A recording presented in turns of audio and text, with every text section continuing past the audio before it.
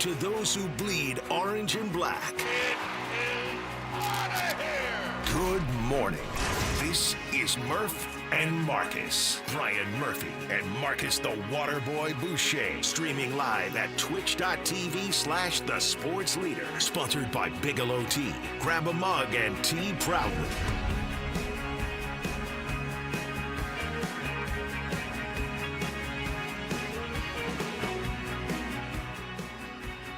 Yes, welcome in. Happy Wednesday. It is JD and Krug. Merry Christmas Eve to you as we get things going on a Wednesday and a busy week in the world of Bay Area sports as always. Good to be in here for the next 4 hours. Krug, what's going on, my man? Always a pleasure when we get a chance to spend 4 hours together. We need it. We typically try to fit 4 hours into 90 minutes or into 15 minutes far too often. Let's just spread it out and get it all in today. How you doing, brother? My guy, what's up? What's up, JD? What's up, KNBR audience? What's up, Bay Area? Happy December 24th. There, if you haven't gotten it done yet, man, you got to get up with a purpose today and make it happen. But happy Christmas Eve, Merry Christmas, Happy New Year, Happy Hanukkah, whatever it is that you celebrate. Good morning. Glad to be here, and we got a lot to get to, man. We have an absolute. There's never a shortage of things between Draymond Green, the Niners, the Giants' pursuit of something that makes them competitive with the Dodgers. Dare we dream? We got a lot to get to, JD. A lot. Only 4 hours to get it done. I don't know if we're going to be able to squeeze it all in, Yeah, well, we certainly will try, and I know last night we were going back and forth a little bit, and yesterday with the 49ers victory, a big-time NFL and 49er day, the rare Victory Tuesday, although the 49ers have had a couple of those in the last month here surrounding the holidays. And, man, quick turnaround for the Niners. It kind of hit me last night in coming back from Indianapolis, and I was on a pretty early flight to try and get back and have some semblance of a Tuesday to get ready for the holidays and get ready for the show that we were going to be doing. But it hit me with the long flight. Like, oh, tomorrow's Christmas Eve, yes, but and now here we are today, but it's also Wednesday, which means that the Niners are going to be back at the practice field today, and now, they get the extra day for Indy and going to the Midwest, but now they're back at it in a huge game as their quest for the 1 seed in the NFC continues here with the 2 home games to close out the year, and the Bears, who have this extra rest, prep, freshness advantage from playing their game on Saturday. I don't know about you, Krug, and I don't know about the players and the team. Obviously, they were on the field getting it done in Indy, but I felt a little bit of it, like it's already Wednesday, and I wasn't playing on Monday night in Indy. Yeah. The vocal cords have a tendency to bounce back better than the quads and the hammies, especially when nobody's choking us out, But, yeah, I mean, this is going to be a big one for sure. It's the game of the year in a lot of ways, and it may be the prelude to 2 battles between the Niners and the Bears. And, watching Brock Purdy do his thing on Monday night, it was stunning to watch, really, because this is really the opposite of what I expected to see in this spot. They told us that Brock Purdy had turf toe and it was debilitating. Then Shanahan was like, we're resting it, but, the reality is it's not going to get better. Well, when you hear that, and that makes sense, and that jives with everything the doctors that I talked to said about turf toe, that it's just not going to heal like that. It's going to take a more extended, prolonged rest to allow it to heal. I just assumed that he would come back and that he would be a little bit diminished, and that over the course of each game that he played, he'd be a slightly more diminished. And by the time that we got to, right here, week 17, week 18, that he would just be kind of a lesser version of Brock. And that was kind of what I expected based on the stories that were written, based on the anecdotal, medical info that was released. And then here we are, and it's like he looks spectacular. He's not looking worse every week. He's looking better every week. he's not looking like a guy who's just playing out the string thinking about 26. He looks like a guy who's going to be holding the Lombardi trophy at Levi's, in early February. I mean, and I'm trying to separate my fandom and what I want from what I think I'm watching, and it's a difficult thing to do, but I'm a believer, man. I am believing in this 49er magic. I do not believe they're going to get to the playoffs and have some rude comeuppance where they're just, it's like the end of a Scooby-Doo, and I would have gotten away with it if it wasn't for you, meddling kids. It's not like, we're going to see them, have a mask pulled off and they're going to get run by 40 and, oh, yeah, you know what? This is the real Niners, and they were overachieving, and now they're out. I don't think that's going to happen. I think they've got a quarterback and a head coach that are as good as any in this tournament. They're in it. Now it's about they potentially could get the number 1 seed. The road to Levi's could roll through Levi's. The defense has got issues, and we'll get into it, JD, but as far as just isolate Brock and Kyle in this offense, the rest of the league probably should have been like, what are we watching? The 49er offense has gone 21 drives without punting. They're peaking as we hit late December, and if you're a Niner fan, you're loving it. You absolutely are, and if you want to jump in and join the conversation, you can. 808 KNBR, 415-808-5627. Golden State Lumber and Showroom text line is open if you want to jump in via the text. And going to talk a lot of Niners today, going to talk some Warriors today. Obviously, with the Niners getting the win on Monday night, didn't really get into the Draymond Green, Steve Kerr spat. I don't, Krug, you were sending me hypothetical trades last night that we'll get into between now and 10 o'clock, but to keep it on the Niners. What? That doesn't sound like something I would do. No, sure? only it was less than 10.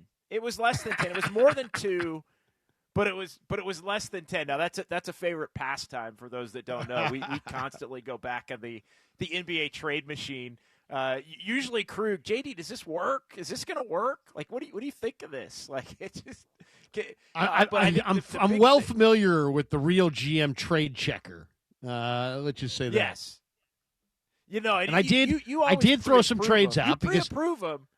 I pre-approve them. I don't send you trades. You're like, JD, would the Warriors do this? Would the Warriors do this? Would the opposition do this?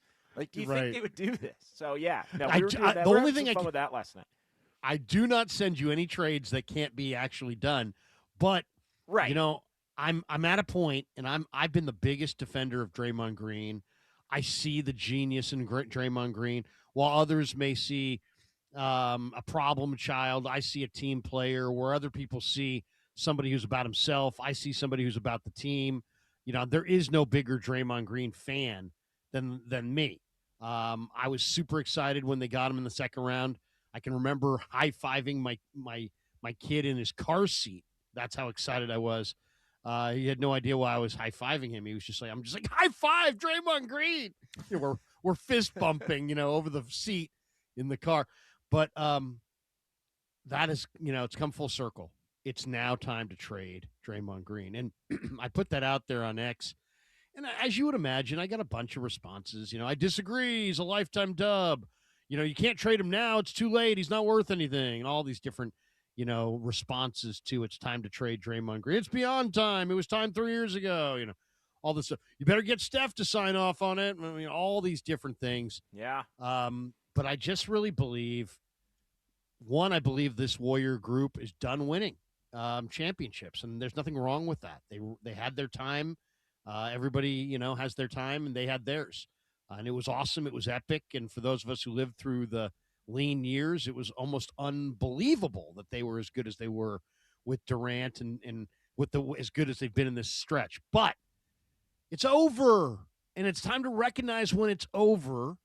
And this guy is having a hard time dealing with the different chapters of his NBA life. And I'm done with the midlife crisis.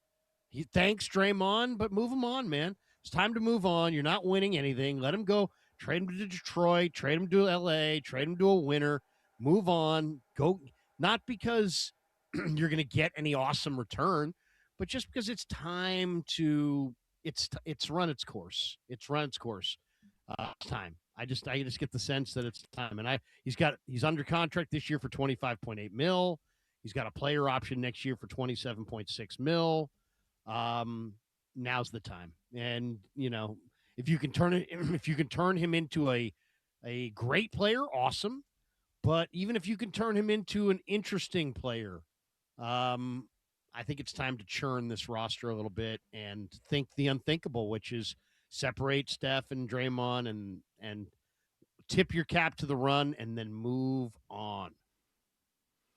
Well, there's a lot going on there, and it all stems back to really, I think Draymond's play on the court as well is a big part of this, because there's always the cost-benefit analysis being done with the extra stuff related to Draymond, and that come out again in the game on Monday as they beat Orlando versus the actual play on the floor. And the actual play on the floor and the production has been down. It's been down here the last couple of weeks since he came back from missing some time.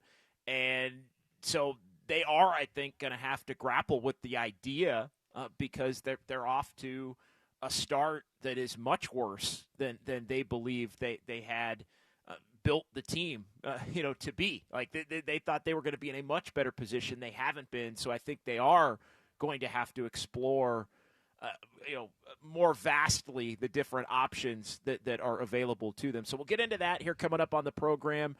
Krug, you touched on the most important thing as it relates to the 49ers heading toward the playoffs. So I want to get into that next. Let's keep the 49er conversation going. We are going to get into the Draymond Green situation and what do the Warriors do. I think there's a short list of names that Golden State is going to have to maybe consider looking to move on from Draymond Green for, but are those guys actually attainable? We'll get into that coming up between now and 10 o'clock. We also are going to be joined by Dwayne Kuiper, Tracy Sandler, and Ron Rivera. Cal's got the big bowl game in Hawaii coming up. That's right. So we'll talk to Ron Rivera about that. It is JD and Larry Krueger in for Murph and Marcus. We'll keep the conversation rolling. 808 KNBR if you want to jump in. Appreciate everybody watching on YouTube and Twitch as we roll on here on Christmas Eve on the Sports Leader.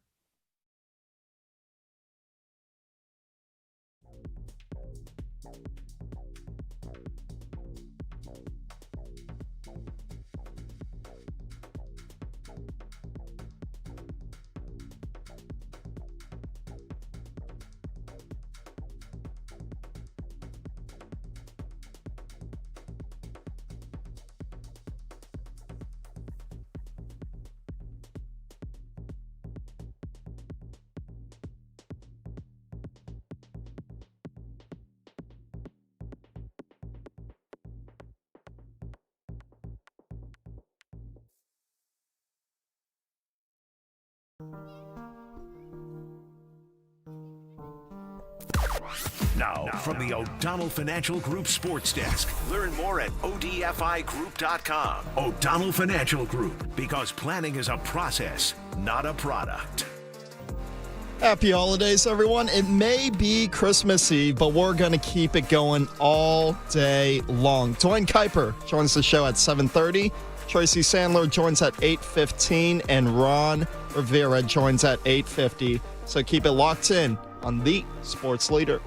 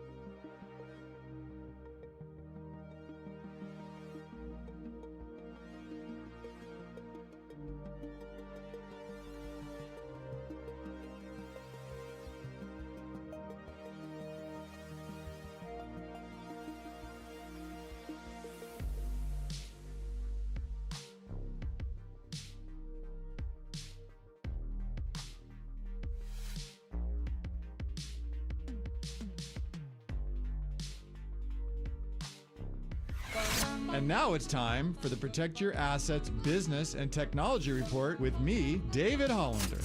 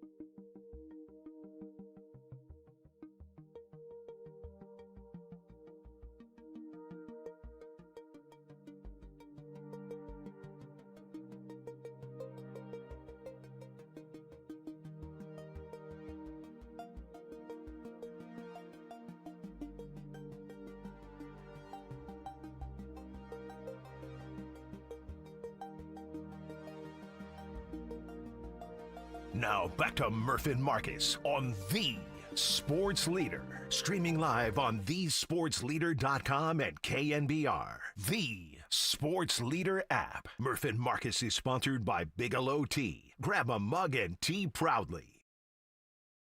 I think he's operating at an incredibly high level.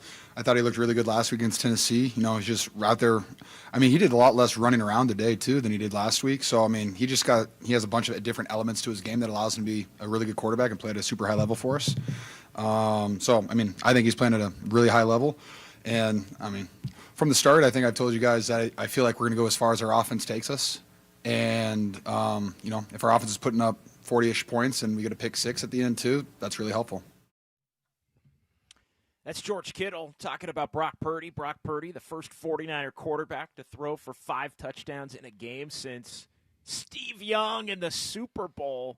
Back in Super Bowl, what was that, 29 for the 49ers when they won in Miami against the Chargers. First to do it, regular season or playoffs. Joe Montana, the last 49er to do it in the regular season. So Brock in some unbelievable company. I was thinking about this watching the game at Lucas Oil Field the other night, Krug. Just the fact, as it was going on, because Brock was so dialed in, and we welcome you back here. It's Murph and Marcus, JD, John Dickinson, Larry Krueger in for the fellas here on this Christmas Eve. I was thinking about it. I am old enough to remember as a kid what Joe Montana looked like playing quarterback for the 49ers, but I growing up in Northern California, as you know, being a 49er fan growing up, like I what a time to be alive to watch Joe Montana, and I remember with clarity the last two Super Bowls that the 49ers won with Joe, and then the one that they won in the 94-95 season, January 95 against Miami. But I was watching Brock just so dialed against the Chargers, against the Chargers in Miami. Against the Chargers in Miami in 94-95. Yeah, sorry. But yeah, no, I remember that, and I just watching the game on Monday and just thinking to myself, this is what a great Steve Young or Joe Montana performance looked like. Not to say that Brock is one of those two guys, but for that night, Monday, he played at that level. And it's interesting, Krug, because I think you touched on the most important part, because I was with you in thinking that he was just not going to be able to be healthy, given how it looked when he came back against Jacksonville. But the one thing that gives the 49ers a fighting shot in this, and we can kind of go through it, is the quarterback head coach combination. That in the playoffs can be the great equalizer. And I think as you start to run through not only the NFC, but the AFC side of things as well, if the 49ers are able to get through the NFC, and there are very few, if any, I think, quarterback head coach combinations that you would trust more than the 49ers combination of Kyle Shanahan and Brock Purdy. Yeah, no, I mean, it's funny, when I think of growing up in the city and being a little kid in 80, I was 11 when Joe Montana won in 81.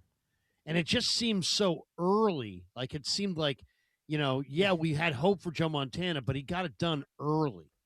And yet you think, okay, well, how old was Joe in 81? He was 25. Well, how old's Brock Purdy? He's 25.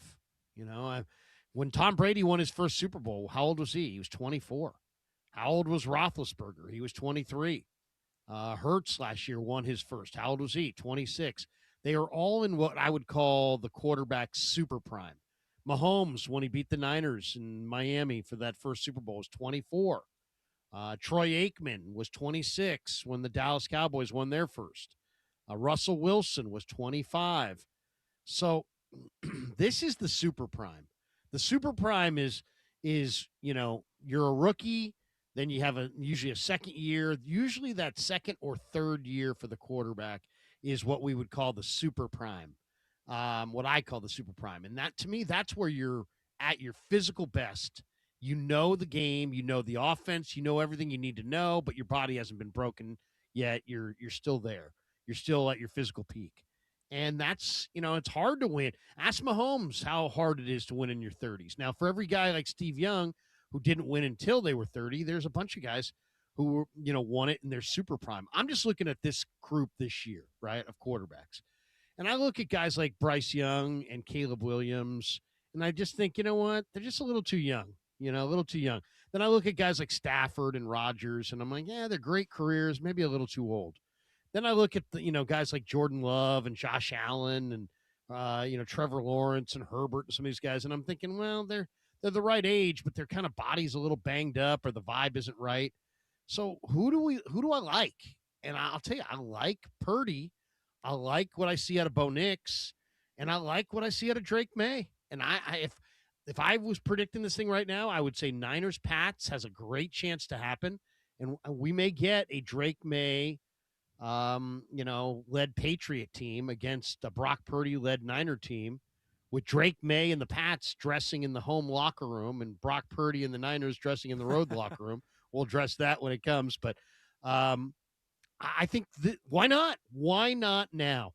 There's been so many years where it's like, oh, yeah, everything's lined perfectly. They got the home field. They're the first Super Bowl with Shanahan, it was like, well, maybe they're ahead of schedule.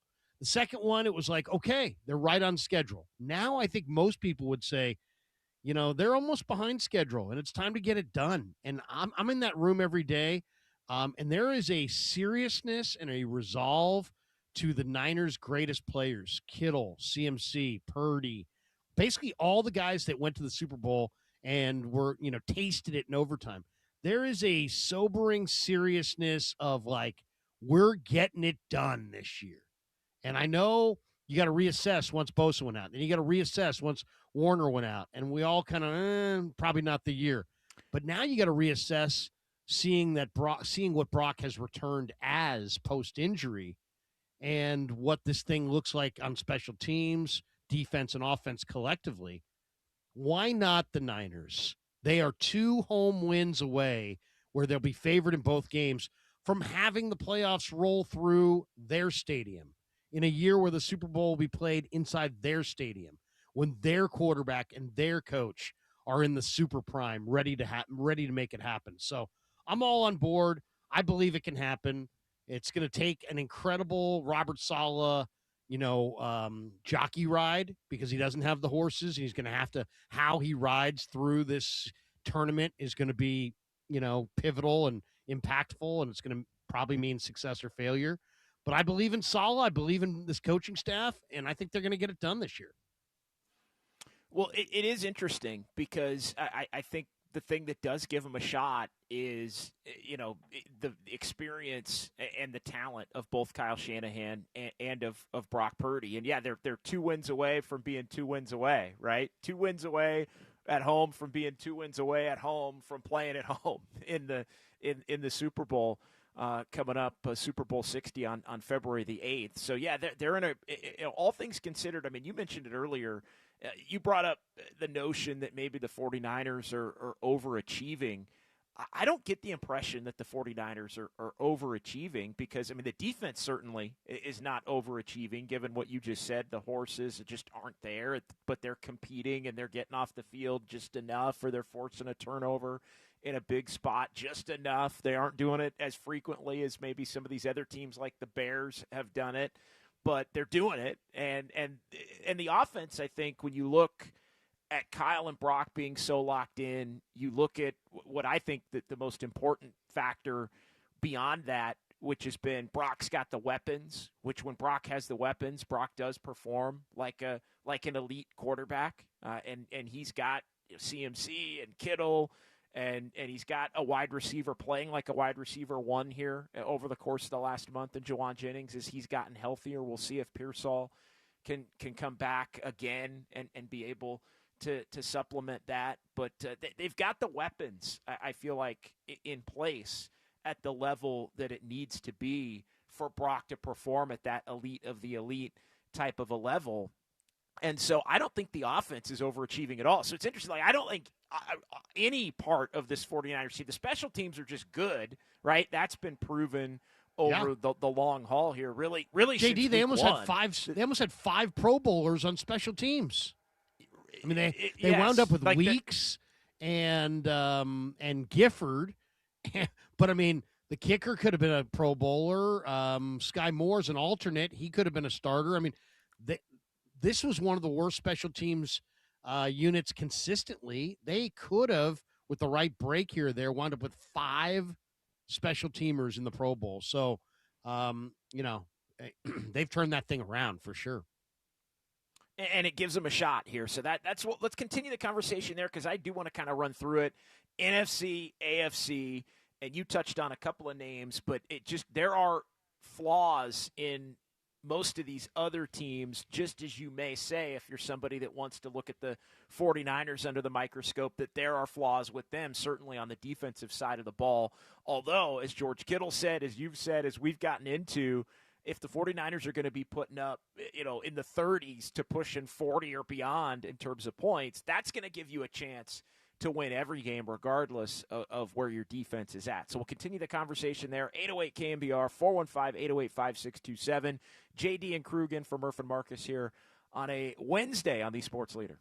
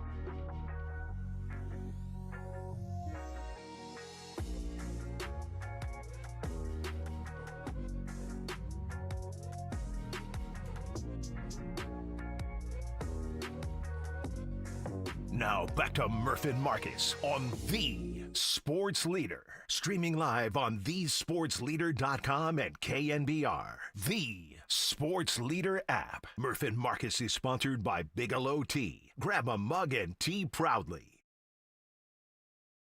Maybe to a degree. You can ask them. I mean, that's possibly. I mean, like if everything you talk about is Super Bowl or bust and OTAs and stuff, and then you lose someone like Fred and Bosa, like that can change that. We weren't talking about that from the beginning. We're just talking about how trying to be the best we can, and that was a setback. It's hard to be the best you can when you lose some good guys like that, but guys never changed how they worked that next week. That was so cool. Like, just even when we lost Bosa, I thought one of our best games was the next week on a 4-day rest, if I remember right, versus the Rams.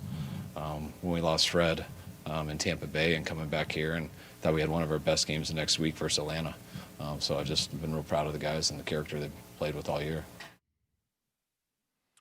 All right, there's Kyle Shanahan talking about the 49ers and the mindset given the injuries, and really a different mindset coming into this season, Krug, as we welcome you back. Murph and Marcus on a Wednesday, JD and Krug with you here until 10 o'clock on the Sports Leader. 808 KNBR, the number. Jump in and join the conversation. We're talking about just the 49ers as they head toward playing the Bears on Sunday and head toward the playoffs. Niners officially in the playoffs. How high will they get in terms of the NFC standings remains to be seen based on the game against Chicago Sunday and then the game in Week 18 coming up against Seattle. By the way, at some point here between now and 10 o'clock, not right now, but at some point we are going to be giving away a couple of tickets to see the 49ers versus Seattle in Santa Clara coming up in Week 18. So you make sure you keep listening to the Sports Leader here and keep listening on this Wednesday to JD and Krug and for Murph and Marcus, and we'll let you know when it's time for your opportunity to get to go see what projects Krug to be a massive, massive game, but that is the second of Can we win? Massive games. We cannot win. That I do know. We cannot win, Krug. Dang. You're looking for that last-second stocking stuffer, that last minute, hey, you want to go to the Niner game? Mike, I don't know what happened. Nobody called on the guest line, so I gave him to my brother-in-law. I mean, I didn't think anything of it. No. But, you made a point, Shanahan coming back. I think that subtle focus by Shanahan this year has been absolutely one of the unbelievable keys to this season. Instead of focusing, as we said, there's expectations on this team, and there's a lot of young players. And Shanahan took a lot of the pressure off this whole thing by saying, instead of let's focus on the Super Bowl, which is here, let's focus on just better today than yesterday, better today than yesterday, better today than yesterday. Let's just get better every day and just think about it week to week, day to day. Not talk about the Super Bowl, not think about the Super Bowl, not that you're not thinking about it, but I just think he took the weight of all the expectations and maybe being a little late in the whole run. They would have, I think if you ask Lynch, if you ask Shanahan, they thought they would have had a ring by now. And they don't. And there's some weight and some pressure that comes with that. And Shanahan's approach of, let's not talk Super Bowl. Let's just focus on getting better, and let's see where we're at late in the year. He even said it to us.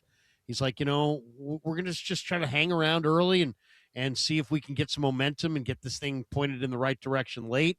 He wasn't talking number one seed in July. He was like, hey, let's just get in. No. And then anything can happen. And now they're in. And I think it took the weight of the expectations off. It put the focus on, let's just get better today. That's the right mindset that anybody needs to have in any field to get better at what they do. And I think it's genius, man, because instead of having all this everybody's expecting us to do it, it's just like, hey, let's see what we can do. And I think that's a much more advantageous kind of mindset for your franchise and for your team than we got to do this now. We're behind expectations. Everybody's expecting it. That just gets heavier and heavier and heavier as the calendar goes from October to November to December. I think the plan this year makes sense. Well, it crushed them last year. that weight, along with the injuries to key players, crushed them last year coming off the Super Bowl. But what are you going to do when you get to a Super Bowl and you lose in the heartbreaking way that they've now lost 2 Super Bowls here in the Shanahan era? You can't not, going back to last season, view it as Super Bowl or bust. But that weight ultimately, I think, is a big part of why things caved in on the 49ers going back to 2024. And I think, they stripped down the expectations. They absolutely did. I mean, you said it, the weight. I mean, they really did it in the offseason with the way that they maneuvered the roster, and they let go of a bunch of veterans, and they really made the statement that they wanted to build, yes, a little bit on the margins with some lesser free agents, and we've gone through the list over the course of the season, guys that have really helped this team, and they even picked up a couple in season that wouldn't be on anybody's list of major acquisitions, but they've proven to be major acquisitions for this particular 49ers team. But I think you're spot on that it started in the offseason, and I think it started with something that probably was really disappointing to the fan base, but it's turned out to be refreshing to the fan base, and they picked the right year to do it too. Although I think they'd never tell you this with the way that the schedule was for the Niners. Like, this was the year, we can say it, where you can look at, retool the roster a little bit, get your financial house in order a little bit, but also believe with the franchise players that you have remaining on the roster, you have the ability, given the schedule, to still win 10 plus. Now it's 11. We'll see if they can get to 12 or 13 games, and then let the chips fall where they may. So I do think it is something that was kind of deemed as a negative at the time that now turns out, as we sit here on Christmas Eve with a couple of games to go plus the playoffs, it winds up being a positive for the 49ers, because you're right. The guys that have been there and lost understand it, and there is an implied level that I think those who weren't a part of those runs but are in the 49ers locker room now can feel from the players who had experienced it.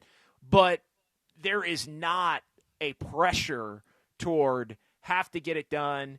If you don't get it done, it's a complete and abject failure. And I think, that kind of pressure, that kind of weight, as you put it, is the kind of thing that ultimately I think can break a team, especially when you go through the amount of injuries that the 49ers have gone through this year to guys like Bosa, guys like Warner, Purdy for the time he was out. That weight broke the 49ers last year.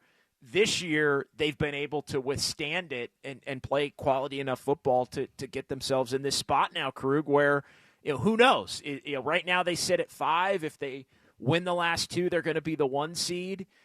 Super Bowl runs through Levi's, and then we'll be at Levi's. And, we'll see if they split the next couple, that they'll have to go on the road. But I think everybody, given the state of the offense, is thinking that this team's got a shot that I don't think you would have believed they had necessarily a month or a month and a half ago.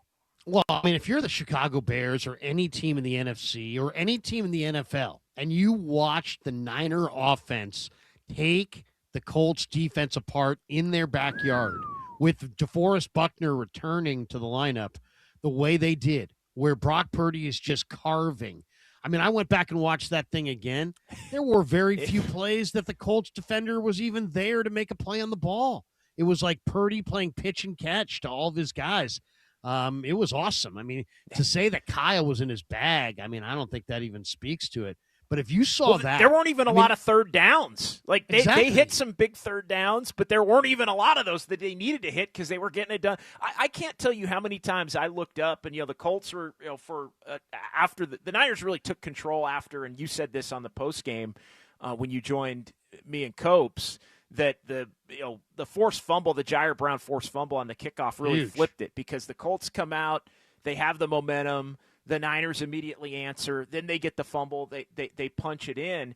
But I can't tell you how many times, Krug, that it was the back and forth nature of it. But the Niners get the ball, and in the stadium, it's like, all right, this is going to be if the Colts can get a stop, the Niners can't stop us either, right? But in like 2 plays, the Niners would be beyond midfield. And they're not getting a stop, actually. The Niners are going to go down and get at least 3, if not 7. They punched it in 5 times for 7, but it was just swift and immediate and right back at you. They I thought set a tone very early that played through the entire game that I think they let the Colts know you can't stop us, and then they went out and proved it. Yeah. No, I mean, right now, I mean, I know the Bears just scored 31 against the Browns defense, and so the Bears can score, but I think if you're Chicago, if I'm Caleb, I'm watching that game, Niners-Colts, going, can I keep up with this guy? Can I score points with this guy? I don't know. By the way, there was an incredible quote from Trent Williams in the postgame. And maybe we have the soundbite, but here's the quote about Brock Purdy. This is what he sees in Brock Purdy. He said he's resilient. He has a certain peace about him right now where he can't get rattled. He's really confident in his ability, really confident in his game, and it seeps out of his pores, and the whole offense can feel it. He's our leader, and we follow him. This guy was the highest-graded player on either side of the ball for the Niners Monday night. Purdy was absolutely fantastic. And not only was his 96.6 PFF grade the highest of his career, it was the highest grade that PFF assigned to any quarterback in any game this entire season. They're 5-0 since he came back. He's won 29 games as a starter. Of those 29 games, 23 have been by double digits. That's 79%. There's no other NFL quarterback that has at least 25 wins that even has a 75% win percentage. And Purdy's won 79% of his games. Now, obviously, that's partly the team around him, but this guy's really good. And the people that want to tear him down or put him in some special category because of his draft position or his 6'1" height instead of 6'4", you guys are all going to look stupid. I mean, really, really bad. I mean, the people ripping this guy are going to look really bad, especially when he's got a ring. And it's awesome to watch because I'll say this guy's the same guy that he was as a rookie. He's now making a ton of money. He's totally in a different tax bracket. He's the same dude as he was, and all of his teammates know it, and that just cements his leadership. So, they believe in him. They believe in Shanahan. They got a really good special teams unit. They're going to need turnovers on defense. Let's be honest. Their defense is not good enough. One thing to look for, though, I saw last night, JD, some guy named Rich Johnson NFL on X put out a report yesterday that if the Niners make the bowl, that Nick Bosa is going to try to play in that game. Now, that has not been, that's Rich Johnson NFL, consider the source.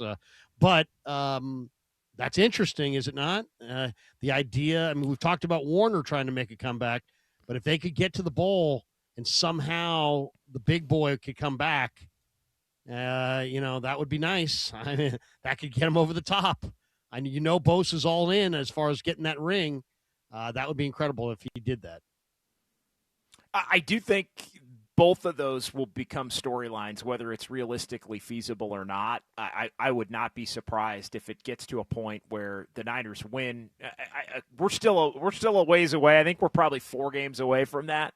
But I think if the Niners are maybe 3 games away from that, or if they're playing in an NFC Championship game, I think that will start to be the story, because at that point of the NFC Championship game, the Super Bowl would be what, two weeks away, and 2-3 weeks away. So I think that would be the time in which maybe that first playoff game, or if you win the first playoff game in the lead up to whatever that second playoff game is, 2 to 3 weeks before the Super Bowl, I think it may start to become a storyline to be sure.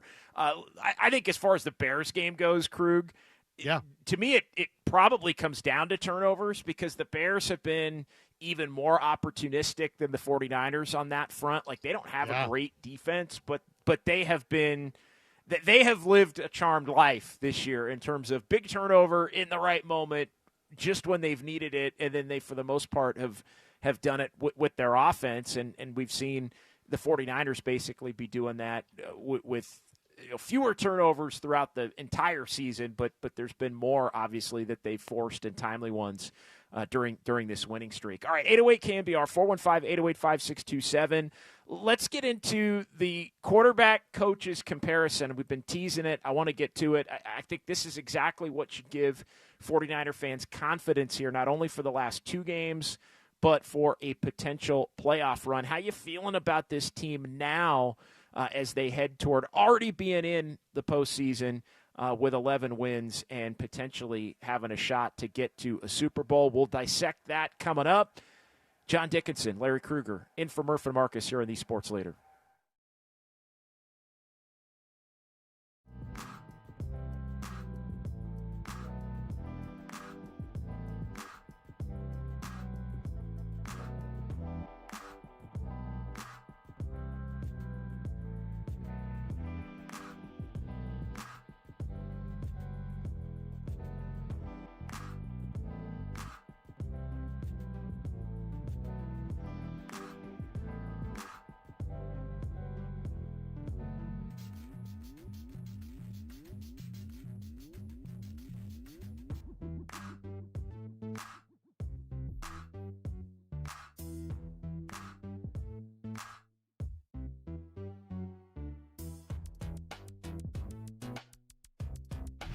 Time for traffic on the Sports Leader.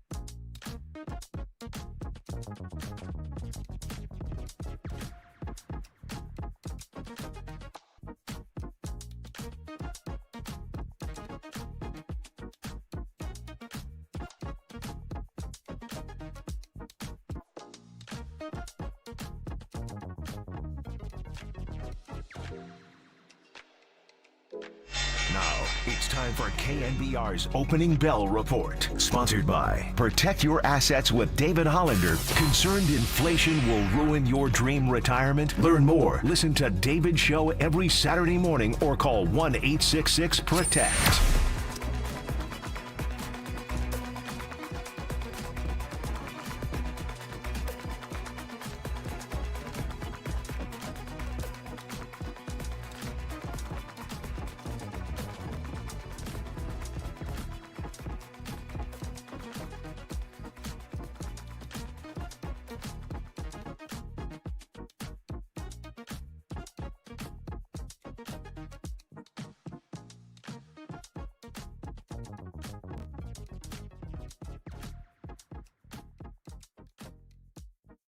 Now back to Murph and Marcus on The Sports Leader. Streaming live on thesportsleader.com and KNBR. The Sports Leader app. Murph and Marcus is sponsored by Bigelow Tea. Grab a mug and tea proudly. Now he throws to the near pylon, and it's caught by McCaffrey. Touchdown, 49ers. Touchdown. I guess when you're such a precise play caller, just let one go and get it to Christian McCaffrey, wide open out in the flat. Yeah, Brock Purdy finding Christian McCaffrey. 2 touchdowns on that drive, Krug, as he threw one to Tonjes that didn't count, and then he should have, and then he ends up cashing it in with the throw to Christian McCaffrey. 49ers get the win over the Colts, 11-4. What a 2-play sequence that was from Monday night, Krug. Kyle Shanahan has got everything going his way except for whoever's upstairs advising him on when to challenge and when not to challenge. That guy needs to be, I don't know, switched out, changed out, fired, whatever. I hate to fire anybody on Christmas Eve, but seriously, the play that he challenged didn't have a prayer in hell of being successful, and he didn't challenge Jake Tonjes' greatest moment of his career. I mean, come on. Come on. And the guy was like, I was thinking about it. Week one's on the phone, the greatest moment of Tonjes' career. Week one's on the phone in Seattle, Krug. I know, but you know what? That was that week one rescue of the duck known as the pass to Tonjes was he rescued Purdy. This thing that he caught on Monday night was awesome. This was textbook tight end. This was like Odell Beckham kind of stuff. This was like, that was great. Pluck the ball, toe tap in the corner. It was an amazing play by Purdy. It was an amazing play by Tonjes. And, man, come on, Kyle. You got to – I mean, I know he said Brock went speed up and it all worked out and everything. Tell Tonjes that. I mean, it didn't work out. He scored a touchdown there. That was an awesome play. That was the play of the night. And they didn't challenge. So they did challenge when they shouldn't have challenged. They didn't challenge when they should have challenged. Their challenging game plan needs some improvement. But that aside, yes, great moment. And it also makes you feel confident that if Kittle, for whatever reason, can't, go against the Bears because of the low to mid ankle sprain, they're just fine with Tonjes as far as the passing game's concerned. I'd like to see a little bit of 2 tight ends and let Kittle and Tonjes feast in the red zone. I mean, I think you could make an argument that any alignment that has Kittle and Tonjes on the field together might be their best foot forward. That's how good of a receiver Jake is.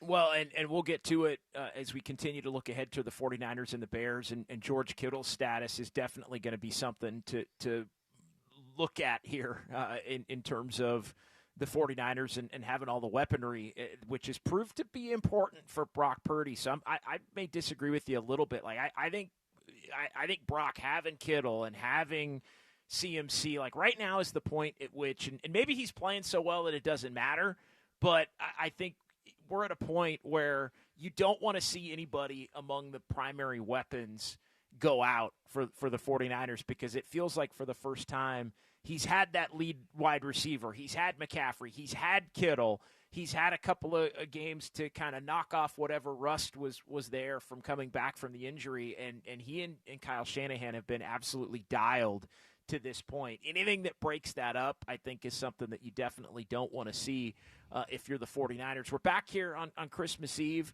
It is John Dickinson and Larry Krueger as we let you know that you're listening to KNBR 104.5 FM and 680 AM San Francisco, the sports leader. Hour number 2, we'll talk to Dwayne Kuiper coming up at 7:30, Tracy Sandler in the 8 o'clock hour, and Ron Rivera coming up in the at the end of the 8 o'clock hour around 8:50 here as we move forward toward Week 17 in the NFL. I wanted to get into this, Krug. We've talked about it a lot the first hour, where, though, I think the 49ers do have an advantage, and it comes to the offense and it comes to the head coach. And it really struck me as the 49ers have vaulted here in the standings and they've gotten hot, and Purdy's playing at such a great level, and Kyle's in his bag. I was just looking at NFC coaches and then and quarterback combinations, and then the AFC coaches and quarterback combinations. And look, there are 2 combinations that have done it in the NFC, have actually gotten over the top and won Super Bowls together. When you look at McVay and Stafford and now Sirianni and Jalen Hurts, and they've gone to a couple of Super Bowls. But I think when you look throughout the NFC, I think you'd put Kyle and Brock right there in the conversation. Maybe you have to put them below those other 2, at least McVay and Stafford, when you look at guys that have done it. But Mike McDonald and Sam Darnold, we've seen Darnold, although he bounced back at the end of the game against the Rams. We've seen Darnold in enough big games. Ben Johnson and Caleb Williams, the inexperience factor, which you touched on in the first hour of the show. Canales with Bryce Young or Todd Bowles and Baker Mayfield, please. Like you'll take either one of those matchups if you're the 49ers in the playoffs. And then, LaFleur and Jordan Love is formidable, but, they're probably going to be a team if they get in that you're going to face later on. They're going to be a team that's most likely going to be the 7 seed now if they get in, depending upon what happens. And then I even threw in Dan Campbell and Jared Goff because they're not mathematically eliminated, although the only spot that the Lions could take is Green Bay's, and Green Bay would have to lose a couple of games, and the Lions would have to win a couple of games for that to all ring true. But I think the thing that makes you believe the 49ers have a shot above all else is not that any of these other, and look, we may be talking in 2-3 years about Ben Johnson and Caleb Williams being, near the top of this list, given the way that they've started together this year. But I think the one thing that can be the greatest equalizer in the NFL is head coach, quarterback combination. And I think you could make a case, and I won't run through the AFC right now, but I think you could make a case that the 49ers are absolutely in the top 3 or 4 among those, that specific category among all the teams that'll be headed toward the playoffs. Well, I mean, I asked myself, do I think Kyle Shanahan's going to win a Super Bowl in his coaching career? And the answer is yes. And then I asked myself, do I think Brock Purdy's going to win a Super Bowl in his playing career? And I think the answer is yes. So, a lot of it's, why not this year? This could be the year. It's not a perfect team, but, if you're looking for perfect situations, you don't find that. It's the NFL in 2025. It's a war of attrition. Now, one thing that's interesting to me is the turnover rates. Caleb Williams is the number 1 quarterback in the NFL this year as far as turnover rate. He only turns it over 1.19% of his throws. That's the best in the league. Brock Purdy's at the bottom of the league. Brock Purdy's 33rd. And that's not necessarily recently, but he turns it over, and he has more turnover-worthy plays. His turnover rate's 3.91. A little bit worse than Darnold, a little bit better than J.J. McCarthy's league worst 4.96. So turnovers are going to be the key here. Brock Purdy's better than Caleb Williams. His completion percentage indicates that. 4 of the last 5 games, Brock's been over 72%. Caleb's 58% for the year. Brock Purdy's a better quarterback than Caleb. But turnovers will be the key. And if you look at the turnover angle on this thing, Niners got to the bowl in Super Bowl 54. They turned it over twice. They got to the bowl again in Vegas against Kansas City, Super Bowl 58. They turned it over twice. They got in the NFC Championship game against the Rams. They turned it over. They got in the Philly NFC title game. They turned it over 3 times. So I was looking at the turnovers this year. The Niners have won 5 in a row since Purdy's come back. In those 5 games, the 49ers are +4 in turnover margin. So then I looked at the Niners' 4 losses since they're 11-4. In their 4 losses this year, JD, the 49ers are -8 in turnover margin. So that's it right there. If the 49ers, Kyle Shanahan just rolls out whatever plan he's got, Brock Purdy plays his game. If Brock takes care of the football, the 49ers are going to be hard to beat, period, even with their issues on defense. But if he turns it over, that's their ticket to getting bounced. It is, and the Bears have 21 picks, by the way, 21 interceptions. Niners have 6. The Bears have 21 interceptions, far and away the most in the NFL. Yeah, and it's been a difference maker. I mean, you look at all the close games that Chicago has won. I mentioned it in the first hour. I mean, they have really, and I mean, just go back to their most recent game against Green Bay. I mean, they have looked like a team that's just living that charmed life. And look, there's one of those teams every year. Remember a couple of years ago, it was the Vikings. And winning all the close games. I mean, even the Chiefs last year, right, set a record for winning the most one-score games, and that's something that can vary year to year. But you look, the Chiefs couldn't win a close game this year. Wound up being a big part of the reason why they were going to be eliminated even before Pat Mahomes went out with the injury a couple of weeks ago. So yeah, I mean, turnover margin is always going to be a factor in this thing, and the Bears have been a team that's needed a dramatic turnover margin to win close. But so I think that's one thing that you were talking about, overachieving, and is there a team that maybe is due to not have that kind of a game in a playoff game? I think you could put the Bears. I think you could put the Bears on that list. But you also, they also might be the team that just is kind of destined to have that go their way. I know you put on, I think, social media, like there's just no rhyme or reason sometimes to some of the turnovers. It's just a ball pops out here, a loose handle there, a tip here, and it can change the course of history really once you get into these playoff games. Well, no question. Here's the thing though: the Bears have #1 turnover differential team in pro football. They're +21. To put that in perspective, the Niners are -4. The Bears have 25 more turnovers than the 49ers as far as differential. Niners are 20th in the league. Bears are #1. Now, it's a great stat, and if you look at the history of the NFL, teams that do well in the playoffs, teams that take the ball away typically do very, very well, right? They take the ball away. They create more possessions. If Brock Purdy, though, can take care of the football in this game, keep it out of harm's way, punt. Don't throw it into harm's way. Punt. Don't take chances. Don't take chances that you shouldn't take. Don't give the Bears the turnovers. See, when you're a team that lives on turnovers, that makes you comfortable. When you get turnovers, you settle into the game and you're like, this is our game. We're getting turnovers. But guess what happens when you don't get turnovers? Suddenly your offense doesn't look as good. So the Bears, to me, I think the Niners have a couple key factors here. Brock Purdy's got to take care of the football. Don't turn it over. If they don't turn it over, they're halfway home.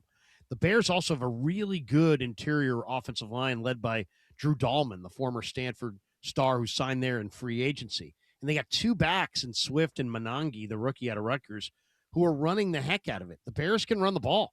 The Bears have the second best rush attack in football. They average over 150 rushing yards per game. So you got to be able to stop the run. The Niners' best defensive player might be Kyle Shanahan and their offense and Brock Purdy and their ability to kind of play keep away and score a bunch of points. So, you saw what happened when the Niners kept bringing points. Indianapolis, suddenly the Niner defense got better once Indianapolis lost connection with the Niners on the scoreboard. So I think the number one defender for the Niners, play complimentary ball, play keep away. You're going to have to stop a really good run attack. But the thing that jumps out to me is the Bears are 27th in the NFL defending the run. And if I'm the Niners, I'm running it down their throat. I've looked at the Bears box scores for the last 2 months. They've had 8 games. In those 8 games, they've given up like over 5.5 yards a carry in like 7 of them. So you can run the heck out of the ball against this defense. And I think the Niners are going to do exactly that Sunday night.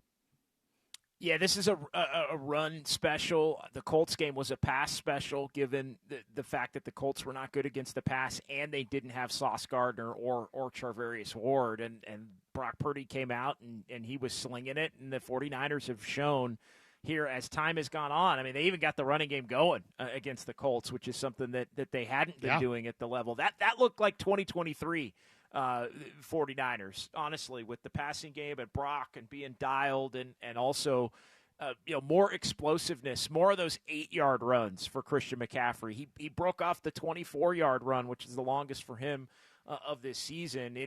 It looked more those early down 7-yard gains were back, and there were a lot of those over the course of the first couple of years that Christian McCaffrey was with the 49ers. The template is there, Krug, and we'll continue the conversation. The template for the Niners against the Bears is, I think, in many ways the template against the Colts, which is going to be the template as far as they can go. This team's going to have to put up points and basically win shootouts and get a key stop here or there, make a play on special teams if they're going to get to a Super Bowl and make a deep playoff run. All right, 808 KNBR, 415-808-5627. We'll get into the AFC quarterback coaches combinations as well coming up here. And also, did you see what Brandon Aiyuk posted in reference to his speeding incident from last week? Brandon Aiyuk responded. So we'll get into that coming back as well. JD and Krug in for Murph and Marcus here on the Sports Leader.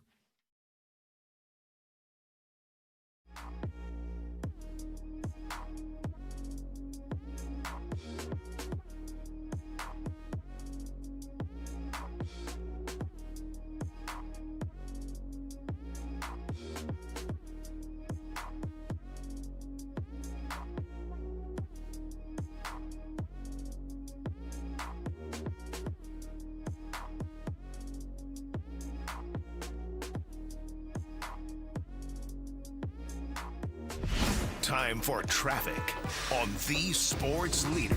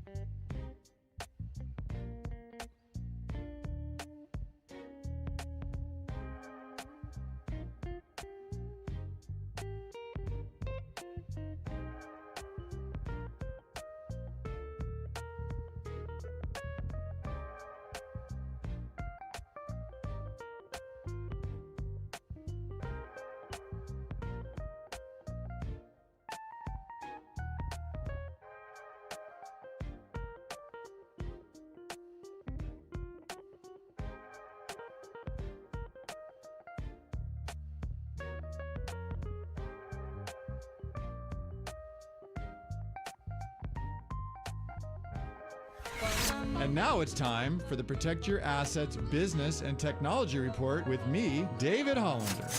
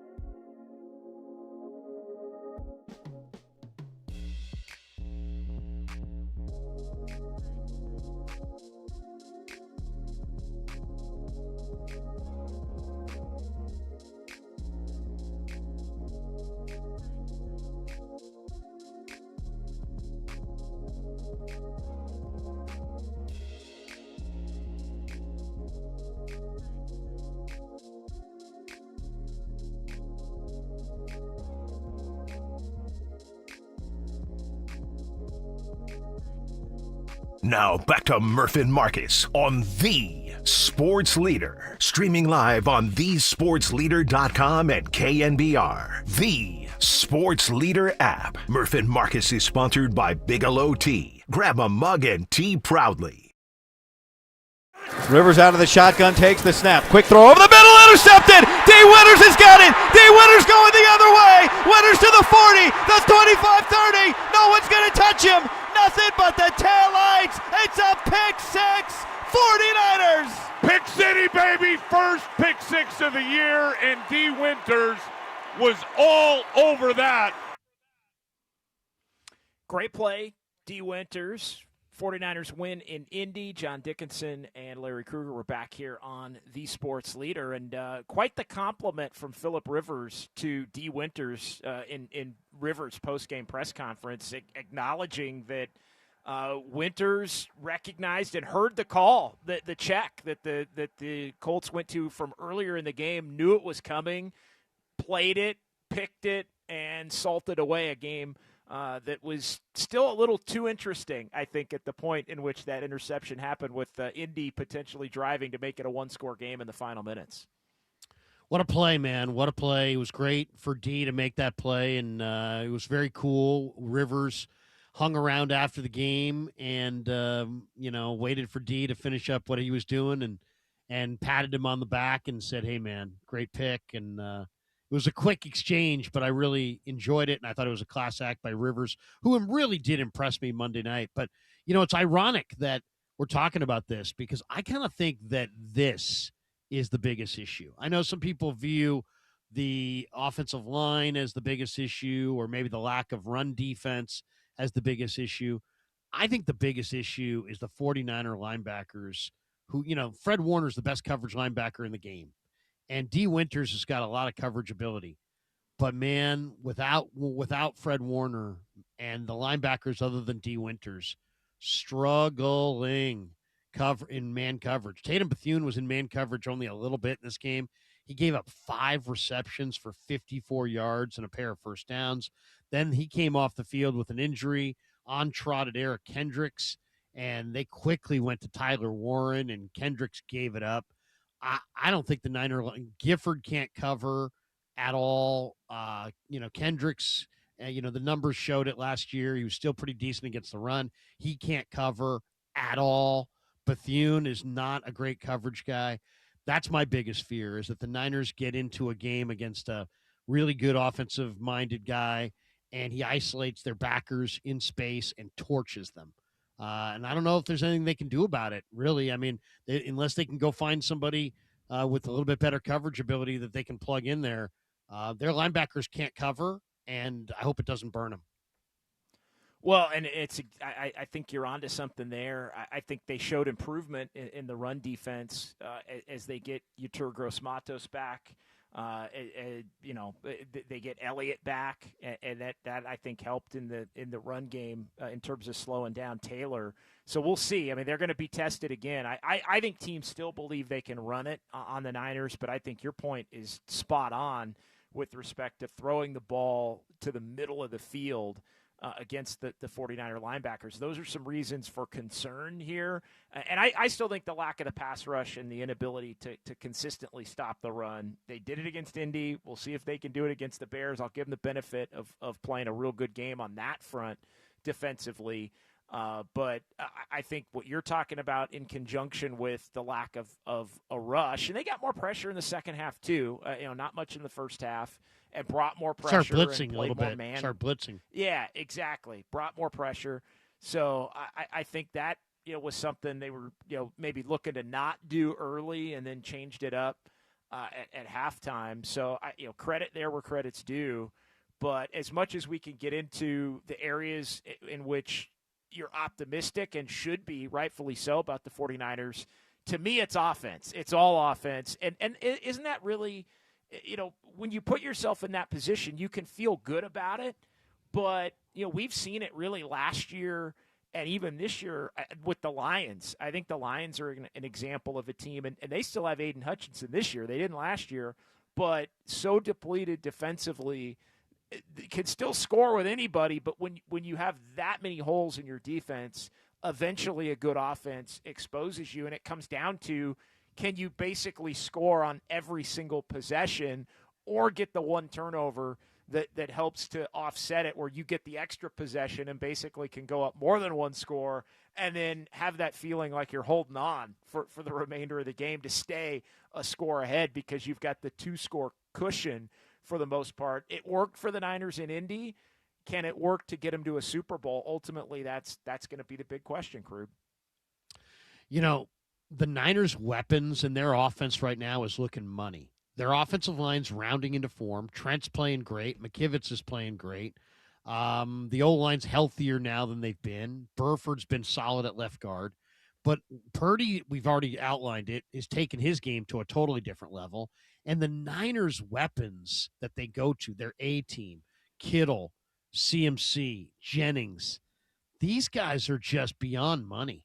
I mean, Jennings, every single catch that Jennings had Monday night either resulted in a first down or a touchdown. Think about that. He's absolutely the truth. And they need to sign this guy. Now, I'm done watching the Niners overpay receivers that can't run.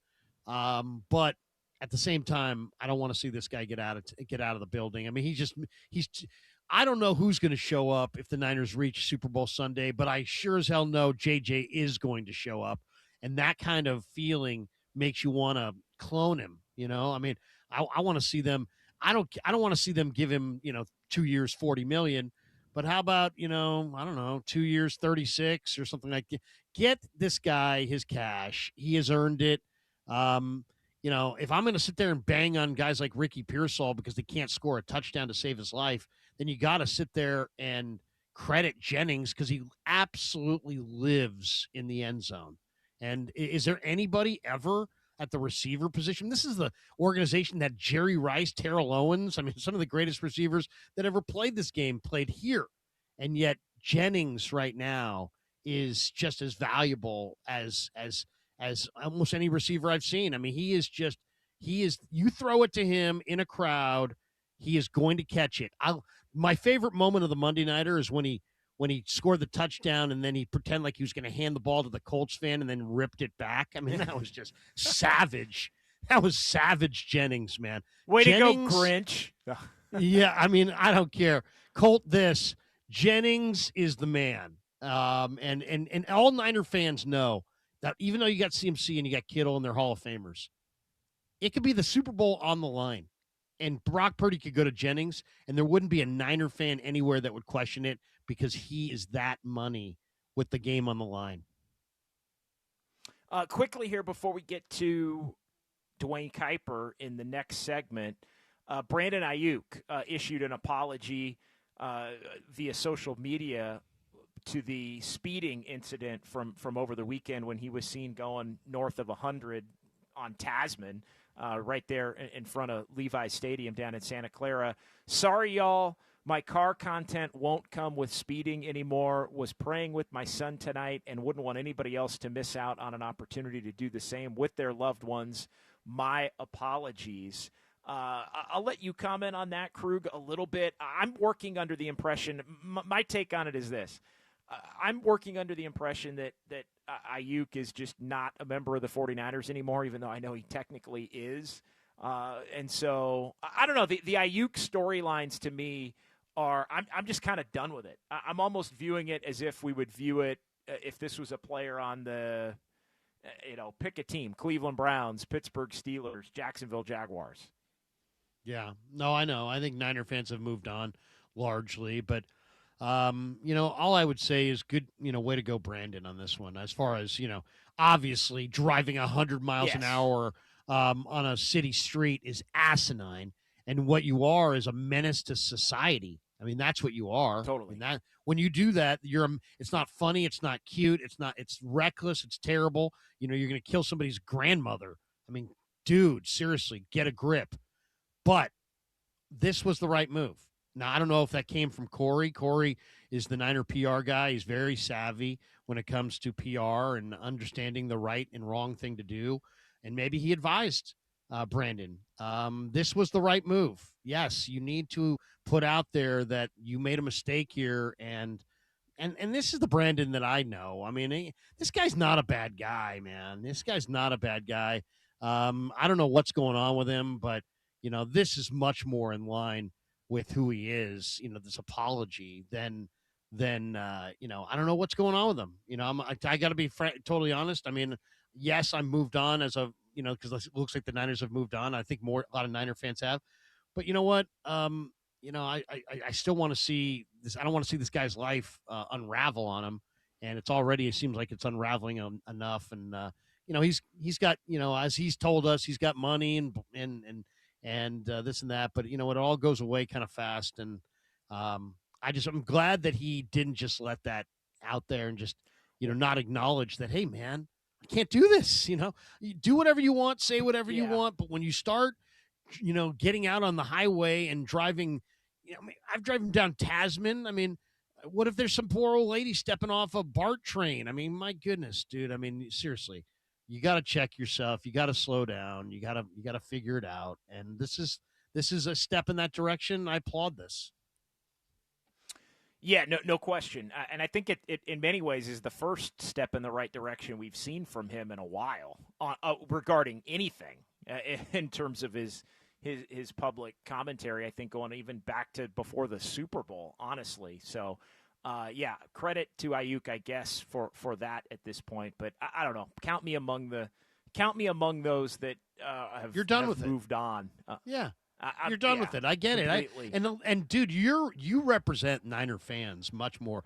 I'm just saying, I'm a father of 4. I have kids that are almost his age, and when I see that, I'm thinking it's the right thing to say.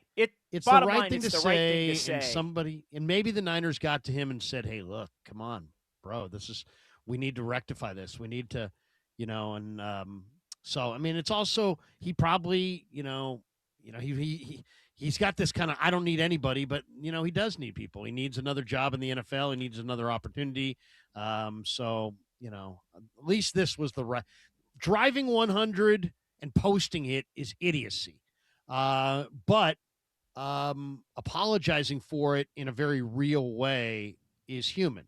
And, so way to go, Brandon, on the apology. All right, Dwayne Kuiper's going to join us next. JD and Krug for Murph and Marcus here on the Sports Leader.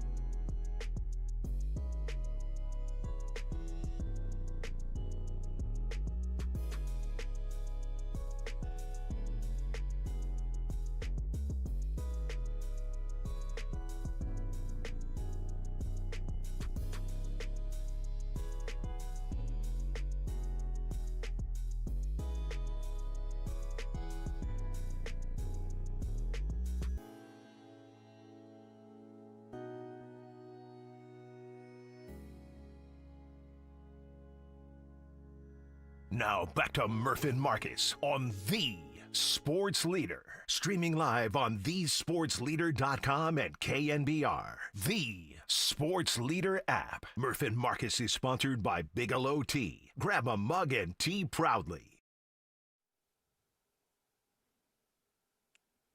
All right, welcome back. John Dickinson and Larry Krueger here with you on this Wednesday. Merry Christmas Eve to everybody. Talking a lot of 49ers. We'll get into some Warriors coming up here as well between now and 10 o'clock. What to do with Draymond Green as he gets into it with Steve Kerr in the game on Monday. Warriors playing a little better. They've won a couple in a row now at home. We'll see if they can make it 3 in a row as they'll take on the Dallas Mavericks tomorrow, part of the quintuple header in the NBA tomorrow on Christmas. Also a triple header of NFL games on Christmas tomorrow. So a lot of sports going on, and then Kipe's going to join us here in just a couple of minutes as we'll maybe get into a little baseball. But I'm really more interested in asking Kipe what he thinks of the Niners right now, because I know he is a big Niner fan and follower. It's isn't it amazing? I mean, David Stern and Adam Silver and the NBA people, they chose Christmas, and then the NFL noticed that it was a good idea, and then just power played them right out of it.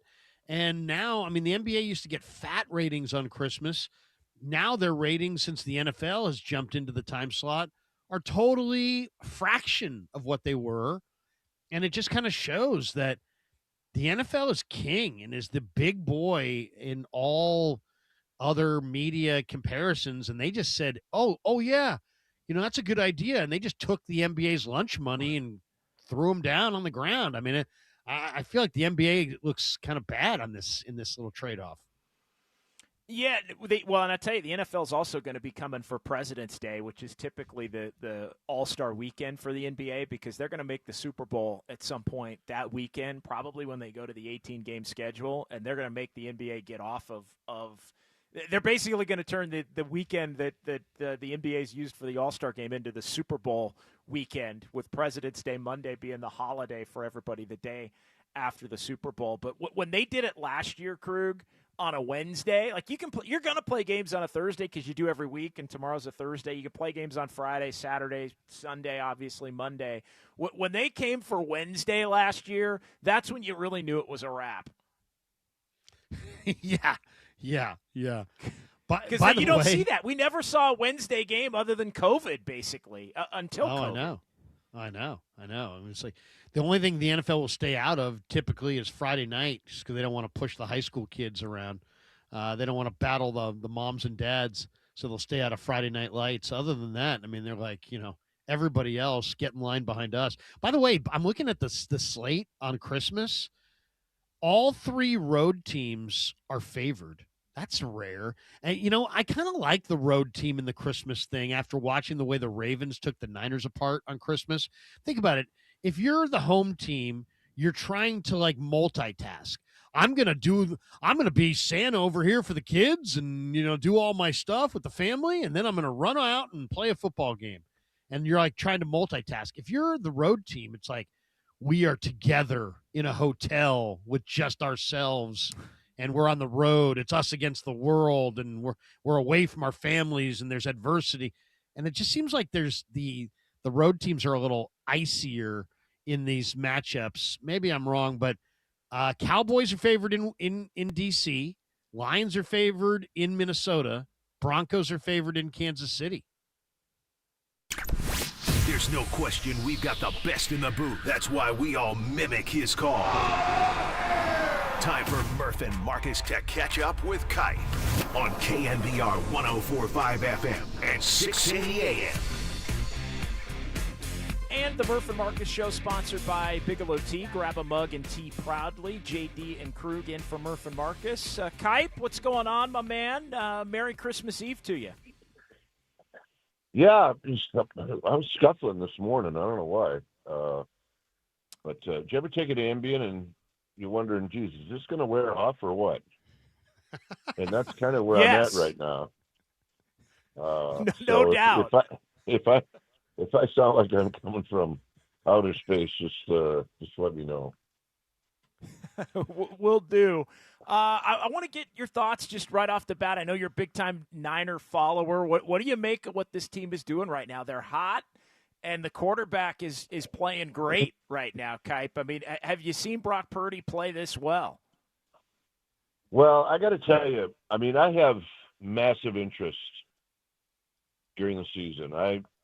I work my schedule around when they play, what time they play, and how close am I going to be to my place to watch it, because I don't like watching it with other people. I just don't.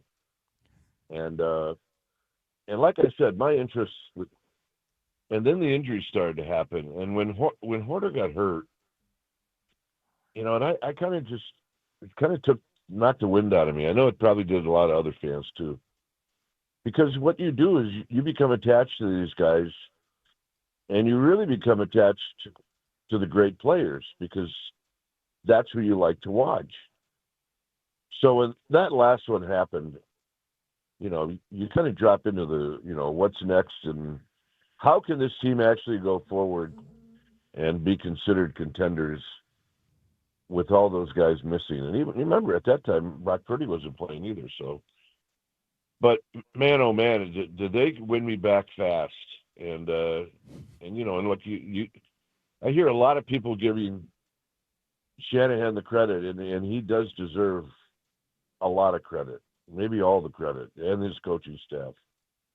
But you also got to give these players for strapping it up and really being a team. I mean, they are a team, and that's why it's really been fun to watch. And look, every time they take the field, maybe not against some of the teams that have been on their schedule, but a lot of times when they take the field, you think, well, the other team's better. I mean, they just have a little bit more talent. But in the end, it doesn't look like that after they beat them. So I don't know what's going to happen when they get to the playoffs. But I do know that I'll be there watching. It's a long-winded answer of saying I'm not sure I understood the question. The momentum of sports, the momentum in sports is always hard to measure, and I it's funny. I'm getting a magic carpet ride vibe on this Niner team, and I'm kind of wondering, Kipe, because you've been around baseball for so long. 2010 was obviously a very magical run for the Giants, and it's funny. The whole Cody Ross edition, like he was just meant to be a block. Don't let him go to the Padres, and then suddenly he gets hot and was amazing in the LCS. And then I think at 2012 with Scudero and how the guys in the clubhouse joked and called him Blockbuster because he represented the blockbuster that all of us were wanted to see that Sabian didn't deliver, and you just think of the momentum that those two guys brought.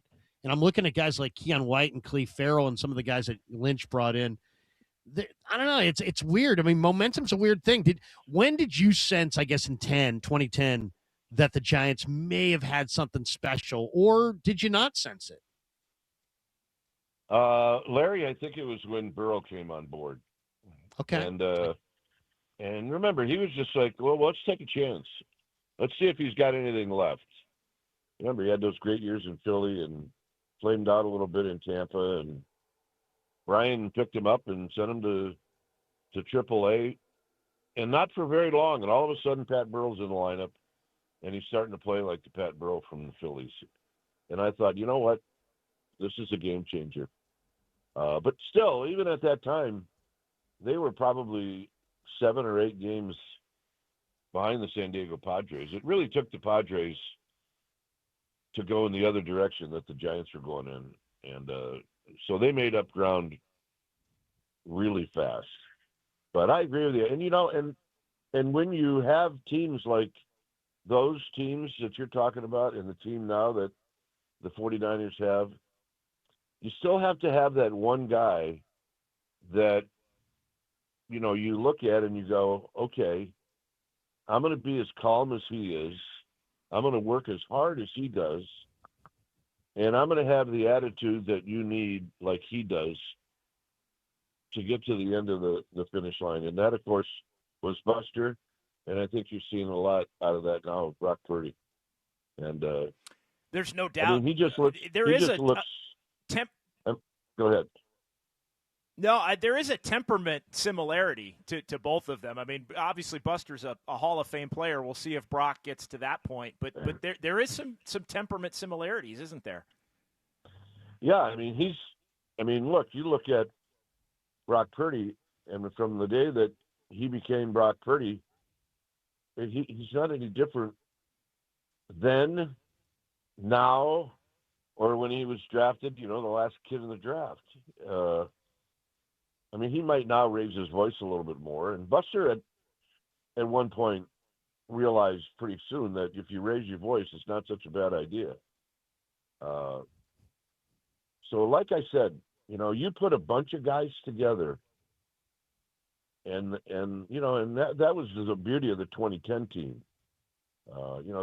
There was really a group of guys that were coming from other teams that maybe other teams didn't want, coming off a bad year, and they all just came together. It was pretty incredible how Bruce Bochy and his staff did that, and that's why I say it's really fun watching Kyle Shanahan and his staff do the same thing. We're talking to Dwayne Kuiper on the Uma guest line in his regular spot here on the Murph and Mac show. Larry Krueger and JD sitting in for the boys today. Kuip, I've heard you with Murph for so many years, and I've had a chance to talk to you, Glenn, your brother Jeff, all the Kuipers through the years at the park, and it always hits me, how humble you are, and how you're a man of humility. You're not a chest pounding guy. But when I walk around the Bay, whether it be at Niner games, Giants games, just around the mall, wherever, around the kids' events, especially out here in the East Bay, people love you, bro. They love you. They love you. They loved you as a player. They loved you as a Giant, but man, they love you as a broadcaster. And I always wanted to ask you, do you feel that love from the fans? And then Hall of Fame. I mean, I think we all want to see you in there. You're not going to do the Drew Pearson, I should be in there. That's not who you are. But you belong in there, and I think all Giants fans are really passionate about seeing you get in. What would that mean to you? Would it mean anything to you? Well, no. I mean, look, it would be awesome, and it would mean a lot. And I've always downplayed the fact that if you're nominated, great. If you win, great. If you lose, not a problem. But I said it before, Larry, if you downplay it too much, all of a sudden people are going to start to think that you don't care about it. Right. And I do care about it. And it's just that I can't go around and it's, it would not be part of any of our family for someone to say, this is where I belong. It just doesn't sound right. I mean, if it happens, it happens. I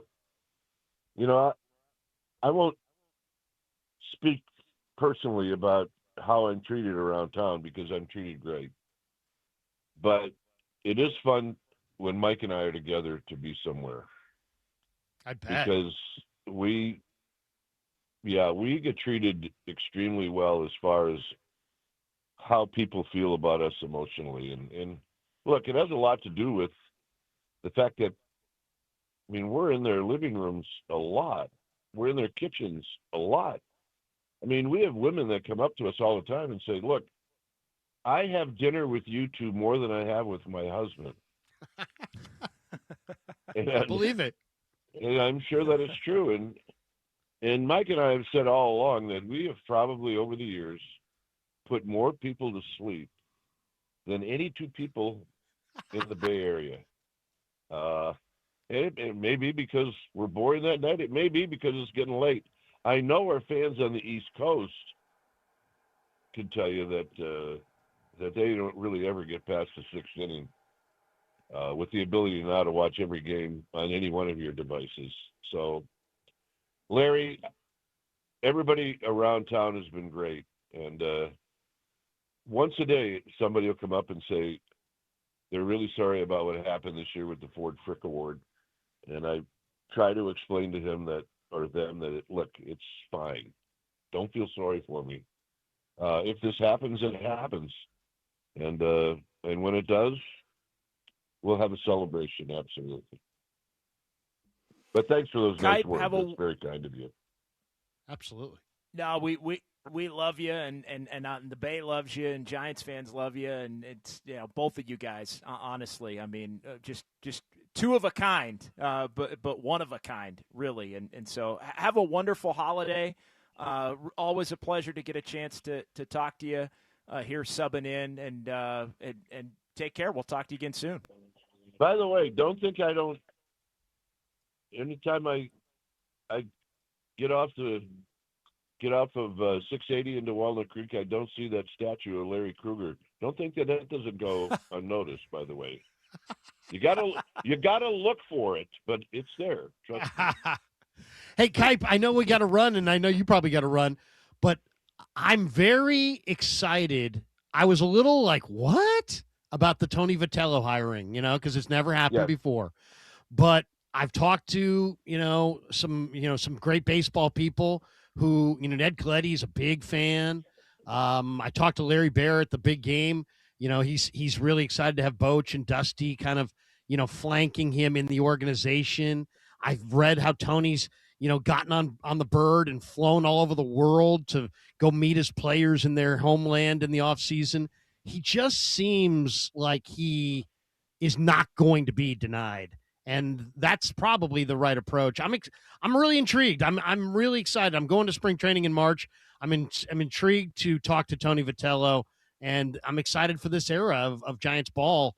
Do you have a quick thought you could share with us on Vitello? Maybe you've spent a little time with him. I did. I spent not a lot, but he's energetic, and he seems to know his stuff.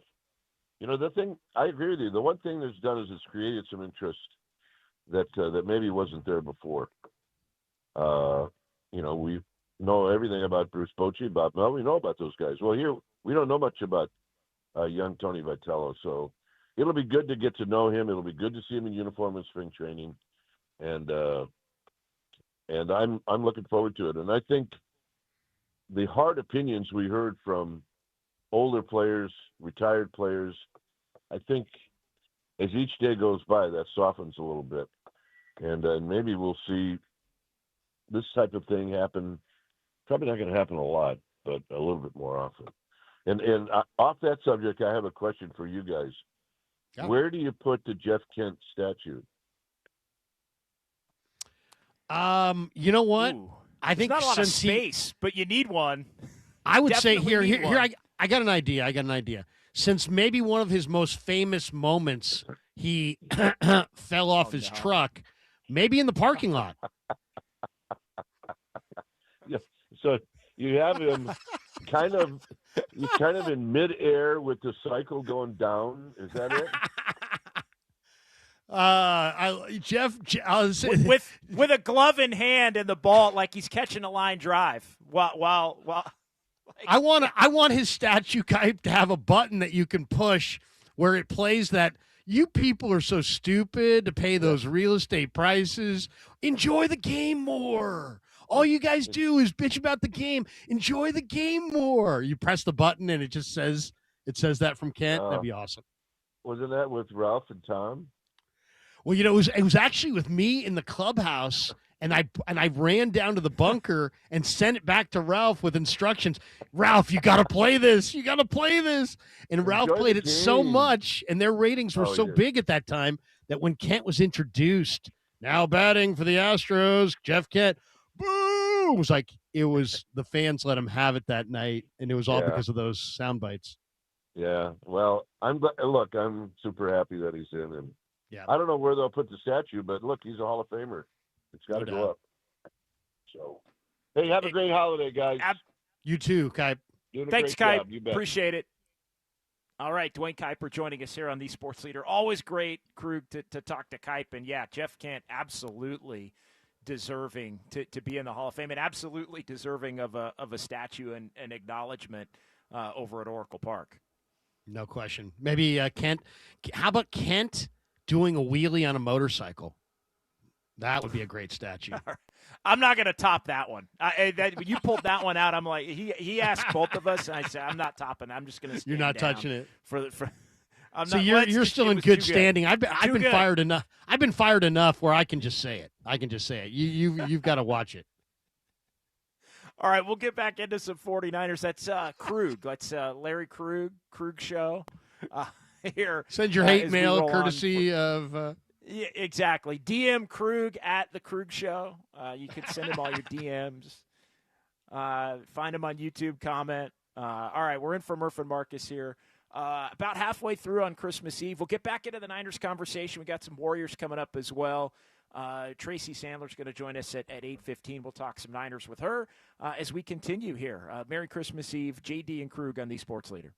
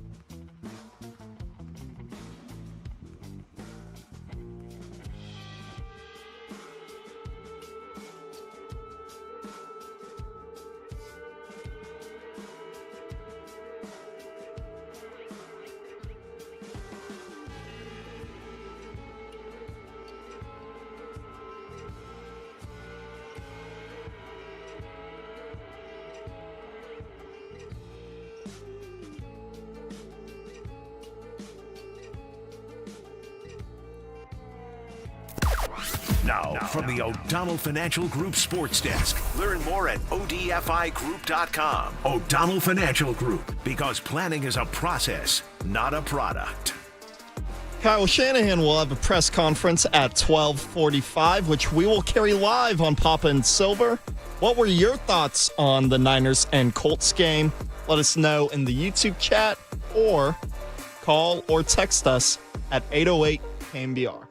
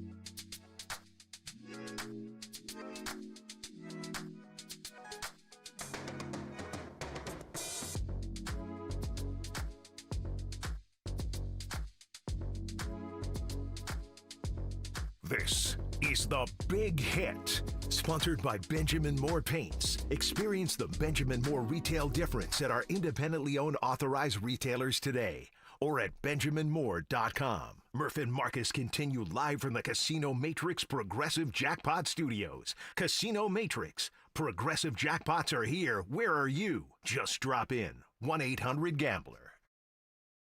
3rd down and goal. Ball's at the 3-yard line. Purdy in the shotgun takes the snap, wants to throw. Throws out to the near pylon. Up high! And it's snagged by Jennings with his fingertips. Jawan Jennings with the touchdown for the 49ers. Touchdown number 4 for Brock Purdy in this game, and we're not even 5 minutes into the third quarter.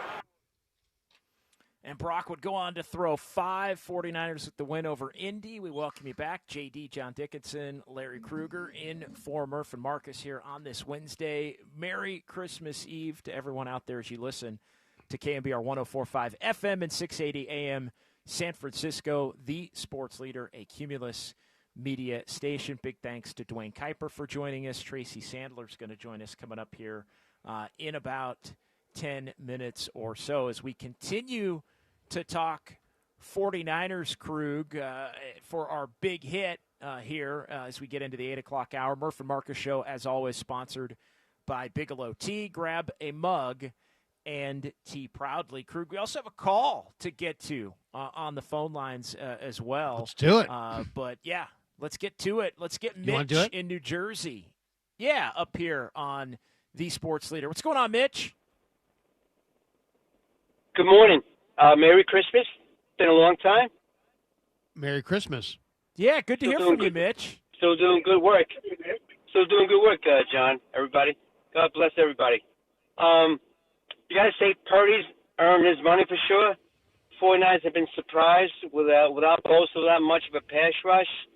That was just saying that he let Drake Jackson and Cleveland Farrell, but I know they were pretty slow in earning their talent-wise.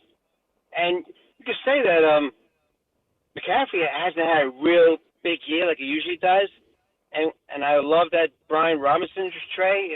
That he's been a little disappointed, but yeah, they're doing things amazingly with a number of injuries and some plays not living up to the ability. What do you think? And thanks for taking my call. Have a nice holiday. Yeah, no, you do the same, Mitch. We appreciate it. I mean, that really is the story of the 49ers season, is the ability to play through all the injuries. We've been talking about it the first couple hours of the show. I want to touch on McCaffrey, though, with you, Krug, because one, I don't think Brian Robinson's gotten enough touches to be considered a disappointment. I'll say that just as an aside.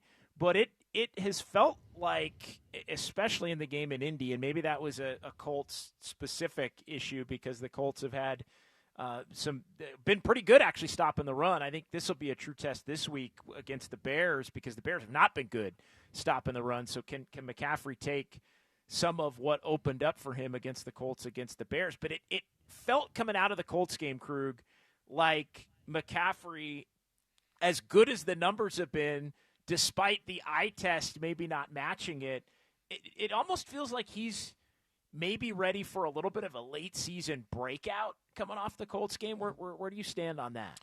Well, I think the offensive line has gotten better and healthier. Early in the year, they were starting Connor Colby. He's a 7th-round pick. Now they got Spencer Burford. Do you think he's playing at a higher level? Trent Williams is playing at a really, really high level. Colton McKivitz, stated goal was to make the Pro Bowl, and he's playing at a really high level. So I think the Niner offensive line is playing at a high level.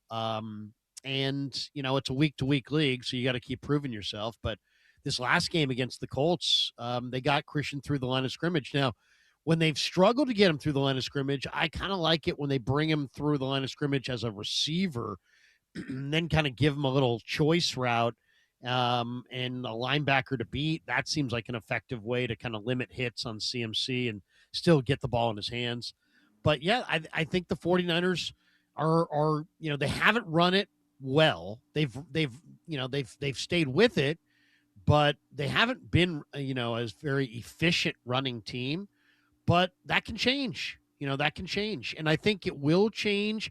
It's all these things are all tied together. The health of the offensive line is part of it.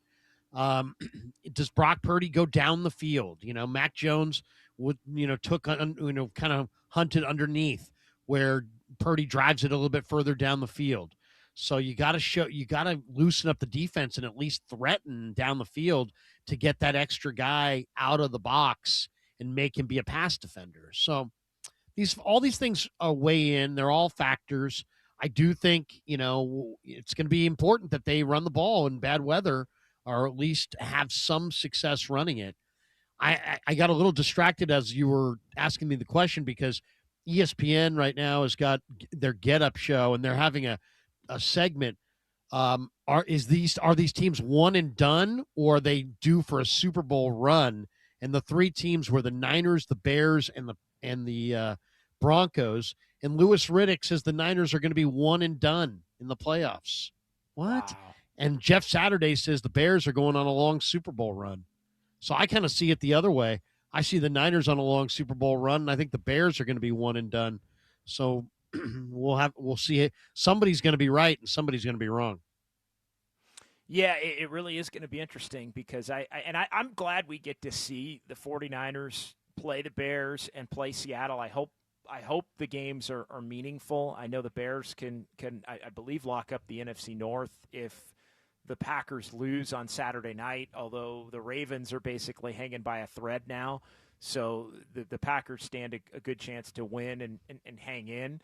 And, of course, Chicago's still got to play the 49ers, and they play the Lions. We'll see if the Lions are still alive. If the Packers win, the Lions will not be alive there. So that would give the Bears a shot to win that game to a greater extent. Remember, the Lions walloped the Bears going back early in the season before the Bears got hot there. But it's going to be interesting because I think a lot of people view the 49ers, of the ilk, of, hey, great season, haven't really played anybody, and when they do, they'll get exposed because of the defense, and then they're probably going home. Almost, as I mentioned earlier, a little bit how the Lions were at the end of the season last year because they had lost so many key players on defense. They still put up a ton of points, but ultimately a hot team in the wild card slot like the Commanders came in and knocked them out.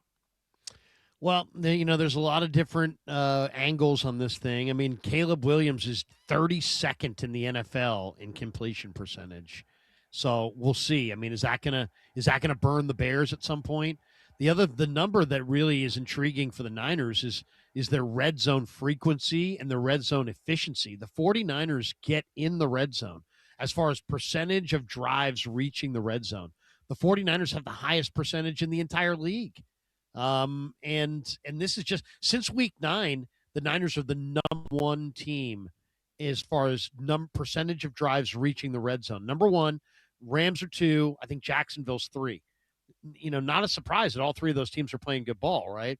And then when you look at red zone, and now it's automatic points because Eddie Pinheiro, since he joined the fold, it's and the Niners have been scoring their share of touchdowns, but you're going to get at least 3, and it's felt like Pinheiro has been so accurate that it honestly has felt like 6 to 9 points a game if the Niners need it, that they just can kind of bank on getting because they've been so prolific getting there.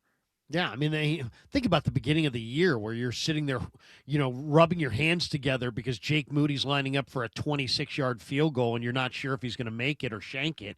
And then all the people that were sitting there apologizing for this guy as he was missing 35-yarders or, a 35-yarder. Remember that 35-yarder that he made, but it was like barely, it wouldn't have been good from like 37.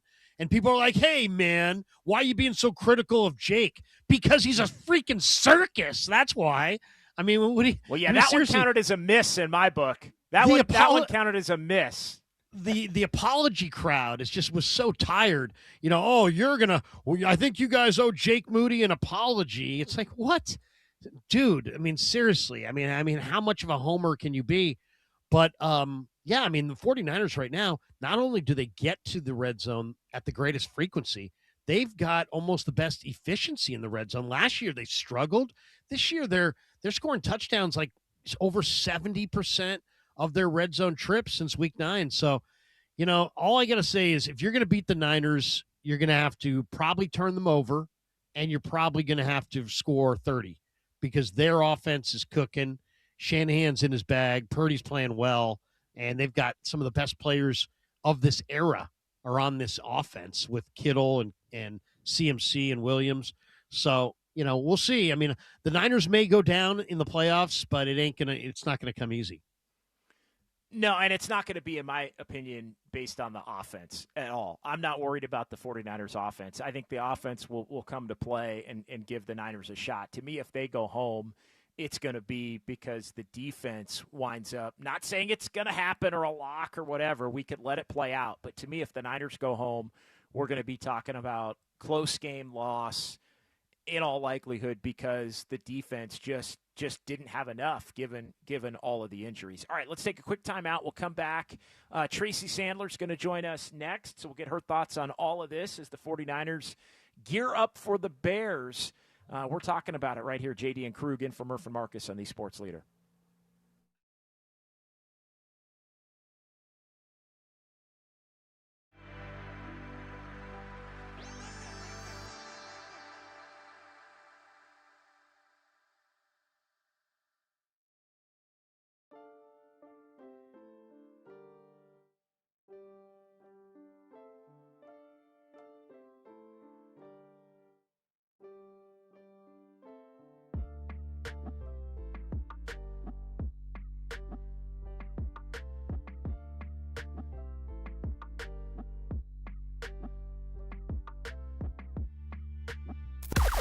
Now, from the O'Donnell Financial Group Sports Desk. Learn more at odfigroup.com. O'Donnell Financial Group, because planning is a process, not a product.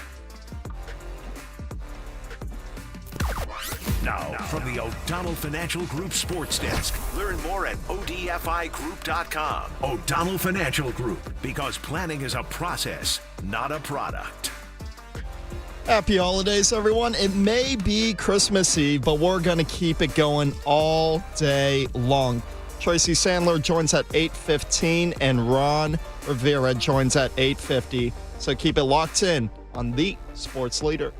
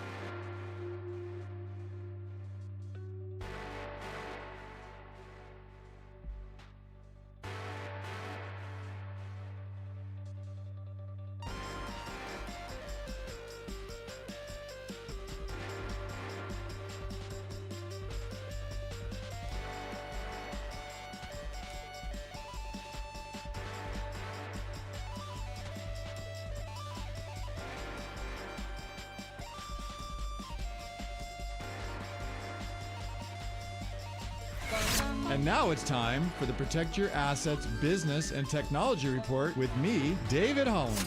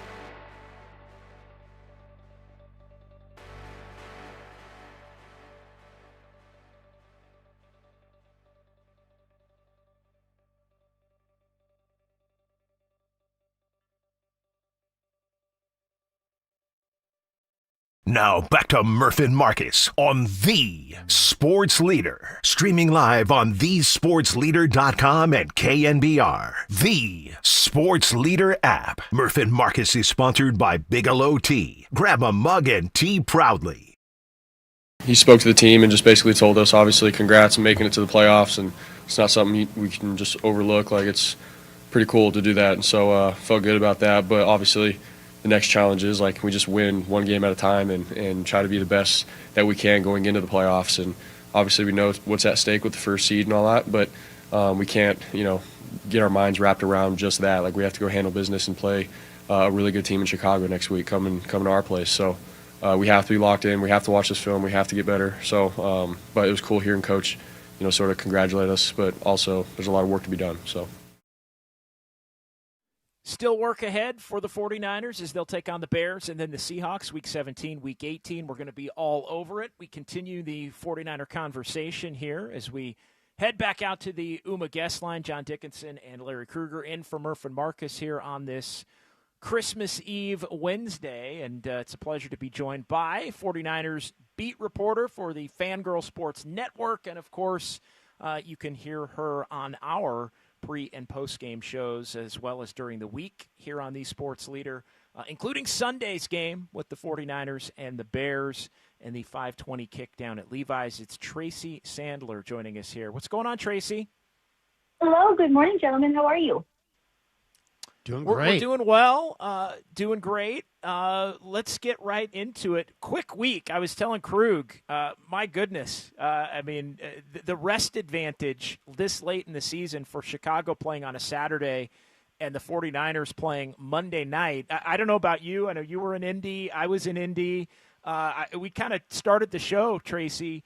I'm not playing. You're not playing. But it hit me getting home. It hit me getting home yesterday, like, oh, wow, it's already going to be Wednesday in the blink of an eye. 49ers up against it a little bit in terms of the rest and getting prepared for this one. I totally agree. I mean, they have the fact that they don't have to travel again as a boost. And I think even looking ahead in that way for them, knowing that they're not going to have to travel again, at least this regular season, is a good thing. But it is coming fast. You're right. They get home. It was not only a Monday night game, it's a Monday night game on the East Coast.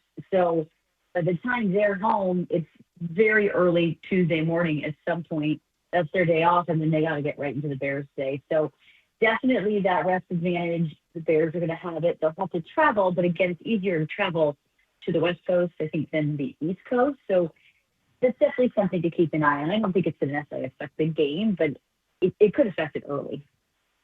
Team goals are always more important than individual goals, but it should be noted that Christian McCaffrey already has 1,000 yards rushing.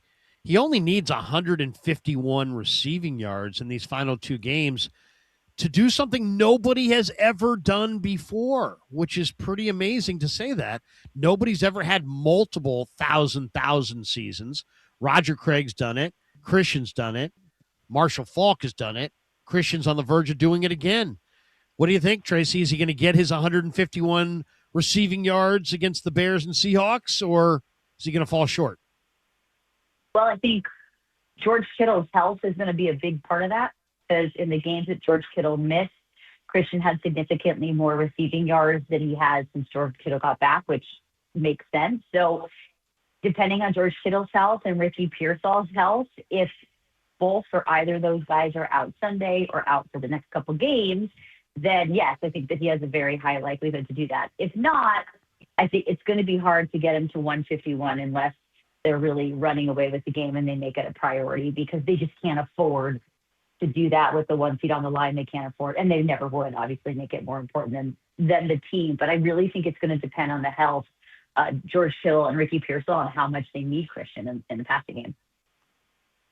The number one headline coming out of Indianapolis was Brock Purdy. Wow, a game in which we had not seen by a 49er quarterback in over 30 years, going back to Super Bowl 29 and Steve Young and his performance against the Chargers in Miami. What impressed you most about Brock Purdy on Monday night, Tracy, and just how big of an advantage is him playing at the level that he has here since his return, seemingly getting better each and every week? How much does that play into these final two games and a potential playoff run for you? Well, I'll start with the second question. I think it's huge because not only is he playing, getting better and better as you need a quarterback to do and a whole team to do in December and January, he has experience in these situations that the two quarterbacks he's playing do not. Caleb Williams has not been in this situation before. I think Caleb Williams is amazing. I think that team is very impressive. It's going to be a really tough game. But Caleb Williams does not have that kind of experience. Sam Darnold, if it comes down to a Week 18 between the Seahawks and the 49ers for the division, that's a very tough game. But an advantage is Brock Purdy. Aside from the fact that he is obviously a better quarterback, he's been here before. And he's been here since he got here. From the second he took over for Jimmy Garoppolo, every game mattered, and he had to lead them. So I think it ends up being just a tremendous advantage for the 49ers in both ways. And in terms of what we're seeing for him, he just seems super calm, super collected, he's having fun. And we sometimes forget, football is a game. They're supposed to have fun playing it. And it seems like he's having a really good time. He seems completely in control. And it's been really fun to watch. And this is the Brock Purdy that we saw when he did take over for Jimmy a few years ago, that we saw in 2023. Last year was different for a variety of reasons that were not all Brock Purdy. And it's been really cool to watch because he feels vintage Brock, which I do think is a funny thing to say for someone who's in his fourth year in the league. But he does just feel like, it just feels like nothing can go wrong. I know that probably is not something I should say because now I just jinxed it, but it just feels like he is firing on all cylinders. He knows where he wants the ball to go. He's getting it there. He can extend plays. He just looks great. That is Brock Purdy is the least of their issues right now. All right, I got a trivia question for you two. We'll see if you can get it. Do you guys know the significance of these two names? Center Keith Ishmael and cornerback Benjamin St. Juste. Do either of you want to render a guess? No. Tracy says no. JD, do you have the 49er significance of center Keith Ishmael and cornerback Benjamin St. Juste? Are they both from the Bay or both from San Francisco? No. How about this? Okay. The Niners, John Lynch traded a 2020 fifth-round pick and a 2021 third-round pick to the Washington Commanders for Trent Williams. Trent Williams has made 5 Pro Bowls with the Niners. The Commanders used those picks on Keith Ishmael and Benjamin St. Juste. That was the trade. Ishmael and St. Juste for Trent Williams, who's now a 12-time Pro Bowler. That has got to be the greatest trade in 49er history. That's even better than the Steve Young trade. That's unbelievable thievery. What do you make of Tracy? I know you're in that locker room. You get a chance to kind of be around the players and get a sense for it. I get the sense that Trent, and it really comes to mind when I think of Trent, but really I could say the same thing about CMC, Kittle, Brock, Brendel. The guys who have been to the Super Bowl, especially the overtime one, and tasted that, there's like a hunger and a seriousness and a drive and a focus about these guys. And I sense it the most with Trent. They know they got a shot. It may not be a great shot, but they know they got a shot. And there just seems like there's a real intensity about these guys. Have you noticed that at all? Yeah, I think that's true. I think that's really always true of Trent. I think Trent also is really good at what's the right? I don't want to say this the wrong way. I want to say staying on message because he believes the message. He believes the message of the team, but also keeping it very real. By even the other night talking about, the mind shift change that this year was not Super Bowl or bust. It was about being the best team they could be. And Trent said, absolutely. And he said, but you play this game to win the Super Bowl. And of course, part of being the best team you can be is to be the team that at the end wins the Super Bowl. And I think there definitely is that hunger there. There's that focus there. It's something I've noticed all season. It just feels like the idea that taking it week to week is not just something they say. It's something they really put into action and something they really believe. And that is why I think they've been able to be successful, even with everything that has happened, with all the injuries and all the adversity, because they just keep taking it one game at a time. And I think that's part of that intensity, because by having been there and having done this, they know you could look ahead, you could take it one game at a time, and then you could go to the Super Bowl and you could lose. And that's why I think the one game at a time mentality is so important for them. And I think that's part of that intensity. But yeah, I definitely do feel that. And I think this is a team that most people, me included, felt like I looked at this team before the season as a playoff team, but that they were going to have a young defense, which they do and has issues, and that it was going to take a while for those guys to come around. And it was going to be up to the offense. And that a lot of that has been true. Did not factor in Fred Warner and Nick Bosa being out for the season. And even so, when that happened, it felt like maybe not. And then as time went on, it was like, okay, I think they can pull it together for a wild card. The rest of the league, there's so much parity. There's no team that's that much better. But I think their mindset and what they do in that building and that intensity and hunger that you speak of is why they are where they are, because nobody would have thought after that Tampa Bay game that they'd be in this position. But I think they knew they'd be in this position if they just stayed the course, so to speak, and did what they needed to do. Yeah, and Krug mentioned it early on in the show, and we've talked about this quite a bit in our conversations, Tracy. The weight of the expectations just has not been there this year, and I think that was something that maybe frustrated 49er fans given the way the offseason went. But I think you could also make the case that the 49ers are benefiting from that very thing that was so frustrating right now. I want to ask you this here to close it up. Where would you rank the Kyle Shanahan, Brock Purdy head coach quarterback combination in the NFC among the 7 teams currently in, plus maybe Detroit? We'll throw them in there because they're not mathematically eliminated. But where would you rank Kyle and Brock in terms of quarterback coach combinations in the NFC going into the playoffs? I would say that they're tied for first with Sean McVay and Matthew Stafford would be and I know that other people say Matthew Stafford's been there forever and he's one of the best quarterbacks, and he is. But I think right now, looking at them, I would tie them with Sean McVay and Matthew Stafford. I don't think Jalen Hurts and Nick Sirianni have a real great thing going. We'll see what happens. I spoke about Caleb Williams and Sam Darnold not having been here in this way before. I think it's those top 2 NFC West. They're not the top 2 right now, but 2 of the top teams in the league, and McVay and Stafford and Shanahan and Purdy. Though right now, I'd say Shanahan and Purdy are firing in a different cylinder than the other 2 seem to be, because the Rams are not in a not great position where the division should have been theirs with no issue, and they've totally blown it.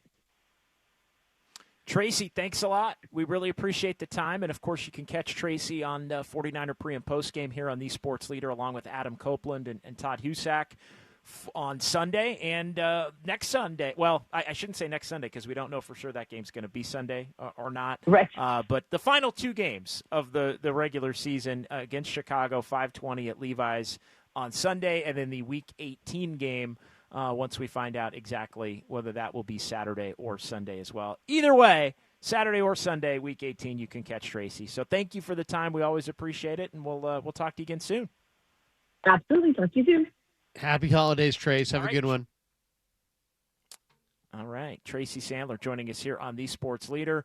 Let's come back, Krug, and we've got our cooler of content. We'll get into a little bit of sound here from the week. I know we still have to talk some Warriors. We're going to get into those trades, potential trades, and what's going on with Draymond Green in the 9 o'clock hour. We also have Ron Rivera, who's going to stop by. We'll talk a little bit about Cal playing over in Hawaii later on this afternoon and get into some NFL with the great Ron Rivera. Obviously, big-time NFL head coach in his time as well. So we'll do that. It's all straight ahead. JD and Krug in for Murph and Marcus here on The Sports Leader.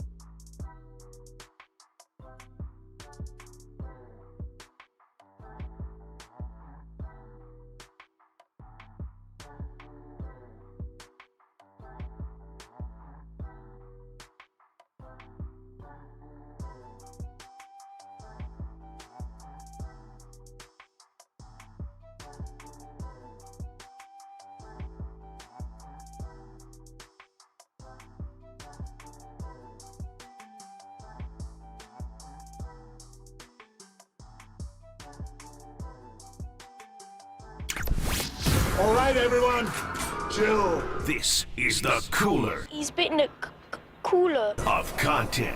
Cornucopacious of joyful news. We might be on to something. Yeah, baby! Murph and Marcus is sponsored by Bigelow Tea. Grab a mug and tea proudly. Filling in for Murph and Marcus, here's John Dickinson and Larry Kruger on The Sports Leader. All right, cooler of content time. JD and Krug, always sponsored by Marin Health with top physicians, surgeons, and clinicians right here in the North Bay.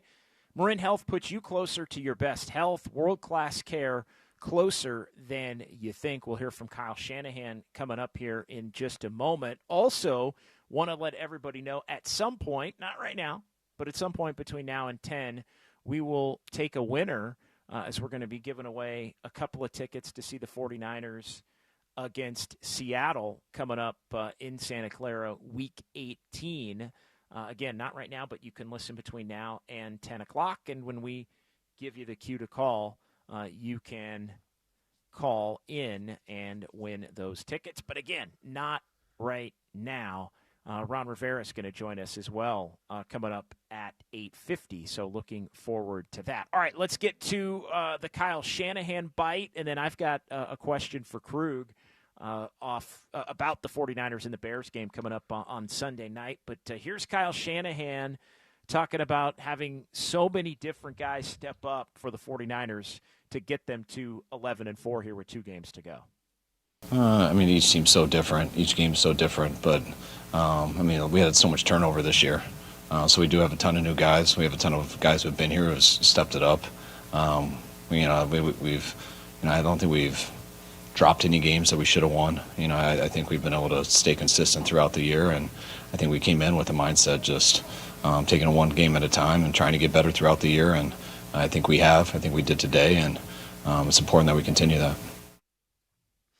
Yeah, a lot of heroes. I mean, do you have your list of unsung heroes, Krug? Give me your top 3 unsung heroes for the 49ers this year. Not the Brocks and the CMCs and the Kittles, but guys that have flown a little bit under the radar. I've got a list of 3, but I know you've got a list of probably 15 you could get to on this 49er roster.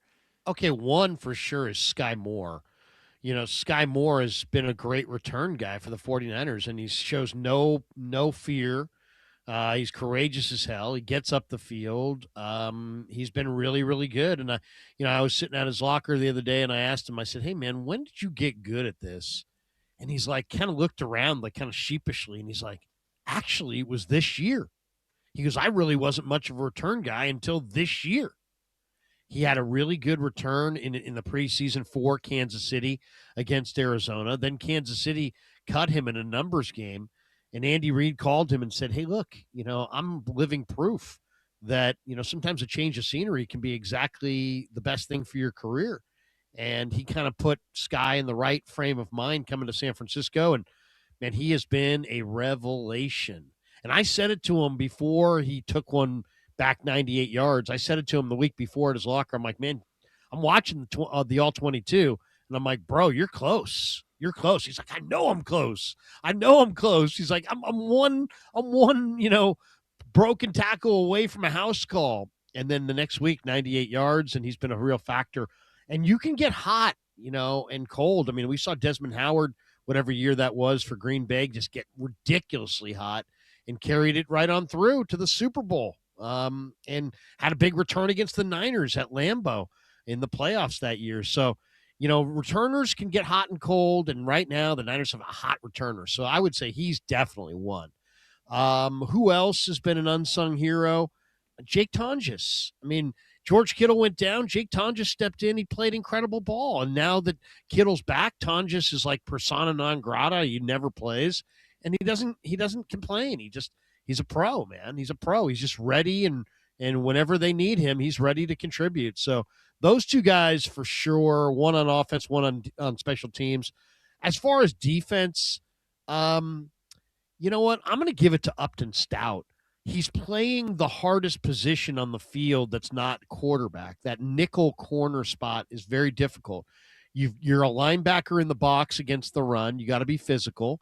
You've got to deal with the 2-way break. You don't know what direction they're going to go. You're dealing with an assortment of body types. Some guys are tiny and fast. Other guys are big and rangy. You got to defend them both. He's gone up against Drake London. He's gone up against Burners. I think he's 3rd on the team in tackles. I don't think he's missed a start at the nickel spot. I'm going Upton Stout. I mean, he has been absolutely, to me, Upton Stout, if I could clone him, I would. He's a smart football player. He's a violent football player. He's a physical football player. He's what you're looking for, man. No doubt. If I had to run through mine quickly, I'd put Eddie Pinheiro on that list. Can't go wrong there. As a name not mention to this point. I mean, just the stability that he has brought to the kicking game.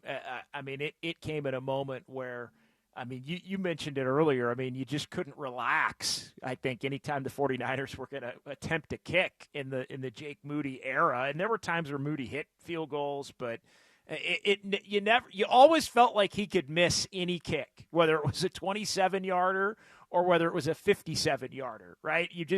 Every kick felt like it was a coin flip given the moment. So Eddie Pinheiro coming in and settling things down, I think would be a name that I would definitely mention. I think this has been a pretty sung hero, but his praises haven't been sung in quite a while because Brock Purdy's come back. I think Mac Jones has to get a nod. I know he's a quarterback, and he got a ton of praise, but I don't think we could do this segment and ask this question without Mac Jones. I mean, it speaks for itself. I mean, he's won, 5 games? 5-2 as or 5-3, I guess he wound up as the 49ers starting quarterback, because Brock is 6-1 in his start. So yeah, 5-3. I mean, talking about a guy playing half the season, basically, and helping you win 5 games. And then my third one going over the defensive side would be D. Winters. You and I had many a discussion about D. Winters and, what kind of player could he be? And I didn't see it. I didn't believe it. And he had a hell of an offseason to grow into that main role as the guy that was going to be playing next to Fred Warner. And I know the Niners are short at the linebacker spot right now. How could you not be with Fred Warner not available? And they're trying to figure out what they can get from Kendricks. And, Curtis Robinson was in there for a bit. But D. Winters has been the one constant, and he had the big pick against Phillip Rivers the other night to salt the game away. And I think, in my mind, D. Winters has become a player that I frankly didn't think that he was capable of becoming. I didn't think we were going to see him turn into the player that he's even become, and I think he has an opportunity. Obviously, still Krug is a young player to get even better. So. You saw it. I'll give you credit there because, we had many a debate about D. Winters over the last probably year and a half. But those would be my 3 guys: Mac, D. Winters on the defense, and then Eddie Pinheiro on special teams. The Mac Jones move was an awesome move. I mean, that was an awesome move. Why? Because, he gave you really great performance when he played. It was like you had 2 starting quarterbacks. And then, in addition, if you know what you've got in Brock Purdy, you've got a really, really hyper-competitive guy who wants to win at everything. Brock is that guy who wants to win at everything. He plays a round of golf with a couple teammates on a random Wednesday. He wants to win. He's not just out there, getting some sun. He wants to win. And having Mac Jones right there is just awesome. It's like, do you believe that Joe Montana was great? His greatest moments were 88, 89, 90. Steve Young was sitting right there, ready to take his gig if he slipped up. I think that had something to do with that. We all, motivation's a great thing. I'll tell you the time in my life where I felt like, man, I'm really getting out of bed with the right attitude was when I did like commission-based sales, because it was like, dude, if you don't sell, you don't eat. And that's the right, you gotta have motivation. You got some nice cushy salary that you're just getting no matter if you're good or not.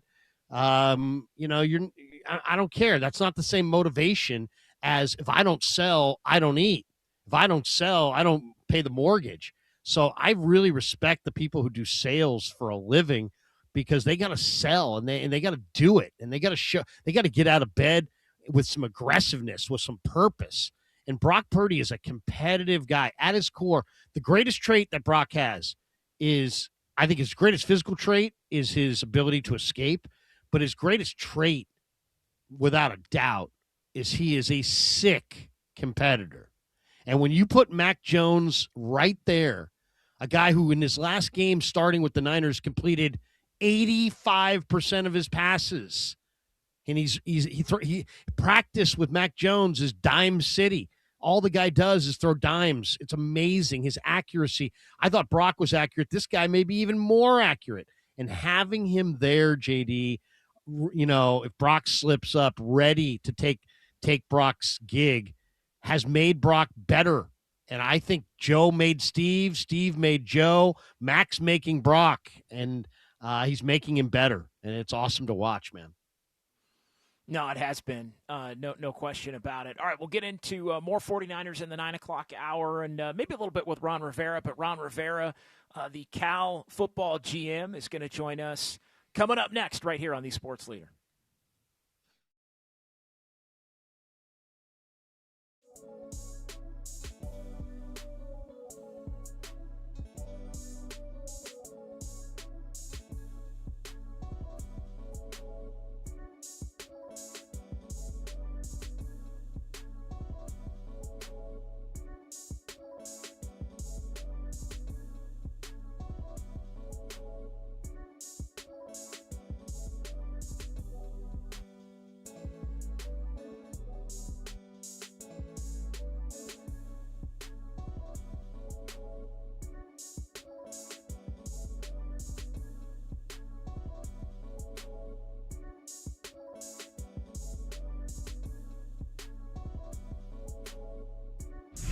Time for traffic on the Sports Leader.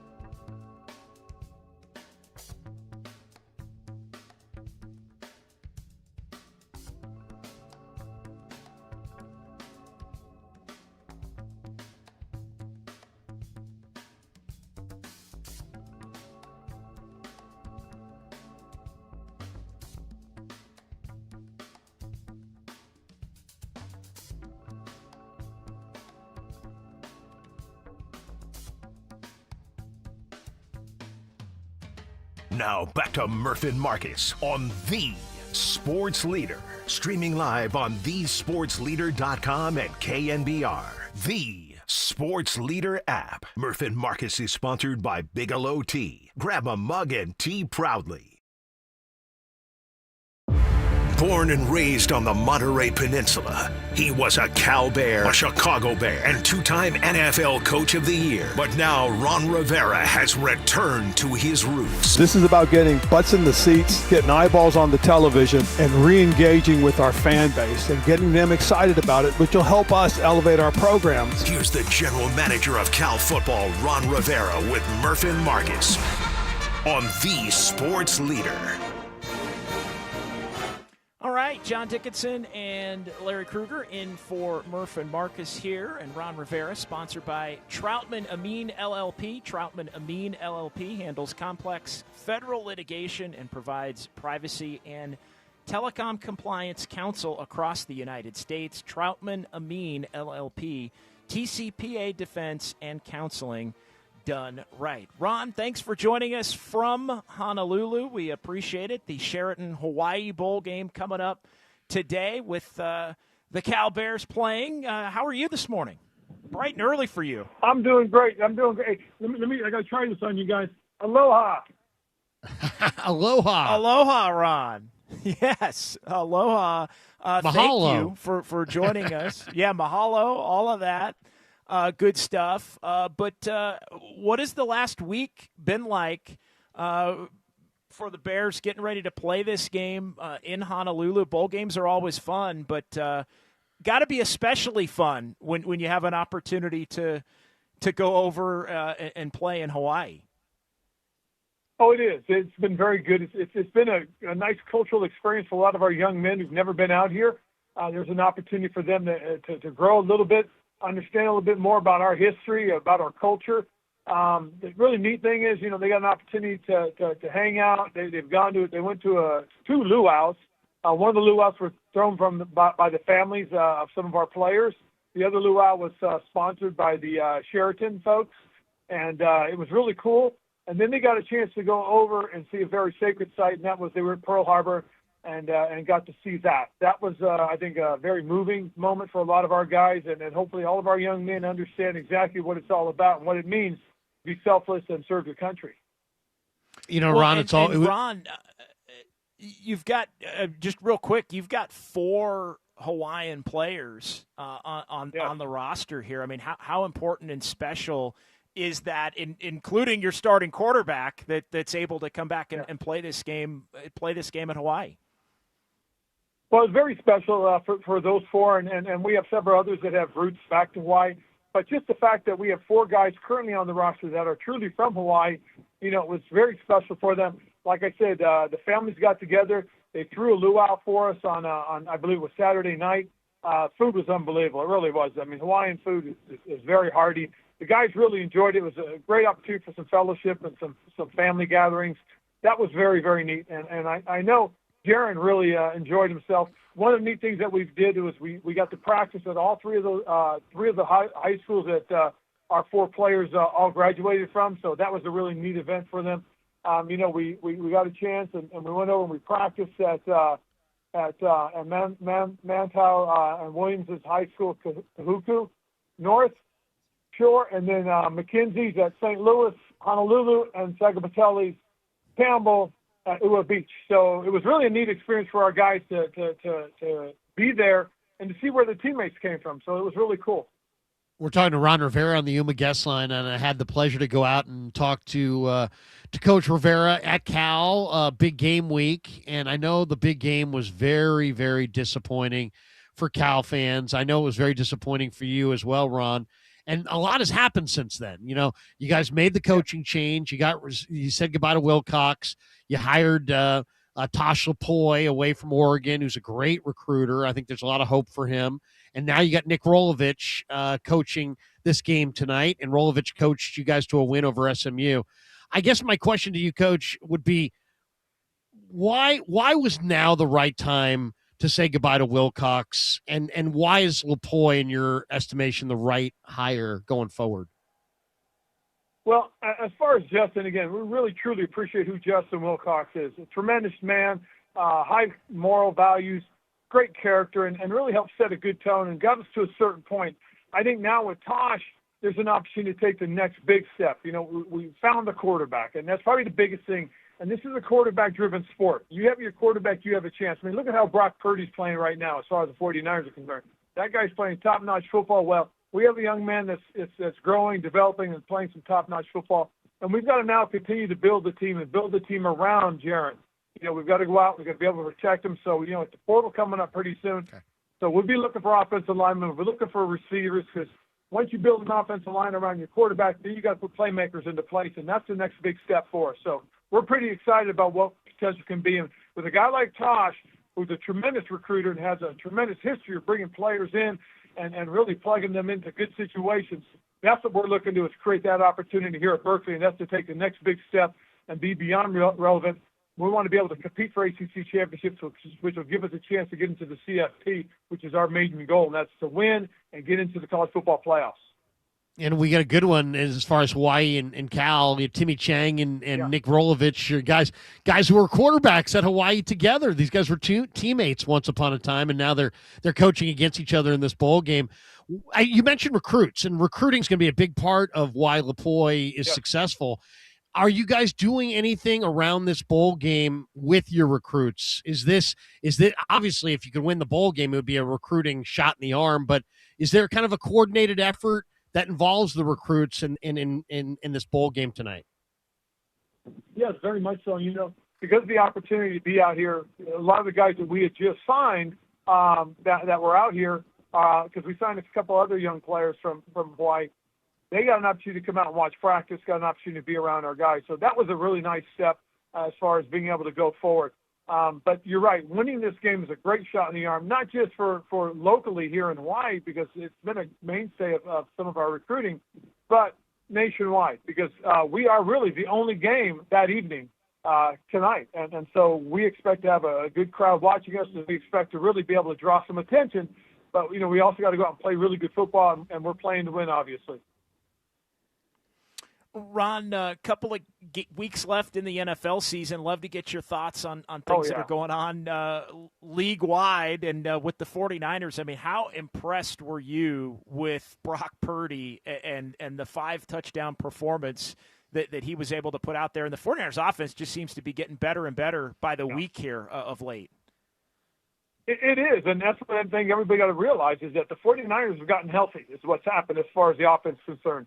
Defensively, they found their way, though. You know, even though they're beat up and, you know, they've lost their two top defenders, the rest of the defense unit has rallied around Coach Sala and has rallied around that offense, and next thing you know, they're playing quality football. The big key has been, though, is Brock Purdy is healthy. You know, early on when he first came out, and probably a great example is if you got a chance to see the Carolina game, you notice he was just a little bit off in his passing. He threw 3 interceptions going into the end zone, which could have been big-time plays. Unfortunately, I thought he really wasn't able to drive off that foot. Now you watch him, and you watch the way he played. I mean, 5 touchdowns last week was an amazing game. The young man, I think, is back. I think their offense is clicking on all cylinders. You know, again, you watch Christian McCaffrey, and you see the great things he's doing for Kyle Shanahan's offense. And this is an exciting team, and they're peaking at the right time. The next 2 games, you know, they control their own destiny, and these next 2 games are going to be big games because they're against big-time quality teams. But the key is they're both at home, though. They're both at San Francisco, and I think that's going to be a big boost for the team and a big boost for the community.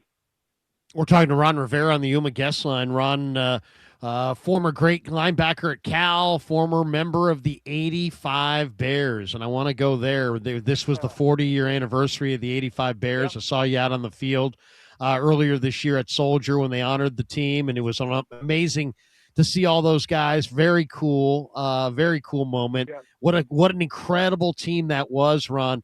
But you got a chance to go back there and kind of witness the momentum that Ben Johnson's got going right now.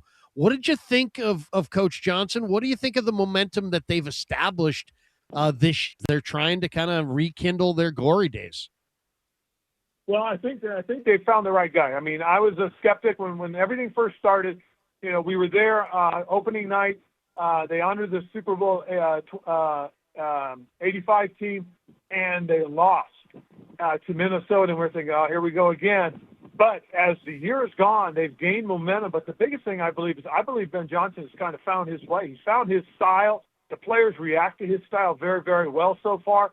And the key, though, is the young quarterback. I think Caleb Williams is really starting to come into form. I think he's getting a better feel and handle of the offense, and he's playing quality football, especially down the stretch.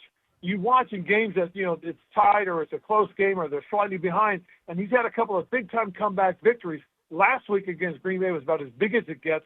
It created the type of momentum that they need going forward, and I think going into the playoffs, this could be one of the tough teams to beat just because they don't know any better right now. They're a young team. They play fearless because of their head coach has set a great tone for them. That's an exciting team to watch as well. So I think, just the fact that, they're coming here. They're coming to San Francisco. They're going to play the 49ers. That's going to be a real good – it's a playoff matchup. It's what it really is right now. No, it's going to be a great game. And Ron, I wanted to ask you, with the Super Bowl being back in the Bay and back at Levi's Stadium, you can't think back to the last one. And, of course, you were involved in the last one with the Carolina Panthers making it to the Super Bowl in the 15-1 year. I know that afternoon and evening didn't turn out the way you wanted, but how special was it for you to be a head coach in the Super Bowl and have it be back in the Bay? It was special. It really, truly was, mostly because my parents were able to come and be there and be part of it. My brothers and their families were there. My other brother, Mickey, who passed away, his widow was there with their kids. And so it was truly a family event for us. My wife is from the Bay Area as well. We both went to Cal, so we had a tremendous amount of support in the area. And just the fact that it was played here and it was done right, I'll tell you that right now. The Bay Area did Super Bowl right, and that was probably the biggest thing I think that people got to understand is that San Francisco is a hub for athletics, and it's a hub for big-time athletics. So it was an exciting time. I know this one, 10 years later, is going to be just as exciting, and I'm excited to watch. I really, truly am. It'll be fun because Super Bowl 50 was a tremendous event, and now I think this one, Super Bowl 60, can be just as great as one.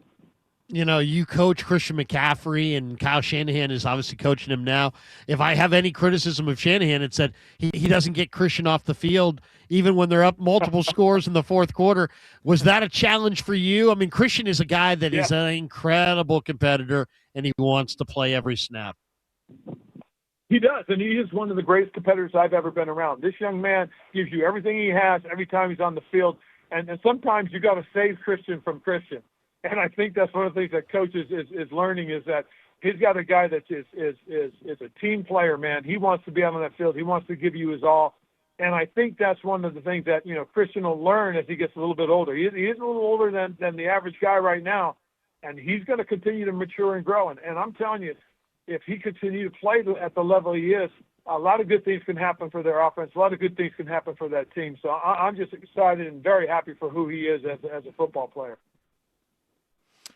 What do you think of Aaron Rodgers, Ron? Last one, he's kind of found it a little bit these last couple of weeks. The Steelers are looking a little dangerous. They are, and they're a little bit like what happened with the 49ers. They lose a couple of their key defenders, and they're kind of trying to find their footing. Aaron was still kind of getting used to playing with the guys around him, and now all of a sudden you start seeing him play. You start seeing the energy, and I think that's a testament to their head coach because. I think Mike is one of the really good coaches in this league. He's had a tremendous amount of staying power.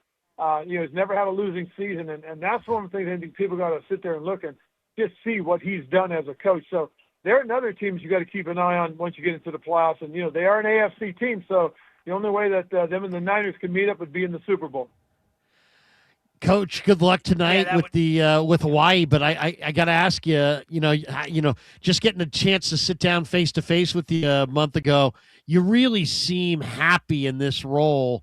You've had some great chapters to your football career, from Cal to playing in the NFL to coaching in the Super Bowl, as JD outlined. But how happy are you right now in this role? You just seem like this is almost the perfect role for your career. It is. It's gone full circle. My wife, Stephanie, and I met at Cal. We've been married over 40 years now. And, I've been very fortunate and very blessed. Football has given me so much. It gave me an opportunity to come to Berkeley. I met my wife there. graduated from the university, went on to have a nice NFL career. Now I'm back, and there's an opportunity to give back to the university. And that's the big goal, is to be able to give back. And nothing would be, I think, a hallmark moment for me personally than to help get this organization, this team, this university football program back into the elite status. And that's what we're hoping to do. That's why we went out and we brought in Tosh Flupoy, to give us an opportunity to take this program to another level. And I'm fired up about it. I really am. And I truly am excited and very proud to be back at the University of California, Berkeley. Ron, we appreciate it. Thanks for joining us. It's a pleasure to get a chance to talk to you, and best of luck out there in Honolulu, the Sheraton Hawaii Bowl with Cal and Hawaii. Good luck today. Thanks, John. Thanks, Larry. And again, Happy New Year. Merry Christmas. Have a Merry Christmas. And hey, go Bears. Go Bears. Thanks, Ron. Thanks, Ron. Appreciate it. All right. Good stuff there, man. Great conversation. He's one of the best in terms of just having an opportunity to chat with. And he really, truly has seen and done it all, both from a player standpoint to a coaching standpoint to now his role at Cal and even a life standpoint with everything going through and beating cancer and all of that. So really a great story. Great guy to talk to here in Ron Rivera. All right, let's come back and we'll switch gears a little bit. Although we do have a 49er nugget to pass along coming up next. A little bit of breaking news, although very much expected. We'll get to that straight ahead, and then we'll switch gears. We'll talk a little bit about Draymond Green and the Warriors as we roll on right here. JD and Krug on the Sports Leader.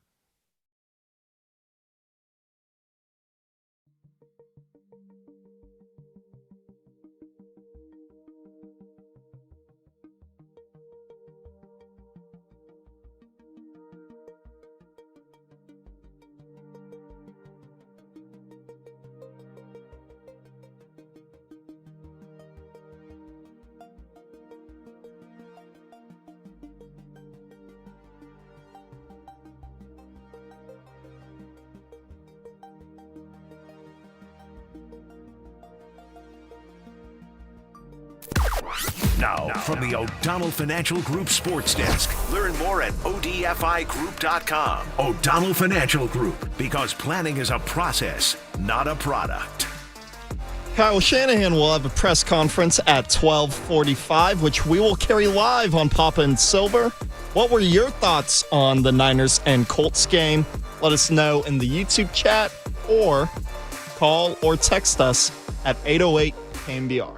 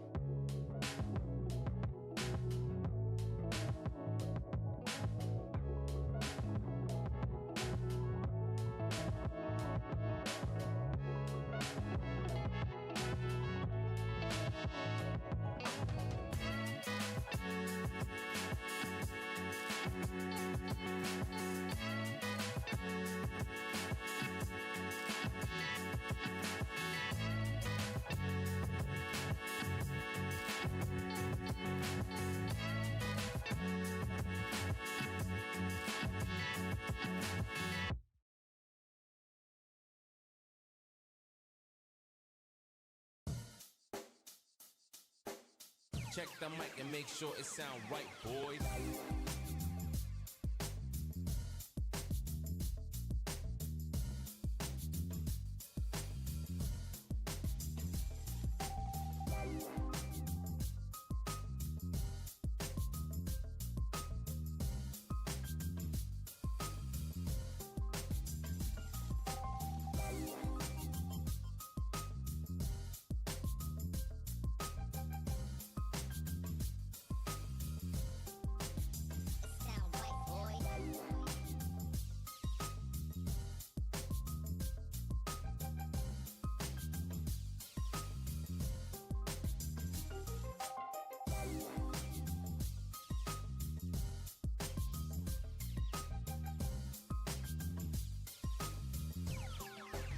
It sound right, boys.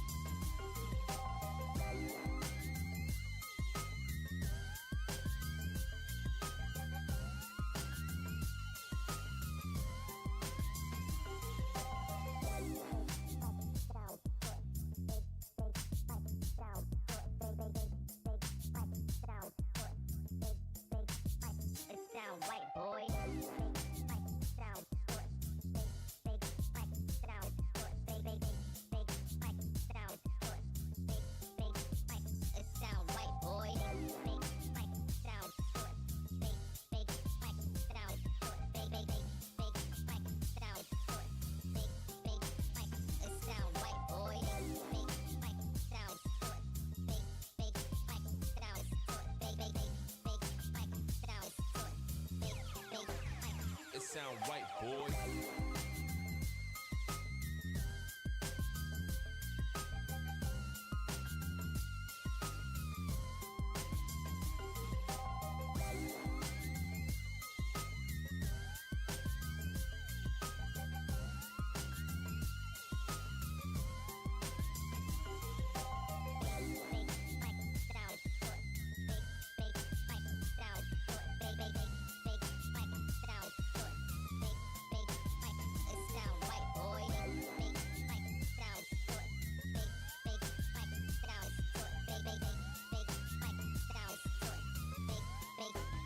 It sound right, boy.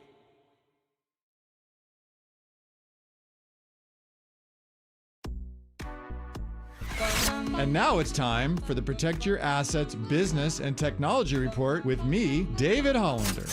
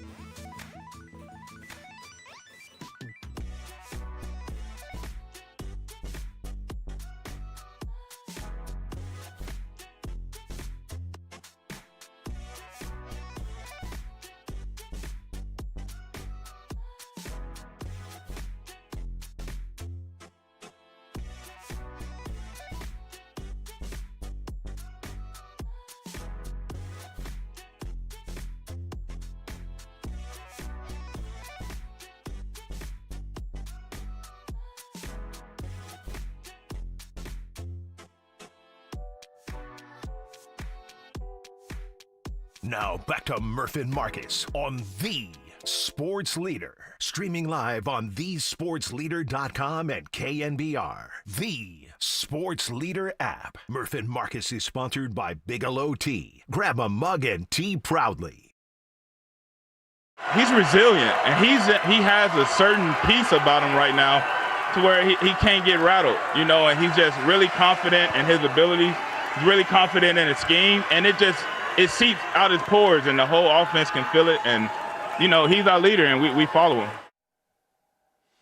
All right, that's Trent Williams from ESPN postgame after the 49ers took care of the Colts on Monday Night Football, talking about Brock Purdy. And by the way, Krug, before we switch gears and get into the Warriors, Brock Purdy, as you might expect, has been named the NFC Offensive Player of the Week for Week 16. The 25 of 34 for 295 at a career high, 5 touchdown passes to go with a 126.8 passer rating in the Niners win against the Colts. So we talked about it. First time in the regular season since Joe Montana, 5 touchdown passes. First time for any 49er quarterback since Steve Young in Super Bowl 29 against the San Diego Chargers in Miami. Brock Purdy, NFC Player of the Week.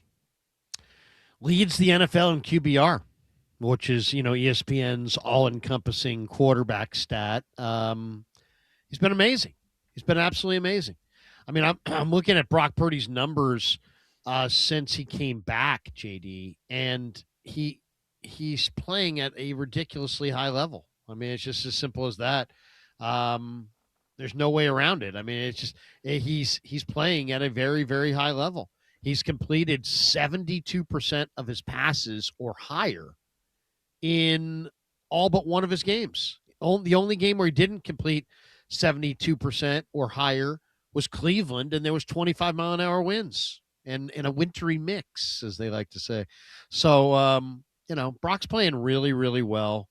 And let's see if he can keep it rolling against this Bears team. His deal is he can't turn it over.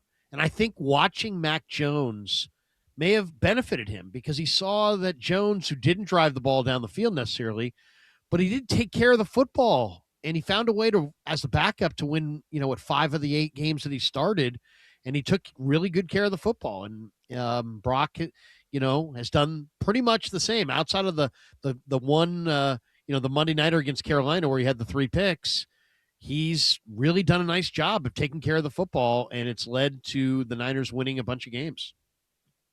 No, it absolutely has, and we'll see what lies ahead for Brock Purdy as the 49ers go at it. I thought Ron Rivera made a great point, Niners and Bears and then Seahawks to close the season. He didn't look like he was, able to plant and drive. His rhythm was off a little bit, whatever it was in that first game, rust, figuring out how he needed to have his footwork, against Carolina. But since then, I feel like he's corrected it. He's avoided the big mistake, and he's been able to put up some massive numbers to the tune of the stats that you mentioned. All right, let's also right now take our winner. Caller 10 right now, 415-896-KNBR. That's 415-896-KNBR. 10th caller wins 2 tickets to see the 49ers against Seattle in Santa Clara coming up. That is the Faithful Appreciation Game, Week 18, the prize furnished by the 49ers. And we certainly appreciate that. So be caller 10 right now, 415-896-KNBR. 10th caller will win tickets to see the 49ers take on Seattle in Week 18. That is a big-time holiday prize here on the Sports Leader. No question. And you get to see those, the black unis that they'll be wearing in Week 18 with the saloon font and the whole deal. I'll say this, man. Every time the Niners put out a new jersey, man, it's just me. They mint money because, you just see so many of them. People, it's amazing to me. I was shocked how many Giants fans bought those creamsicle Tuesday jerseys or whatever. And then this year with the purple, that purple jersey was just heinous. And yet, there's the fact that you changed the Giants colors, a team that's been around since 1870, and you threw purple in there like there's some, I don't know, something like a fast food restaurant or something. I couldn't stand the purple, but you know what? The Niners, they sell those jerseys. I could not believe I was walking through the parking lot the other day, how many people are walking around wearing that black jersey. They sold a ton of them. Yeah, no doubt. And again, that's the name of the game. We'll see that the Colts were wearing the all blue the other night. The Colts have a pretty classic uniform. I didn't love the all blue. I'm watching the Texans at all red against the Raiders. Highlights of that right now as well. So we'll see how the Niners look in the black come Week 18 against Seattle in what should be a pretty big game. Let's switch gears a little bit here to close out the show and talk a little Dubs. Obviously, 49ers, and rightfully so, with the headlines over the last couple of days, and it's been fun to talk a lot of Niners, and we will hear, even with the holiday between now and kickoff at 5:20 on Sunday evening. But Draymond Green and Steve Kerr getting into it in the Warriors game while everybody was watching the Niner game toward the end there and on in to switch it over to lock in on the Warrior game from Monday night against Orlando. Warriors have won 2 in a row. Everything's great, right? Well, not really, because you've got Draymond Green and Steve Kerr getting into it. Draymond taking himself out of the equation by saying he needed to go to the locker room and cool off. Warriors have won a couple in a row, but Draymond has been up and down this season. Numbers are down in many ways. Turnovers up, especially since his return to action here going back about 10 days ago after he had missed some time. What did you think of the incident, Krug? And the Warriors find themselves in this position where we're 3 weeks away from January 15th, where they can look to include Jonathan Kuminga in a trade. And then they've got 3 weeks until they can make a trade before the deadline hits on the Thursday of Super Bowl week.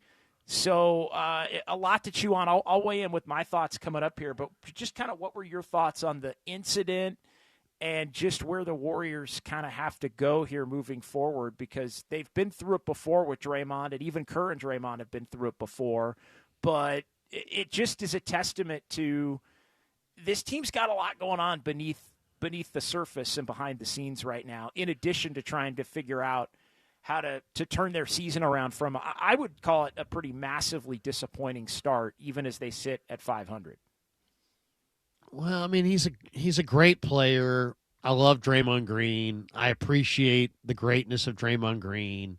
I mean, it's funny. I did an interview yesterday with Peter Vesey, who I haven't talked to Peter Vesey ever, but it's been a long time since I even remember Peter Vesey being out there. But I did a stream with him that I'm going to put out on my YouTube channel, and he's just ripping the tar out of Draymond Green. He's this, he's that. And I don't necessarily agree. I think Draymond's a winner. I think Draymond's a basketball genius.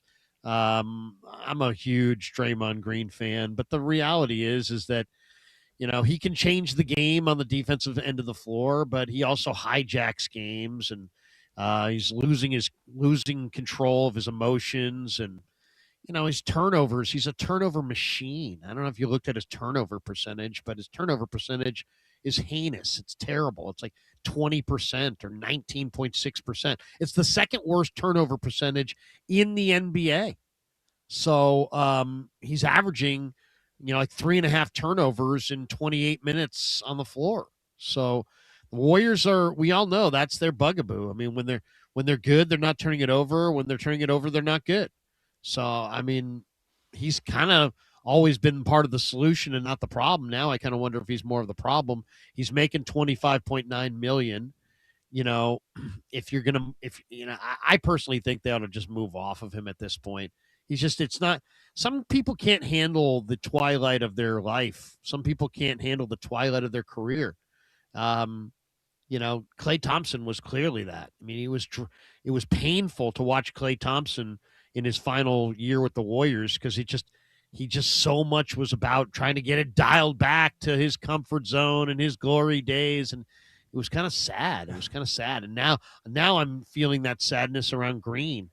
And it's clearly over. And I know, he's going to attack everybody but Steph. But at some point, Steph's going to have to just be like, if the Warriors move on, that's fine. I mean, I'd like to see Steph go to Joe and Dunleavy and just say, hey, look, I'm a great player, but I'm a player. You guys run the franchise. Do what you want. Don't worry about me. Instead of, there's always like, well, they're not going to move Draymond unless Steph approves it. Okay, well, then maybe Steph ought to approve it, because maybe Steph ought to be the adult in the room and just say, you know what?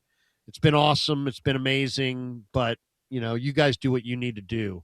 And I'll be fine either way. And I think it's probably he probably should say something like that because and maybe he has already. I know there's a lot of people that feel like, as long as Draymond and they're going to go, they came in together, they're going to go out together.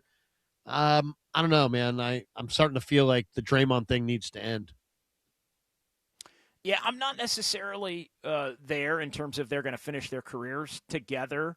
And I will say I feel and Draymond has production declined in many ways, and the turnovers are a huge deal. They are still better with him on the court than they're not in terms of defense when he's on the floor. I think there's a lot going on here, and I don't think that the incident specifically between Kerr and Draymond honestly is that big of a deal. I think they've been through it before, worse before, obviously, in a lot of situations. So I think that part can be overcome. The question, though, always is, Krug, with Draymond, at what point do the negative aspects outweigh what he brings to the table on the floor? And I think for the first time, we're having a conversation about that being pretty close, given the way that he's played. Like, to me, it's always been, well, when you do the cost benefit, yeah, there might be some issues in terms of the anger management and incidents and things like getting suspended or ejected or technicals or whatever it is. But he's so good and he fits so well, not only offensively with being able to kind of quarterback things along with Steph and those two work intertwined together, but defensively as somebody that's just this unbelievable leader and high basketball IQ and all of these things, ability to defend, every type of player imaginable. But at some point, the ends don't justify the means. And I think what the Warriors have to find is that now? And it also, is there a move to be made, including Draymond, that legitimately could make this team better? Because the one thing I don't think the Warriors are going to look to do is move Draymond Green as part of some kind of rebuild, as some kind of attempt to get younger and take on a project that's going to, hey, we like this young guy, and maybe he can play in 3 or 4 years. Like that, they aren't going to do anything at this point that would signal a willingness to kind of start over or do a little mini reset, let's say, even the way that the 49ers did a little mini reset, although the Niners are well beyond that, or the Warriors are well beyond that timeline in terms of their core and guys being in their prime and all of that. So let's continue the conversation there. I also want to get into some of the trade scenarios potentially that we talked about a little bit last night. We joked to open the show. Krug was sending me would you do this trade, JD? Would you do that trade, JD? So we'll get into some of those. I'm not necessarily inclined to trade Draymond, but there's also a couple of things. Mark Spears on ESPN had said, Draymond is maybe a little frustrated with having to play center a little bit too much. That's something they didn't want him to have to do. So I think there's a positional component that gets to the level at which he can be effective and the ends justifying the means that I want to get to. So we'll do that with the trade stuff all coming up here before we close up shop on a Wednesday here on Christmas Eve at 10 o'clock. All right, JD and Krug, we'll come back. We'll continue the conversation there on the Sports Leader.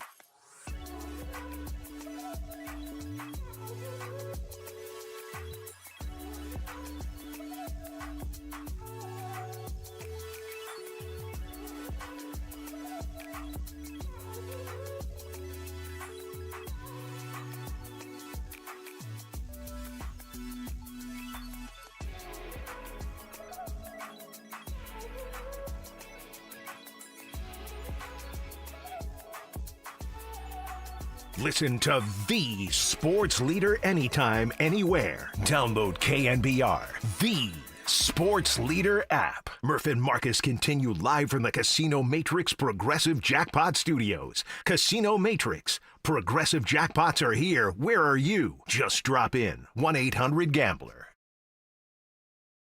Desmond Bain tonight, his ability to drive and finish has been so spectacular. Yeah. Seen him make threes when he was in Memphis all day. Curry from the Ferry Building drops in a three.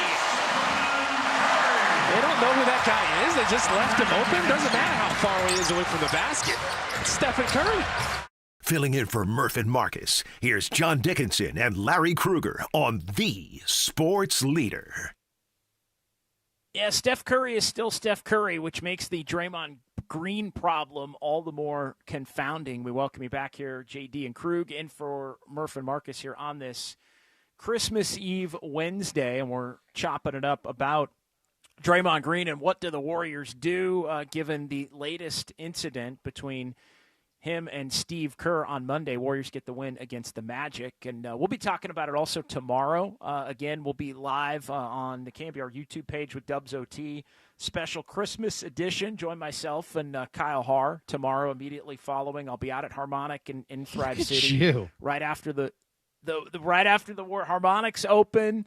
Chase is open. And that means JD is open to Christmas to streaming. On Christmas. Absolutely. You're unstoppable. That is awesome. I love the work ethic. Looking forward to it. Well, I take after you, my man, as well. One of the guys. That's right. One of the guys I followed growing up and coming into the business. But no, we're going to have some fun with that. And we'll be talking about Draymond. We'll see if the Warriors can make it 3 in a row. They are playing a little bit better. I think it's such a complex issue. I mean. And, you know, I was thinking about it in this term. It's Draymond's still good in the biggest games. And I think anytime you look to maybe say, all right, enough is enough, and you do the cost benefit in terms of because I think it's indicative of exactly where this Warriors team is, right? You see them in some of the games they're up for, the games against San Antonio, the game early in the year against Denver, and they show you that they've still got it in them to compete, but there's just no way they can do it night in, night out, and they haven't built the roster to be good enough to be able to kind of coast through a regular season. And Draymond and the ups and downs of Draymond is part of it. Health is obviously part of it, but then you see Draymond in some of those bigger games, and again, the 2 in San Antonio that they won in the middle of November, where he's just going at it with Wembanyama and making life difficult on him and contributing to leading the offense and all of that. So it's tough, and I think it's just there's so many layers to it. I saw on ESPN, you know, Mark Spears had reported, you know, hey, there's, you know, maybe Draymond's a little frustrated with all the, you know, having to go up against the big centers and play the 5 a lot, and the Warriors wanted to not have him play the 5, Krug, as much, but he's kind of at this stage of his career, and you know, you put Quentin Post next to him, and Quentin Post can shoot it.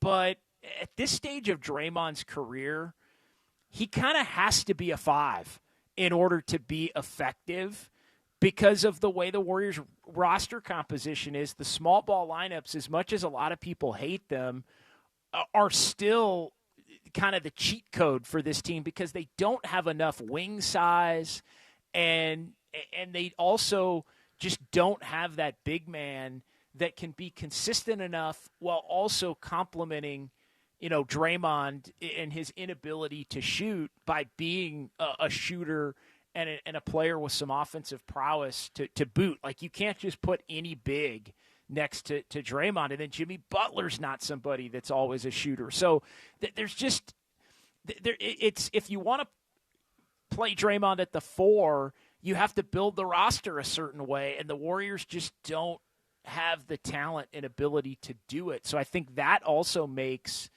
there've been reports and rumblings the Warriors are interested in Nick Claxton. They'd be interested in maybe Miles Turner if Miles Turner came available with the Bucks, if they look to do something off of the Giannis, you know, possible move.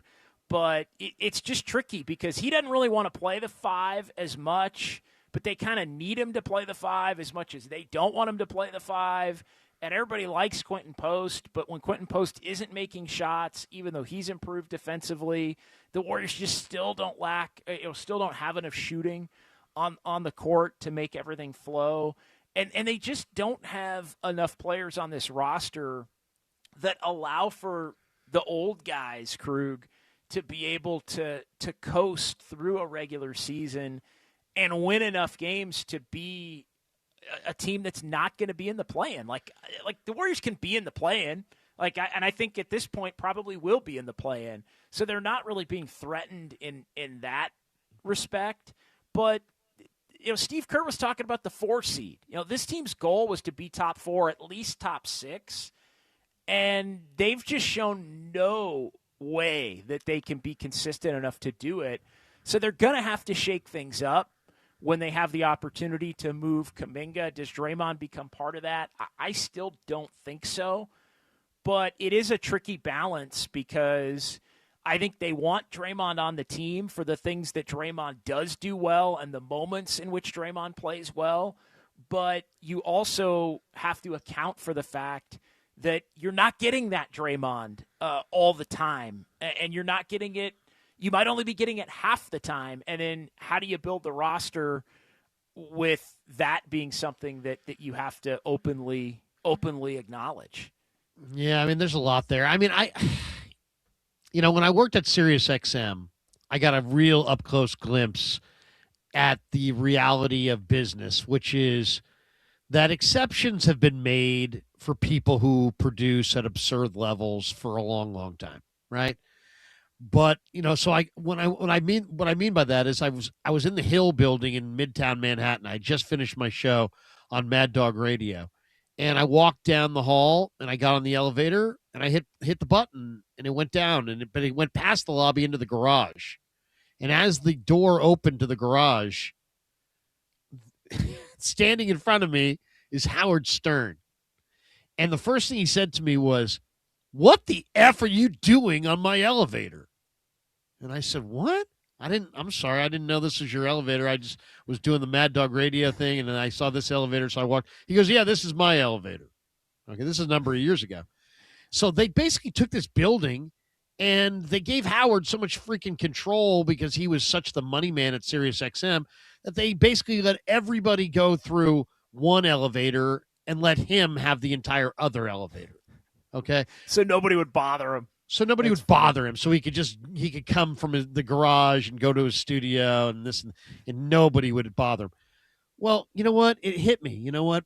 He had a big following in DC and New York, and I'm sure when SiriusXM launched that that was part of it. Like, let's get Howard's audience. We'll pay him $100 million and we'll kiss his ass and we'll give him his own elevator. Barry Bonds. People tiptoed around Barry Bonds until suddenly his production dropped a little bit. Then they got him the hell out of there as fast as possible, and almost like we're kind of absurd about it.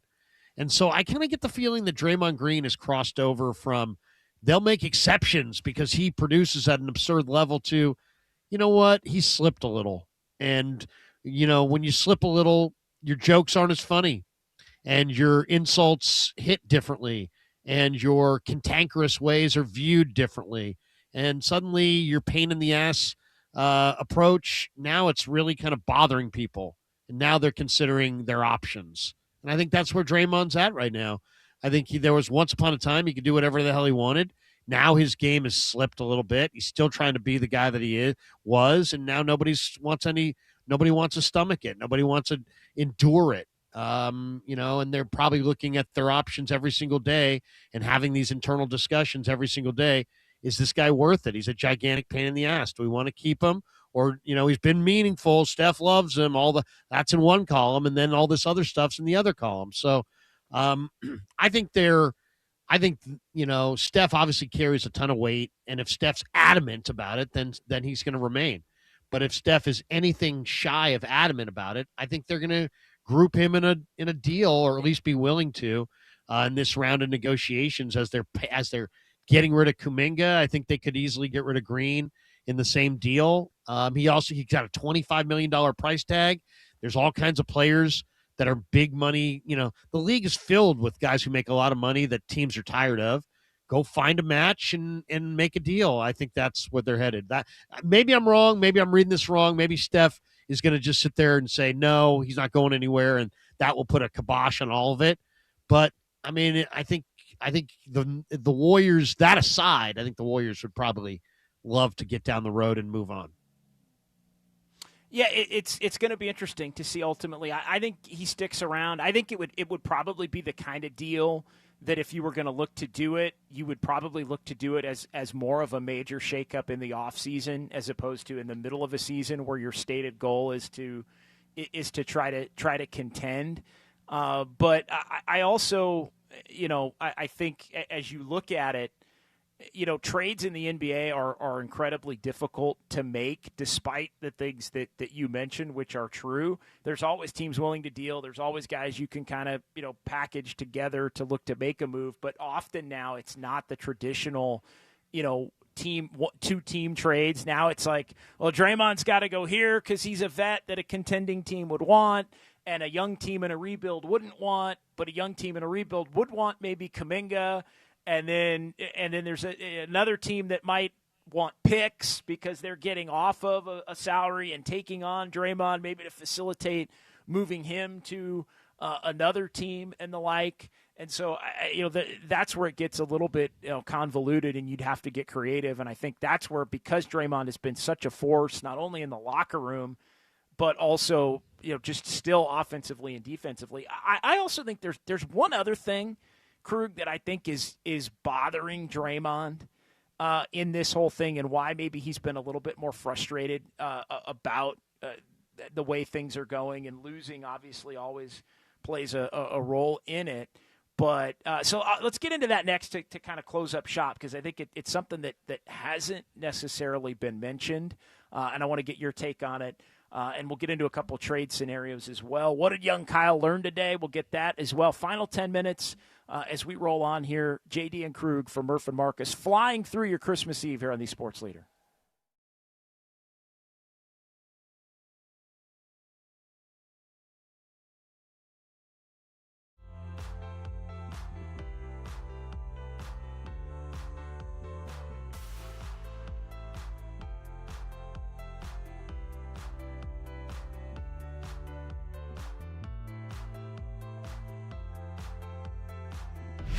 Time for traffic on the Sports Leader.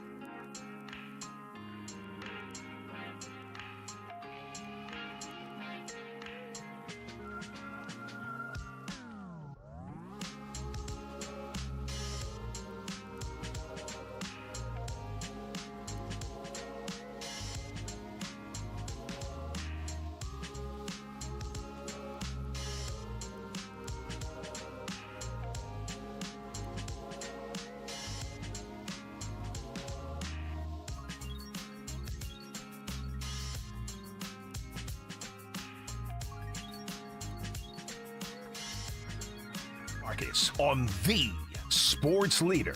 Streaming live on thesportsleader.com and KNBR. The Sports Leader app. Murph and Marcus is sponsored by Bigelow Tea. Grab a mug and tea proudly.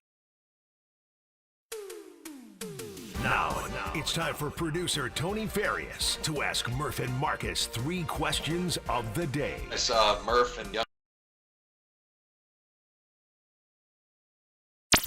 Murph and Marcus want to know, what did young Tony learn today? Well, so the joke is he's very, very young and innocent. Hey, I know that now! Okay! All right, sitting in for young Tony today is the great Kyle Haar. Kyle, what did you learn today? Yeah, so Krug brought up the Jeff Kent story during the interview with Dwayne Kuiper, and I did not know about that story, Krug. Really? That makes me feel old. And I got a few years on Krug in terms of youth, but man, that was a huge deal. Back in what the spring, there was the spring that the Giants ended up going to the World Series back in 2002. So can I tell you guys the backstory on this one? So Sure. Jeff Kent, his agent, I think it was a guy named Jeff Schmidt or something like that. I forget the guy's name. Jeff Klein, maybe Jeff Klein. Anyway, it was Jeff Kent's agent, and he knew that Kent was an awesome player, but that he wasn't really hitting with the fans. So he got on the horn with Bob Agnew, the longtime program director of KNBR, was like, hey, we'd like to soften Jeff's image. We'd like to have him do a few more things and maybe even take some calls. And, we're trying to get him to be a little bit more fan friendly. And, so then Agnew's like, all right, no problem. Great. What we'll do is we'll have Kruger interview him, and then we'll have him on sports phone a couple times. And then we'll take some calls, and we'll have some some questions from the callers. And they're like, great, this is awesome, right? So we have this plan. Never again. And literally the day before we're going to have our first show from spring training, he has this thing where he's fell off his truck. And immediately I'm skeptical, right? I'm like, what? And I had a pretty good connection at the time with the Giants. I had Ned Colletti, who was my good friend, and I called him up. I said, Ned, give me the deal. What's going on here? And he's like, he told me, he's like, the guy was doing wheelies down Scottsdale Boulevard, and he rolled his motorcycle, and there were witnesses, and I know about it. Sabes knows about it, and this and that. I go, but Jeff's maintaining that he fell off his truck. And then Ned's like, he can maintain whatever he wants, And so he tells me. So I say to Jeff, I'm like, Jeff, okay, it's now time. Now he calls the studio line, and he's like, he asked to speak to me before this interview. So I go into the studio. I'm like, hey, what's up, Jeff?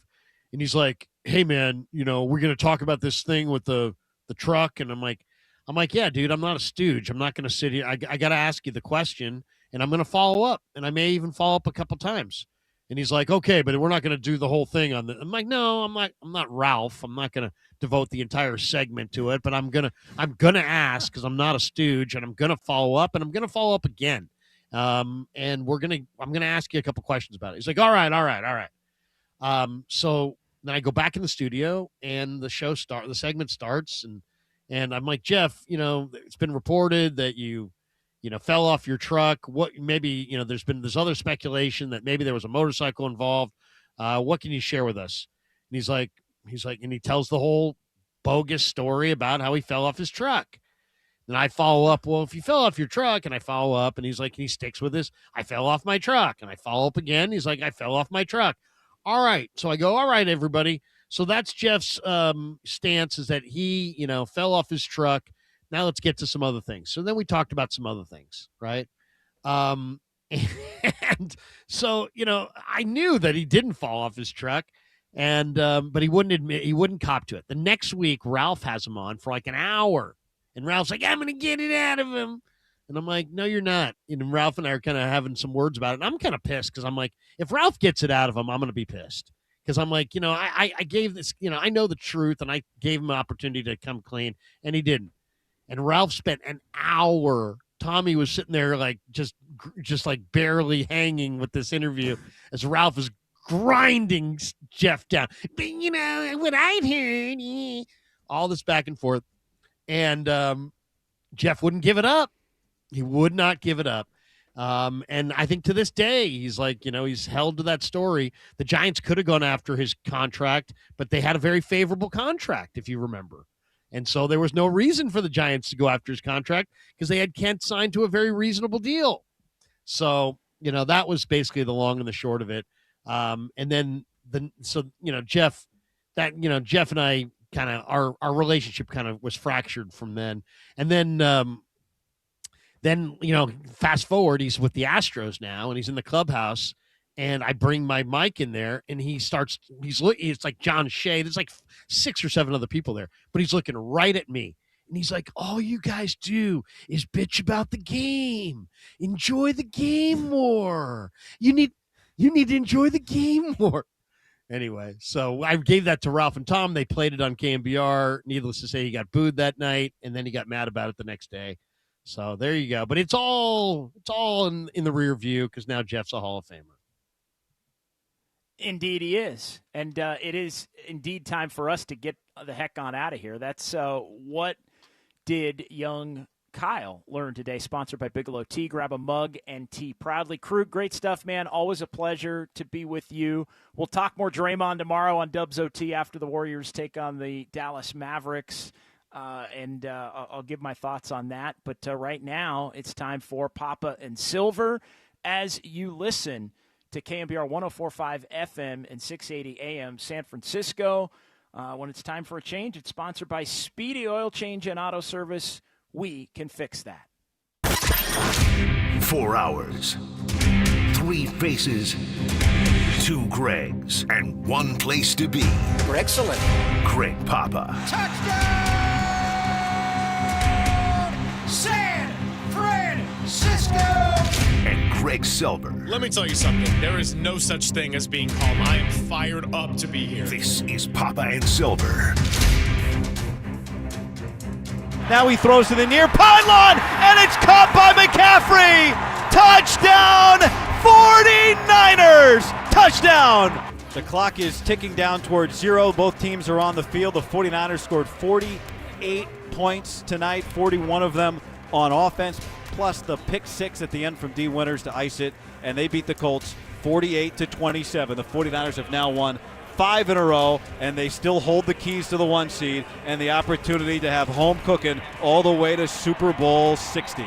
Cairo Santos kicks it, gets a couple of hops, down to his knees. Romeo Dobbs tried to grab it. He fumbled the football. It's loose. Near midfield, there's a pileup. The Bears say they have it. They're jumping up and down. They're pointing in Chicago's direction. The officials peeling bodies back, and they agree. The Bears recover the onside kick.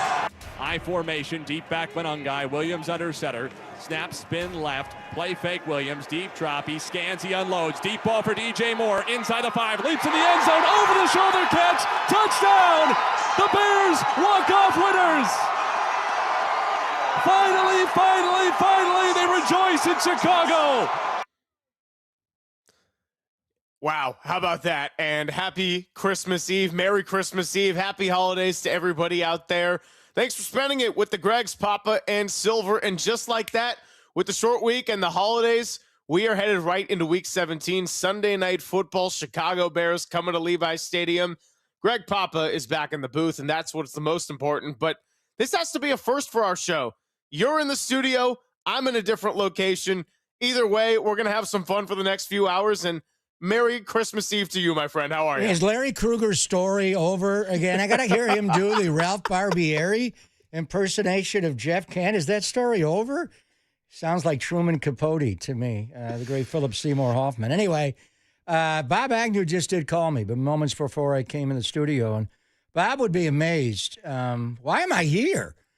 Kyle Haar and I are the only 2 people in this entire building, and you're not even here today. There's been a lot of days we've been in separate locations and a lot of days where I'm at Levi's and you're here, but because we are cranking up football season, I'm going to be different locations here, there, and everywhere, and I got a little work to do today at the hospital, and then I'm not going to have much of a Christmas, to be honest. We'll take time off tomorrow, but this is where it gets busy when you're around a football team, and I'm going back to work, which I can't wait for, but as far as being on the talk show during the week of Christmas, that never happened. But I used up all my sick days, all my vacation days for the rest of my life. The good thing is it won't last very long, and so we'll be back at it. So we'll be here for a few hours. I got to duck out when Kyle Shanahan comes on. Congratulations to the great Brock Purdy. He has been voted the NFC Offensive Player of the Week for his 5-touchdown performance. Second time Brock has won that award. Joe won it 8 times. Steve Young, 11. Jeff Garcia won it twice, the only 9 quarterbacks to win the award multiple times. And now Brock's got one, and he shared the wealth. You heard the McCaffrey touchdown of that. A nice long talk with Guy Haberman. Yesterday we spoke for a while, and what a guy he is. He'll be in the booth, and he'll be on the sideline, and we mapped out a plan for Sunday to have him involved. He's already sending me all kinds of notes, and we know it all. We know what the significance of the game against the Bears, but guy's working like a play-by-play announcer. But he threw 2 to Christian, got Demarcus Robinson involved. TD, JJ gets 1 every week, and George Kittle's getting into the end zone more and more, and I think when Kyle Shanahan, and Kyle Hara put it up on the board when he talks at roughly 12:45, I think the first thing we're going to see is what's George Kittle doing today in practice? Is he going to be able to go today? It is not a high ankle. It's been reported to be a mid to low ankle, which is good, but he was limping around, and that ankle did bother him. And you're going to need all available weapons. We'll also find out, Greg, about Ricky Pearsall and his availability to bounce back and play. They'll figure it out. It's been the ongoing story. Even Jawan gave up the X position for a while, but beyond X, who's going to be your Y, who's going to be your F, who's going to be the Z, they'll figure it out. We know McCaffrey will be at H, and Kyle Juszczyk will be an offensive weapon, and the offensive line's playing great.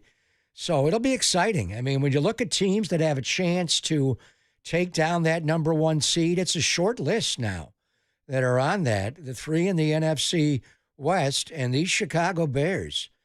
And we can't wait. I mean, I heard all those calls to open the show. I want to hear Jeff Joniak and his calls, because that guy, we had dinner with him in Indianapolis. You got a chance to spend time with him. What a great guy. The 25-year voice of the Chicago Bears will join us in a little bit of time. And he's the one that called a Super Bowl. Devin Hester, you are ridiculous. But I don't know if he's ever had quite a season like this, where they have 6 times they have hit the 2-minute warning. They have come back to win, whether it be in regulation or be in overtime. We saw this team last year when you and I were together, the one game that the 49ers won after the losing streak, starting with the Seattle game and the bad call and Trent getting hurt and Geno Smith running through the defense and Devondre Campbell. The one time they won is against the Chicago Bears. Caleb Williams, we know well from USC, the Heisman year, the next year when he held the ball a little bit too much, he got sacked a near record 68 times last year. 68. This year he's been sacked only 23 times. How has he done that? And he does not go through his progressions. I've seen him a little bit. There was a play against the Bears where he went, number 1 to the right, boom, boom, boom, and he against the Packers, and he got there, but mainly he looks for the first one, he gets it out, and then he gets, when he does get out, he's really dangerous getting to his right hand. So you want to make sure you pressure him. If Bryce Huff is on that side, try to push him back inside. Don't come underneath and give him a hatch to get out, a lot like Shedeur Sanders. He never turned the ball over much. I mean, last year he only threw 6 picks all year, which is amazing, and this year he's at 6 interceptions as well. The completion percentage is the concern. There's always a trade-off. He's not getting sacked, but he's throwing the ball away, I think, a lot, and everybody's concerned about his completion percentage, which is way down, one of the very lowest in football. It was okay last year as a rookie.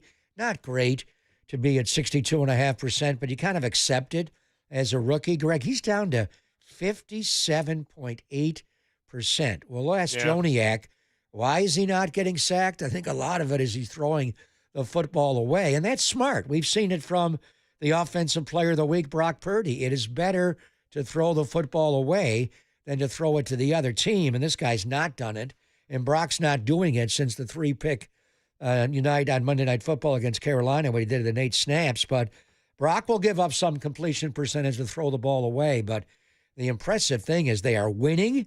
They have the new head coach, and the sacks to go from 68, and that's the entire year. But we've only got 2 games remaining. He's only been sacked 23 times this year, a Michael Jordan number in Chicago. Impressive. Yeah, no question. I mean, Caleb Williams, it's when you think about what the Niners just dealt with on Monday night with Phillip Rivers, it could not be more different in so many categories when you got to face someone like Caleb Williams. The youth, the athleticism, the mobility, just the raw talent, and we saw the game-winning pass to DJ Moore. But then there's also a lot of struggling to get beyond the first read, right? Phillip Rivers was doing so much at the line of scrimmage pre-snap in the first half in particular. Caleb Williams is relying on the run game. And to their credit, Ben Johnson, the interior offensive line, what they've invested in, it's worked. So we're going to talk to Jeff Joniak about all about that. And who are these Chicago Bears? I mean, I was trying to think of other teams that have won a lot of games. And, you know, the Chiefs of last year were 11-0 in one-score games, but they were the Chiefs. They'd won 3 Super Bowls. It was a dynasty. I compare it similarly to, I don't know, Kevin O'Connell's Vikings in his first year when they went 13-4. Ultimately didn't win that playoff game, losing to Daniel Jones and the Giants. So who are these Chicago Bears? And since we are getting in the holiday spirit, at 808 KNBR, you can call Kyle Hart today, or you can text us in holiday wish list. You give one thing down the chimney, one thing out of Santa's sack. What are you giving for the 49ers here in week 17? Santa's sack? What's in Santa's sack is what I want to know. That's what I'm saying. We're letting the people decide here on the text line. Is it Billy Bob Thornton and Bad Santa? I'd like to see what's in his sack. Oh, talk about great Christmas movies. Yeah, we're going to have to sprinkle in some good Christmas knowledge. I do have my 5-1 a little bit later, the winners and losers of NFL Week 16. But we're also going to throw some honorable mentions in from Bay Area Christmas moments as well. So we're excited to hang out with you. We'll carry Kyle Shanahan's press conference a little bit later. 808 KNBR, the number to chime in. And when we come on back, let's get into the big injury news out of this last one. George Kittle, what he had to say after the game, what Jeremy Fowler updated everybody on ESPN yesterday. It's Papa and Silver on the Sports Leader.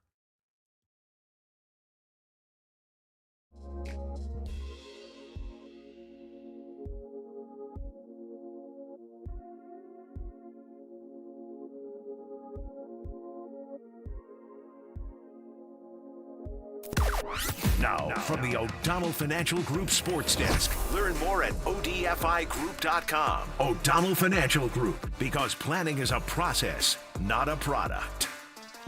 Kyle Shanahan will have a press conference at 12:45, which we will carry live on Papa and Silver. What were your thoughts on the Niners and Colts game? Let us know in the YouTube chat or call or text us at 808 KNBR.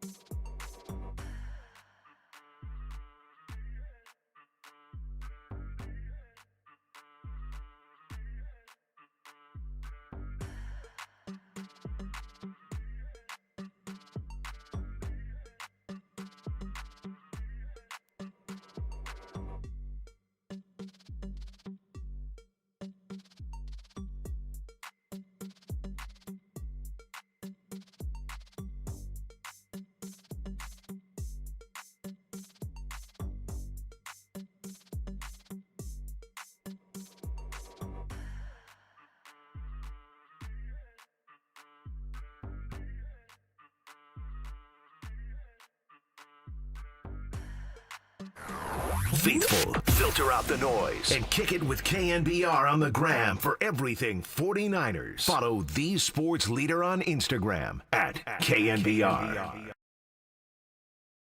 My concern level, I don't think it's a high ankle sprain, so, we'll take it one day at a time, and we'll go from there. It happened second quarter. I don't know, whatever way to drive. I feel like I got hip dropped.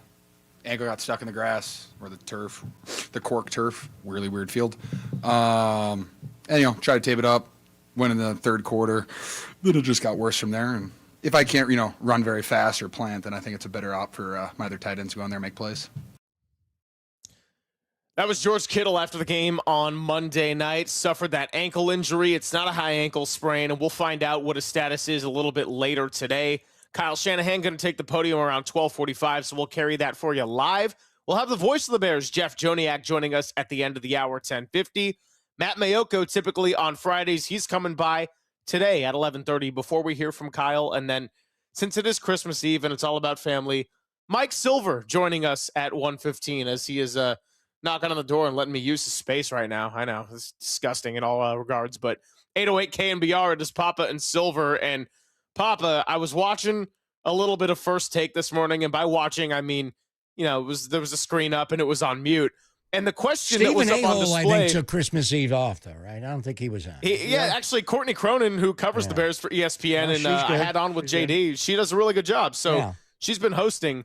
But the question that was up on the ticker was, for Sunday Night Football Week 17, 49ers, Chicago Bears, which team needs this game more? Both! Or who's it more important for? Both. And I'm just like, I don't know. Feels pretty important for both. You got two teams at 11-4, two teams chasing their division, both still in play for the number one overall seed. They've got a lot invested in their respective quarterbacks. Now for Brock, it's financially with the contract extension. With Caleb Williams, it was a number one overall pick. So yeah, it's big for both. The difference is big game experience. And the 49ers, 4-0 in primetime this year, they've shown that by a lot of these guys going to a Super Bowl and a lot of their core, they're built for some of these games. Now, Chicago, they're kind of going through this for the first time with a lot of these different players, and particularly their quarterback and their first-year head coach. Now, when I think about the players the 49ers rely on in these type of games, it doesn't get much more important than George Kittle. And we shared some of the stats yesterday of Brock Purdy and his 144 passer rating, 7 touchdowns, no picks when targeting Kittle this season.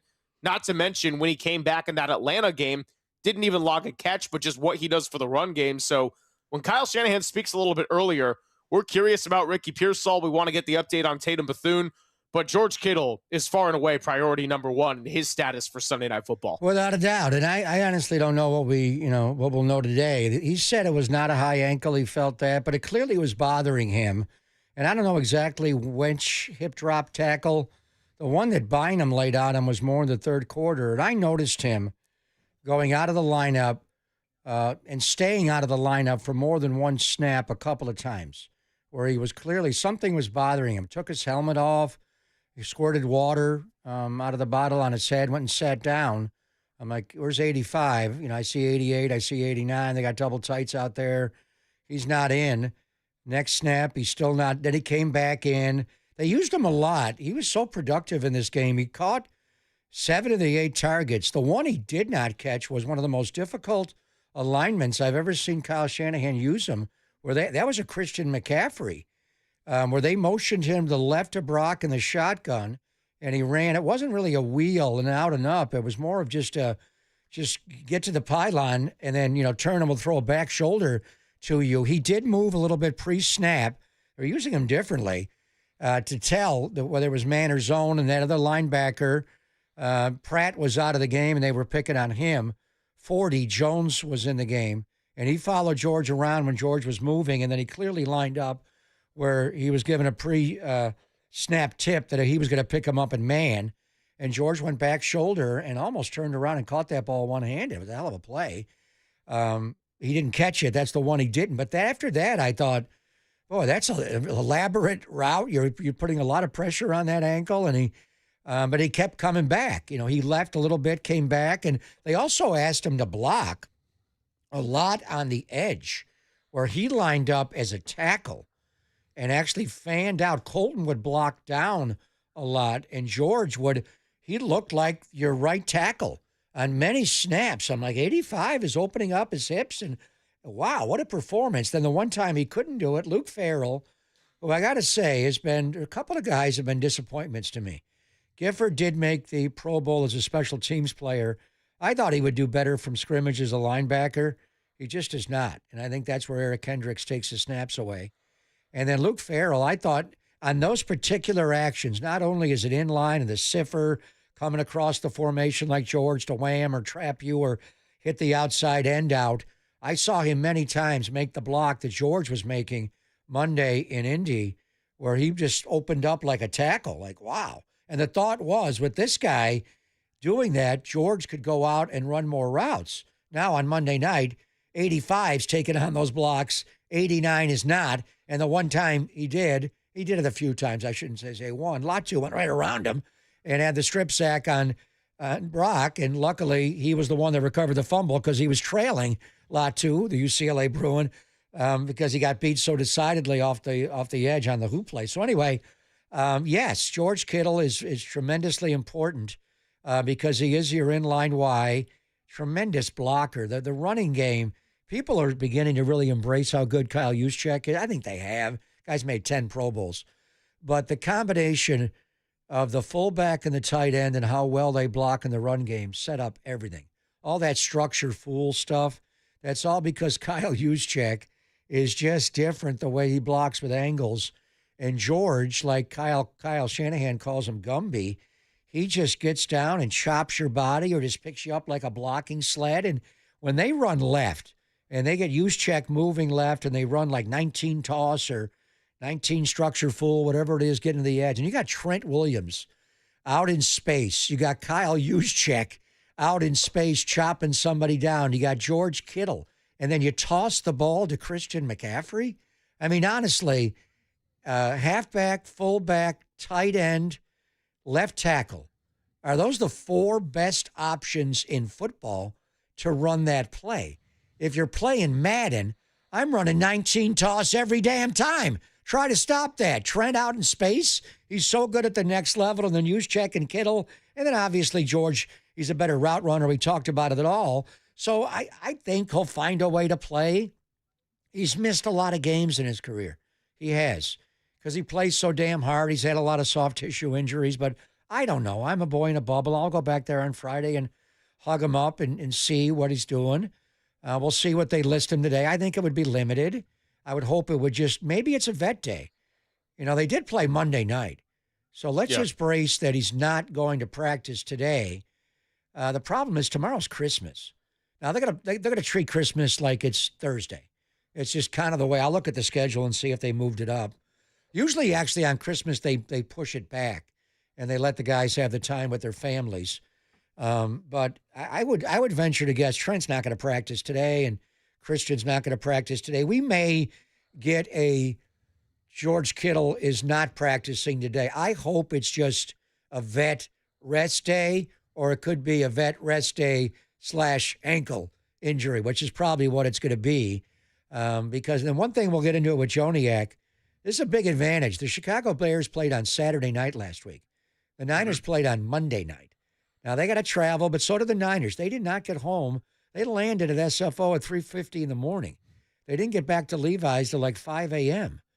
They didn't get home. You know, how much do they sleep? If you got young kids around the holidays, that's hard. Sun comes up, even though it comes up so damn late this time of the year. It's like we're in Juneau. But anyway, it's just, it's hard, you know, to come back and all of a sudden you wake up like you just played the game. You're just sore and you got to go back out and play. So let's slow our roll a little on the practice designations. I would venture a lot of guys are not going to practice today because you just played on Monday night. You played that game on carpet on Monday night.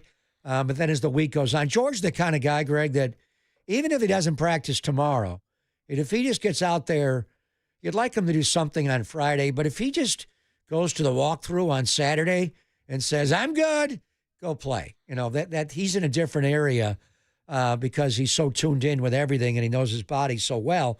But if he doesn't play, it does change a lot. Does Jake Tonjes, Jerry McDonald wrote about that. I thought, you know, when George came back, we'd see a lot of two tight ends with Jake and George, where it'd be just different than Charlie Warner. Or I go back to when Jordan Reed was here.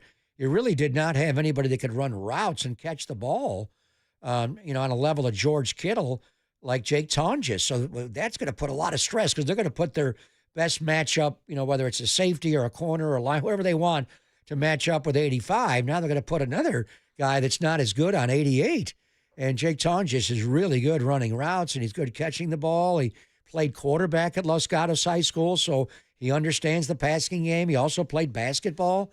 He moves kind of like a basketball player, just different that way. But let's just see. But I think we are bracing for George not to practice today, and let's hope it's more rest day than ankle day, but it's probably going to be a combination of both.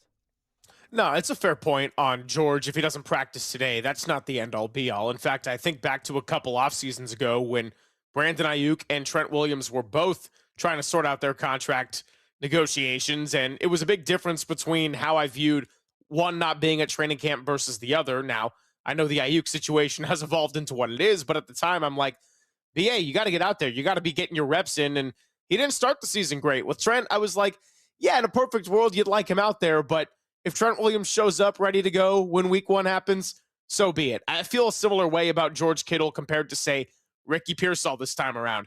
I would love for Ricky to be able to practice in a limited fashion and start inching toward being able to play. And given that Kyle Shanahan said he was close on Monday night, I'm feeling somewhat optimistic. I'm going to say cautiously optimistic about his prospects of playing on Sunday night. But for George, you just want him to be as healthy as possible going into the Sunday night game. And the rest disadvantage conversation, it's a big one because we haven't had it a lot this year. It was a big thing last year. This year, not as much. But yeah, Chicago gets the exhilarating primetime win, puts themselves in the driver's seat of the NFC North, 11-4 versus 11-4. So which team needs this game more? First take, I don't know. Means a lot for both. Number one seed, division, all up in play. And these last 2 weeks for the 49ers in particular, man, did you come back for two games that are as big as I could remember for a regular season. So with Jeff Joniak set to join us in about 20 minutes, I want to open up the conversation of who are these Chicago Bears? How are they similar or different to any of the other matchups that we've been previewing? Such a fascinating team. I don't think a lot of us expected this week one. We certainly have mentioned time and time again that we thought this game might get flexed out of Sunday Night Football, given that it was two last place teams. And when we worked together this time last year, that was the only victory Monday we had together, and both teams just circled the drain thereafter. So it's Papa and Silver, 808 KNBR. What's your wish list for the 49ers? Is it a healed ankle for George Kittle? Is it Ricky Pearsall drinking from the fountain of youth and getting right back out there? Share your thoughts, 415-808-5627. It's Papa and Silver on the Sports Leader.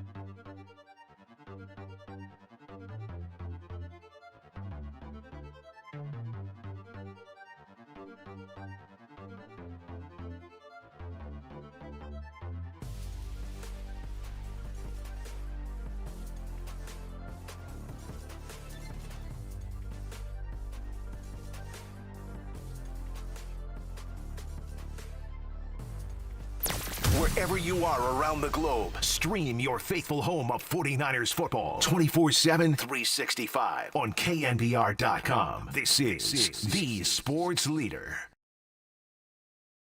2 receivers left, 1 right. Willis under center. Deep back, Jacobs. Goal to go. First out of the 4. Snap, turn left. Handoff, Jacobs. Stutter steps and drives along the hash, pushing inside the 3. And he's thrown back. The ball came out of the end. There's a pileup near the 2. The officials have not signaled that Jacobs was down or that his forward progress was stopped. The football is on the grass inside the 5-yard line. The officials are peeling back bodies. They say it's Bears football. Josh Jacobs fumbles inside the 5, and the Bears come away with the football.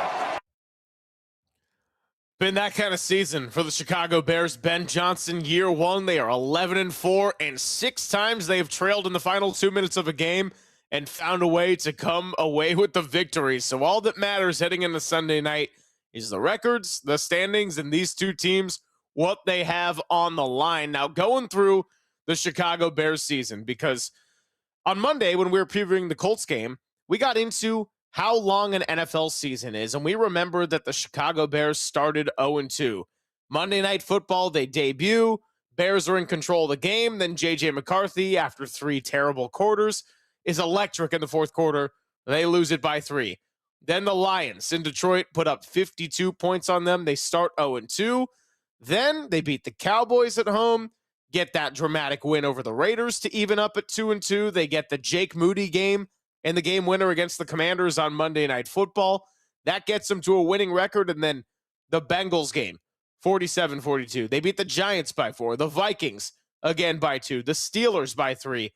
And then Black Friday happened, day after Thanksgiving, when they went into Philadelphia. And right when the Eagles started looking a little wonky on offense, they manhandled them, won it 24-15. And that gets us all the way to the Packers game that happened on Saturday night when the Bears looked dead in the water. Just as much as it was an impressive comeback for the Bears, the Green Bay Packers also couldn't close the door. And here they are, 11-4, in control of their division. So when we have Jeff Joniak coming up in a bit, I just want to give him a lot of questions, Papa, about who are these Chicago Bears, because the last time that we saw Jeff in person, we were discussing, would Brock Purdy end up getting paid in the offseason?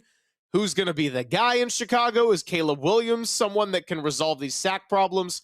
And here we are. Didn't think we'd be talking about multiple 11-win teams when we got to this point. Well, without a doubt. This is one of the great stories. And I think their head coach, obviously Ben Johnson, a lot of love for Kyle Shanahan to win the AP Coach of the Year award. But for where the Chicago Bears franchise was and just reinvigorating it all. Remember on Thanksgiving Day last year, the mismanagement of Matt Eberflus and where that was? And as you noted, it did not start well. They were 0-2, and they gave up 52 points to the Detroit Lions in week 2. So it looked bad for not only Ben Johnson, but our friend Dennis Allen, the former coach of the Raiders and New Orleans Saints, and great defensive coordinator. He's done okay as a head coach, more so in New Orleans, but he's a respected defensive coordinator. And when Ben Johnson hired him to run the defense there, you knew that was going to get done. So we'll talk to Joniak, and we love Jeff, and he's been a friend forever and ever, and even more so since July. And I'm so fitting that I'm coming back, and Jeff will be in the other booth, and Mike Tirico is going to be here as well, and we'll have a surprise when Mike comes out. But the Chicago Bears, obviously had to hire a head coach to align with their quarterback. And Ben Johnson, and we'll get into it, Ben Johnson was hard on Caleb Williams. Going back to training camp, there were a lot of, shutting it down early and yelling at him and getting after him. I mean, Kyle did not have that. Even with C.J. Beathard or Jimmy, he was hard on those guys. He certainly didn't have it with Brock. He didn't do it with Trey because it wouldn't have worked just to yell at Trey. He's Trey Lowe. He's not an accurate quarterback. Yelling at him is not going to make it easier. So Kyle can be demanding more in the meeting room, but Ben Johnson did it out where everybody could see it. So just the relationship is because Caleb's a little bit of a different personality, and you got to give him credit. He has fought through the hard coaching. He's not getting sacked as much. He isn't accurate. They struggle. The reason they have all these, comeback wins late in games with 2 minutes to go, and they got 6 of them. That is incredible. Is because they play terribly on offense for an entire half. You'll be watching them, and they don't have a point. They barely have a first down. You're like, what's going on? And then they just, except for Black Friday, that day they ran those two running backs right down the throats of the Philadelphia Eagles and strangled that game right away. So obviously we'll get into it with Joniak on what Ben's done with their offense and how he's changed the culture there. And he's around this head coach, quite a bit. But I'll tell you right now why they're 11-4. It's Dennis Allen's defense. They have 31 takeaways. They have taken away the football this year 31 times, and they have 21 interceptions. They have a plus 21 turnover differential. That is the best, third best in a single season in Bears history, and you have to go back to 1960 to bring up a year like this. They take the ball away. Byard leads the NFL with 6 interceptions. Wright's got 5. Those two off-the-ball linebackers they deal with there. Edmonds has got, 4 interceptions on the year. Those numbers are crazy. You can look overall, you look at their defense, Greg, and they give up 24 points a game. They actually give up more points than the Niners defense does. We keep bringing that up.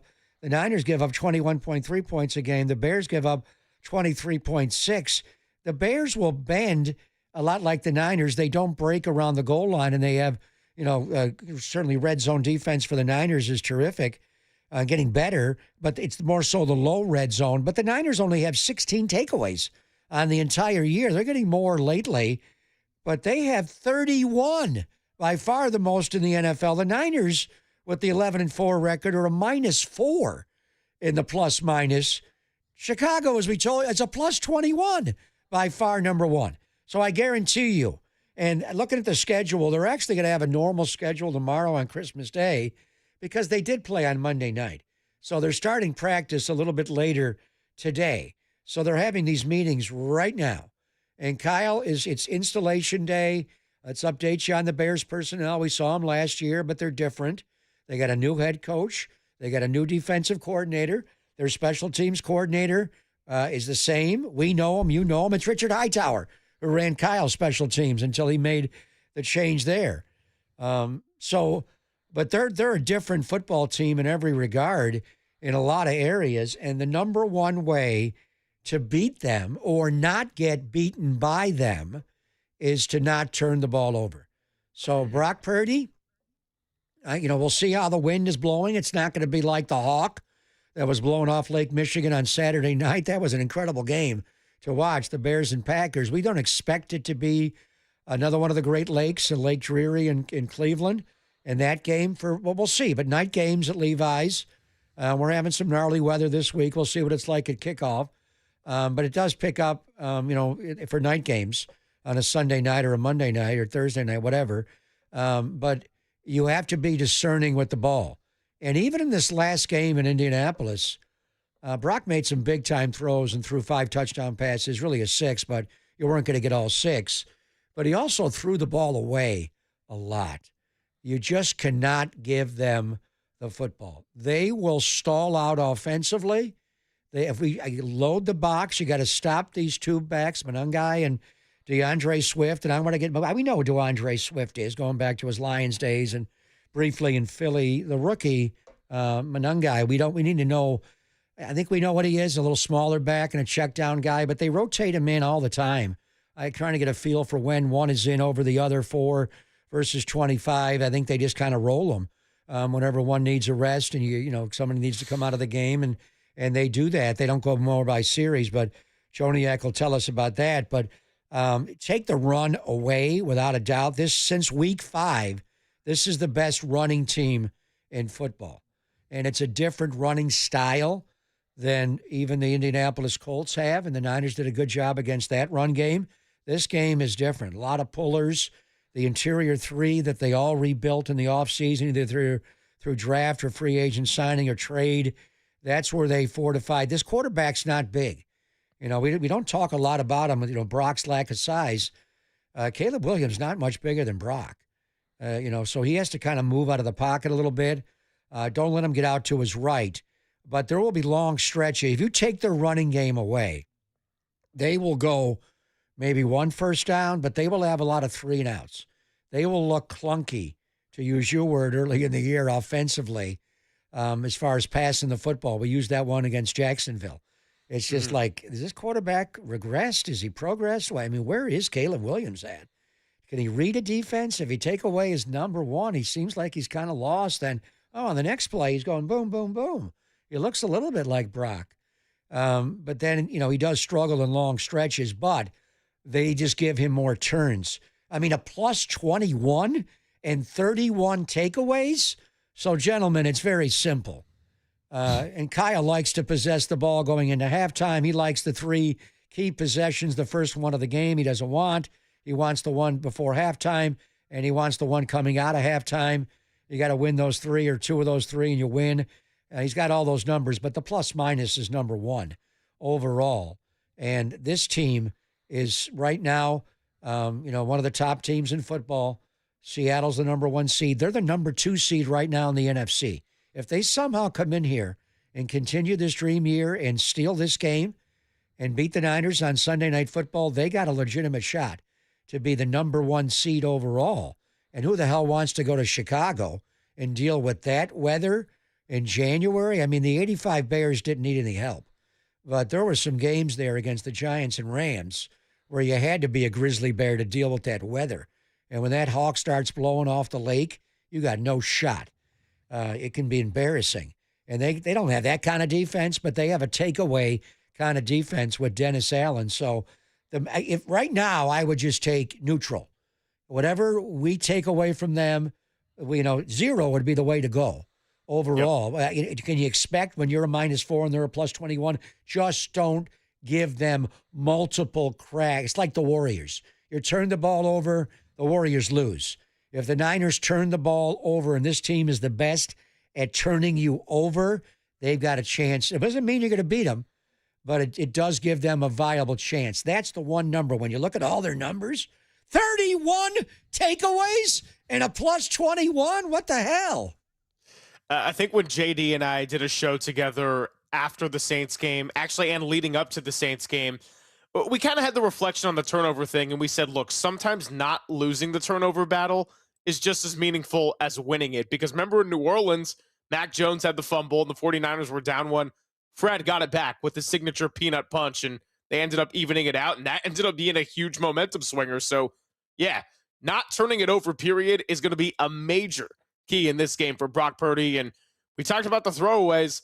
Well, coming off the heels of that 3-interception half against Carolina, you went to Cleveland. It was windy.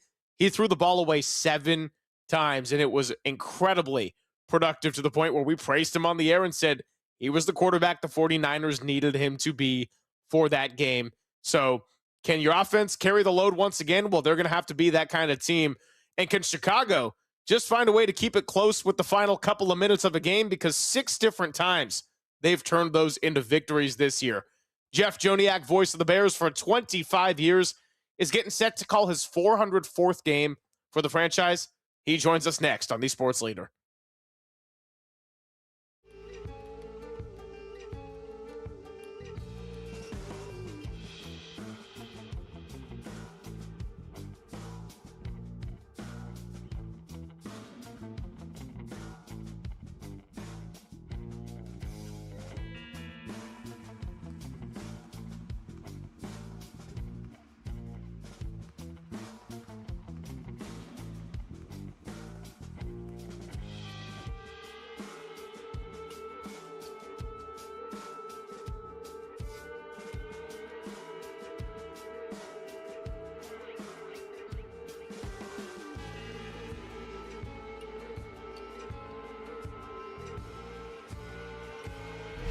Time for traffic on the Sports Leader.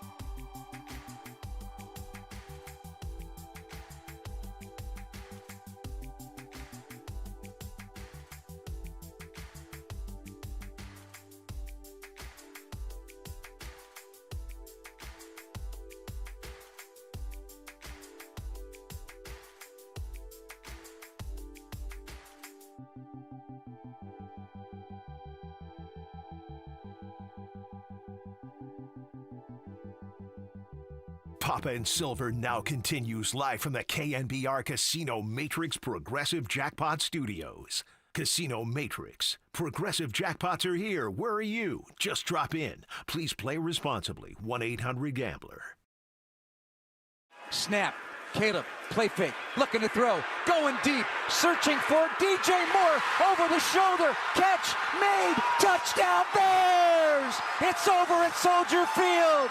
The Iceman cometh, the Iceman taketh, a 46-yard spiral to the end zone to DJ Moore.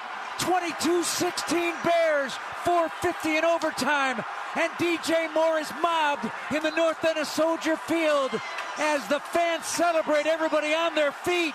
What a strike. What a week of football this was. I mean, Thursday night between the Seahawks and the Rams had so much weight for the NFC West. We talked all about what Brock Purdy did on Monday night. But in between all that, and the voice you heard right there was Jeff Joniak calling the Chicago Bears, upsetting the Green Bay Packers, coming back when they looked dead in the water. And Jeff is getting ready to call regular season game number 404 and game of any kind number 505. So he's a legend. He's been doing this for 25 years, and we appreciate his time on the UMA guest line. Jeff, happy holidays from both of the Gregs, Papa and Silver. How are you, my friend?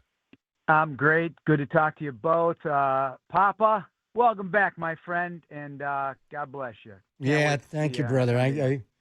I sent you a text this week early, and it's nobody more fitting to have in the opposite radio booth than you. And we've been close, but we got a lot closer last year, and as did Greg Silver as well when we all had dinner at St. Elmo's. And I was worried about you taking Tyler Warren. You wound up going with Colston Loveland like you said you might. And but you fortified the middle of your offensive line. We knew this game was coming on the schedule. We just didn't know it would be the penultimate game of the year and could be a battle for the number one seed. But just overall, before we get into the weeds and break down Dennis Allen's takeaway defense, and I love the Iceman line, and just what has Ben Johnson done for your football team, the new head coach of the Bears, do you think?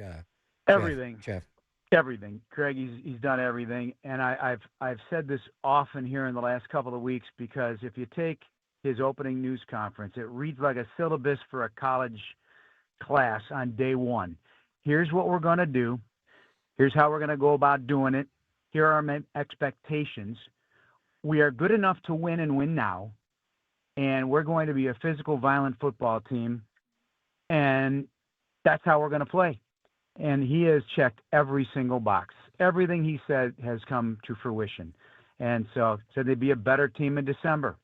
And so here we are, as you say, the penultimate game and a battle for the number one seed, a chance to win the division for the first time since 2018.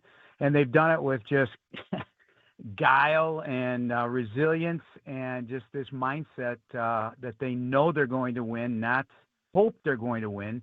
And it's been a transition from hope to knowledge and, to just go out there and never say die. I know these are a lot of cliches, but this has kind of been the year. I mean, no, you can speak in cliches all you want, but 6 wins when trailing with under 2 minutes to go speaks for itself. And Jeff, what fascinates me so much about Caleb Williams is that often you see with young quarterbacks, they come out and they look good in the first half when it's scripted, particularly when they got a good-minded offensive coach running the plays for them. And then in the second half, when adjustments are made, they're not seeing it as well. They can really struggle. With Caleb Williams, though, this year, it's been very much the opposite, where he struggles in the first half. The offense takes a while to find a pulse, but then when it's the last possible moment to really go and grab the game from the jaws of defeat, he'll make these incredible clutch plays that shows the talent of why he was drafted number 1 overall. So why do you think it's been a little bit different where it's a slow start and a fast finish, converse to what we see with a lot of other young quarterbacks? I can't call it. However, at the end of the game, and I just visited with him yesterday and sat him down for an interview we're going to have on our Sunday TV show in advance of the game, is that he does have a, dare I say, a Jordan-esque, Kobe-esque type of mindset about late in the game, clutch moments, and he wants the football. That's it. And he just comes to life at the key moment to rip a pass that maybe he hadn't over the course of the game with a conviction, these convicted throws, these odd angles, these running to the left, time running out, time and space, and still managing to launch missiles. His arm is super strong. He's super strong. I think he's underrated in terms of that. He's a super conditioned athlete, and he invests a lot of time, energy, and money into that beyond the building. And he just goes into a different place in the fourth quarter, especially with the game on the line. And so I think the team feeds off that, and his mindset equals Ben's mindset at this point. They might as well look in the mirror and see each other because they feel the same way about the game and how to go about it. And Ben has really pushed him hard to the point that Caleb yesterday said early on in this process he didn't think he liked him. He had a hard time figuring him out. And that's Ben, though. He is tough as nails. Yeah, we've seen him, take off his shirt in the post-game presser, but he did it to get people fed and feed the masses with the Wiener Circle in Chicago. Last time we saw you, it was all about fortifying the offensive line, and you went out and did it. I thought maybe you'd do it in the draft, but you got Joe Tooney, Drew Dahlman, Jonah Jackson, either by trade or, signing free agents. Darnell Wright's played really well for you at right tackle. I know Ben Johnson has the reputation for all the creative plays in Detroit, but the last 2 times we've seen him, in the NFC Championship game, the Lions, they had a 24-7 lead and lost. He ran it 29 times for 182 yards. We saw him late last year with the injuries ravaging the defense. They ran it 33 times for 152 yards. So it seems to me at his core, he wants to run the rock. Tell me how you guys do it, and how do the 2 running backs divvy up playing time? When does one come in for the other? Well, those are great questions because I think most people think of Ben, as a trick play caller and airing it out left and right. But at his core, he loves running the football, and that the math has proven it both in Detroit and here in Chicago. So it sets up the pass, and the divvy up has been really impressive. Swift is a different player this year, in my opinion. And that's partly to do with Eric Bieniemy. He demands toughness. He demands the dirty yards, the running between the tackles, hitting your hole, lowering your pads. And DeAndre's done all of that. His vision has been complemented by the concepts of the running game. You just don't know what they're going to throw at you in the run game. There's so many different concepts here. And they like outside zone, but they also love, gap scheme and running up the middle between the tackles. So in concert with the offensive line, making some unbelievable blocks over the course of the season. But everybody's got a block, guys. It's a saying that he started from the moment he got here. No block, no rock. That includes the tight ends, running backs, and wide receivers, and they've all made some impressive blocks over the course of the season. Kyle Monangai, to me, has been a major, major find. A 7th-round pick out of Rutgers, no different than Isaiah Pacheco. Guy never fumbled in over 650 attempts in college. He secures the ball. Typically, he's had some stuffs, but he typically is falling forward when he does get hit, and he delivers shots. And he's outstanding pass protector. I love this guy. And every time he's on the field, the team feeds off his energy. So in key leverage situations, he's often on the field.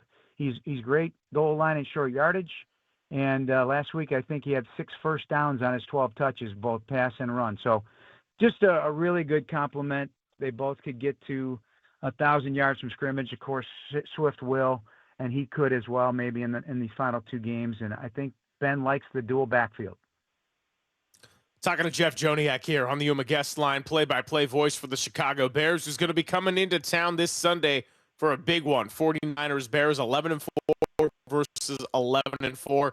Everything. So I'm curious about DJ Moore, Jeff, because I read this week that he has not had a winning season since high school. Nope. And usually when athletes get to the pro level, they get drafted high and usually to losing teams. And that's kind of their first real experience of not winning, because if you're that talented, you're going to be winning a lot of games getting up to that level. But for DJ, it's been very different. What's this experience been like for him with a new coach and a second-year quarterback and a lot of youth on this team, as someone he's a veteran, but he's also kind of learning how to win and do all this for the first time in unison with all these young teammates? Yeah, his whole demeanor has changed, man. He takes losses very hard. He takes his performance very hard if it's not up to his standard. And it's taken him a while to find his way in this particular offense. Ben does a great job of having a plan to divvy it up among all the targets, and there's many mouths to feed here. And it may not work out that way because of what Caleb does through his progressions, as you guys all well know. But, you know, there was this kind of media creation that DJ and Caleb weren't on the same page. And I always fought that notion. It's all about the progressions. And DJ self-admittedly has had some tough times this year, little things that never happened before, whether it's slipping on the grass or not coming down with a catch. So I'm thrilled for him to have that catch last week, which to me is the best throw, best moment, biggest stage, short of the playoffs. I get it, but it was the Packers, and they're the boogeyman for the Bears. That's been made in Bears history, believe it or not. It was on the weekend they clinched the division. There's a lot to it. Whoa. That ball was a rocket, a moonshot, perfectly thrown. And the catch with Keyshawn Nixon draped all over him. You can go back and look at the still shots. At one point, all you see is black gloves on the eyeballs of DJ Moore, and the ball is somewhat cradled in his hands, but not there yet. I don't know how he caught it, but he did, and the place erupted. It was overtime. It was beating the Packers. And I went through history to find the biggest ones, and there haven't been many. There were some great ones in the 06 season, 18, 2001, but because of what this game meant, I feel it was. So, DJ, yes, his experience winning for the first time. I think there's 16 guys on this roster that have been to the playoffs. In years past leading up to this, I did the exercise of what everybody's record was at the time they were playing with the Bears, and most of them, 90% of them, never had a winning record. Cole Kmet's the only player that's been a Bear playoff player in 2020. So there's been a lot of change in thinking about winning and how to win, and some of these veterans, many that you mentioned from the offensive line, except for Drew Dahlman, has had a taste of the playoffs or a Super Bowl. Joe's had more than a taste. How about this for a nugget? Yeah. I'm nuts with numbers, and I'm not smart at all, so I'm not a math guy. But Joe Tooney at 181 games regular season and playoff up until last week, so the numbers are going to be a little off here. But and I looked, his point differential was a plus 1,160. So he won games. He only lost 39 career games. That's it. Kevin Byard at 171 was a minus 12 in point differential. And I shared it with both, and they both erupted laughing. They're like, no way. Like, what? That's absurd. Joe, of course, has had the benefit of blocking for, 2 Hall of Fame quarterbacks and now a good Caleb Williams on the rise. So he's been blessed to be in the right place, and I'm not taking nothing away from Joe Thuney. He is fundamentally as perfect as you can get as an offensive lineman. So he stole enough Super Bowl rings from me, so we're not happy with that guy. But anyway, I hear what you're saying. Right. Now, Byard could respond, but I've got 6 interceptions on the year. Wright's got 5. Edmonds has 4. We were looking at the numbers. 31 takeaways, 22 interceptions.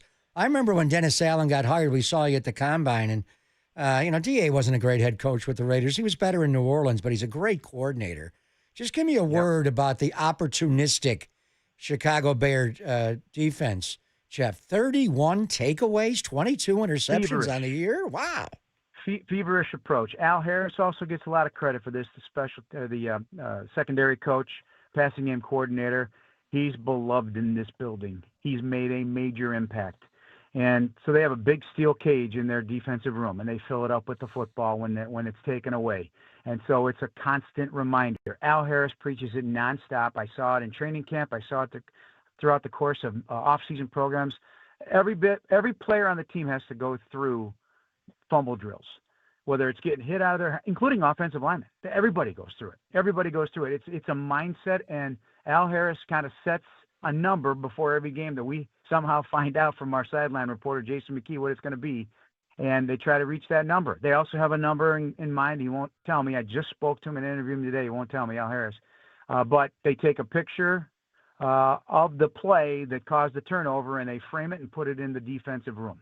So it's constantly, and every coach does it, right? Every coach does it. But these guys, I challenged Al early in the season when this was starting to become a thing. I said, how much of this is luck? And boy, he gave me a look. We don't look at it as luck. Now, we all know the ball bounces certain ways, fine.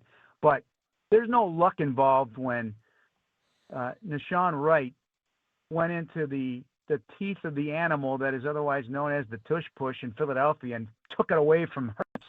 Or last week when he took away a scrum ball, or that these guys are in the area where the ball is going to be bouncing. I'm telling you, they're lined right, and they're thinking, take the ball away. And I think, 36 for the 18 team was the most since the 85 Bears. So they're within reach of that.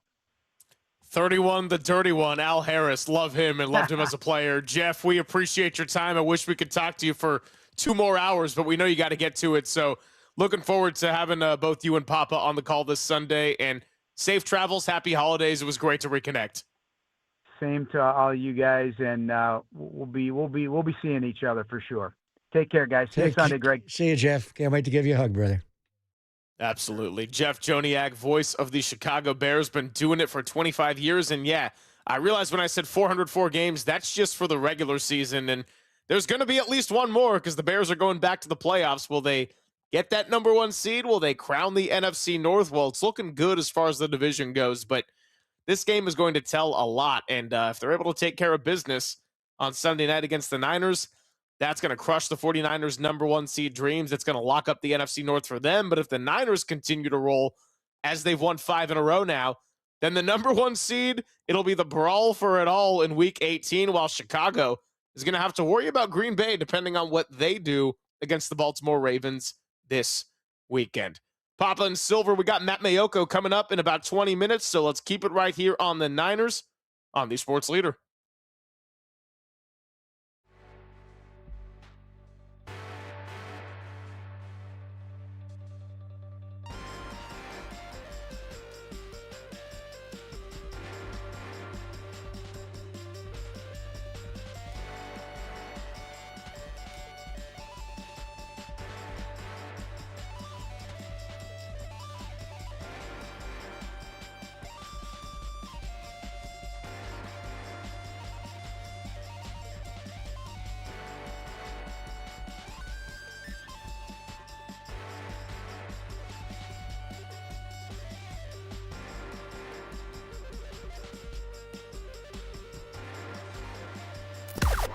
Now, from the O'Donnell Financial Group Sports Desk. Learn more at ODFIGroup.com. O'Donnell Financial Group, because planning is a process, not a product.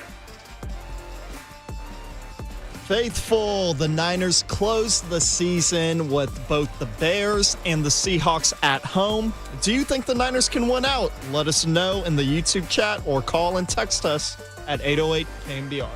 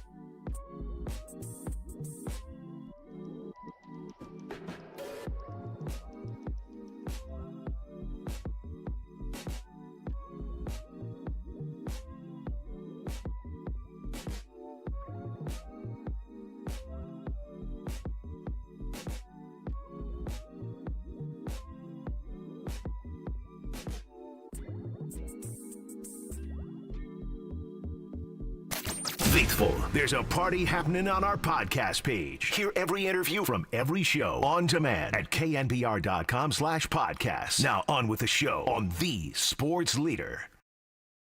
Just tunnel vision. I told the guys, man, we got to have tunnel vision. We got to take this thing one week at a time. We got 3 back-to-back 10-win teams, playoff teams that we got to go head-to-head, and try to allow us to accomplish one of the goals we set out at the beginning of the year. So it's obviously going to be an incredibly hard road, but I think we have the team to do it, and we have the confidence to do it. We just got to take it 1 week at a time. The 49ers have had no choice but to take it 1 week at a time with all the early season adversity they faced. 808 KNBR is the number. It's Papa and Silver. We're going to talk to Matt Mayoko coming up in a bit. And one of our discussions as we've moved forward with the season, Papa, is it's not always about who you play, but when you play them. And the Bears, pretty similar trajectory to the 49ers in terms of they're in a positive direction. They're riding off a big high in prime time, 11 wins. Eagles, Packers, Rams, all in stages in the NFC where, at least coming off the last week, it doesn't feel quite right. I'd say Seattle, the 49ers, and the Bears are all trending in a more positive direction. Now, the 49ers have the infamous last place schedule. You know who else does? The Chicago Bears. So you can look at their records, you can look at the way they've won games and all that, but the bottom line is these next 2 weeks for both of these teams, and starting on Sunday night, are going to be a big measuring stick game. Now, the 49ers, as we outlined earlier, they're 4-0 in primetime game.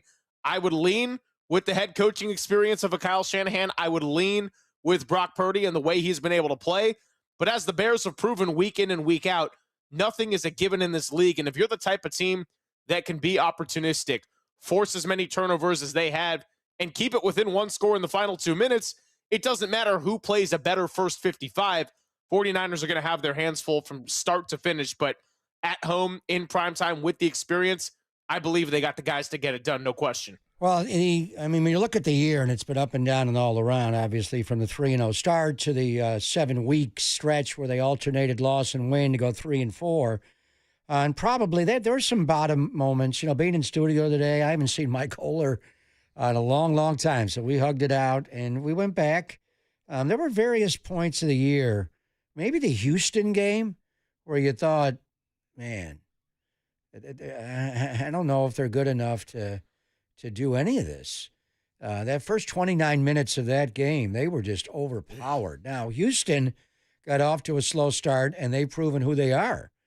Then C.J. Stroud got hurt. They still won with Davis Mills 3 games. Their offense is much better, and their defense is the best in football, bar none. So you look back on that one a little bit differently. But I think the real rock bottom moment was the Rams game. And they fought back into the game a little bit, but 3 touchdowns to open the game, 3 touchdowns to open the second half, to get laid on you 42 points. It was like, whoa, this is a whole different weight class. I know we beat them on that Thursday night, but they look like a much better football team. And they looked like a much better football team in Seattle last Thursday night. The better team in this league and in this sport with an oblong ball does not always win. You can roll up 500 yards and be a +3 and still lose the game. So that's why things are funky. But they got on a stretch where they beat Arizona. They beat Carolina. They beat Cleveland. They beat Tennessee. And they beat an injury-ravaged Indianapolis Colts team that lost their quarterback. And Phillip Rivers is doing fine.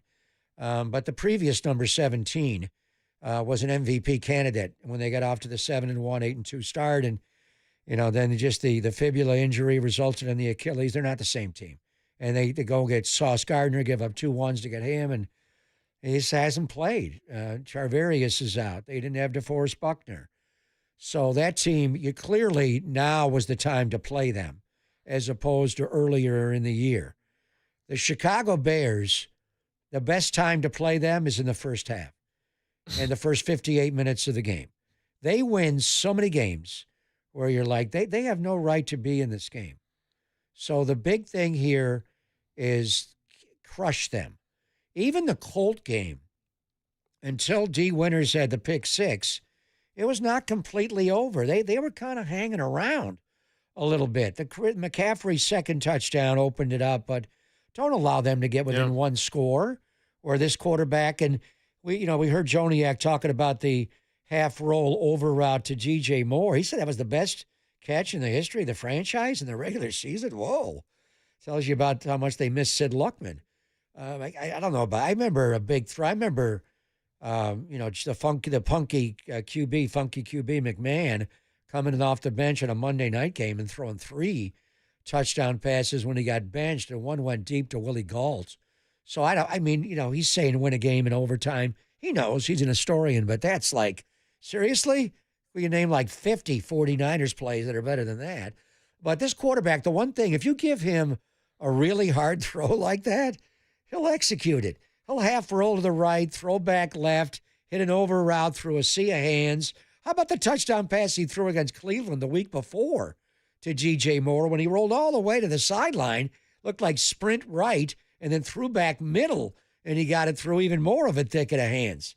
Now, where he misses is on simple throws, and then he throws the ball away a lot. This team right now is better than the Indianapolis Colts are. They just are because of the state that they're in. They're better than Tennessee. They're better than Cleveland. They're better than Carolina. They're better than – I will grant them that. They're not Seattle. They're not the Rams. I don't think they're the 49ers. I see a lot of areas where this team – and believe me, taking the ball away is not luck. It is a mindset in a building. It is practice. I mean, this franchise brought us – Charles Tillman brought us the peanut punch. That's what they do. You don't think he goes to camp with them and talks about it, and now they got Al Harris there? That is not luck. You take the ball away because you hit the snot out of the other guy. You punch the ball out of the other guy. Johnny Holland does it all the time with his linebackers. They're juggling, footballs all the time. They're punching the ball out all the time. It's a mindset. Don't let them do that. So 2 hands on the ball. Even Brock, be a little more fundamentally sound with the ball on the rollouts. Be careful. They're all lurking. And just don't give them extra possessions. Don't give them 3 or 4 extra balls in this game. That'll keep them in the game. And then they'll get a chance to steal it. But I still think the Niners are the better team. They've made a lot of advancements in 1 year's time when they came in last year. There's no doubt. And this coach is a tough guy. He never spoke a lot in Detroit. He did as a coordinator, but he was just now he's got that look on the sideline like he's lost in his thoughts. And then he whips off his shirt in the locker room after a win on a Black Friday. And he's doing it to feed the masses, but he's serious. He's got a little Kyle Shanahan in him, but a little crazier side to him. And like Kyle, like Gruden, he wants to run the rock. If you don't stop their running game, they will run the ball 40 times on you. They did it to Philadelphia. I could not believe they handled that front like that. So that's the first thing. But I think the Niners, if they play their game and they're healthy, they should be able to handle them.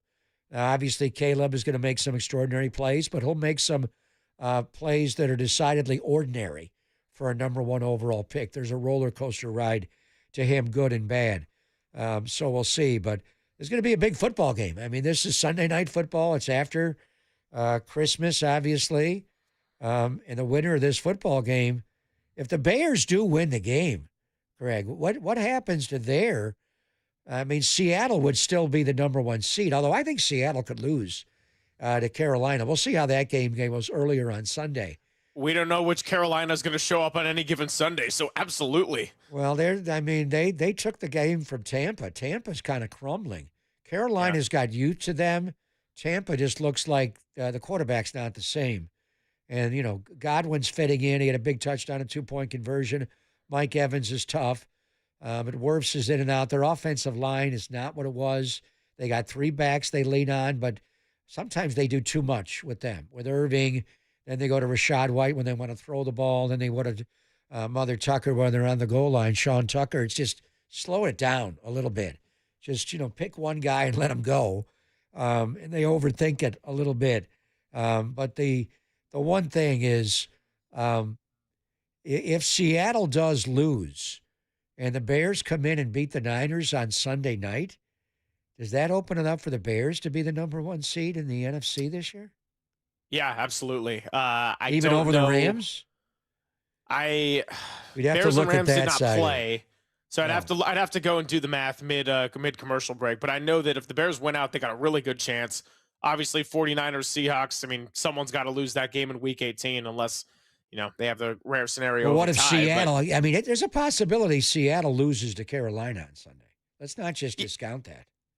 No, and then I think the question becomes what you laid out of do the Rams get a tiebreaker over the Bears, and I think it would come down to conference record, which Off the top of my head, I don't know what it is for Chicago. I know the Rams had a pretty good conference record, though, this year, even leading up to that Seattle loss. So Rams might have the advantage in that regard because I think they had, well, I'll do a little checking on that, actually. This is a good exercise here for us. Well, the point is, I mean, for them, the Chicago Bears, and you laid it out, listening to Joniak, I mean, we didn't think this team was going to be a playoff team. We didn't think, I mean, look at their division last year. It was one of the best three teams in football. The Lions are the one that fell off. Green Bay's been kind of steady, and it's the Chicago Bears that have replaced the Detroit Lions. And what's the main change there? Ben Johnson left Detroit, and he went to Chicago, and he brought that mentality to them.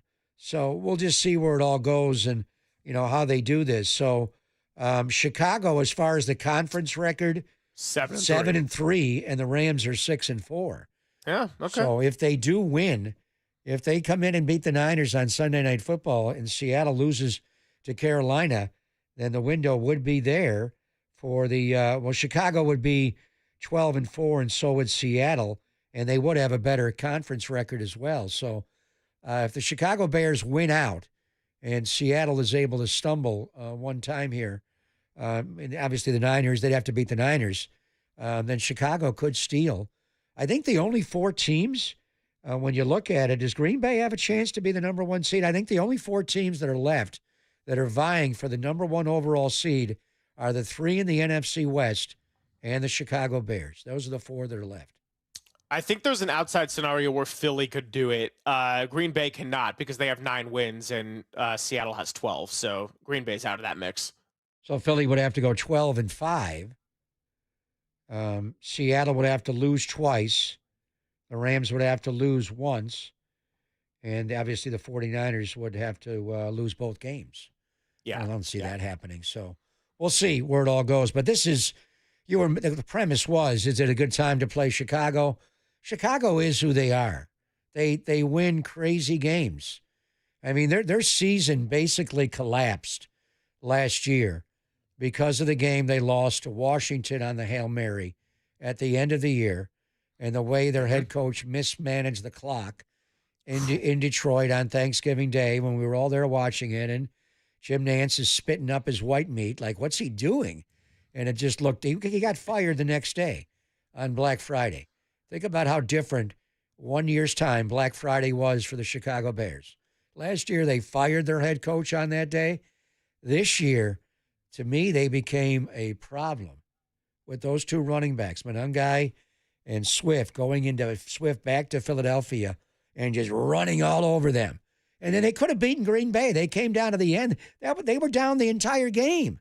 And then at the end, they had a chance. They rolled the quarterback left. He had a couple of better options, wound up trying to go to the end zone, and Keyshawn Nixon fell off and intercepted it. So that's one time he wasn't able to say it at the end. And is Joniak going with the Iceman? Is that the line? He compared him to Jordan and the Mamba? And George Gervin was a good Chicago Bull. And George was mainly a Spur, but he did. Yeah. A young Michael Jordan was mentored by the original, well, Wilt was, the finger roller of the Iceman. So is that the nickname they have for Caleb Williams in Chicago? Because he sucks for 58 minutes and then pulls it out in the last two? That he's Mr. Freeze? He's the Iceman? Yeah, I feel like George Gervin wasn't necessarily a show up for the last chunk of a game in clutch time kind of guy. So He shot it all 48 minutes. He shot it the whole game. Exactly. What was the year where him and David Thompson were competing for the scoring title? And I think Thompson went first, put up like 70. Then Gervin was next, and he put up 63, took off his shoes to wrap up the title, and was like, I'm done. Well, the best line ever, and there were so many great George Gervin stories because I did Spurs games and had a chance to know him. They were playing a game in Philadelphia, and he had a big game, and he was going to miss practice the next day and go to Atlantic City. So I think Stan Elbeck was the head coach then. And he, in front of the whole team, he said, "Hey, coach, what's the fine when I miss practice tomorrow and I go to Atlantic City tonight and I stay out all night?" And then back then, who knows what, 25. Here's a check. I'll double it for you. I'm not showing up. I'm the Iceman. He was that cool. I don't know what nickname we would give Matt Mayoko, but probably not going to be the Iceman because he never ices us out. So He is pretty yeah. cool, though. He is calm. He is cool. Yeah. He is collected. Oh, he's calm, cool, and collected. But in that context, I don't think I can give him the Iceman. I got 5 minutes to think about it. So we'll talk to him when we come on back, normally every Friday, but we're switching around the schedule. Mayoko joins us when we come back on the Sports Leader.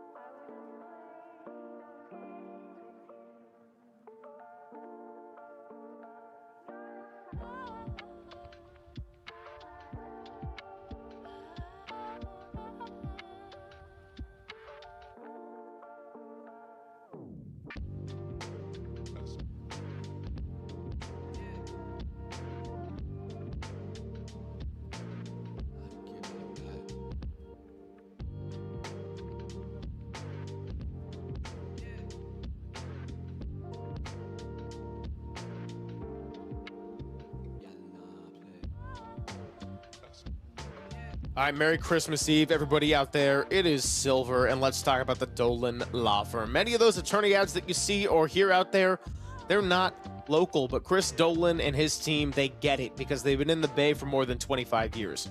Award-winning personal injury and employment attorneys that fight for you right here in your backyard.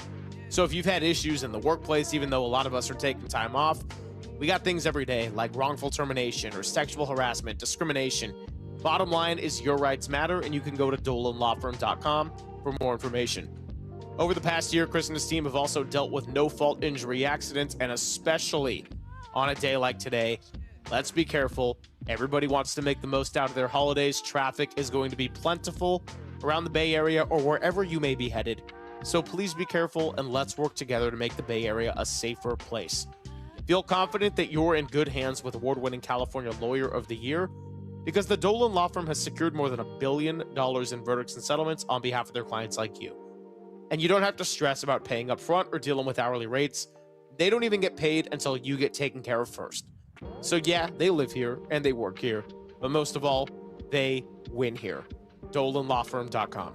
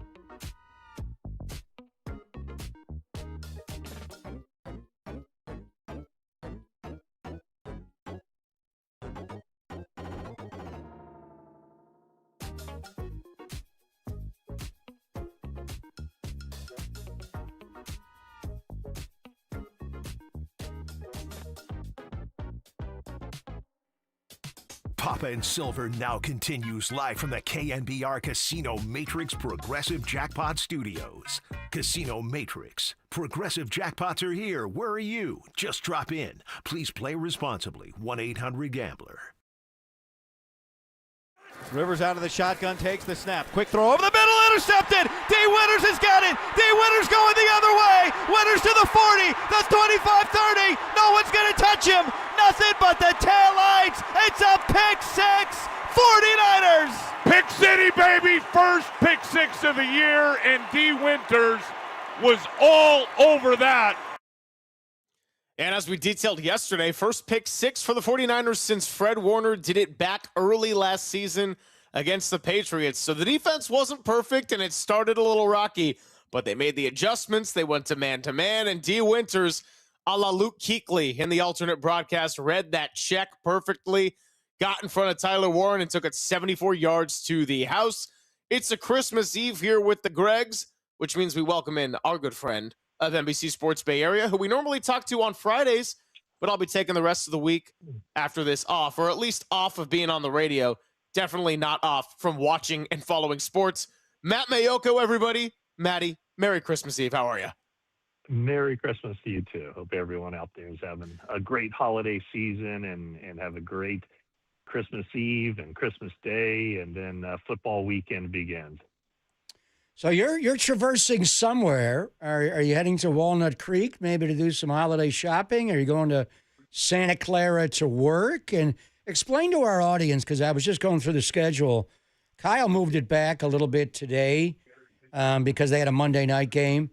And then tomorrow's schedule, normally you'd move Christmas Day back so the players have time to open the presents with the family and then practice later. But tomorrow's kind of a normal time frame, so it is hard. We have to go to work, and I'm back to work in force during this holiday work week. But just give our audience a little bit on how the Niners, especially when they had to play a road game on a Monday night, and all of a sudden it's installation day and it's on Christmas Eve against the team they haven't seen in a year in a huge football game. How do they get through Christmas Eve and Christmas Day and allow the players time to be with their families? Yeah, I mean, it is a work week, and I don't think they take any shortcuts. They might try to condense some stuff, but, they still got to get in their base offense and their red zone and third downs, and they got to do all the work that they would ordinarily do on a normal week. And at least this week, they don't have to travel. So that is left up to the Bears to come to San Francisco or to come to Levi Stadium on Sunday night. I would assume the Bears will travel on Saturday and get here Saturday afternoon or evening. And, for the 49ers, it's just go about their weekly chores. I mean, this is not I know it's, the football is for our entertainment and everything else. And so we can kind of carry on with our holidays and have fun with family and friends and do whatever we do as far as our traditions go. But the tradition in the NFL is you work on Wednesday and Thursday, and Friday's a little bit of a lighter day, and Saturday a walkthrough, and then meetings at night on Saturday night. But I don't know exactly what their schedule is for Christmas Day, but I'm sure they'll try to shorten some things up and like I said, maybe do a little bit more work today to enable everybody to be able to spend a little bit more time, a little bit more quality time with family. But the NFL season doesn't slow down for holidays. The same goes for Thanksgiving. The teams that aren't playing on Thanksgiving, they still have their typical Thursday practice, a big practice day during the course of the week. And I mean, this is not the time to be cutting corners for any team in the NFL, especially those, of course, in the playoff hunt and in the mix for a possible number one seed like the 49ers are. We should send that soundbite to Murph and Marcus and Copes and anybody else taking time off right now. We're still here holding it down. No, I can't. I hope everyone enjoys their holiday time with their families. But, it's a quick turnaround between Greg, Monday. I don't know if you can see. Go ahead. I'm in Levi Stadium right now. I'm in the corridor I knew at Levi it. Stadium. So there's no cutting corners for this old boy. That's why you went on the camera, just to show everybody the proof. I mean, Absolutely. Yeah, of course. And that's not a it's a real, it's not a screen behind me or whatever, the virtual background. It's none of that. It's the real thing. Now, we could tell a bad Zoom background in seconds. I mean, COVID still scarred me in that way, so I could tell it's the real deal. I mean, look, it's a quick turnaround from Monday night to now Sunday night, and the Bears, but because they played on Saturday, they got a couple extra days of rest. And so we're kind of moving past the Colts, but just looking at that game, obviously Brock Purdy was sensational, right? We talked all about it yesterday, but I think something that got lost in this one was also the effectiveness of the run game, because as much as Christian McCaffrey has had value, and there's no question about that, the yards per carry and the ability to move the chains on the ground hasn't been what we've known for a Kyle Shanahan offense this year. And the Colts run defense, even without DeForest Buckner, has been stout all year. And I think they were top of the league on yards per carry allowed. So were you surprised with the way the offensive line, with the help of Juszczyk and Kittle, just was able to work together as a unit and have McCaffrey himself gain 117 yards on the ground? I think everybody was surprised. I think Kyle Shanahan was surprised because in the days leading up to the game, he told me that he didn't think they would be able to run the ball all that effectively against the Colts, but they had to stick with it. You can't just become one-dimensional. He said that's what the Colts want to do. They want to make you one-dimensional. So they were going to have to run the ball, but they also knew that those yards on the ground were going to be it's going to be some tough sledding. And for Christian McCaffrey to have more than 2 yards over his season average, 5.6 yards per carry on Monday night, 3.6 yards per carry coming into the game. I mean, that right there was probably as impressive as Brock Purdy's performance in the sense of what it does for this team as they head into these final 2 regular season games and hope to build some momentum going into the postseason. And then I'll just flip it on the other side. For as long as I've been covering football, I've heard, I can't tell you how many times I've heard, what's the key to this upcoming game? It's to run the ball and stop the run. And that's exactly what the 49ers did on Monday night when there were legitimate concerns whether they could run the ball this season and defensively stop the run. And it wasn't just stopping the run against some middling team. It was stopping the run against the guy who entered the week as the NFL's leading rusher. And to be able to hold Jonathan Taylor under 3 yards a carry while Christian McCaffrey goes over 5.5 yards a carry, that right there was very important for the team. And something, I mean, they don't have to do that every week to win football games against these playoff teams that they're going to be facing down the stretch and obviously in the playoffs. But if they can get it closer to that, then the 49ers are capable of going really far in the postseason. Which leads to, postseason awards. And for most of the year, we thought Jonathan Taylor is going to be the runaway winner for Offensive Player of the Year. Maybe Jackson Smith and Jigba in Seattle could take him from him. And Taylor, after he had that touchdown run in overtime, that 83-yarder in Berlin against the Falcons, I think he would have won the MVP of the league as a running back, which is uncommon. But he's fallen off appreciably the last 5 games, and a lot of it is Daniel Jones's injuries, the fibula first and now the Achilles, because they just complement each other so well on the backside. And Christian went in there, and I saw him after exchanging jerseys, and I think that was symbolic. I think it's just, they're more than exchanging jerseys. I think Christian now could become the Offensive Player of the Year. We had Tracy Sandler on the other day, and we got into this discussion, and she actually made a really interesting point that she thinks Christian's more worthy of a Most Valuable Player award this year than he is Offensive Player of the Year. And he may win Comeback Player of the Year. I think he will win that award. But would he double down and win one of the others? So while Tracy was saying that, I texted you throughout to get all the intel on who votes for it. And it's an AP award, Josh DeBow in the Bay Area. You're a Hall of Fame voter. You don't vote on this. This is not your jurisdiction. But to make the point on either way, I know it's a quarterback-driven award, but when I look at quarterback play this year, and to me, you would look at the best one-loss record unless somebody statistically is having an amazing year, which maybe Stafford could take this award. But his team right now is looking to play on Wild Card Weekend. If they would have held off Seattle and won that epic Thursday night game, I could see giving it to Stafford. Who else in the NFC you got to get the MVP award to besides Stafford and McCaffrey? In the NFC? Well, then I'll get over to the no one. Yeah, the AFC. You got to give it to Bo Nix. Yeah. Seriously, number one seed. Drake May. Yeah, I would say Drake May. Josh Allen. Maddie, I'm the boy in a bubble. I've watched every snap this year. Josh Allen is not having anywhere near the year that he had last year. He did not play well last game. He's had 2 or 3 amazing games and 5 or 10 amazing moments. He is not. Well, he is valuable like McCaffrey, but he's not playing anywhere near the level that McCaffrey. So is there any way that Christian McCaffrey, the do-it-all running back, steals this quarterback award? Because there really isn't a great candidate to take it legitimately, except for Stafford.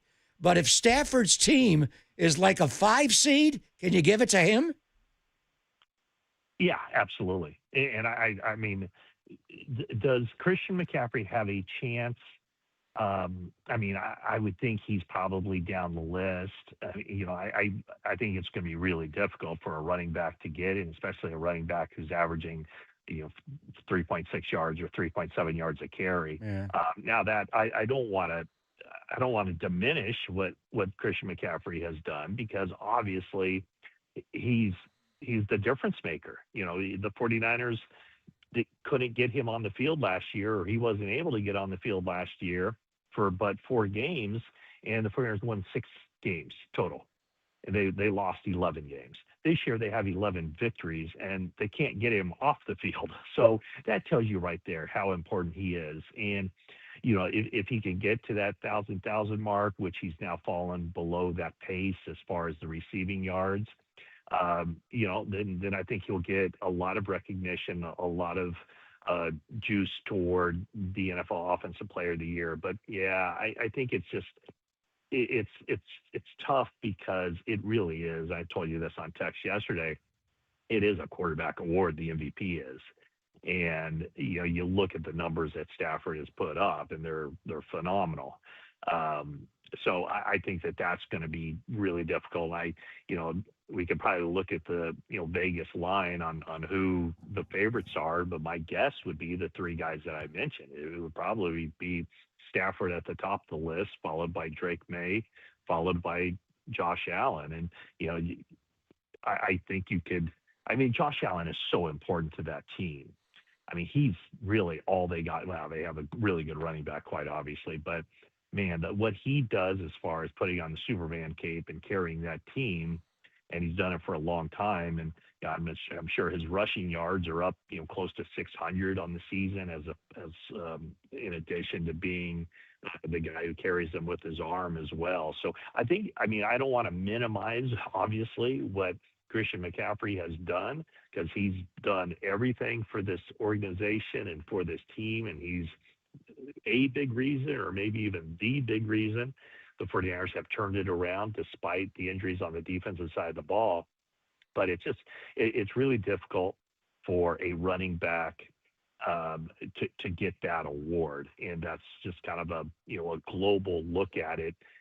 You have voters from all over the country, and so if it were just a Bay Area voters, obviously Christian McCaffrey would be up there. But like I said, it's difficult for him to get that. He should be the runaway winner, I would think, of the Comeback Player of the Year award, and I think he is certainly in the mix for Offensive Player of the Year as well. So I'm sure he and the 49ers hope that he is not available to show up on Honors Thursday or whatever night of the week they're having the honor show, because he's in his hotel room studying the game plan to face potentially Josh Allen's defense over there with the Buffalo Bills.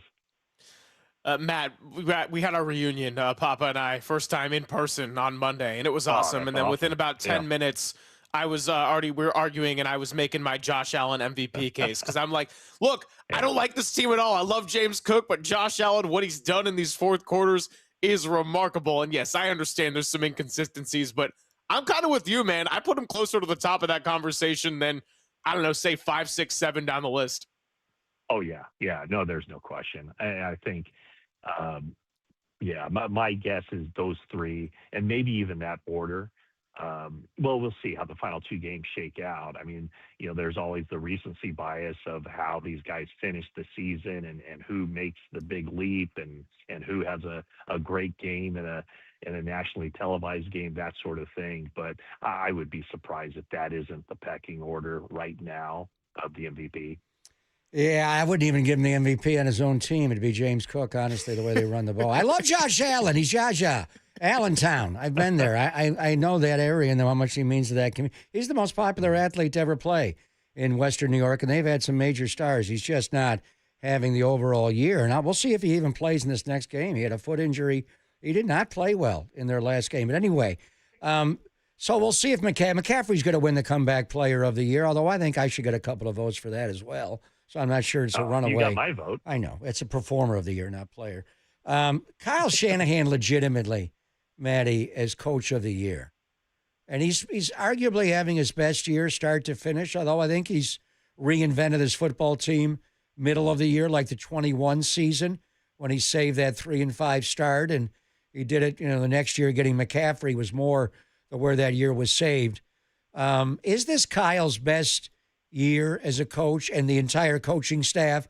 And because of that, there's more buzz that I'm hearing, where most of the year I thought he's not getting it. Ben Johnson or Mike Vrabel's going to win that award, or maybe Liam Cohen in Jacksonville. Do you think he has a real chance to win this award this year? Yeah, I think he does. Now, I don't think he's the favorite because of the guys you just mentioned. I mean, whenever you take a team that was a last place team, let's just go with Ben Johnson. Whenever you take a last place team, there's a coaching change, and now they're right there at the top of the AFC. That really bodes well for for Ben Johnson and Liam Cohen, what he's done, kind of that S show that Jacksonville had, and him saying, well, I'll take the job if you fire the general manager, and he comes in and he's getting Trevor Lawrence to play some good football. I mean, there's no denying there is an abundance of qualified coach of the year candidates, no question about it. But I think what works against Shanahan is that people are used to seeing the 49ers at the top of the division, at the top of the NFC, going to NFC championship games. So if you were to look at the standings, if you were to go, miraculously from July, and you see before the season even starts, hey, this is how it's going to turn out, I don't think anybody would be surprised that the 49ers are in the position they are. Whereas I think people would be shocked at some of the other teams we mentioned. The issue, obviously, is that the closer you look to what the 49ers have done and what they've managed to overcome, basically injuries to, significant injuries to at least 4, right, of their top players, including a couple of season-ending injuries to their best 2 defensive players. The deeper you dig into what the 49ers have done, and heck yeah, Kyle Shanahan gets credit for hiring Robert Saleh. That's all part of the coach of the year. He gets tons of credit for hiring Brant Boyer. That's part of it. And then you just see what the offense has done here recently. There's no wrong answer in any of those individuals I mentioned. And I would just say that, probably Kyle Shanahan's reputation or the job that he's done in the past probably hurts him for coach of the year, just because people like to see, how far a team has come under a new leadership. And, there are so many coach of the years, if you look back at it, so many guys who won coach of the year 1 year and they're out of a job 2 years later. And certainly I'm not saying that that's going to be the case with Ben Johnson or Mike Vrabel or Liam Cohen, but it seems to me voters like the whole rags to riches with a new guy coming in with a new regime, with a new attitude, a new culture, and turning it around. Matt, I know we're well over time, so I'll let you go in just a second. But real quick, what do you expect for the George Kittle designation today? Is it just going to be a vet day, do you think? Is there going to be him trying to practice in a limited capacity? I know we got the news that he avoided a high ankle sprain, but just trying to figure out what to make of Kittle, Pearsall, and some of these key pieces. Yeah, my guess would be at 12:45, Kyle Shanahan speaks to the media, so you'll start to see some news right around then. But my guess would be that Kittle doesn't practice due to the ankle, that Ricky Pearsall doesn't practice due to the ankle/knee, that Tatum Bethune doesn't practice.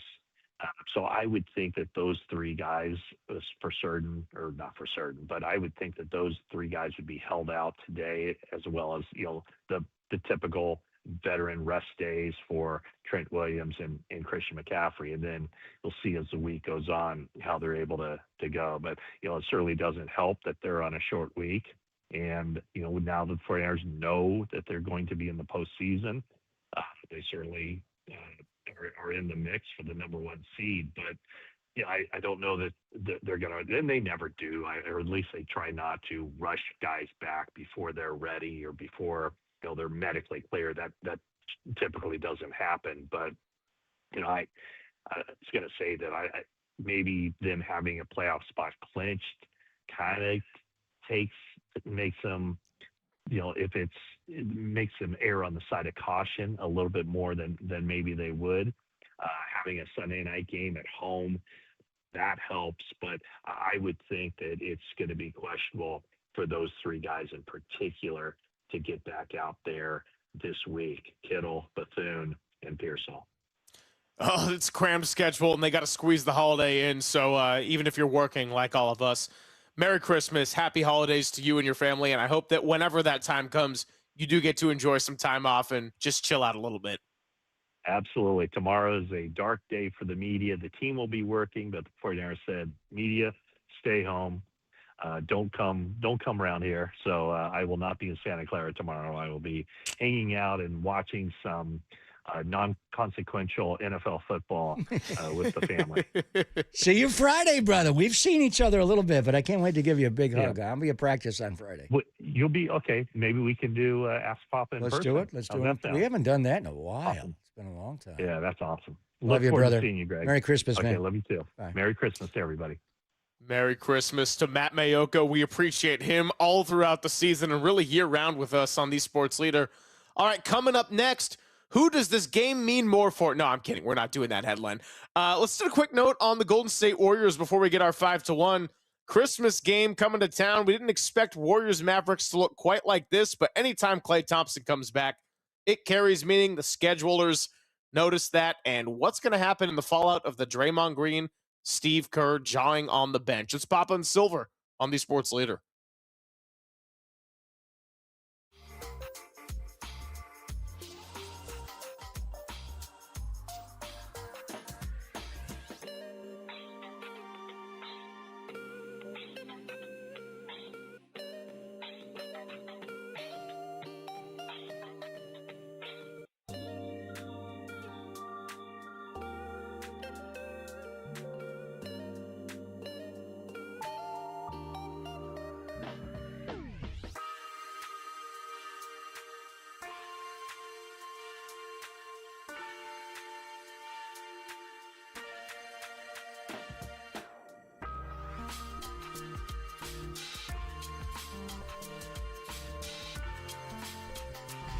Time for traffic on the Sports Leader.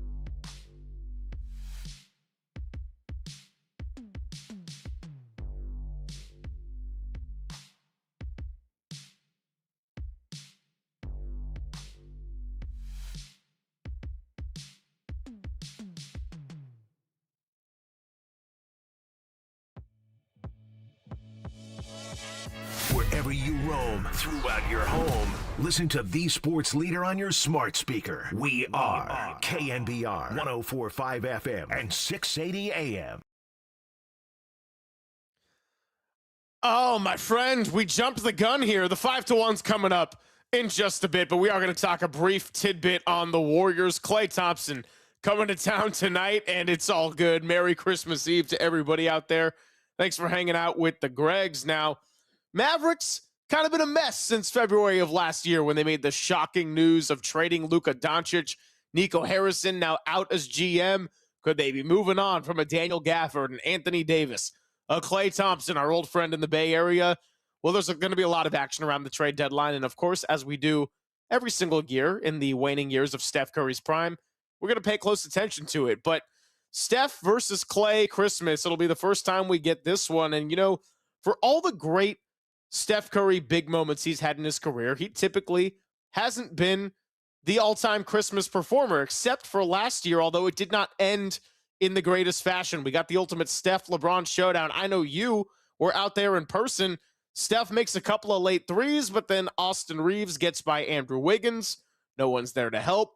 The layup is good, and the Warriors lost a toughie to the LA Lakers. So now we're looking for the vintage Steph Curry, put it in a picture frame, night, a golden dagger, a game 4 of the finals type of moment that he can deliver on Christmas. And sure, maybe the stakes aren't going to be as high. We know the Dallas Mavericks are not one of the great teams, but as the Warriors have had their ups and downs, my mindset is anytime Steph Curry gets to play, and anytime he gets to play on a big stage, I'm going to enjoy watching it one way or another. Yeah, he almost stole that game at the end. He just went 3-ball after 3-ball after 3-ball, and Austin Reeves at the very end just got an ISO, and Jonathan Kuminga did not come over and rotate, and Reeves stole everybody. We thought for sure it was going to overtime, and it turned out to be a Curry flurry to get them tied, but they could not ultimately win the game, and they lost the game at the end. So, you know, usually on Christmas Day, it's the Warriors up against LeBron. For years, coming off those finals runs for each, it was in Cleveland, and then when he was a Laker. This one's a little different with Klay Thompson, and I do hope Klay plays. He did not play last night in their home game. And Mike Tirico, by the way, was on the call with Jamal Crawford. Mike can do anything. He just so seamlessly is back on the NBA. But I think that was more a back-to-back situation, and hopefully with a day off today for Christmas Eve, he's back in the Bay Area, brings his new girl, the Stallion, to town maybe, and all these rumors about reacquiring Klay Thompson. Anthony Slater's been talking about it. Dieter wrote about it. Yeah. We're going to trade Jonathan Kuminga for Klay Thompson as long as he marries Megan, and she comes in the deal, and she makes all the meals for the teams in the campus for the team. I love Klay, and it would be a feel-good story, but I'm not giving up Kuminga and getting that package back. But hopefully Klay plays. But the big thing is Draymond's playing. Draymond's starting. Put it away, Draymond. You're on Dick's Sporting Goods naughty list. You're even on Steve Kerr's naughty list after what happened the other night, turning the ball over and getting yelled at and getting up and leaving and coming back. And he's got to guard Cooper Flagg right away. And the one thing about Cooper Flagg, man, he had a 42-point game. He just turned 19 years of age. And, you know, When I get a man crush on a guy, it is full blown. And I didn't watch him a lot until we were getting ready for the NCAA tourney. And then I watched a bunch of his games in the ACC and the tournament games. And wow. The last game, he left one a little bit light, but what a player. And he just helps you in so many ways. He's a willing defender. He's such a good passer until the rookie Nemhard took over at point guard, one of the greatest point guards in the history of the NBA, and a guy we know well from Alameda, Jay Kidd, put Cooper Flagg on the point. Wow. Magic and Larry all rolled into one. He ran point guard, point forward for them for a long stretch. He's a great passer. They got Anthony Davis back. When Davis was out, they weren't good. They're waiting for Kyrie to come back. And they do have Angelo Russell that'll come off the bench chucking. But it's Cooper Flagg. And I want to see Draymond Green take this young guy on.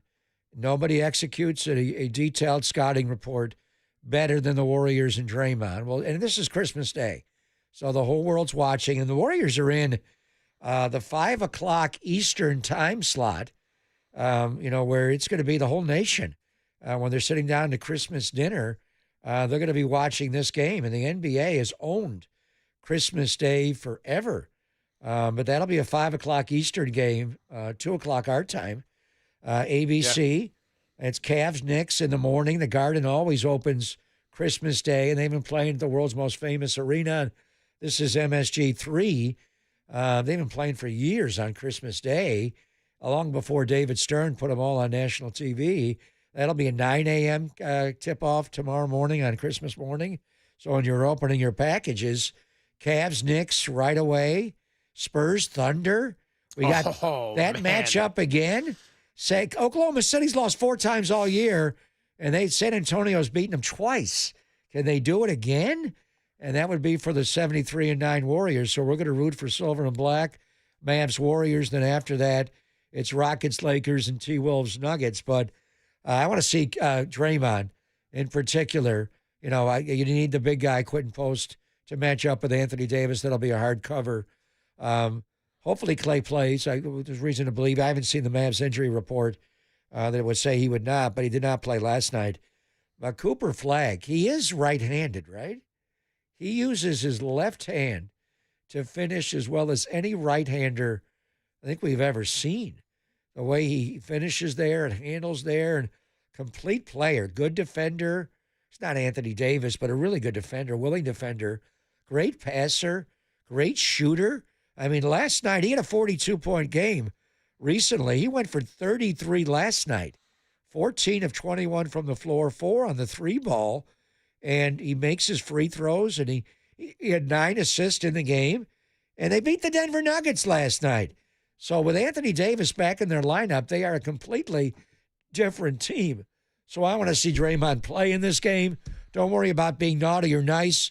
Be nice to your kids and your family, and be naughty to Cooper Flagg. And remember, he is a righty, but his dominant hand is the left hand.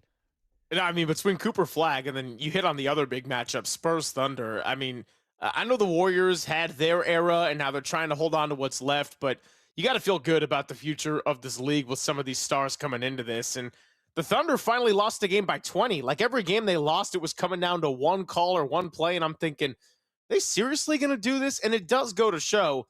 I'm not saying they can't hit 70 or 72 or 73 or even chase this record, but it does go to show with how long these seasons are, how many things have to go right and go your way and be your night just to even chase that level of greatness. And you heard Draymond Green talk about it earlier this year, saying, yeah, that year took years off my life, that season, to win the 73. And look, the Niners, the Warriors, lost 9 games in the playoffs, which was the same as they did all regular season. And Steph got hurt, and it was hard, and Oklahoma City had them on the brink, and then Cleveland with the comeback. So, I'm really looking forward to Wemby and the Spurs taking on the Thunder, seeing if they can beat them for the 3rd time. Remember how the Thunder's first 2 games of the season, by the way, both went to double overtime, and they found a way to hold off on it, and then they ended up getting the 24-1 start. So a lot of these close ones have really broken their way, but finally they had a 20-point loss, and I hope this Christmas game comes down to the wire. 925 on the Golden State Lumber and Showroom text line says people will be watching the NFL. They won't be watching the NBA tomorrow. Now, I know that the NFL does rule all, but you see these quarterback matchups we got tomorrow? We got Dak versus Josh Johnson, Jared Goff versus Max Brosmer, and Bo Nix versus Chris Oladokun. Maybe we'll get a little bit of a surprise in there, but hopefully his ACL is fully intact after Gardner Minshew tore his after Mahomes. So we know who's going to win the ratings war. Duh. Yes. You could put an NBA Finals game up against that schedule, and the NFL is going to win. But the NFL has 3 games tomorrow, and the NBA has 5. The NBA has owned Christmas Day forever until the NFL just took them on. This is more organic because you are playing. Christmas this year is on a Thursday. Last year, it was on a Wednesday, and they still gave us a doubleheader. So they don't care. And they're coming at the NBA, and obviously President's Day weekend. They're going to take that one when they go to 18 games and do it over a 20-week calendar. But when you look at the schedule, the one problem, and these NBA games are, all good games. Obviously, Oklahoma City, San Antonio is going to be great. You put Clay in there coming back to the Bay Area, and hopefully he'll play. I'm not sure why he didn't play last night, whether it was just rest or if something's wrong with Clay, or maybe just that stallion will bring you to your knees. And I want to see what she's cooking for him on Christmas dinner coming back to the Bay. But the schedule you lay out for Christmas Day and a Thursday, if you're the NFL, it is a leap of faith. Now, you can always go Cowboys, Washington, and that game, that's been on Thanksgiving so many years, and one of the great games ever, the Clint Longley game. But so that is the highest rated regular season NFL matchup, I think, historically. Dallas against Washington, no matter how good or bad they are. It's Dallas, and Washington has always been a tremendous national TV draw, even with the mismanagement for those decades with Daniel Snyder. So that game will still do well. Detroit is near extinction. I mean, you put Detroit and Minnesota on Christmas Day, and you do it in May, you're thinking we got the 2 best teams in the NFC like they were last year. Slow your roll. Sam's gone. J.J. McCarthy isn't that guy, and he keeps getting hurt. And then, okay, Denver's an up-and-coming team, made the playoffs last year. Kansas City is not only a playoff perennial, but they win their damn division every year. They got Kermit the Frog. They got all those no. So we know that the NFL will still win, and they will win 5-1. The NBA rolls out 5 games versus the NFL's 3. But the NFL has to wonder, can we flex these Christmas games? I mean, all of a sudden, Washington's not Washington. Detroit and Minnesota are not what they were last year. Denver could be the number 1 seed, and they've taken the AFC West from Kansas City, but we don't have Patrick Mahomes anymore. So they'll still do good ratings, but not like they used to. But that's the problem with the NFL. It's just up and down and all around, and a couple of big injuries at the quarterback position like they had in Washington, like they had in Minnesota. Kansas City was heading towards extinction anyway, but then they lose Mahomes on the very play that eliminates them. And, Minshew threw a pick later, but once he tore his ACL, it was over. You suffer those injuries, and these teams are not going to be what they've been for a long, long time. Now the Chiefs have also placed Rashee Rice, Tyquan Thornton, Trent McDuffie, and Jalen Watson all on season-ending injured reserve. So they are fully shutting it down. You think they're going to try to flex the Niners-Bears game into Christmas? So Kyle Shanahan will get to the podium, and then right after they'll be like, hey, guess what we're doing? Nah, luckily it doesn't work that way. Mike Tirico won't allow that. He will not. He throws his weight around. He's got to leave that. I've been waiting all week for Sunday night. We're not doing that. You think it'd be a 3-person vote with Tirico, Papa, Joniak, and it'd have to be majority rules? Tirico outvotes us by far. That's the national audience. But it will be good to see Mike, and we are going to get together and have a special celebration, I think, on the field before the game on Sunday night. Well, when you and I reconvene next week, we'll get more into the Warriors, what happens between Christmas and everything thereafter. But the NFL does rule this time of year, and so I do it every single week, even on a Christmas Eve. Your winners, your losers, Week 16. Now, Kyle, you can get ready to fire up that music. It's Papa and Silver on the Sports Leader.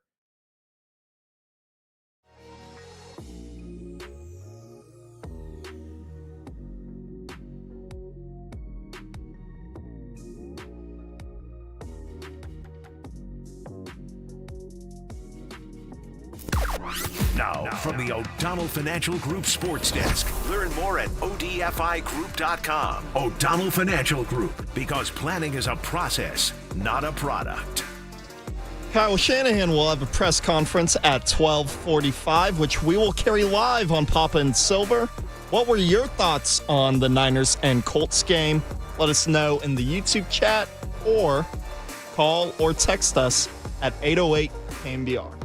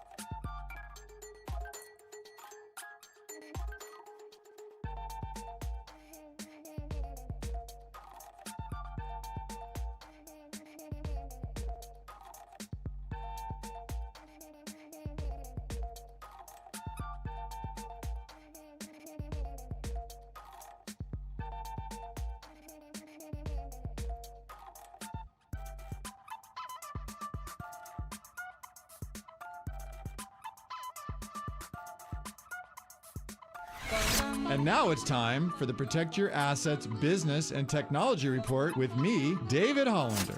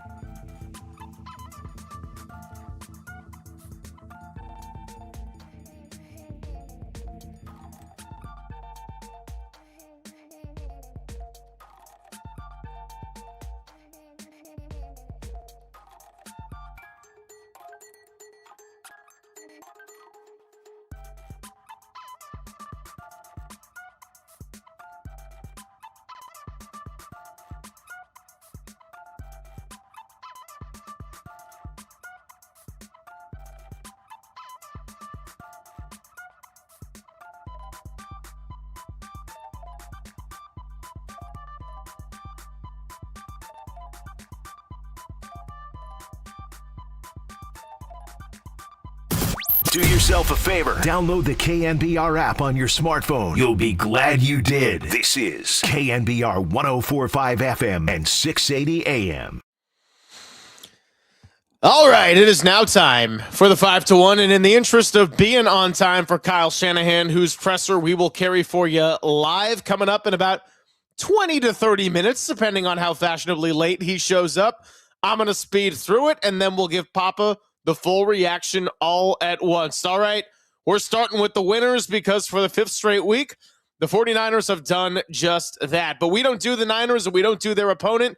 Instead, I'm going to butter up their opponent for this coming week. Number 1, the Chicago Bears. We had Jeff Joniak on, and you just heard how meaningful it was for him to experience. Been with the team for 25 years, called some playoff games, but also a handful of last-place finishes. And we know a thing about that in the Bay Area from last year. So just when they look dead in the water, I don't care if Jordan Love was out. I don't care if Romeo Doubs made a mistake or Josh Jacobs fumbled. To be able to pull that game off, man, that takes some guts. And you can say they're pretenders.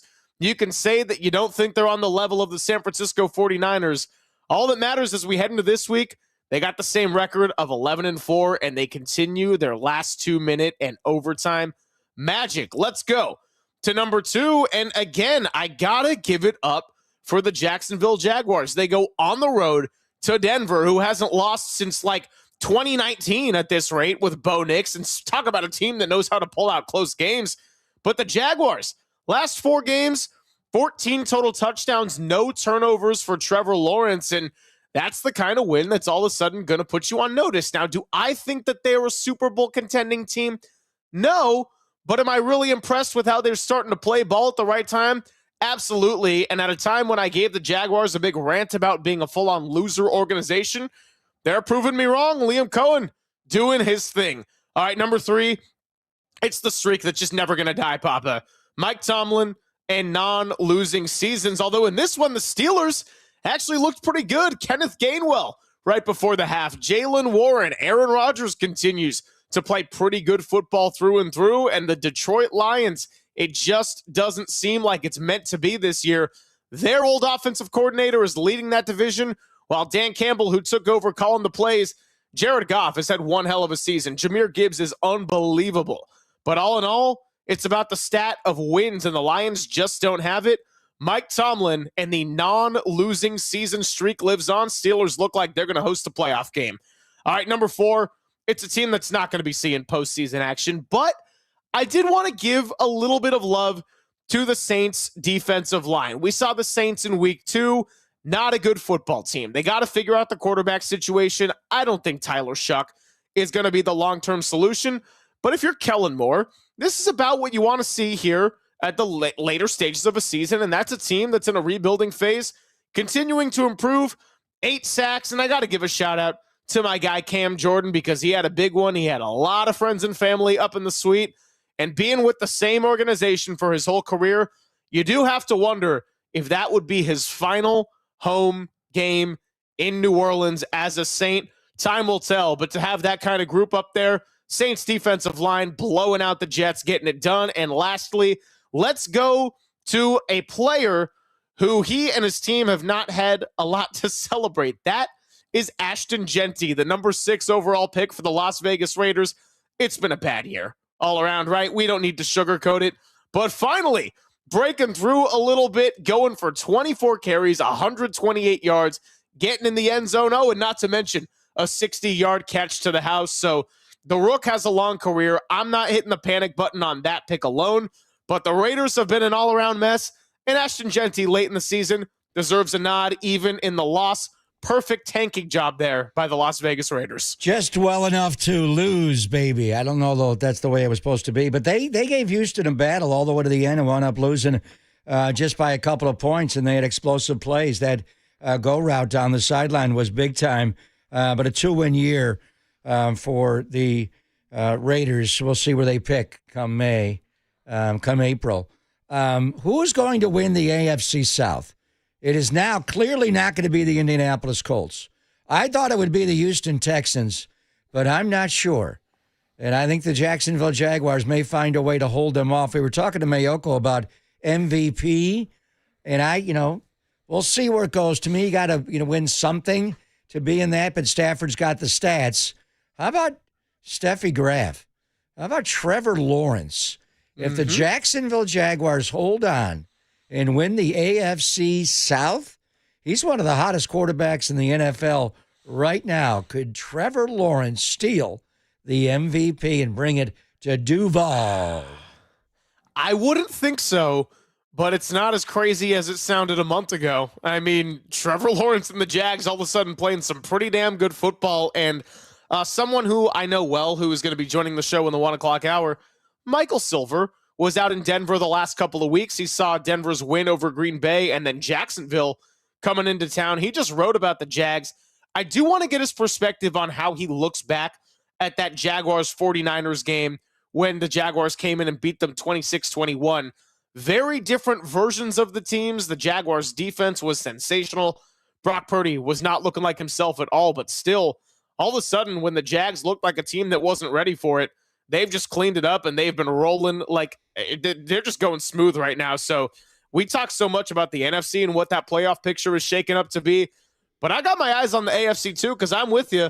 Once Houston just figured out their offense a little bit, I thought, well, this division's going to be theirs. I don't know, man. Duval and Liam Cohen have got this going. So there you have it with the 5 winners. You like my strategy of trying to butter up the opponent a little bit? Anytime I can do that. Chicago, got to do that for the Niners. I don't know if they're winning, if they're listening today on Christmas Eve. That is a pretty good shopping area there. But we'll see. Normally I get on you when you don't put my Buffalo Bills on. But after the Bills game was over in Cleveland, I'm like, they won the game, right? Why did it feel like they lost that game? They did not play great. Josh Allen almost got a safety in the end zone at one point as a bad foot. You guys all want to make him MVP. He is not playing nearly as well as he played last year. No, and I think if I had to do a 6th and a bonus one, I would probably go with what the Patriots did. And the other AFC East quarterback, Drake May, coming back. Ravens took a lead, and then they didn't give the ball to Derrick Henry anymore. Ravens have had some tough losses, and going to our other winners, the Steelers, they might just be set to host a game in Pittsburgh. Could that be against Josh Allen and the Buffalo Bills? Well, could be Trevor Lawrence. It could be DeMeco Ryans. It could be Jim Harbaugh and the Chargers. I mean, lots still here left to be uncovered. They better tackle better. Buffalo ran duo right down their throat over and over and over again when they played him on Thanksgiving Day. How about DK Metcalf? Appealing the 2-game suspension, denied. He loses $45 million in bonus salary. Wow. I didn't realize it was that kind of money on the bonus. $45 million? Late in the season, you're not going to hit your incentives if you don't play the last 2 games. Oh, wow. Okay, well, I guess a bonus winner since we are in the spirit of Christmas. I think for a good honorable mention Christmas memory, how about the 2019-2020 Warriors? Yeah, the 15-50 team. Remember when they beat the Rockets when they had Draymond and like Glenn Robinson and Alec Burks, and they beat Russell Westbrook and James Harden. So we talked about the tough Warriors moments, but that was a fun one that's always going to get lost. Christmas at the new arena at Chase Center. Right. I remember it well. Took the whole family there. Not a lot to celebrate, and the world shut down shortly after that. But that one moment against the Houston Rockets, that was fun. Yeah, that was one of the maybe 2 or 3 highlights of the entire season. So there you have it with our winners. Let's give you our losers next. DK Metcalf might have to slot in for a bonus slot here. It's Papa and Silver on the Sports Leader.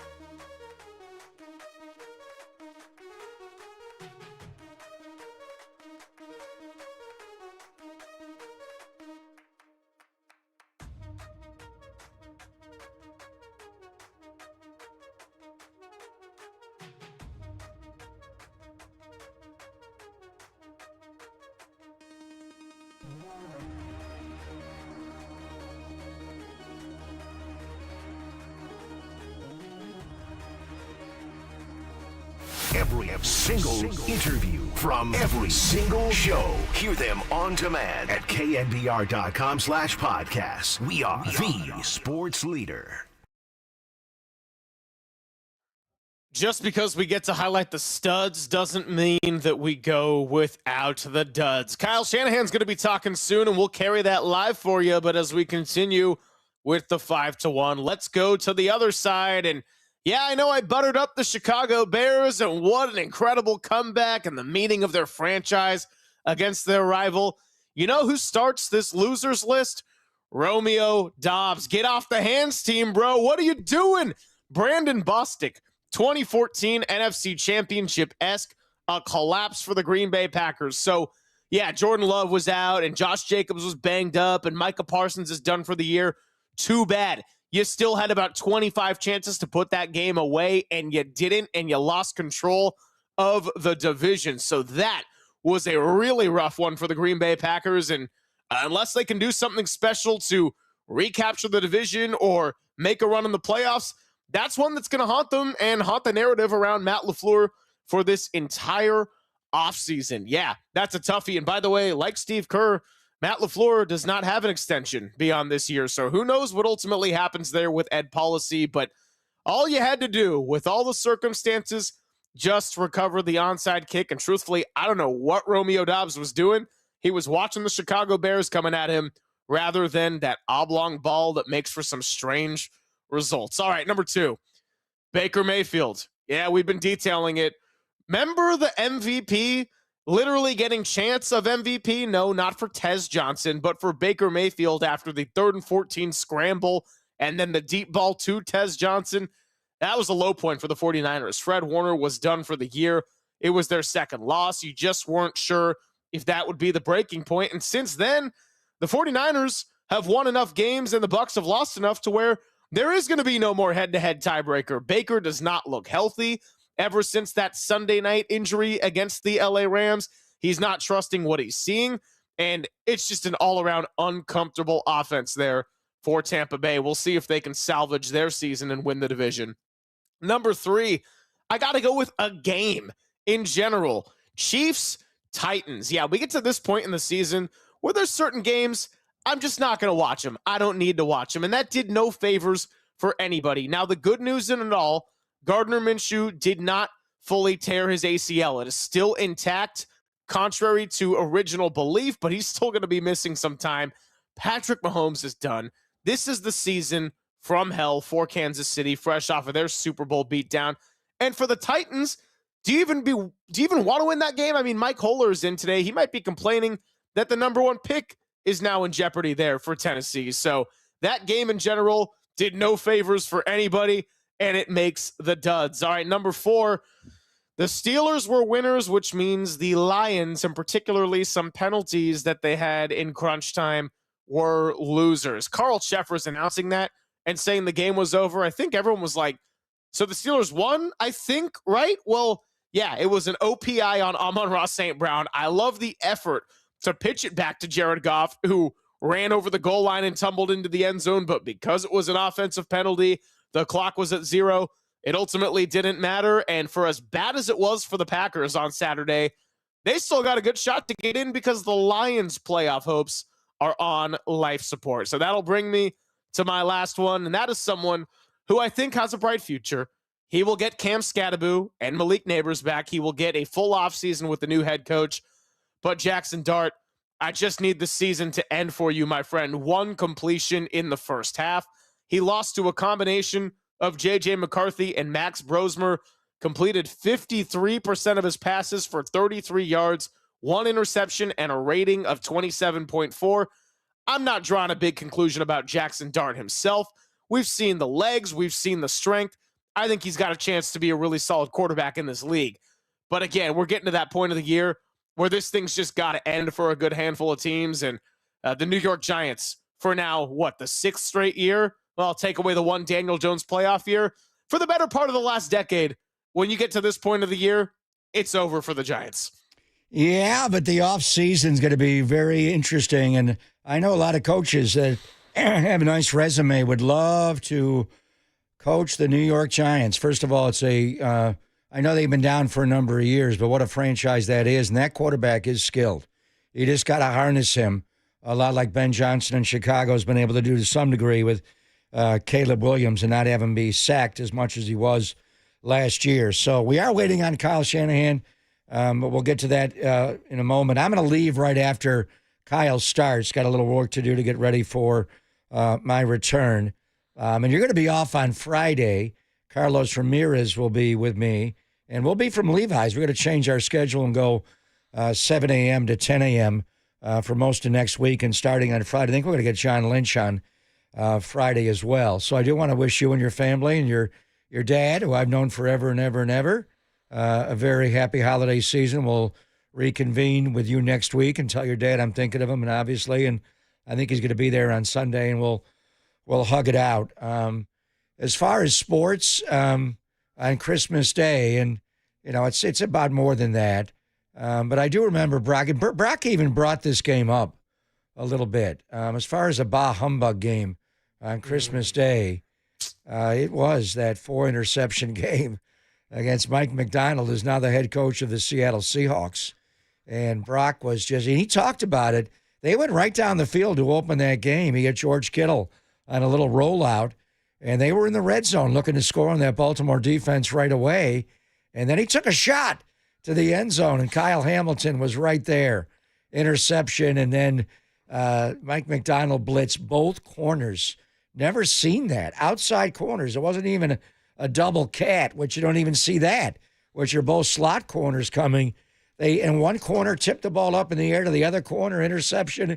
He threw another one at halftime, before halftime. He threw one like 3 minutes into the second half, and Kyle pulled him and brought in Sam Darnold. Darnold threw another pick. They wound up being intercepted 5 times. So we all have great Christmas memories. The best game in the history of the NFL in the regular season was the 71 Dolphins and Chiefs, the game that would seemingly never end. Ed Podolak went off. My Aunt Marie hosted Christmas dinner one time. My mom always did it. She had to host that year. I was not happy having to miss the overtime. Listened to it on the radio, and I think Jack Buck, Joe's dad, did that game. So we got 5 basketball games tomorrow. We got 3 NFL games, but mainly it's a time tonight to be with family and your loved ones on Christmas Eve, and then do whatever you want to do tomorrow. Then we'll all come back on Friday. You're going to be off that day, but we'll check in with you next weekend. So at any one moment, Kyle Shanahan could come in with, all right, Trent Williams not practicing, Christian McCaffrey not practicing, George Kittle, hopefully a rest day and not an ankle day, but we'll see. It's a leg day for George either way.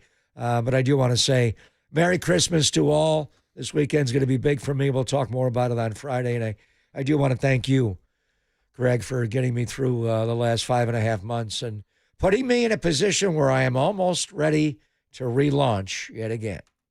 Hey, we're really, really excited for you. And I know we just did our segment on all the losers, but the winners are Greg Papa, Tim Ryan, Mike Holler, Bob Sargent, and all of you listeners out there who get to listen to our show, because let's face it, I'm with a living legend, all right? I appreciate you tolerating me for the last year or so, but this is our guy, and we had a lot of ups and downs here over the year, but it was so cool to see you on Monday, have you come in, and that was damn near 6 months in the making to finally reconvene. So go get your work done. Go get your prep done. Go fill out those boards that you showed me a couple of days ago. Have a blast with Tim Ryan, and I will talk to you 7 a.m.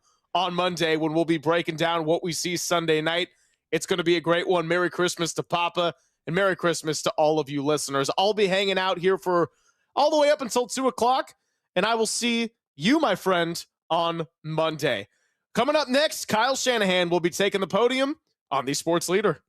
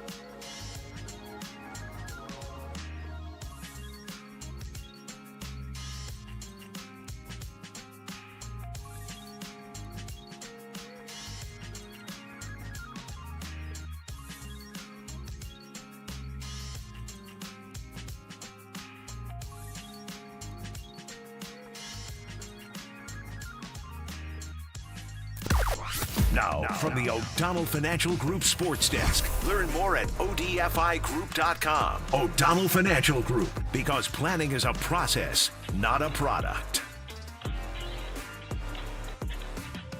Faithful, the Niners closed the season with both the Bears and the Seahawks at home. Do you think the Niners can win out? Let us know in the YouTube chat or call and text us at 808 KNBR.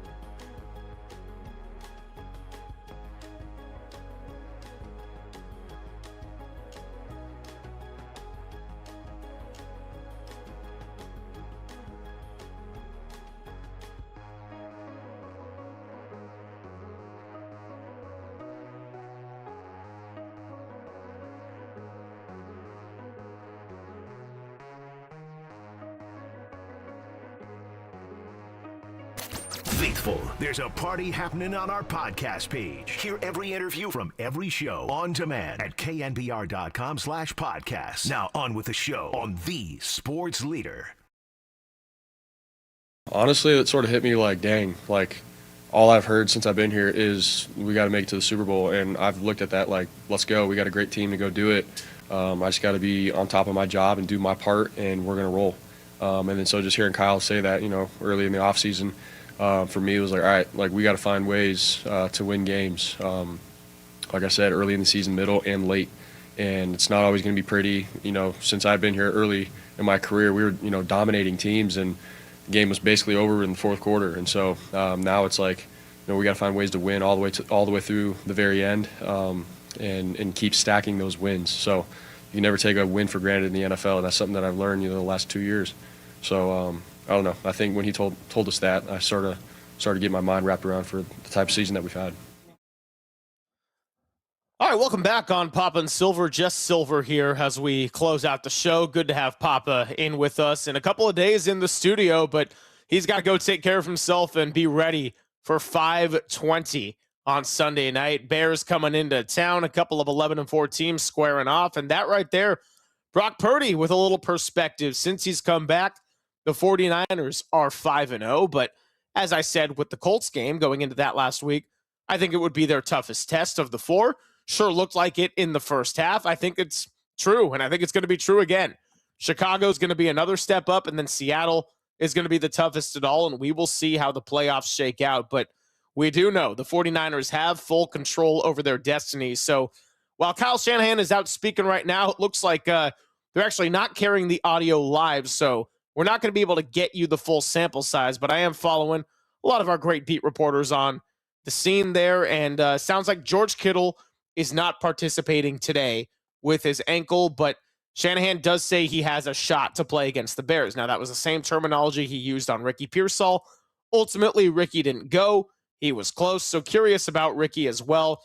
When we talked to Matt Mayoko, he was pretty clear that doesn't think that today, especially with the short week, landing at 5 in the morning at SFO, the late night they had coming in so early on Tuesday, having to squeeze Christmas in, not expecting a lot today as far as the headlines go for a Tatum Bethune, a Ricky Pearsall, a George Kittle. And as we outlined a little bit earlier on the show, Kittle's the type of player where compared to somebody like a Pearsall or a Bethune, I'm a little bit less concerned about needing to get the full practice in, needing to be a participant every single day before he can be cleared. Obviously, if you can have him out there in even a limited capacity on Sunday night, that's still going to make a big difference. Now, we talked about the run game as well with Matt Mayoko, and Kittle's availability in this one means so much. And it's not that I'm not telling you something you don't already know out there as the listener, but the run game, the pass game, and particularly the connection he has had with Brock Purdy pretty much since Brock took over the starting job.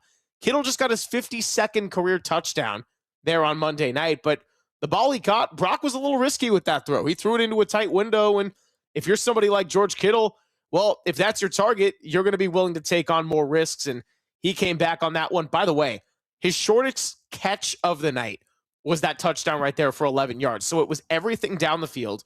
We know exactly what he brings to the run game, and if Kittle isn't able to go, I have full faith in Jake Tonjes to be a contributor in the pass game, especially when you compare it to some of the other backup tight ends that have been behind Kittle on the depth chart during the Shanahan era.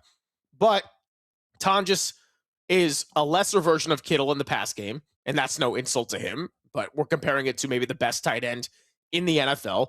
And then what you're really losing is the run game, because you brought in Luke Farrell to be more of a blocking tight end. And I'm kind of with Pop on this one. Luke Farrell hasn't been some kind of disaster, but I think considering he's primarily a blocking first tight end, he's got a couple of touchdowns on the year, but as far as that aspect of the game, it has been a little disappointing. We handed out game balls yesterday, and I went with the offensive line as one of mine, which I understand handing it out to an entire unit does feel a little bit cheap. But the way they functioned all together with the help of a Kittle, with the help of a Kyle Juszczyk, who, thank goodness that when he fractured his ribs, it didn't keep him out for an extended period of time. The way they all functioned to not only protect Brock Purdy and allow him to be as locked in as we've ever seen on a football field, but also pick up yards against one of the league's best run defenses, Indianapolis, the offense essentially had an answer for everything. And when you don't have a Ricky Pearsall, and certainly without a George Kittle, maybe some of those answers get taken away.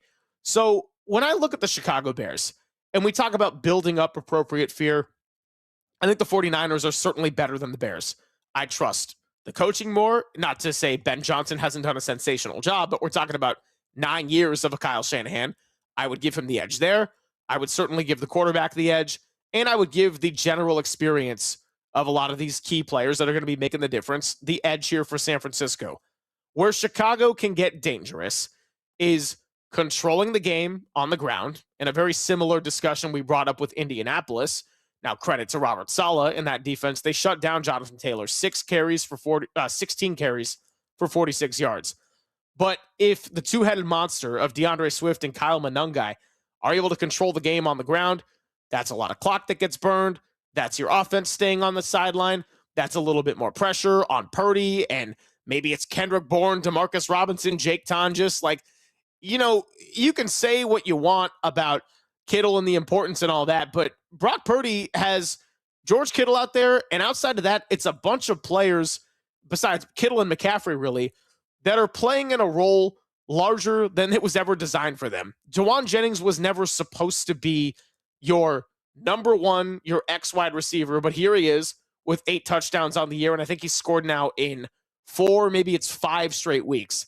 Kendrick Bourne is somebody who made the initial 53-man roster for the Patriots, and then he ended up coming to the Bay, going back over to Washington, ending up here in the Bay Area, and because of some of the chemistry with Mac Jones and the great piece Eric Branch wrote about with him and the way he turned around his life and has been able to become a better man and a much more mature figure off the field, he's been a great addition to the locker room. But that's what, a number 4 wide receiver on a lot of competitive teams. Then you've got a guy like Demarcus Robinson who got a touchdown and opened the scoring for the 49ers, but he's largely been pretty invisible, even during the time when there was no Jennings and no Pearsall and no Kittle. And so you're getting contributions sort of up and down the lineup, but ultimately it's the best players that are going to decide the game for this one. So Kittle's, of course, the one we're watching for. Then you've got Pearsall, who sounded like was real close to playing on Monday night. I hope that bodes well for Sunday, but here's where we got to be fair. On the Ricky Pearsall front, he has been someone who has taken his time coming back with injuries. Yes, I'm excluding the tragic incident of a gunshot wound. That is a clear outlier. That has nothing to do with any kind of injury history. But even in the camp leading up to his rookie season, and then what you got at different points in this year, the injuries that Ricky Pearsall has dealt with are the type of injuries that could be nagging, something with the shoulder or a hamstring, or in the case of this year, it was the PCL. Now there's an ankle mixed in there as well. And so I think he's the type of player who, of course, you want out there, but he's got to make sure he's right and fully ready to go. And so there were times where I thought the PCL might only make it out for a couple of weeks. And they had the initial Thursday night turnaround. Then it ended up turning into 6 to the point where we were asking, why did they never put him on the injured reserve? So Kyle Shanahan speaking out there to the media today. George Kittle taking a little bit of time, and we'll be finding out about some of the other injuries in the coming days and as the practice reports get released. But it is Papa and Silver. Papa had to step out for a little bit, so you got Silver. You're going to have 2 of them coming up in about 10 minutes as the Athletics' Michael Silver will be joining me, and we did a show together on last Christmas Eve, so only fitting that I have him stop by as another guest. I want to also bring up something with the 49ers to shine a note of positivity on where I am with the team. So people get very defensive one way or another with our listeners, whether it's the texters or the YouTubers or the callers, and we have fun with them all. But some people, you hear the side of, come on, this 49ers team has overcome so much. They continue to win games, and why would you not take them seriously as Super Bowl contenders? And then we have the other side of, oh my gosh, you guys are such homers. Stop acting like this team has no flaws and they're going to overcome any little thing that's wrong with them. Here's where I stand. The injuries and the season-ending injuries are really, really hard for this team.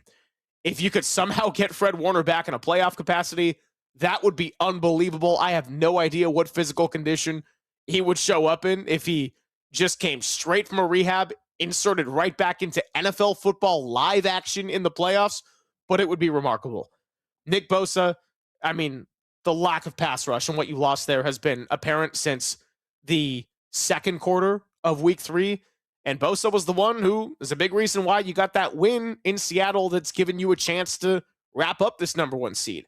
Then you have Michael Williams, who I know statistically, no one's going to look back at his rookie year and say, wow, he was amazing. He looks like the type of player that has a chance to be a real hit for a front office that hasn't always drafted that well in the first round. Michael Williams got thrown into the fire a little bit. He's known as someone who could set the edge in the run game. When we broke down the playbook and the film against the Tennessee Titans, that was the type of game where I'm thinking, man, you really miss someone the physical stature of a Michael. So now he's out. And you've got Keon White, you've got Cleveland Ferrell, you've got Jordan Elliott, Kalia Davis. We highlighted the 2 rookies on the interior, Alfred Collins and CJ West contributing. But you're just going to have to accept that this team's probably not going to have that much of a pass rush.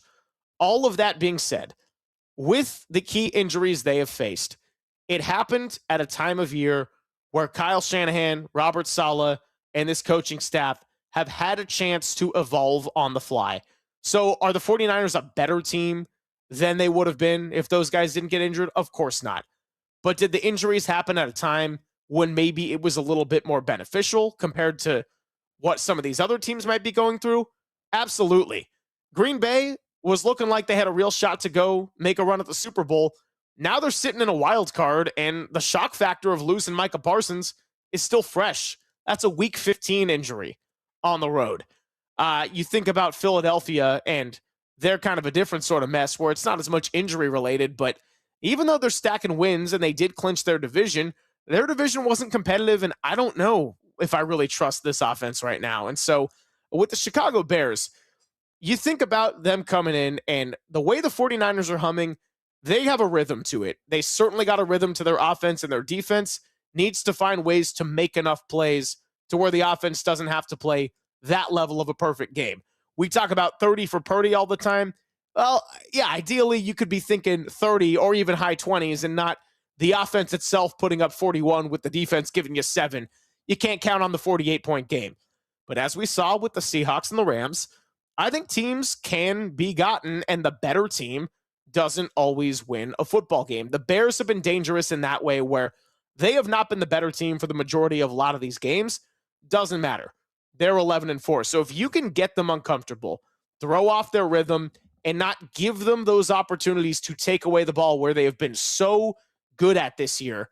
Al Harris, we talked about, the former Packer, now on the Chicago Bears staff, and Jeff Joniak broke down his impact and everything. But if you can not help the Bears out in the turnover margin where they got a plus 21 and 31 takeaways on the year, the 49ers, we can say the injuries all we want being impactful. They're also a team that doesn't get to the quarterback, and they don't really turn it over. Or they don't really force turnovers, I should say. And when you can't do those things, usually you're not going to have a lot of success, but they're defying the odds by finding different ways to be great. So they've lost 4 games on the year, but they've won 5 in a row, and the schedule continues to stack in terms of challenges. You're not going to get any more Tennessees. You're not going to get any more Clevelands on the schedule. You get Chicago, who I certainly think is beatable. You get Seattle, which has the chance to be the brawl for it all in the battle for the number 1 seed. And then who knows what you get in the playoffs. But at the very least, you get maybe a shaky Eagles team that still is the defending champions and has a stout defense run by Vic Fangio. You get a Packers team that, again, seems a little bit rattled, and they're missing their best defensive player, and they don't have Tucker Kraft, but I don't know, when that offense looks pretty dialed, then they're dangerous, and Jeff Hafley has done one hell of a job. And I'm talking about the easier end of the matchups that you could be getting. So this is really important for the 49ers to click at the right time. I got a real chance to do it, but if you don't have Kittle and you don't have Pearsall, it certainly changes how we're going to be looking at it on Thursday night. And Brock Purdy already has a little bit of a limitations in weapons. Thank goodness for Christian McCaffrey and the availability there, because I made it through this entire segment without even highlighting the importance of CMC. I think because at that point, it's just a given. And we know that this is not an 11-win football team if he hasn't been your one constant, your one chain mover the guy that's gotten into the end zone 15. Actually, I think with the second touchdown, that's 16 different times this year, who he is as a runner and a receiver. So that's a little note on the 49ers as they get ready to face the Chicago Bears. They lost to the Jacksonville Jaguars a little bit earlier, but the Jags are rolling right now, and the guy who was just there in Denver to watch that win was the Athletics' Michael Silver. By the way, since I have a little bit of an inside track to this guy's mind, I want to talk a little Coach of the Year discussion with him as well, because it wasn't 2021, which I always say was Shanahan's best job. It might not necessarily be this year, but he wants to compare this year to the year where he said Kyle should have won it, and that's 2022. We'll talk all about that next. It's Papa and Silver with the Silvers on the Sports Leader.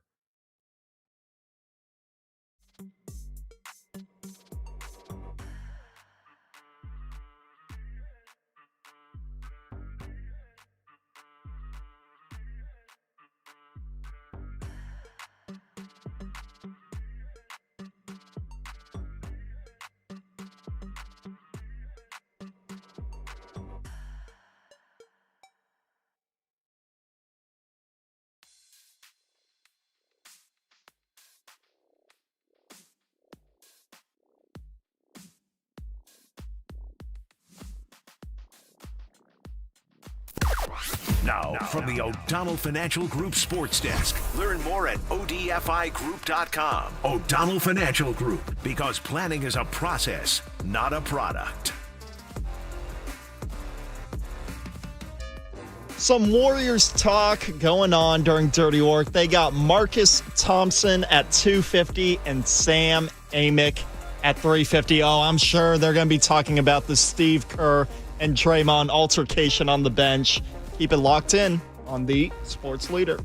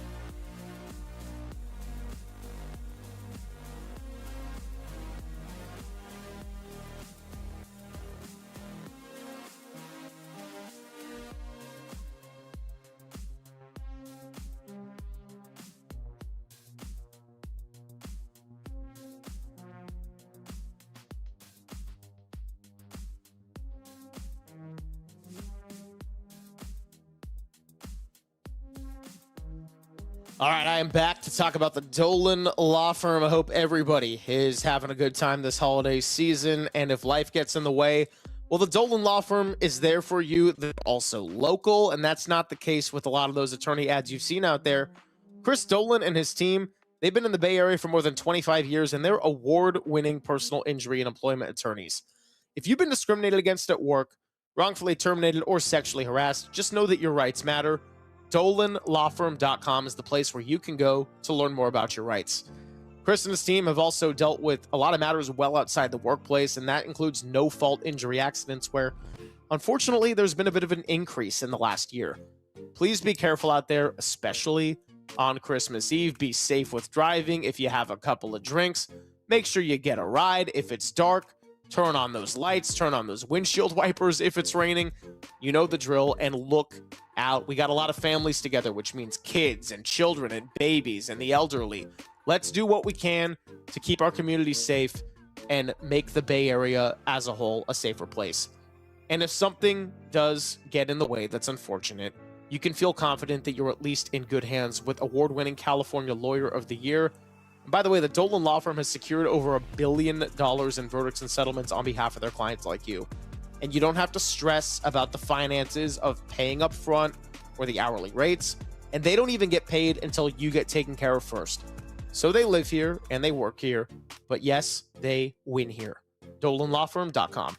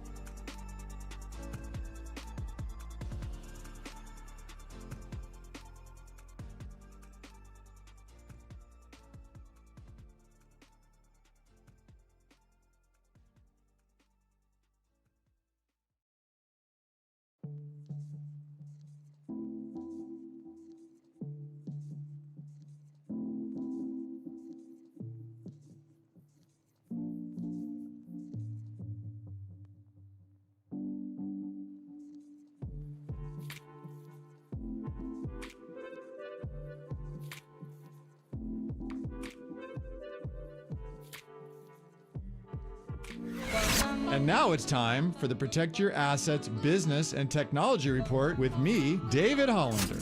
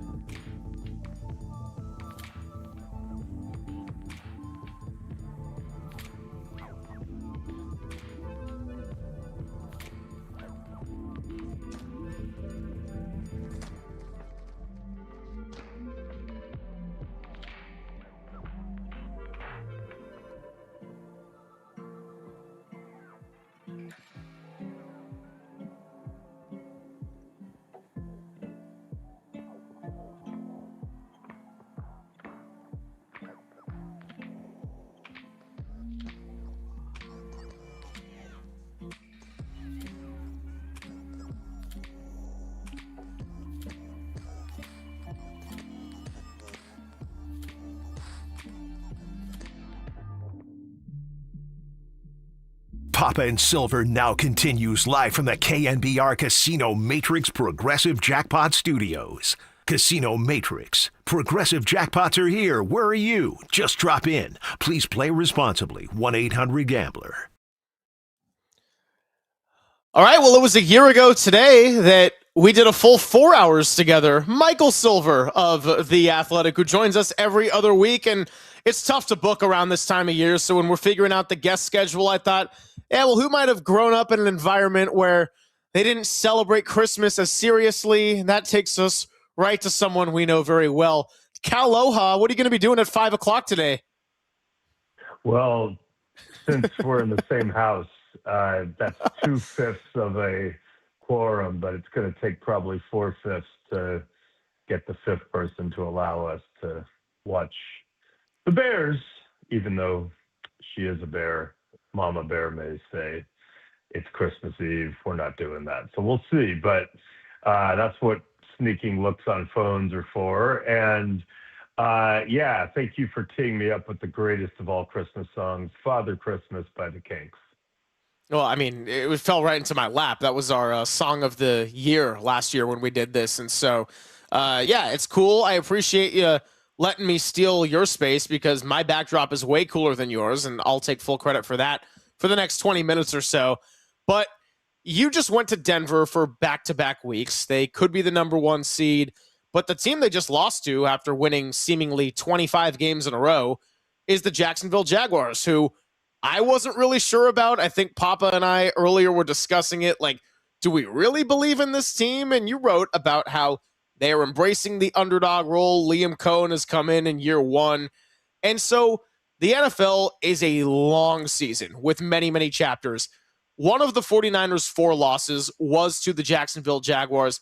Very different circumstances, but knowing what you know now about where the Niners are at and where the Jaguars are at, do you look at that loss any differently with a couple months more of information, or does it almost feel like that was so distant in the past that you just kind of judge it by what played out in week 4 alone? No, I think they're two of the many teams this season that have a chance because it is wide open. And you know, you're a big fan of the term "big boy," and I wrote in my article in The Athletic that going into that game in Denver, no one was giving the Jags a seat at the big boy table. That Niner win right up there with that Chiefs win where Trevor Lawrence fell down and still scored. You know, were like their signature wins. But yeah, that was early in the season. The Niners were a little banged up. Eric Armstead made that big play back in his return to Levi's at the end. But this was real. You know, they've won 6 in a row. They ended the Broncos' 11-game winning streak on the road pretty decisively. And Trevor Lawrence, who, you know, a month and a half ago, people were saying, you know what, they paid him. He was the number 1 overall pick. I don't know if this guy's ever going to be good. He's kind of leveled off. And now he's on like a 6-week heater, and it looks totally different. So I think in so many previous years with Mahomes or Brady or the Lamars or Josh Allens of the world, you know, knocking on the door, the Eagles last year, you just looked at teams and said, you know, these are the class of the league probably. It just doesn't feel that way going into this year's playoffs, which is good news if you're one of the, I would say, you know, 11, 12 teams-ish, maybe more, that we feel like have a chance. And the 49ers are obviously one of those too. So with Monday night, I know that the Colts defense was dealing with injuries. Buckner had just come back. They were down their top 2 corners. Obviously, all their injuries that were key to their team seemed to happen at once. And so 7-1 is likely going to turn into no playoffs in what was a wild roller coaster for Indianapolis in the year that their longtime owner and your friend Jim Irsay passed away. But Brock Purdy, even with the circumstances of an injured defense, look, it's not like he's out there with Brandon Aiyuk and Deebo Samuel and a lot of the reasons for excuses of why he was playing so well in 2023. Yeah, he had Kittle. He's got McCaffrey. He also has Kendrick Bourne and Demarcus Robinson and Jawan Jennings, who I love, but was never designed to be a number 1 wide receiver for this team, and that was never the plan for him as far as this offense goes, as much as they do love him. So what can you say about Purdy as far as regular season performances go, and have you ever seen him look locked into that level, even compared to the years where you were on the beat in 2022 and 2023?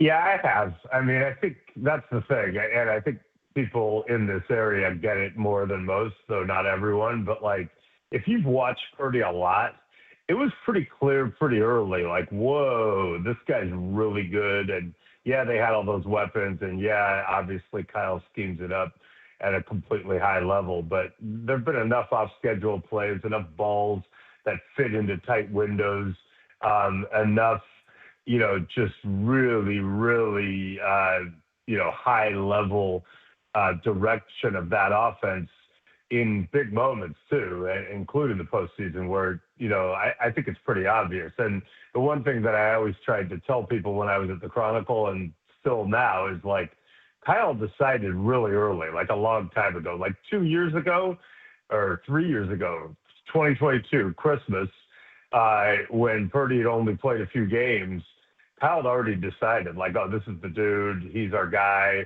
We're moving forward with him. And then, of course, there was a little uncertainty because of the elbow injury in the 2022 NFC Championship game, which is why Sam Darnold was a very real alternative. But as far as the, like, is it Brock or Trey, like, that was decided 3 years ago by now. So, you know, I also think when they paid him around the league, there are a lot of people going, I don't know. Like, there wasn't any of that. Like, they knew he's our guy. We're paying him. We're good. Obviously had the injuries this year. Mac Jones came in and played at a really high level. When Brock came back, he had that game against the Panthers where it just didn't look right. All that's true, but to me, this is more like what I expect in general. So I always have said 2021 was the best Kyle Shanahan coaching job, and that was midseason evolution. They were 3-5. I think you were at that game when Colt McCoy just completely blew them out with the Arizona Cardinals, and then it was looking dead. And then, they moved Eric Armstead inside. Deebo Samuel starts playing running back. They beat the Rams on Monday Night Football, and we know how it all took off from there. But you've always said 2022 is the year you would have voted for Kyle Shanahan as coach of the year. What do you remember about that one, and why was 22 the year that they traded for McCaffrey and then won all those games up until Brock Purdy and the UCL injury in the NFC Championship? Why was that the one? Well, let's look at 2022. Let's go back. They were coming off that great 2021, which you referenced, but the heartbreaking defeat in the NFC Championship game to the Rams after having the lead. They came back in 2022. It started in Chicago with Trey Lance in the driving rain, and he had some bad moments early.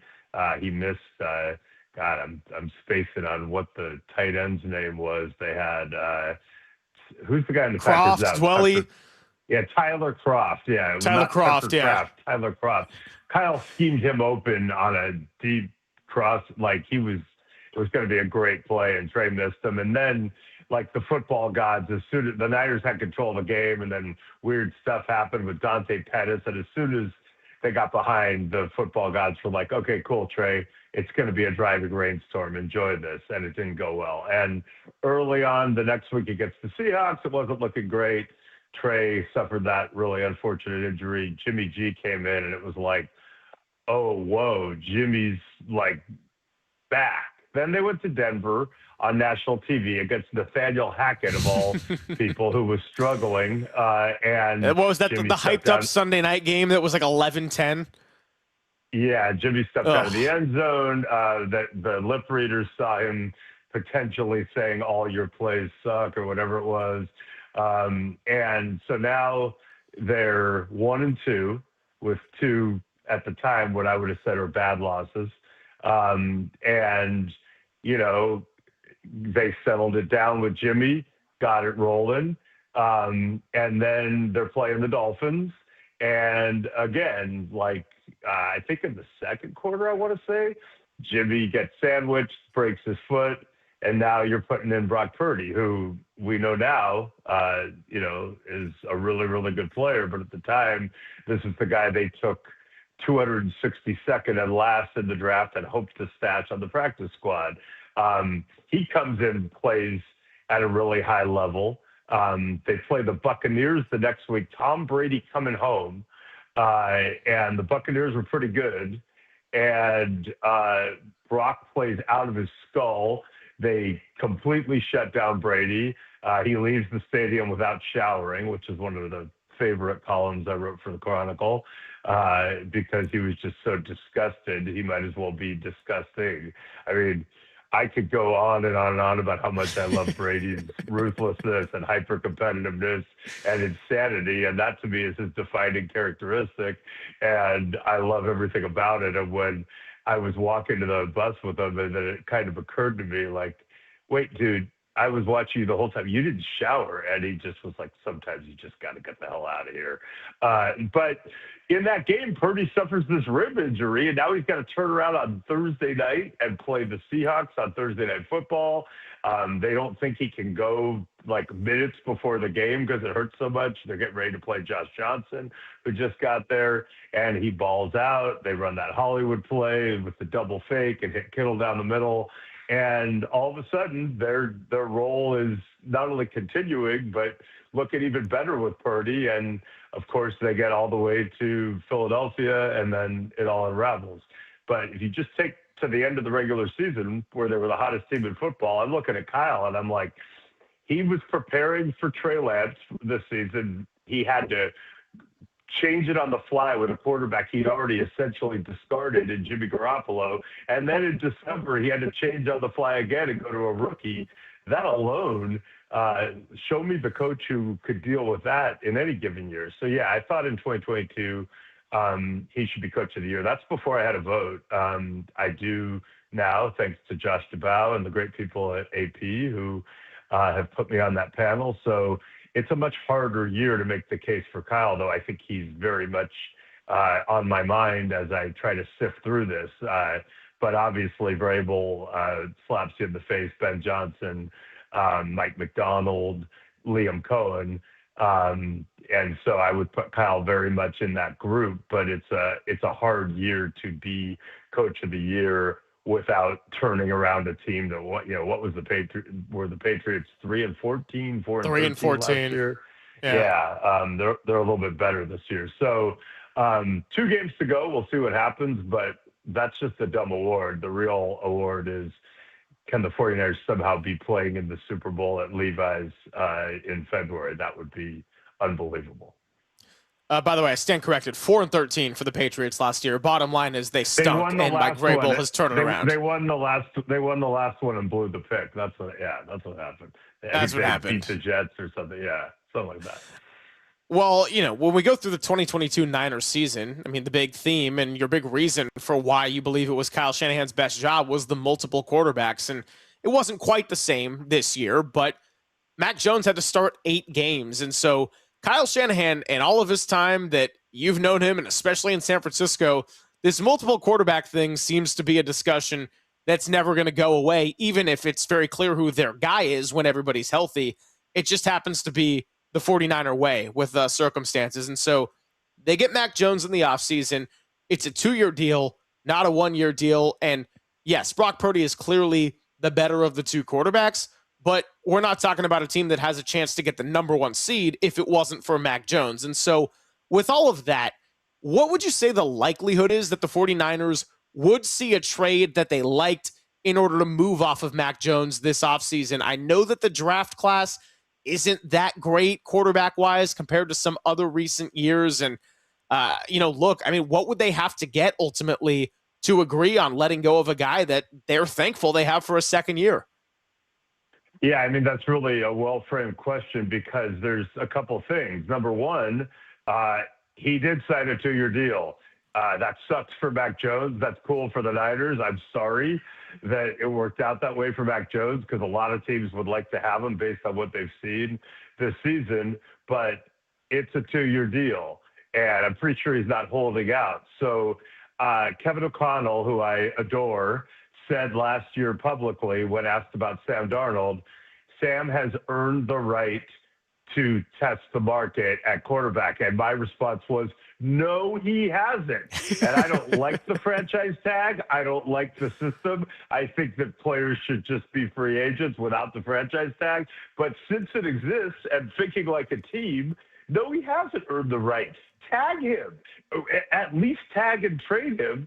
Don't be like the cool coach who's like, Sammy, go test the market, especially when J.J. McCarthy's your only alternative too soon. But, Mac Jones, by virtue of this system and by virtue of what the 49ers shrewdly got him to sign, it does not have the right. They control him. And if I'm the 49ers, I am keeping him under that control unless and until I am blown away by someone's offer. Now, that said, if you look at the market and what's not perceived to be a great rookie class of quarterbacks, although that changes, everyone talks themselves into it as it gets closer. But let's just say that not a lot of these rookie quarterbacks coming in are viewed as you can go roll with them now and solve your problems. There aren't a ton of alternatives. Now, there's talk about Burrow, there's talk about Lamar. That could end up being fantasy talk, or maybe someone will get lucky. Tua is going to probably be in play. There's a few things going on, but if you just look at it through a normal lens and go, okay, well, who's the guy who's like a backup this year who flashed, who might be out there? A lot of teams would be looking to try to have Mac Jones, at least be their stopgap. Could there be such a frenzy and a desperation that someone's like, we'll give you a 1 or we'll give you a high 2 for him, and the 49ers are like, we'd rather have that? Absolutely. If I were Kyle and John, it would take a lot to get me to part with that, because this year just showed you how important it is to have a really strong number two. And you might say, well, maybe Curtis Rourke will be that guy. Okay, maybe, but like, you can't just keep assuming every year that whoever your backup is going to play at that level. In my opinion, I think Mac is a valuable resource. Yeah, right. Like if you got Jimmy Garoppolo or your Brock Purdy, I guess was a backup technically, but if you got a Sam Darnold and a Mac Jones, it's a much different discussion than if we're talking Adrian Martinez or CJ Beathard or Nick Mullins having to play 8 games and keep you afloat. And by the way, the world's hardest division, like ever. 49ers just got to second place. How about the Rams, by the way? They're in control of the number 1 seed, 1 loss and a crazy comeback, and all of a sudden they're third in the division. It's just ruthless in the NFC. But that'll take me to another division, and the one that was the darlings of last year, the North. Chicago Bears coming into town Sunday Night Football. Don't think many of us expected this to be an 11-4 versus 11-4 matchup when the schedule came out, and this was slated for Sunday Night Football Week 17, but here we are. The Packers completely blew that game on Saturday, but that's not to say that the Bears don't deserve credit for the way they have hung in, and Ben Johnson coming in to change the culture and cultivate a winning mindset. The Bears have been a really weird team where you can look at elements of Caleb Williams and the low completion percentage, not always great after his first read. The offense sometimes looks dead in the water for 2, maybe 3 quarters, but they've also been incredibly clutch, and you are what your record says you are, as the old phrase goes. So given the NFC, the state of the competition right now, the Chicago Bears, we'll find out soon how for real they are, but they certainly are trending in the right direction. Where do you stand on the Bears? Do you compare them more to a team like, I don't know, say the Chiefs of last year who won all those close games, but obviously were taken seriously? Or is this another case of the Kevin O'Connell first-year Vikings where they went 13-4, nobody really bought it, and then they lost to Daniel Jones in the first round of the playoffs? And then they signed Daniel Jones, and Kevin O'Connell couldn't persuade him not to go to Indy, which I understand. Man, I hope Sam Gordon's not fan. listening. He's a Minnesota native and is not happy about the Vikings quarterback situation. I hope everybody gets a chance to watch the Vikings play the Lions on Netflix tomorrow. And my close friend and colleague Diana Rossini will be working sidelines in that game for the Lions, I believe, and on Netflix.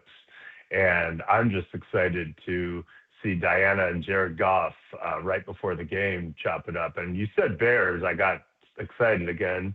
I think we're 3 hours and 20 minutes from kickoff in one of the 2 greatest states in the union. And so, yeah, I don't know what to tell you about the Bears. I went to their opener at Soldier Field against the Vikings, and Caleb looked alternatively really good and lost, and they had control of the game because J.J. McCarthy was so bad, and then he had one unbelievable quarter, and the Vikings won, and then the Bears lost the next week, and I'm like, yeah, okay. And they had a bunch of injuries on defense, and they've only lost twice since. 6 victories that they were trailing with 2 minutes to go, which is insane. And obviously that last one against the Packers was wild. Ben Johnson clearly has done a great job. It's schemed up really well. Caleb, both with his mobility and arm strength, has had some really cool moments, including the one against the Packers. Dennis Allen, old Bay Area friend, has been really, really good as the defensive coordinator. Their defense is not like what you'd think of as your classic Bears defense, where you're like, they're really good, if only the offense. They're really not as good, but what they're great at is takeaways, and that's obviously a huge, huge thing. So in a different type of year, I would say, yeah, you're probably right. They're probably like the 2022 Vikings, and that comes back to get you. But again, because this year is so wide open, I think they're just as real as the no Bosa, no Warner Niners, or all these other teams. And that's really hard for a fan in some ways, because you go into these big games now and in the playoffs, you're like, okay, it's going to come down to like such a small margin and tip balls and missed calls, and like, is it going to go our way? And that's a stressful 3.5 hours or more. And can you withstand that like multiple times and then get to the Super Bowl and then win? Like, that's not easy. It's easier to be an Eagles fan last year during the NFC Championship game or whatever. But it's great to be a fan of all these teams, because you're like, no, I'm not scared of that team. Like, they might beat us, but we're probably on that level. So, the only caveat to me is there a Superman-like quarterback who could change that equation in the biggest moments? And so, like, that's why in the AFC, I kind of go, well, Lamar is about to be out, it looks like, and Patrick's out. But Josh is, I don't love how the Bills have been, but they got Josh. And then when I really think about it, I'm like, there's this other team that quietly has a quarterback who's looking a lot better lately, and I've seen him do just sadistic, horrible things and crush dreams many times on the big stage. And he looks like he's going to host a playoff game, and then we'll see. And I look at the AFC, and I'm like, I'm not putting it past Aaron Rodgers to go on a heater right now and just crush souls. And so feel free to talk me out of it. They haven't even clinched the division yet, but I'm wondering in the AFC if Aaron Rodgers might somehow, some way fight his way back to Northern California for what could be his final game in February. That would be wild.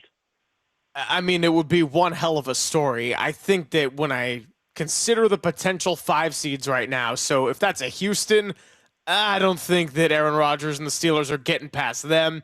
If it's a Jacksonville, well, if they're playing the way they have over the last month, I would favor Jacksonville.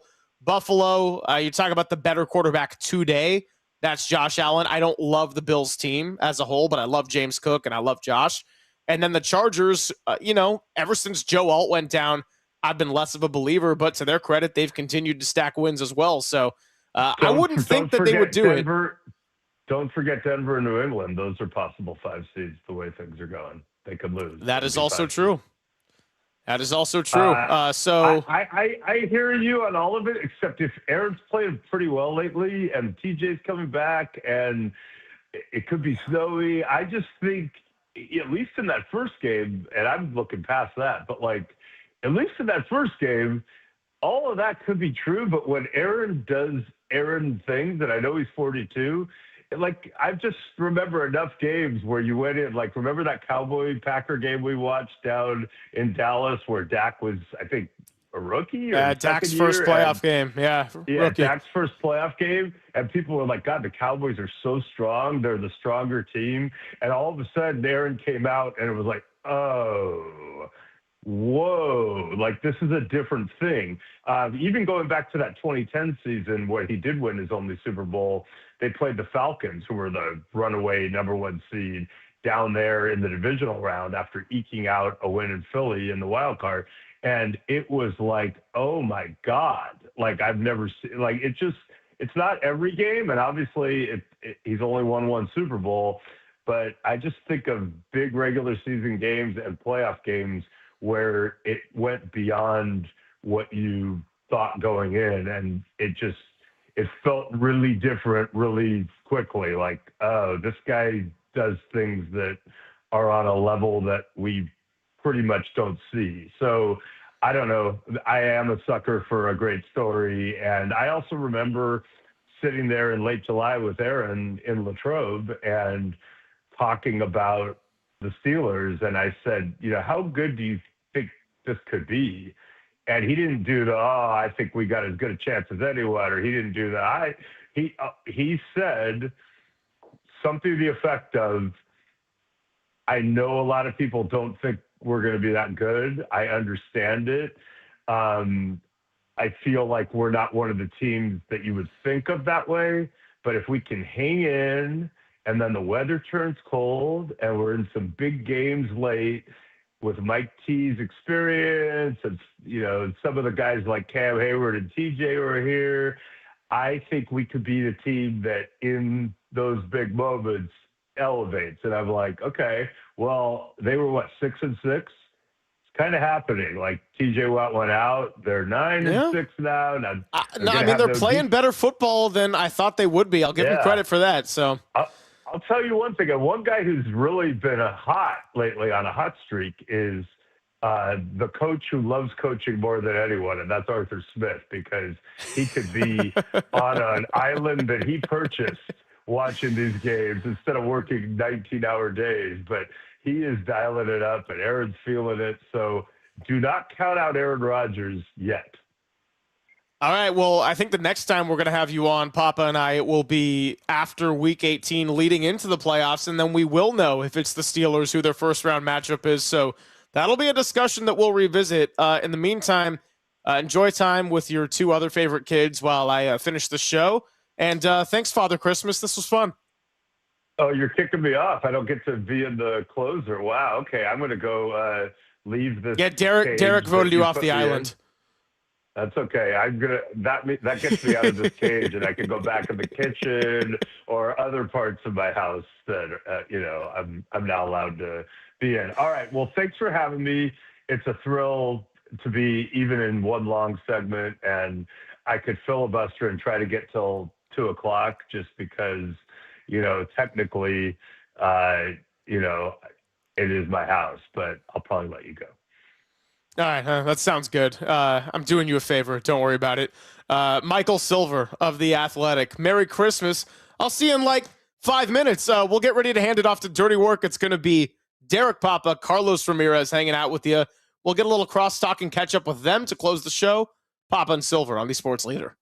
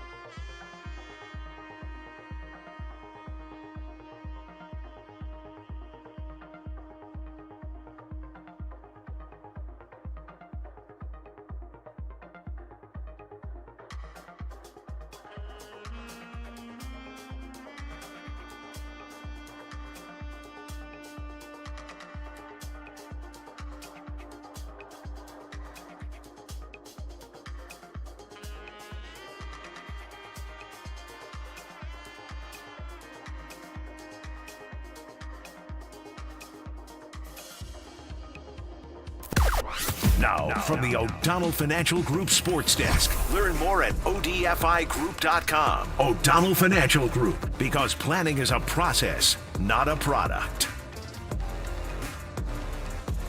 What do you want for Christmas, little boy? How about a nice football? Football? What's a football? It'll be on KNBR, Ralphie. Christmas Day, it's a bevy of NFL games on the leader. After you open up your gifts tomorrow, tune into Cowboys Commanders, pregame at 9:30. Come on, kid. Lions Vikings in game 2. With unconscious will, my voice squeaked out, football. Okay, get him out of here. And the NFL coverage ends with Broncos Chiefs. All coming up on Christmas Day on KNBR, the... You'll shoot your eye out, kid. Merry Christmas. Ho, ho, ho. leader. Papa and Silver now continues live from the KNBR Casino Matrix Progressive Jackpot Studios. Casino Matrix. Progressive jackpots are here. Where are you? Just drop in. Please play responsibly. 1-800-GAMBLER. Nicely done. Let's get on out of here shortly, but just because the middays are finishing up, we still got a little dirty work. It's going to be Derek Papa and Carlos Ramirez, and let's bring in the one and only Derek Papa for a nice little crosstalk. I get so much of the other Papa. It's like a whole different kind of flavor here as we celebrate Christmas, but around a year ago this time, we were doing all those shows together, and I think one of them was supposed to be 2.5 hours or 2 hours, and it ended up being about 25 minutes of airtime because of a 7 OT bowl game. Yeah, that was cool. No, yeah, I remember that show very fondly, just waiting around. Was it Christmas, the day after Christmas, Greg?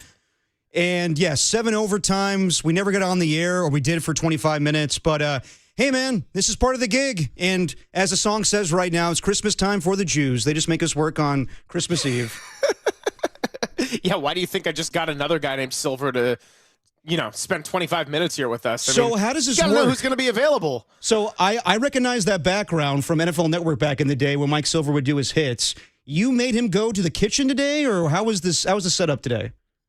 No. I would never force anyone out of their space. I got, offered the space, and I graciously took the offer, knowing that because you're doing simple 4 math hours, and time ratio. Yeah, we got 4 hours to 30 minutes. So there you go. It's pretty simple there. No, that's come on. You never you ever kick Greg out of his spaces? No, never. I used to sleep in his studio, Greg Silver, back in the day, and when he needed to do an interview, I was out. I was regulated to the shed in the backyard, which was always fun. Awesome. Well, what do you got planned with Carlos today? So me and Carlos, much like a year ago, was supposed to be a 2.5-hour show, and then Mike Holder found out we can't take the Cal game. So we're going to do a full 4-hour show today with Marcus Thompson at 2:50. We're going to have Sam Amick at 3:50, and then we're going to have Tracy Sandler at 4:50. I know she was on the morning show earlier today, but it's Christmas Eve, and we need guests. Look, if people are going to get paid, as is the case with the names you just mentioned, then, a little more willing Everyone's to come on getting Christmas paid Eve, today. Let's be honest. Let's make sure we hit we hit our quota for the week. Everybody gets paid. Okay, so before we kind of wrap this up here, I do want to get to some football talk with you for a moment. Let's do it. I was listening, had a nice long commute yesterday leaving, so I got a lot of dirty work. Loved the 1-year anniversary, and big announcement at the end of the show, by the way. That was huge. So, with Harmony hats coming off back? to you and Copes and Tim. That was fantastic. But you also said, in a very serious way, that was the best you've ever seen Brock Purdy look. Now, I know people will weigh the different stakes between regular season and playoffs and everything, but are you starting to believe in the 49ers as a legitimate threat compared to how we were all feeling after Fred Warner went down, Bosa goes down, Mykal Williams, where, I just don't think this defense can compete. All of a sudden, I'm not saying you're going to put up 48 points every game, but if Brock Purdy's looking like that leading this offense, then I think it's a different discussion, no? Well, Greg, you learn in radio after doing it for a year that sometimes you just say things to get people on your side. So I've been saying a long time that I don't believe in the 49ers when it comes to their defense. And yesterday, I just said some things, and then people just put it all over social media. No, I'm kidding. Monday, it was the first time where I thought to myself, maybe you don't need a defense this year. Maybe you don't need a great defense. Like, that's been the trend all weekend long, where we saw the Thursday night game, the Rams and Seahawks. That game was 38-37. The Rams at times have shown that they're a really good defense, but they're not a clutch defense. Same thing with the Seahawks.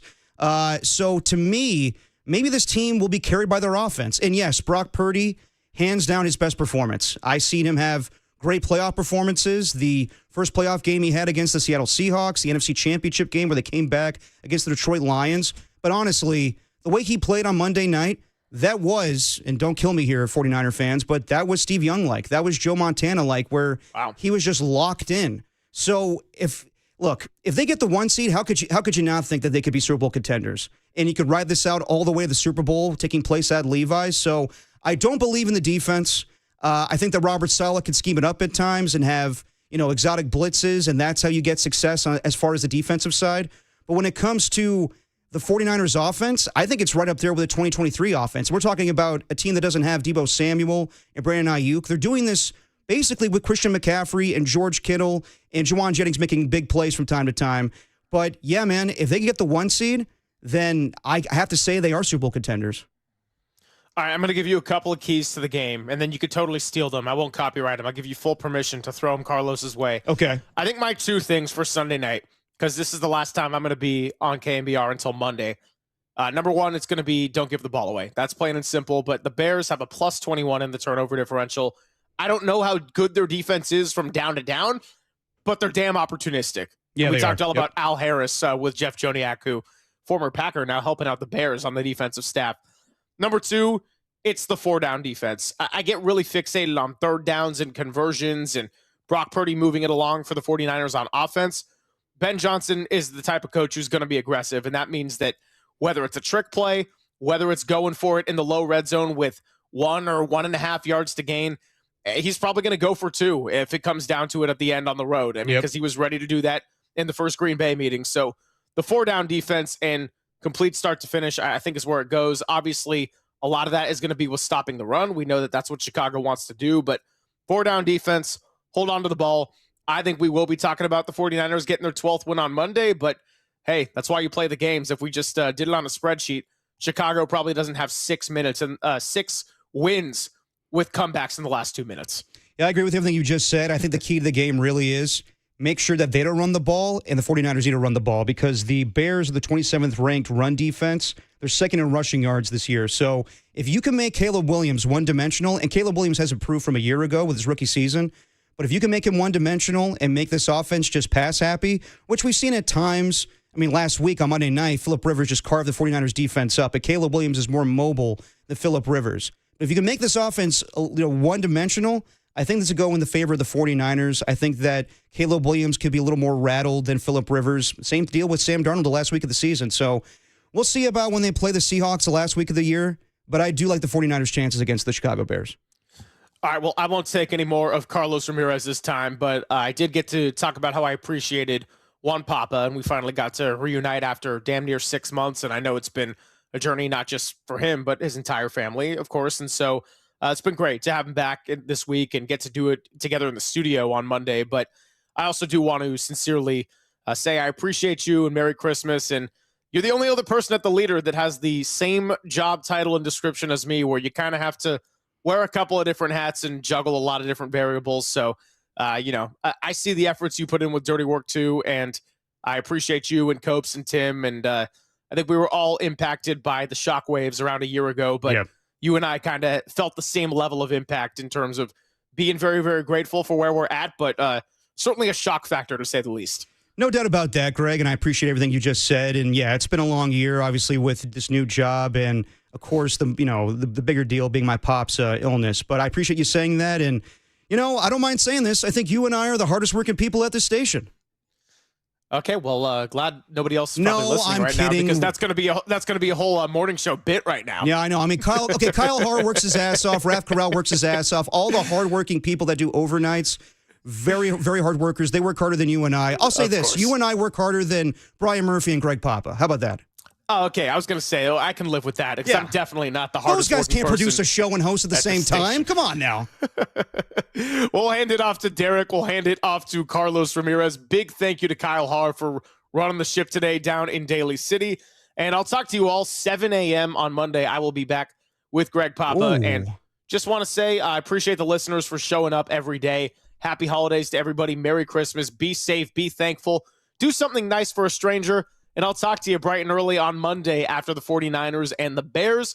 You are listening to KNBR and KNBR FM San Francisco, the sports leader, a Cumulus media station. Dirty Work starts now, and Merry Christmas. Okay, the fun's over. They've done the dirty work of the radio business. Anybody messes this thing up for me tonight is through. Engineering, board operating, and producing. Not only are you fired, your life is over. And now they have the microphone. What could go wrong? Nobody messes up. You understand me? Don't mess up. Adam Copeland. You wanted some sort of hard-hitting Bob Lee journalism. You came to the wrong place. Derek Papa. Oh, boy. Okay. It's getting hot. Is it getting hot there? That's even worse. How are we feeling? It's getting hot? Oh, boy. And Tim Webb. Mankini. Yes or no? 59. We go with this, Tim. It's a dirty job, but someone's got to do it. Ridiculous. Completely ridiculous. Welcome to Dirty Work. KNBR 104.5 and 680. The sports leader. Oh, we are really doing the dirty work today, my friends. Derek Papa, no Adam Copeland, no Tim Webb. They are chilling in their houses right now on Christmas Eve. I am working, but you know what? I'm glad to be here with Raph Corral and the host of 49ers Pre and Post on NBC Sports Bay Area with Rod Brooks and Matt Mayoko. Ladies and gentlemen, the Toma Papa, Carlos Ramirez. Thank you. What's going on, man? You know what? I'm not happy to be working with Raph. Yeah, me neither. This idiot. Idiot, Jesus. He's an idiot. Whoa. He's an idiot. He's wearing a Bears hat, a Walter Payton shirt on Bears Week. Well, who let this guy inside the building? To be fair, Raph does this, year-round. I don't care. Bears Usually my Bears gear goes away after like this week is 6. the biggest game of the year. Until next week. Your dad's coming back. Get out of here with the Bears gear. Yeah, he's kind of milking it, though, the whole thing with him coming back. Joking. Can you imagine? It's not that big a deal. Come on, man. No. I'm very excited that my pops is back at the booth this week. It's a big deal, but, Raph is a diehard Bears fan. So what? There's no democracy here. That's his team. This is not the Republic of KNBR. This is a dictatorship of the red and gold. I don't know if I subscribe to that same thinking. I think that it's a democracy here. You can wear whatever you want. You're right. If people want to show up wearing, Bears gear or Raiders gear, it's all good. I'm kidding. No, I don't do that anymore. But back in my Raider fandom, I would totally rock some Raiders. But here we go. 49ers taking on the Chicago Bears. We'll talk about a lot of things today. We'll talk about that huge game coming up on Sunday Night Football. We'll talk about the Warriors taking on the Dallas Mavericks and Klay Thompson coming back tomorrow. And Steve Kerr just spoke to the media and addressed everything going on with him and Draymond, acknowledged that they are a fading dynasty. And we'll get into that. We have Fading? A fading dynasty. Fading or faded? Fading. I think it's faded. I would agree with that one. But I don't unless they make some big time moves, which I don't know if that's on the table right now. What move is there out there to make that will reignite that's a logical move? You like don't say like get Wemby in. No. An actual doable, factual, comprehensible, realistic move that will just reignite what once was a decade ago. Are we playing a little Christmas at Hollis? And I don't mean to be the Grinch here. But I'm just saying. It's one of my favorite Christmas movies. It is. Are we doing the draft? Yes, at 5:30, you, me, and Raph will be doing a holiday movie draft. Okay. So we'll go around. We'll do like a snake draft, and we'll pick our favorite Christmas flicks. But to answer your question, no. At this point, could you get like who's available? Herb Jones or these guys on the Pelicans? I'll be honest. I don't watch enough Pelicans basketball to have a good gauge if no one does. That's going to improve the team. I'm with you, Carlos. I don't think there's anything at this point that can make this team contenders to go past the Thunder or even the Spurs. Right now, the Spurs are a problem for the Thunder. But no, I'm with you. I think that they need to do not a rebuild, but a massive overhaul where it's a mix of, guys that are coming off the bench, Brandon Pajemski, Moses Moody, obviously Jonathan Kuminga probably traded by January 15th. I really don't believe in those guys. Here's the thing.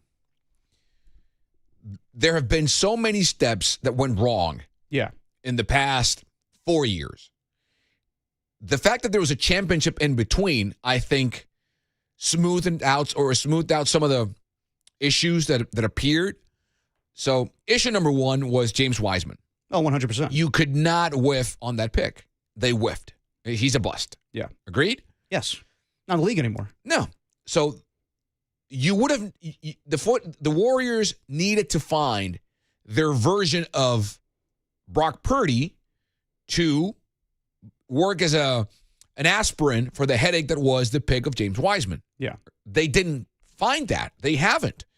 So that was issue number one. Issue number two, a key cog in that 22 championship had personal issues and is out. That's Jordan Poole. Mm-hmm. He could have been your Brock Purdy. He was in the building. He became a points provider, your second unit scorer. That went out the window with the punch. So that's issue number two. Mm-hmm. So what could have been your Brock Purdy got traded to Washington, and he's out. He's no longer a part of your team. Issue number three is Kuminga. He could have been another piece. So picture if they hit on Wiseman, Kuminga, and Jordan Poole works out, you're Gucci. You have Steph fading, still great, but 37. Yeah. You have Draymond fading, still great, but fading. And you have your core in what should be Anthony Edwards. If Wiseman had a Anthony Edwards level kind of production, you're Gucci. And then you have Poole be your number two. And then if Kuminga becomes a top 20 player, which he's not, you're fine. They missed on three key players they could not miss. You can't. It's a 5-on-5. Yeah. It's It's an injury you don't come back from. Right. How? I mean, at this point, I've kind of resided the fact that I think the Warriors probably won't win a 5th championship for Steph Curry. I like them to try. I think they were handicapped this offseason with Jonathan Kuminga. Maybe they should just, nipped in the bud and just traded him. I think that we're waiting for the inevitable to happen. So we'll talk about it more today with Marcus Thompson at 2:50 along with Sam Amick. But Kyle Shanahan just spoke to the media talking about George Kittle. We'll talk about his status for this upcoming game against the Chicago Bears. Big tilt on Sunday Night Football. And Raf, it's good with me, man. You can wear your Bears gear. We might even play Chicago Bears, the theme song today. Bear down, come on. Chicago Bears. I'm kidding. It's only fitting. All right. We'll do that along with picking our holiday movies at 5:30. Tracy Saylor's going to join us at 4:50. It's Dirty Work with Carlos Ramirez filling in for Adam Copeland. Raph, you're not an idiot. I love you. There you go. I'm just being funny. Derek Papa, Raph Corral, the Bears fan on The Sports Leader.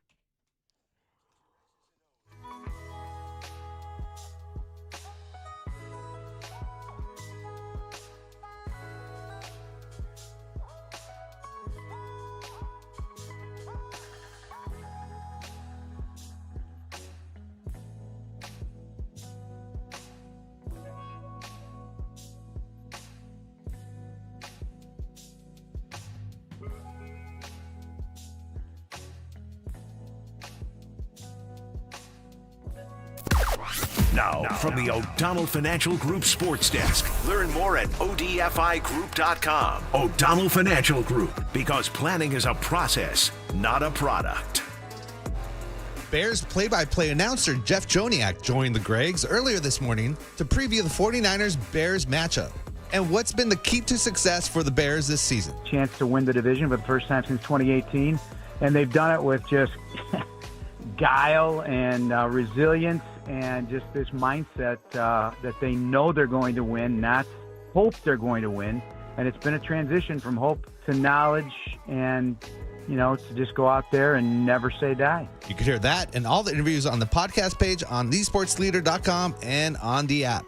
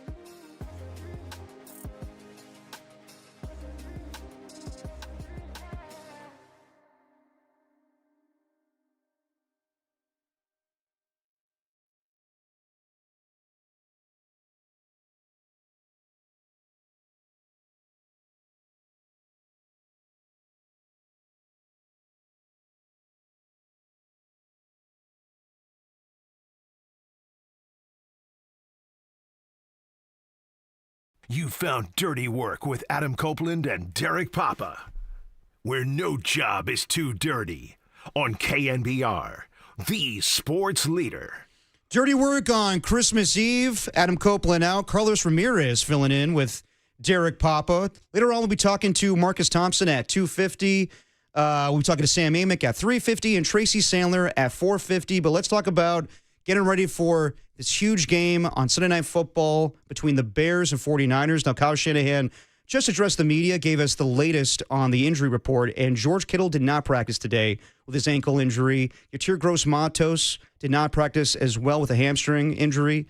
McCaffrey and Trey Williams out today, just a rest day for them. Ricky Pearsall did return to practice limited with his ankle and knee injury, and Kyle Shanahan did say that George Kittle does have a chance to play, but we'll see when they take on the Chicago Bears this Sunday night.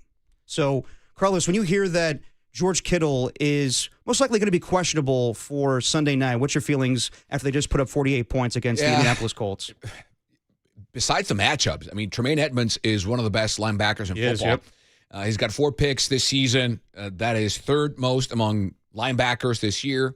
He's a great defender against the pass, so that would be a good matchup for both teams. The good thing is we've seen this team win games without Kittle this season.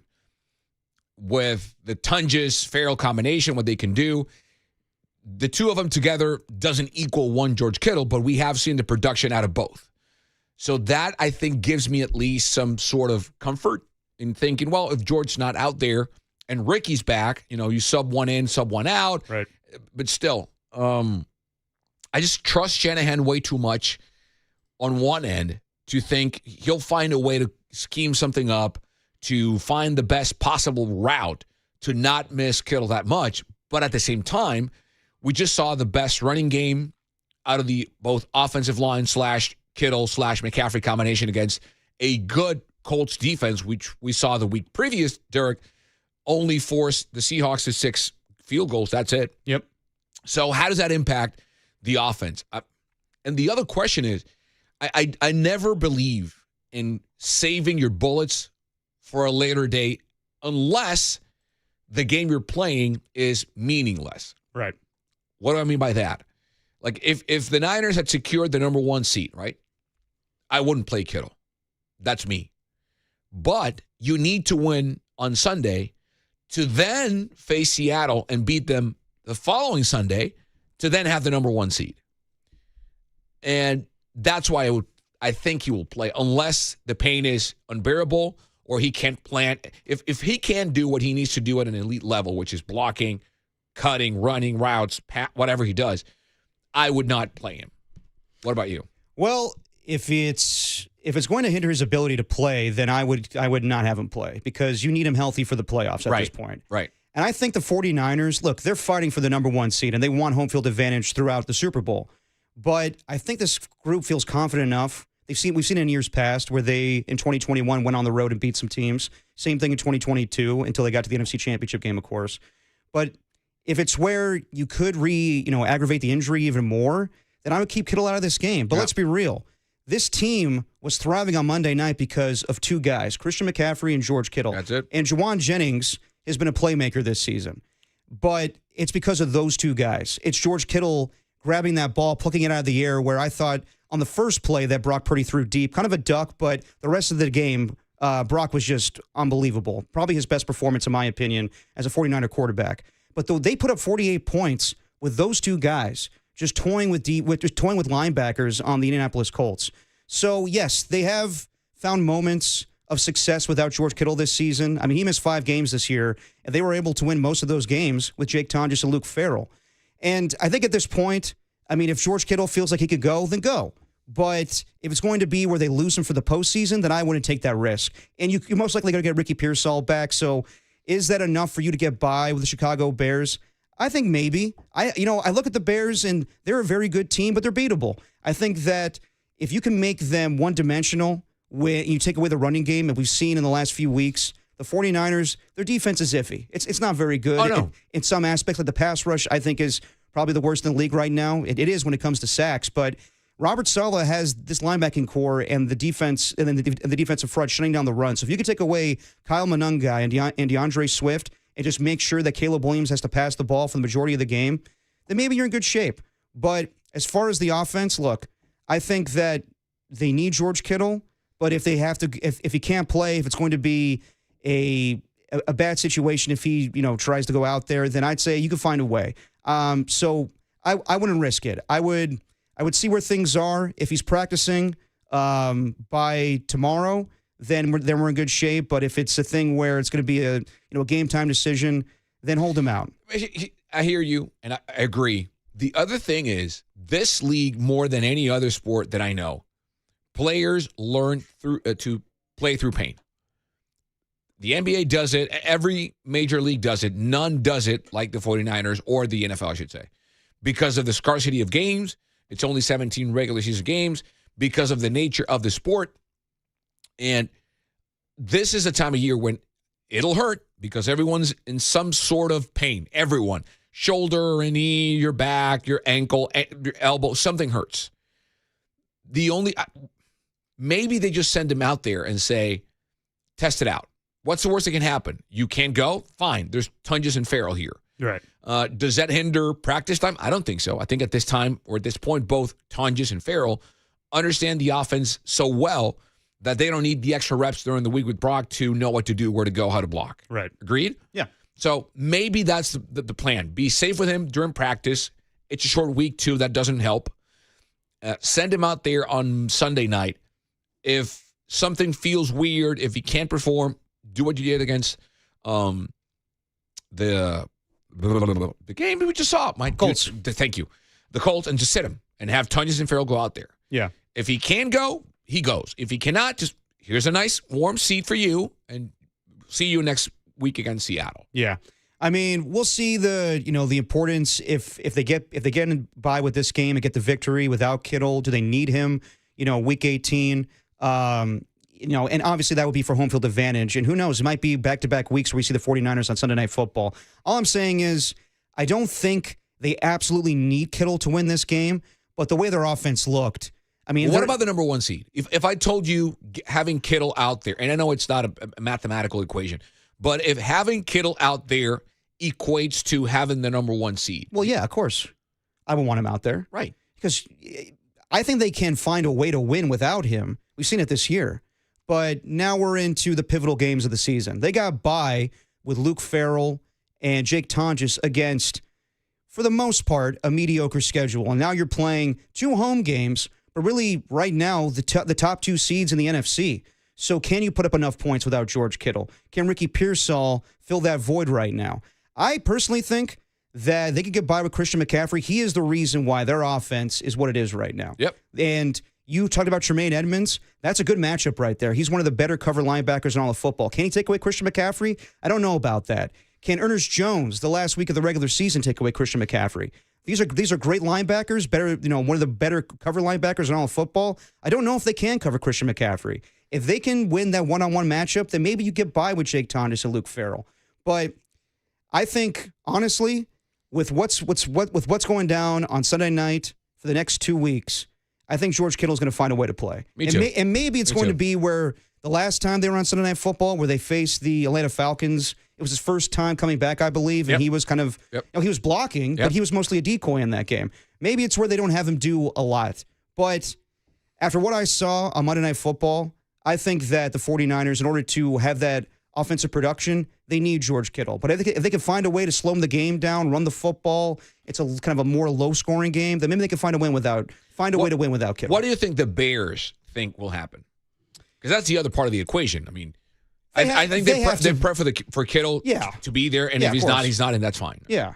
I think they have to prepare for everything at this point.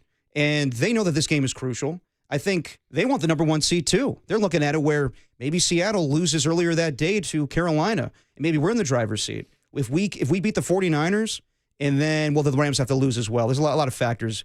But they're looking at that too. They have that last week of the regular season, a team that has definitely given them problems earlier this year in the Detroit Lions, where they lost that game 52-14, I believe. So the Bears, they're everyone's talking about the 49ers getting the 1 seed. They want that too. So it's going to be fascinating. It's very different than a year ago where these two teams played and Caleb Williams got sacked 6 times. It's a totally different Chicago Bears team. Ben Johnson has totally changed this team into, in my opinion, a contender. But yeah, in order for the 49ers... You think they're a legit contender? As of right now... Like legit. Where do you rank them? As far as contenders in the NFC, Yep. I think everything's on the table right now. I think at this point, I don't really know who is a contender in the NFC. I think the 49ers are. I think the Eagles are because of last year. I think that at that point, those are the teams I feel the most confident in. But the Bears are a new team. Not the Rams? Yeah, I definitely think the Rams. You know what, though? What I saw with the Seattle Seahawks, they don't have a clutch defense right now. And we can talk about it more later, but I don't know if you need a great defense this year in order to win in the NFC. We were having that debate yesterday morning with Todd. Yeah. Someone texted, a couple fans texted saying, defense wins championships. Yeah. And I'm like, sure, I don't think this year's that year. Yeah. At least in the NFC. Because sure, Denver can win it on the heels of their defense. Same with the Texans, right? They can just plow through people and defend their way to a Lombardi. That's the only two teams, maybe Jacksonville. They have a great defense, but I don't think it's at the level of Houston or Denver. Right. And still, those teams can put up points. Houston has been significantly better the last 2 weeks. Denver can put up points. So does Jacksonville. I'm with you. I still think that if you put everyone on a scale, talent-wise and coaching-wise, I think the Rams are number 1. Yes. But I don't think they're that much better than everyone else. No. Because we've seen them lose to the 49ers with Mac Jones and Kendrick Bourne and Christian McCaffrey. We've seen them lose to the Panthers in Carolina, and we saw what happened on Thursday Night Football against Seattle. So are they good? Yes. Unbeatable? No. Favorites? I don't think there's a number 1 clear-cut favorite in the NFC or the AFC for that matter. Yeah. Is it Denver? I don't know. They got their ass kicked by Jacksonville. Yep. Is it Buffalo? No. I mean, everyone's beating everyone. Is it Houston? I don't know. Yeah. I could legit see any team in the AFC, maybe except for Pittsburgh, and I can see them too. That would be my number 7 if I rank them in the AFC. But I could see every team face every team. Like there's no combination of teams in the Super Bowl that would shock me. Yeah. Chargers and Panthers, sure. That would shock me just because I think the Panthers are so inconsistent. That's the only one. Right? One week they beat the LA Rams and they lose to the New Orleans Saints. So we can talk about it more later about what teams we believe in right now. But as far as having parity in the NFL, I think it's at an all-time high. I think anything's on the table when it comes to the NFC and the AFC, just like you were talking about. But let's switch over to the Warriors real quick because Steve Curtis met with the media. He addressed the argument he had with Draymond Green. We'll talk about it more with Carlos Ramirez. And Marcus Thompson joins us at 2:50. It's Dirty Work on the Sports Leader.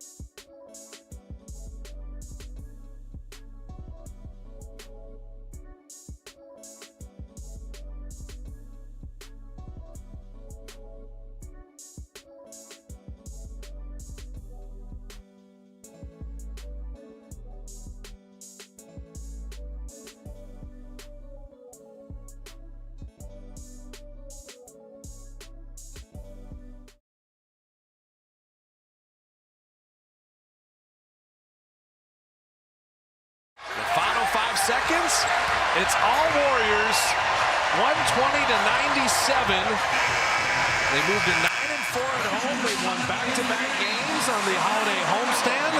They get ready for Christmas Day in Dallas. And for the Warriors, that's a lot of good basketball. Butler with 21, Curry with 26, Moses with 20, and Brandon Majewski with 16. Feel-good win, excellent second half. Have a great holiday season. Come out here on Christmas Day. Sounds from the Warriors' 120-97 win over the Orlando Magic on Monday night. And the Warriors are taking on the Dallas Mavericks tomorrow on Christmas Day as they welcome home old friend Klay Thompson. Dirty work on Christmas Eve. Carlos Ramirez filling in for Adam Copeland. I'm Derek Papa. And yesterday we were so excited about the 49ers' 48-27 victory over the Indianapolis Colts that we did not talk about the Warriors' argument, the fallout of Draymond Green and Steve Kerr having a little, a little spat during a timeout during the win on Monday night. And let's hear from both parties. Let's hear from Steve Kerr on the altercation with Draymond Green. Both kind of downplayed this, but in the moment, it seemed like it was heated. Yeah, we got into it obviously, and I took the timeout just because I thought we lost our focus there a little bit, and so we had it out a little bit, and he made his decision to go back to the locker room to cool off, and that's all I'm going to say about it. It's everything is private, and I got nothing further to add. Would you? I mean, he didn't play the last 20 minutes. Would you have gone back to? No, he wasn't going back in. Did he? And was that a decision by him or you? Well, he left. He went back to the locker room, and so we moved forward, and the guys played great. It's a hell of a win. Really good second half, and I'm very proud of the team. And like I said, nothing more to discuss from my end. Just to clarify, he went to the locker room. He wasn't sent to the locker room. Right. Now, both men said it's not that big of a deal. It's not going to linger. It's not going to be a problem. And, of course, Steve Kerr and Draymond Green have had their differences through the last 10 years. So, Carlos, when you saw Draymond Green get into the argument with Steve Kerr and then Draymond left the bench and did not return in the game, how did you feel about that? Yeah, there's two ways to dice this one up. The first one is you can see or say he quit on the team. Yeah. Like he bailed. He got up, left, and was selfish. That's one way to look at it. Mm-hmm. The other one is he regulated himself. He chose diplomacy and silence and distance, which if you can't control your temper, it's a smart thing to do, is take a beat, take a walk. That's the NBA version of taking a walk. Yeah. Like chill out, cool down, and then come back. And don't make it worse, right? I am, because of how I am, I'm more of the let's talk it out until we figure it out. Mm-hmm. But I've learned to understand that people operate in different ways. If you need time out, sure. I don't want that to mean we never talk about it. If you need to cool down, sure, go ahead, take a walk. If you want to talk in a couple hours, we can go back, revisit. But you don't have that. That's not an NBA game. That's in everyday life, right? I think Draymond is so visceral, so volcanic in the way he does things that I was really shocked that he left, because we've seen everything from to the point that he punched a teammate in practice. Yep. So we've seen the worst out of Draymond, but not walking out. Like legit, I'm out. He bailed. I'm gone. Yeah. Right? And then he came back. I don't like to think for other people. So I don't know why he walked out. No, I don't think he's addressed beyond the fact that he said I needed to cool down or chill out or something. Both men have not talked about what exactly happened. Right. Even though Steve did apologize today on the media. He did. Just to give the update. So Mark Spears yesterday said that he believes that it stems from Draymond being frustrated with playing the five. He's tired of, basically playing center for the Warriors, and he's getting beat up playing against these bigger guys. To me, I always thought that, Draymond thrived in that and took the opportunity to play in those situations. But if that's frustrating to him, then by all means. But I'm with you, Carlos. It's a mixed deal for me where I didn't think much of it. Like I've watched this team for a long time. In the last 10 years, they've had so many things off the court and on the court the whole thing with Draymond yelling at Kevin Durant, which may have resulted in him leaving the franchise. But, I mean, Draymond and Steve Kerr have had their differences. I remember when they had that epic game against OKC during the 73-9 season. Lisa Salters reported about a whole thing in the locker room where they were screaming at each other. And in the end, it didn't really matter. But when you see Draymond leave the bench, as a fan, I'm thinking to myself, he quit on the team tonight. And there's times where I'm like, does Draymond really want to play tonight? He gets tossed out for his frustrations, and sometimes he doesn't want to play when Steph Curry plays. But I never questioned Draymond the competitor. I did the other night. And I know that some people will say, like, well, it's good for him to, take 5 and go to the locker room. Yeah, but that image of him just leaving, I don't love that. So to me, like, yes, that works for you and me and our, our jobs. Everyday lives. Or your couple lives. Yeah, but this is basketball. Yeah. If Jonathan Kuminga left the bench, how would we all be reacting? It's a different deal because Draymond Green's a 4-time champion. So I don't like the look of it, but at the same time, I don't think it's that big of a deal. Now, as far as today, Steve Kerr took a lot of the blame for what happened. These are quotes from Steve Kerr today at practice. I was very much at fault for what happened the other night. And Steve Kerr said it was not his finest moment. And Steve Kerr acknowledged that he and Draymond apologized to each other and to the team. So I don't think this is going to be an issue going forward. I just think that the bigger deal to me today is that Steve Kerr was very candid about this team going forward. This is the quote that Monty Poole put on Twitter today saying, Steve Kerr when acknowledging the Warriors right now. We are no longer the 17 Warriors dominating the league. We are a fading dynasty. We know that. Everybody knows that. So my question is, what's the urgency for this season? Do they think that they can compete for a championship? Do they realize that we are ways away from competing with the Thunder or the Spurs or the Nuggets? Is there a trade on the table that can put us in contention with all those teams when it comes to Jonathan Kuminga? I don't know right now. As I said earlier, I'm kind of resigned to the fact that maybe this team is not going to get a 5th championship for Steph Curry. But it is just, at this point, just so many things off the court with Jonathan Kuminga and now this, where I'm like, I wish we just get back to basketball. Yeah. My closing point is this. I can see both sides being good or wrong, bad or good. Mm-hmm. Meaning, I can see the benefits of you walking away from an argument in everyday life. Yeah. And I can see the benefits of you talking it through until you're blue in the face. Having said that, this is not regular life. Yeah. This is competitive sports. And I did not play professionally, not even close to what these guys do. And they have a relationship that I would never understand. I mean, they say they're both competitors.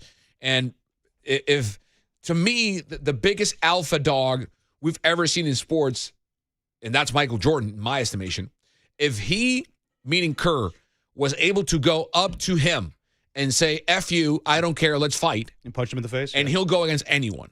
Whether it's Draymond Green, he doesn't care. Steve Kerr is wired that way. Yeah. He don't care, nor should he. So for him to apologize, kudos. My point is, I played sports at a youth level, U20s in soccer, whatever.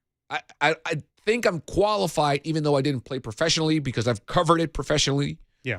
Before any athlete says, what do you know? You haven't played. That's a BS and lame excuse. I don't hear any political journalists having to run for office to talk politics. Yeah. What every coach in my life that coached me or that I have covered all think the same way is you don't quit on the team. Yeah. And there's no if, ands, or buts. You don't quit. You're either hurt or you can play. If you're healthy, you play. What if that game is on a game 7 in the playoffs and he does that? I doubt he does that. But what if he, humor me, what if he does? Well, then that's a big deal. Right. So if every game matters the same to him, because Draymond is saying, if you don't care for 15 and 15, and I'm with you, he wouldn't do that. Right. But I don't judge the severity of what he did based on the context. And I know context matters. Yeah. To me, game 1 of 82 is the same as game 7 of the finals.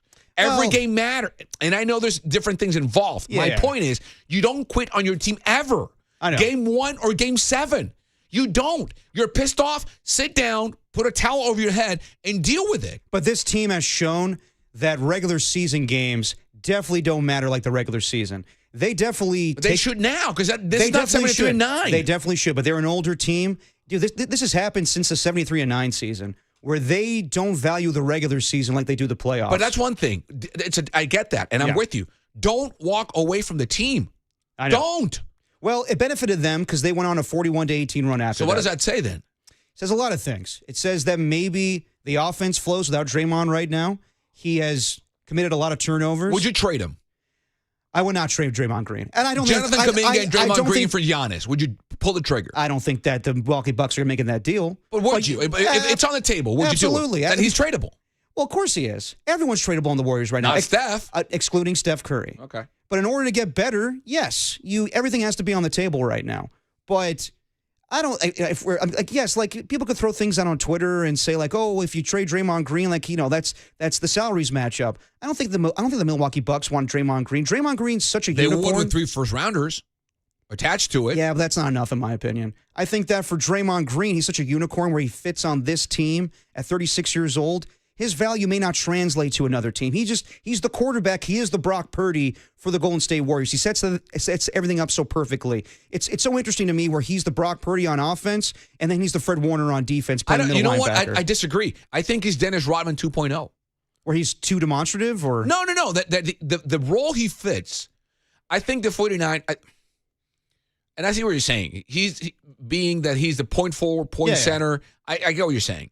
But I think he's not the centerpiece of the dynasty. He is a key cog in it, but and we don't know because he and Steph are the only two that have been here for every single title, right? Right. So we don't know. But I don't know, man. Every single thing that he has done, every single thing, we have found a way to defend it. Yeah. Because they were winning. Now they're not. And this is the only thing that Draymond has never done in his tenure, in his Hall of Fame, statue-deserving career as a Warrior, and that's walking out of your team. You do not walk out. Because if he can do it, everyone can do it. Right. Kuminga can do it. Anyone can do it. Well, you don't walk away. No, I won 4. I don't care. There should no privileges spoil teams. And I get it. Some people get some different prerogatives and treatment, and I'm not dumb. I'm not naive. To me, that is a capital sin, Derek. You don't walk away, dude. We're in the middle of a game. Where are you going? I agree. It looks bad. I don't think this is the last straw for the Golden State Warriors when it comes to Draymond Green. Even Steve Kerr said that today, where he said that nothing's happening. This guy's going to be on our franchise for the remaining years on his contract. He's going to retire as a Golden State Warrior. It's just there's so much bull crap going on with this team. But if you're a young player, did you lose respect for Draymond? I would have. Well, you know what? I do appreciate if I'm Moses here busting Moody. my ass off and playing, and he walks away. Okay, you know what? I'm mad. So peace out. Go deal with it. There's a lot of things in the last few years, and I'm sure a lot of people have lost respect when it comes to Draymond Green. Some of the things on the court, some of the things that he said. The Karl Anthony Towns stuff, I still don't understand what was going on there on the Draymond Green podcast. There's a lot of things that Draymond has done, but I don't think this was the nail in the coffin for Draymond's career. We can talk about more with Marcus Thompson. He's going to join us next. We'll get into this, and as Steve Kerr takes the blame for what transpired between him and Draymond Green yesterday, you're listening to Dirty Work on the Sports Leader. Marcus Thompson next.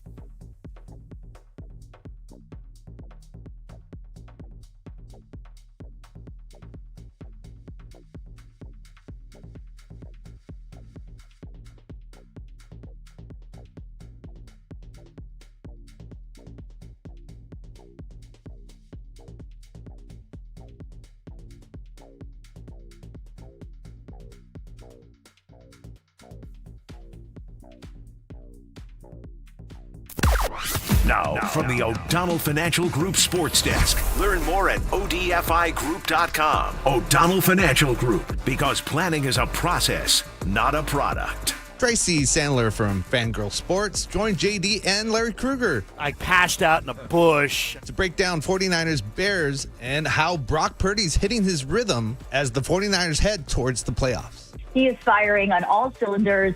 He knows where he wants the ball to go. He's getting it there. He can extend plays. He just looks great. Brock Purdy is the least of their issues right now. You can hear that and all the interviews on the podcast page on thesportsleader.com and on the app.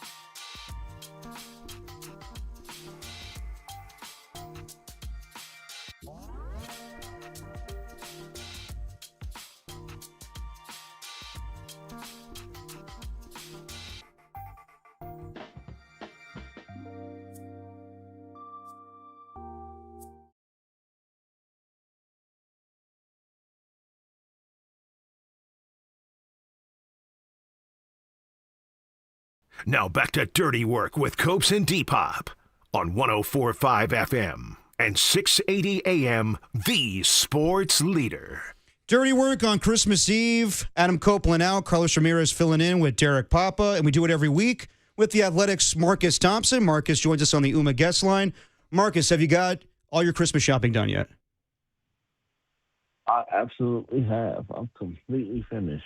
Okay. Because I didn't buy a thing. Oh, nice. Plot twist. So the wife and daughter didn't give you a list this year? Yeah, they did. Well, my daughter never gives a list. She's a hater, but she already knows she ain't getting nothing. So Fair enough. Yeah, I think gifts are kind of overrated on Christmas. It's all about family, right?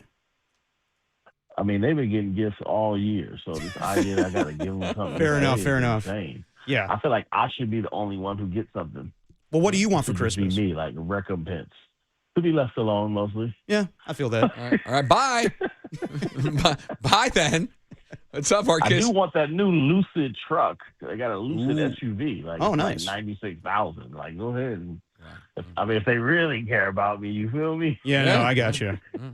So, kind of weird the last couple of days with the Warriors. I mean, I don't think the whole Draymond and Steve Kerr thing was that big of a deal, but the image of Draymond leaving the bench and going to the locker room has stirred a lot of controversy. But today, Steve Kerr kind of acknowledged that it was on him. So what'd you make of the whole thing? And honestly, like, how often do Draymond Green and Steve Kerr have these moments in recent years? I mean, look, we couldn't know the answer to that because we only know, like, when it spills out. But right. I do know after 2016, they got into a really good place. There have been letters and, they've just gone through so much that I think they've been really good. I think maybe the last time they had some form of issue was when Draymond was like stomping chests and, just dealing with the whole Boston crowd. I think that kind of 22, 23 year. And obviously the Jordan Poole thing happened. And I think that was just a rough time for Draymond in general. But I don't know if it was like him and Steve, but through all those times, I think they've developed this relationship where Steve was somebody he can count on. And Steve really sees Draymond. And I think that matters a lot. Like, most people will just write him off. Most people just crazy. I mean, if you look online, everybody wants him traded. Like, everybody, just get him off the team. But of all the people, I think there's a short list of people who know Draymond to see him, and Steve is on that short list. So I think that he publicly basically came out and said it was his fault and it wasn't his finest hour, and he was the one to do that. And Draymond ended up basically, looking mature by not responding in a way that would be even worse, in a way that gets leaked, right? On videos and ruining everything, and instead going to calm down.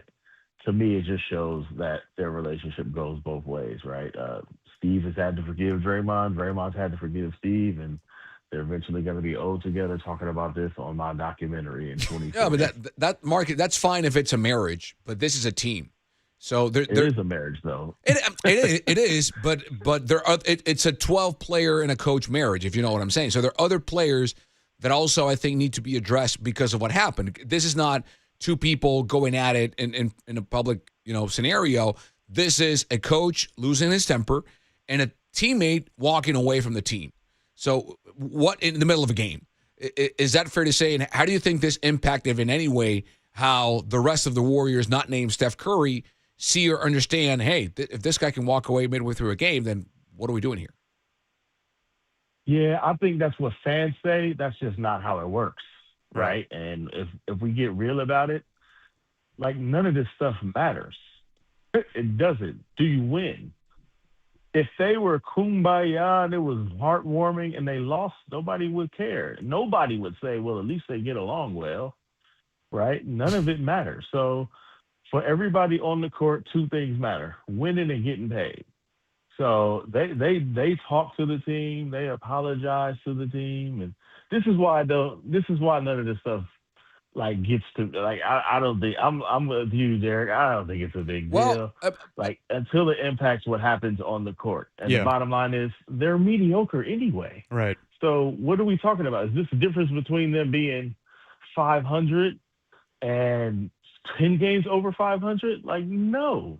They have these situations because they're struggling. It's not like they would be really good if they didn't have these situations. Right. If they were really good, this stuff probably wouldn't happen. That's just kind of how it goes. So the thing that's being lost Like, I don't know. Is Pod's going to now just come jacking up shots because of it? This is far more normal part of professional sports than people let on. And we can do the whole, oh, my God, but we have no idea how much stuff happens behind the scenes with families and children and, like, you know, times dudes have got arrested and times of dudes felt like this stuff is just part of it. And sometimes, and the Warriors are just such a soap opera of drama that theirs just leaks to the forefront. Marcus, what about what Steve said of them being a fading dynasty? Are they fading or are they already faded? I mean, I do think that was interesting that he kind of painted a window into how they think.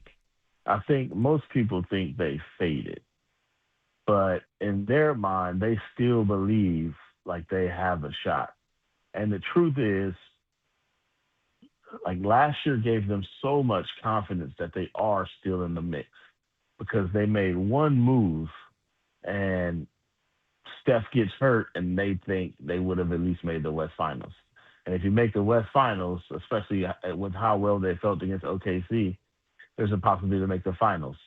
And then the other thing that happened, they watched Indiana, who plays a similar style and caused the very same problems that for Oklahoma City that the Warriors do, which is they didn't have an answer for Tyrese Halliburton, right, or T.J. McConnell, right? Like they have problems with guards who can move off the ball and hit threes, et cetera. It only emboldened them to think we are closer than it feels. We are closer than it thinks. And even though they're 15-15, like it seems like audacious and a little bit delusional, but one right trade right now puts them back in the mix. And it's hard not to think that way when Steph Curry is dropping 40 and he still looks incredible. Like that's the thing that they believe. If you get them into the playoffs and get them in a matchup and they've got enough pieces to work with, they do feel like they can be anybody. And they just haven't given that up, even though on the outside it looks like that's just a pretty lofty perspective to have. Talking to Marcus Thompson on the UMA guest line. Just going back to the spat between Steve Kerr and Draymond. Your colleague Mark Spears said on the NBA show on ESPN that Draymond's getting tired of guarding centers and guys bigger than him. And I always thought that was something he took pride in. But do you know if that's something that frustrates Draymond Green right now? He's talked about this before plenty of times. Like, it's hard to do it. Right. It carries a weight. They went 23-8 last year, and he played center. And, he says he prepares for it, but there's just no question, like, how daunting it is. Like, you watch him. Remember that image with him and Victor Wembanyama? Oh, yeah. And he's looking up. Like, that's his life as the center. So I do think there's a part of Draymond that, like, appreciates having a big man next to him. He wants it to be a thing that they use as the switch, right? Like the death lineup. Like, all right, it's time to go. Let's switch. Let's turn that switch and put him at center. He doesn't want it to be the thing because then he's got nothing left after having to bang. Also, the other big important component, Draymond is a better defender when he has the ability to roam. He's probably the greatest help defender of all time. Right. Like, that's his real strength, being able to switch and read the defense and support his teammates and get out to the corner. And it's hard to do that when you just have to guard the post. That's it.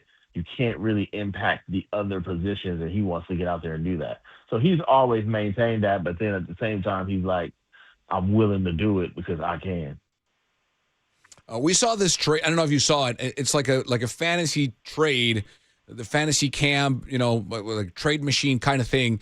Bobby Marks, I think, on ESPN did it, and the end game is that the Warriors would trade Kuminga and Buddy Hield. I think a pick. I'm not sure, but what they would get back in a 4-team trade that involves Atlanta and the Kings and I think the Mavericks, they would get Porzingis in that trade. Is that something you think they should entertain, or is it just content? I don't know that they need Porzingis.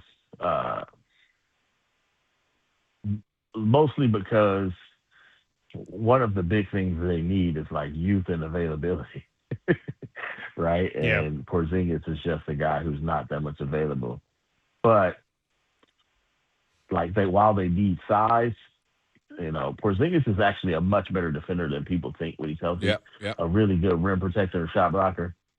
The question is, do they like him? Like, how much more do they like him than Quentin Post? And they love Quentin Post. So he would be an interesting piece. I just wonder what they would give up for him in that scenario. Is it just Kuminga? I really don't think they'd give up a pick to get Porzingis.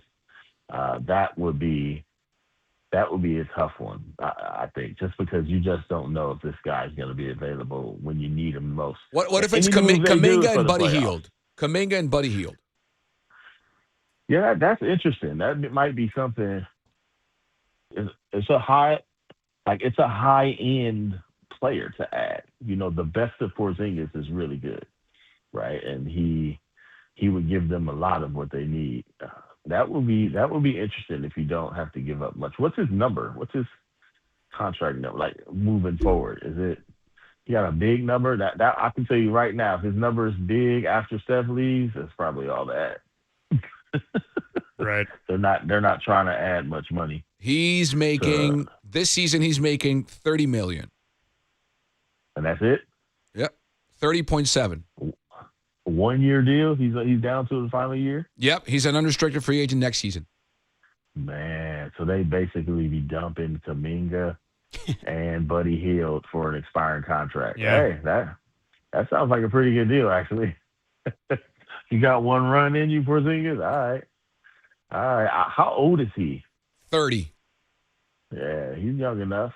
That might not be it. That might not It's be not bad, deal. actually. If they have to put a pick in, it's not that bad. No, not at all. I wouldn't put a pick in, but if they got to put a pick in, it's probably all bad. But just straight up, I don't know. I think they should kick the tires on Zion. I got you interested on that one, Marcus. You sound interesting now. Yes. You sound invested. I'm just saying. I feel like, especially if you could throw in like a Trey Murphy with it, they'd have to give up so much though. But For Zion, you're talking about? You can put, Zion and Trey Murphy. What would that take? Ooh. I'm a big Trey Murphy guy. I like Trey Murphy. To me, if they get Trey Murphy and Kobe White, they got the horses to run with OKC. Like spread out, 5-man out, attack game, like modern basketball. That'll give them some hogs to do it. Like they'd have the running mates. So that's interesting to me. But Zion is very tantalizing. After I just said, is Porzingis going to be there? Yeah. That's hilarious. A couple more minutes with Marcus Thompson on the UMA guest line. So Klay Thompson's coming back tomorrow. I read Anthony Slater's piece on Steph and Dre visiting him in Dallas. The Mavericks are in a bad spot. Some people are, throwing out trade suggestions for this season. I don't know about that. But as far as the future, do you see a scenario where Klay Thompson comes back with the Golden State Warriors, maybe for one last hurrah at the end of his career? And do you think things are in a better place than what they were a year ago when he first came back? I think we'll find that out, right? Yeah. I think Klay's in a better place than he was. So perhaps his feelings about the Warriors, like last year, he didn't even want the captain hats. He had to be won over by being in the building, but he didn't want anything to do with that. He just has very strong feelings about how he left. I think the problem with the whole idea of him coming back for like one last hurrah is it would have to be like soon. I mean, yeah. If they don't do anything this year, they might blow this whole thing up, right? And then it's like, you're bringing Klay back for what? Like, who's here when he's back? Keep in mind, Steve Kerr is in a lame duck year. Like, he doesn't have a deal for next year. If this thing, if they get to the end of the year or get to even the trade deadline and they're struggling and behind, they'd probably be more incentivized to blow this thing up and start over, right? So the question is, who will be here in 2 to 3 years when Klay would make this kind of tour? I think the question would be like, if they're moving, if Dallas is dumping and getting rid of players, like, do you want them now? Because it feels like every year you get a little bit less of a return with Klay. So they're trying to get Seth. They're banking on Buddy Hield. I'm taking Clay over them. If he's fine in that role with the Warriors, he wasn't fine before. That's why he left. Marcus, is the Giannis trade a pipe dream? Yes. But what are we without pipe dreams? What are we without lofty hope? We're literally in the time of year where people think of fat white guys coming down the chimney with gifts. Yeah. America is built on pipe dreams. Yes, it's a pipe dream. But this is what we do. Right? So you're saying him and Thanasis. You're saying him and Thanasis for Draymond, Kuminga, Hield, and multiple first rounders won't happen. Nor should it. Well, here's the question. Does Giannis come out and say he won't sign with anybody but the Warriors? That's the key. Not a few teams got a little bit better offers than that. I hate to break it to you. No, yeah, I'm with you. I agree. Like, I don't know. He would have to make something would have to happen to make the teams with a better offer not want to give up their better offer. Like, that's like if OKC wanted in, they're in. Like, they have the best offer. He'd be in Oklahoma City. They just have to have a reason not to want to do it, and Oklahoma City has one. Like, they're the best team in the league. But, like, you know, if you're San Antonio, you got just a wealth of young guys, and like, other teams have really good offers. So it's going to be tough. Something will have to happen to make the Warriors' offer look better than everybody else's. And that is probably Giannis saying, I don't want to go anywhere but the Warriors. And he already hasn't said that. The Knicks seem to be atop his list. Yeah, and we haven't heard anything lately with Giannis. I think he just spoke to the media a couple days ago saying that he's locked in on this season. So I think if anything were to happen, it's probably in the summertime. And I'm with you, Marcus. I think at this point it's probably a pipe dream. Marcus Thompson of The Athletic joins us every week. Marcus, enjoy your giftless Christmas. What you mean? I'm not giftless. I have so much. I've been given so throughout much. the year, though. Buying No, but gifts. just a day today is what he's saying. Yeah, tomorrow you're not going to have any and gifts, hopefully right? you get the SUV you want. No, listen. I will wake up that day if it is the will of the Creator. That's a gift. I will get the smile of my daughter in the morning. Every day is a gift. I got you. I will get to go cover basketball. That's a gift. Yeah. I'm just not tying my gratitude and appreciation to sales at Target and capitalism. Ideologies of capital. Yes, you know what I'm saying? Like, forget all that. I will wear my Kobe Grinches on Christmas Day with pride. There you go. Bah humbug. There you go. So what's more of a pipe dream, though? You getting that truck or Giannis coming to the Warriors? Definitely be getting that truck. Yeah, I thought so, too. All right, Marcus, Merry Christmas, man. All right, peace out on me. Later. Yeah, I mean, at this point, I don't know if Giannis is coming to the Warriors. I think that I don't think he is. No, and I don't think he's getting traded. We'll talk about more with Sam Amick, but I doubt he's getting traded by the deadline. I think it's just too massive of a move to get done by then. But the Warriors do need to make a move, and they need picks too. They do. But in order to get some of these players that they're talking about, they're going to have to give up picks. So we'll talk about it more. Let's talk about Klay Thompson. I remember hearing you. I think it was 2 years ago when Klay Thompson left in free agency, and your daughter was crestfallen that day. She cried helplessly. Yes, so let's talk about the potential of Klay Thompson coming back to the Warriors. Does it make sense at this point? We'll talk about it on Dirty Work on Christmas Eve on The Sports Leader.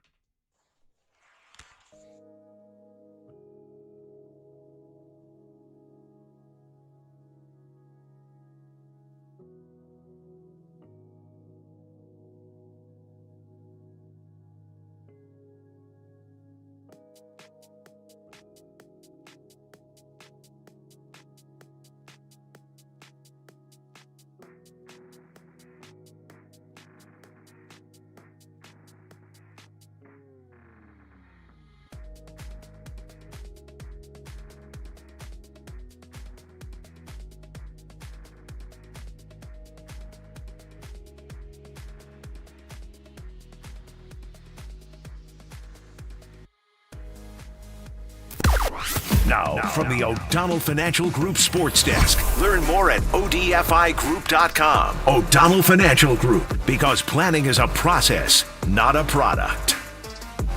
What do you want for Christmas, little boy? How about a nice football? Football? What's a football? It'll be on KNBR, Ralphie. Christmas Day, it's a bevy of NFL games on the leader. After you open up your gifts tomorrow, tune into Cowboys Commanders, pregame at 9:30. Come on, kid. Lions Vikings in game 2. With unconscious will, my voice squeaked out, football. Okay, get him out of here. And the NFL coverage ends with Broncos Chiefs, all coming up on Christmas Day on KNBR, the... You'll shoot your eye out, kid. Merry Christmas. Ho, ho, ho. leader.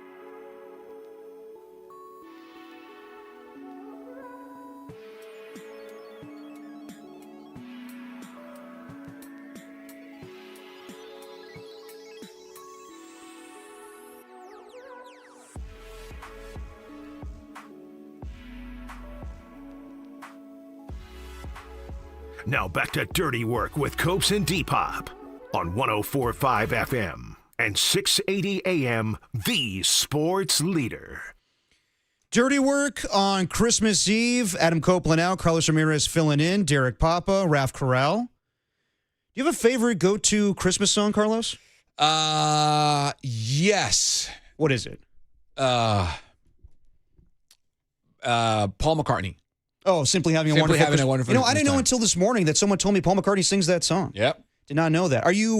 Do you like the Mariah Carey department store song that we hear every year? I do, but I get fatigued. Oh, God, yeah.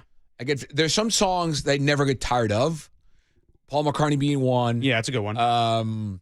The entire Dan and Shay Christmas album, great album. Which one's that? It's, you know who they are? The I don't actually. country music duo, Dan and Shay. Ref, you know that one?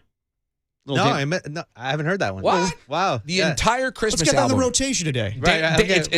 They're spelled Dan, the plus sign, and Shay, S-H-A-Y. Gotcha. Great Christmas album. Okay. The Michael Bublé Christmas album. Ooh, nice. Phenomenal. Last Christmas by Wham. Yes. Great song. Yes. all George that. Michael. Yes, all of that. Dean Martin, sure. There you go. How about you? For me, well, growing up, I was used to my pops blasting Bruce Springsteen, Santa Claus is Coming to Town. Yes. The live version of it. I think that's the only version he played, obviously. But just hearing that, like, you know, Bruce Springsteen's gravelly voice, like, oh, you guys been good this year? There's not many of you. You better watch out. So I grew up with that. And, of course, my dad wrapping the gifts in newspaper and kind of doing, like, bad handwriting to make it seem like Santa Claus was giving us the gifts. So those are my memories. Because that's what Santa does. He does. He wraps them in newspaper. But yeah, I grew up on. I mean, it's a little before my time, but I do love Run DMC, Christmas in Hollis. There's a Death Row Christmas album from back in the day with Snoop Dogg and Nate Dogg. Do you know the song "Santa Claus is Going Straight to the Ghetto"? You ever heard that song? No. What? We may need that in the rotation as well. But yeah, no. I'm not a big Christmas guy per se, but I do love some of the Christmas music and movies. Later on today, we'll be doing our Christmas movie draft at 5:30. Let me go the other way. What song do you hate? I don't hate Christmas song. I don't hate the Mariah Carey song, but it's just overplayed. Like, to me, it's a little too early to be playing Christmas songs around Thanksgiving time. Like, to me personally, I'm more of a Thanksgiving guy. I like the food element to it, the family. To me, Christmas is very commercial, where we have to give gifts, and it's all predicated on that. Like, oh, did you give me a gift this year? With Thanksgiving, it's just you're enjoying your family. So I'm more of a Thanksgiving guy, but I hate the fact that once it's November 1st, that's where everybody starts playing Christmas music, where I think let's give Thanksgiving its due. And then once we get to December, that's when you start blasting the Mariah Carey. Okay. Yeah. So I want to see so different things. I grew up in Venezuela. Yep. We have different Christmas music. Christmas starts in Venezuela around October. Okay. Because there's no Thanksgiving down there. Right. It doesn't happen. So any excuse you have to eat more, drink more, party more, we take it. Absolutely. October 1st, Merry Christmas. There you go. Until when? Carnival. Mid-February. When do you take the Christmas tree down? And decorations, when do they come down? Ooh, great question. For my family, we usually did that. As far as decorations, I remember my pops taking down the Christmas tree during NFL playoff games. So that would be early January. I remember the 49ers Giants. Remember that game, the 2002 NFC wildcard game, where the Giants were up 38-14. Me and my pops were literally taking the Christmas tree down, the Christmas lights down, and we thought the game was over. And then sure enough, the Giants came the 49ers came roaring back and won that game. So for me, it's early January, but I'll let you know a little secret here. When it comes to all of the Christmas wrappings, we would take that, put that in the truck, and try to, I know this is illegal, but we used to go to, like stores, like locations where they had their garbage and try to put it in there. I remember one time my pops getting stopped by this little old lady saying, "You can't put your garbage in there, sir." And it was like, all right, we have to find another dump to put our Christmas trash away. But yeah, that was Christmas at the Papas was playing Bruce Springsteen and then finding places to put our Christmas trash. But we talked about it a little bit with Marcus Thompson. Klay Thompson's returning to the Golden State Warriors, play the Golden State Warriors, to return to Chase Center tomorrow. It'll be his 4th time coming back to the Bay Area to play his former team. And I know that a lot has been written. Anthony Slater had an article about Steph Curry and Draymond Green and how much they miss him, how much they see Klay Thompson without them, kind of struggling on his own where guys are going after him, John Morant, and they wish they could, have their back or wish that they could have, the back of Klay Thompson. But some people suggest that maybe there could be a trade where he comes back. I saw Dieter Kurterbach today in the San Jose Mercury News suggest a trade, and he's saying this is no way going to catapult them to being a better team than the Thunder or the Nuggets. But it's just for good vibes right now because things are so tumultuous with the Warriors right now. But to me, look, I love Klay Thompson, but there was a time and place for that. And I'll be completely honest. Klay Thompson's one of my favorite Warriors. I loved every moment of him playing. Game 6, Klay, but when he came back from his torn ACL and torn Achilles, he was not the same player. And I was glad he was there for, in my opinion, the Lifetime Achievement Award championship of 2022. But he was not good in that playoff series against the Lakers where they got eliminated in 6. Yep. And I would have traded Klay Thompson that offseason. Me too. And I thought that they held on for one more season to make it right, and they gave him a contract offer. He thought it was beneath him. They thought that, or he thought it was beneath himself to sign back for, was it 2 years, $48 million? Yep. They, he thought it was disrespect. He, obviously signed with the Dallas Mavericks. So to me, it's the same thing like when we were talking about the trade deadline a year ago where maybe Kevin Durant could come back. And I was in on that, but there was a time and place for that. We got to move on. We got to go to the newer Warriors, the younger Warriors, and there'll be a time and place where Klay Thompson comes back and his jersey's retired and signs a one-day contract, but that time's not right now. So I think the Warriors, again, I think that most likely they're going to just have 4 championships. So let's not try to, make things right with Klay Thompson. We could definitely do that when everybody was retired. Plus, I don't think he would add anything significant to the team beyond nostalgia. Exactly. He's 35. He's averaging 11.1 a game. Mm-hmm. He's averaging 35.3 from 3. That's 5.5 percentage points below his career average. Right. He's a 41% career average 3-point shooter. He's down to 35.3. Mm-hmm. So he's 35, not effective, not a good 3-point shooter by his and league standards. So beyond what? Ticket sales and, again, a nostalgia trip, what's the point? Yeah, it's just good vibes at this point. No. It would be like, to me, like the equivalent, not the same thing, but like, remember when Charles Haley came back for the 49ers and things were tumultuous with that? It's not the same level, obviously. Klay is, has a good relationship with Draymond and Steph, and maybe things are not good with Joe Lacob right now between the two of them. But just bringing him back for the sake of nostalgia, I'm not on board with that. I think that, and plus the way they talk about today, with Steve Kerr saying we're a fading dynasty, they want to make a move. And Klay Thompson's not the answer. So there's a time and place for that. There's a time where we have Klay Day, and it's awesome, but I would not entertain that. I think that Klay had his time, and we'll have all the great memories, and we'll celebrate him tomorrow. But it doesn't need to be where, all right, let's get Klay Thompson back because that will make Steph Curry happier, and that will make Draymond Green happier. It's not about happiness right now. It's about trying to capitalize on the last 2 years of Steph Curry under contract, the last year that Steve Kerr's under contract. And I do wonder sometimes about Steve Kerr's future with this team. I think that he goes back and forth. I think, not that big of it. Like, everything we're talking about with the Warriors right now is off-the-court stuff. When are they trading Kuminga? When are, Steve Kerr's reaction to Joe Lacob's email? Steve Kerr and Draymond getting into it. I don't think those things are huge, but it's just stuff that gets in the way of what the ultimate goal is of getting a 5th championship. So, but is it doable? Getting a 5th championship? Yeah. Honestly, no. I don't think so because I don't think there is a significant move you can make. With the exception of Giannis, I think that's a pipe dream. I don't think there's anything like right now. The Oklahoma City Thunder are the 17 Warriors. They are that team right now. Even the San Antonio Spurs might be that team right now. The Warriors can't go in a time machine and get younger. So at this point, it's, Steph Curry's still Steph Curry. I think he's a championship player, but him scoring 48 a night and everybody else picking up the slack is not sustainable. So I don't think that's going to happen. You know what?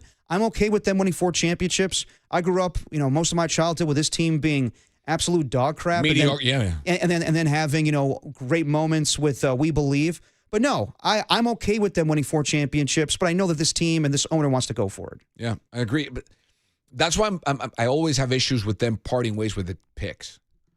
Yeah, because they're not building for the future. But the reality is this team's not going to be very good once Steph Curry retires. That's why you need the picks.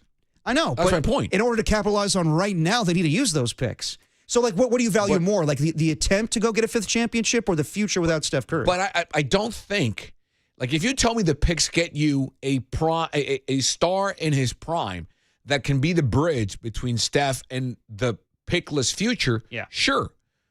Who is that player? Again, that's probably Giannis. At 32? Yeah, because there's a little carryover there. I mean, he's not 30. How old is Steph right now? 38, 37? Yeah. So, yeah, Giannis is a type of player. He's a physical freak. Well, he'll probably play into his 40s. I think Steph's going to probably play until his 40s. But it's just, as Marcus was saying, there's so much more that the Oklahoma City that OKC can offer, or San Antonio, or even the Knicks. Unless Giannis holds the Bucks hostage and says, I'm only going to the Golden State Warriors. And in that situation, I would call his bluff. Because I think that's lame when NBA players do that. I know Damian Lillard did that a couple years ago where he wanted to go to the Heat and only the Heat. But I'm sorry, you are a huge player. And when you tell us, I only want to play for this particular team, trade me there, or I'm not going anywhere, then sorry, we have all the right in the world to tell you, sorry, that's too bad. We're trading you to this team. And there'll be a lot of great teams that will line up for Giannis. So it's not going to happen for the Warriors. I think the Warriors need to find an alternate route, and I don't know. I don't know if it's feasible for them to find that particular player for them to win that 5th championship. I don't think it is. Yeah, I would agree with that. So let's move on to some football talk. Let's talk about the 49ers, and you and I were talking glowingly about their performance on Monday Night Football against the Indianapolis Colts. Brock Purdy, in my opinion, maybe his finest performance as a 49ers quarterback. Let's talk about how... Ever? In my opinion, yes. Overtaking the Lions game. Obviously there's going to be playoff moments that are bigger as far as the stage, but just the way he performed, the way he was locked in, I think that was the best I've seen Brock Purdy play quarterback. Let's talk about it next. Let's talk about, can this offense carry this team to another Super Bowl? We'll talk about it next with Carlos Ramirez, Derek Papa, Dirty Work on Christmas Eve on The Sports Leader.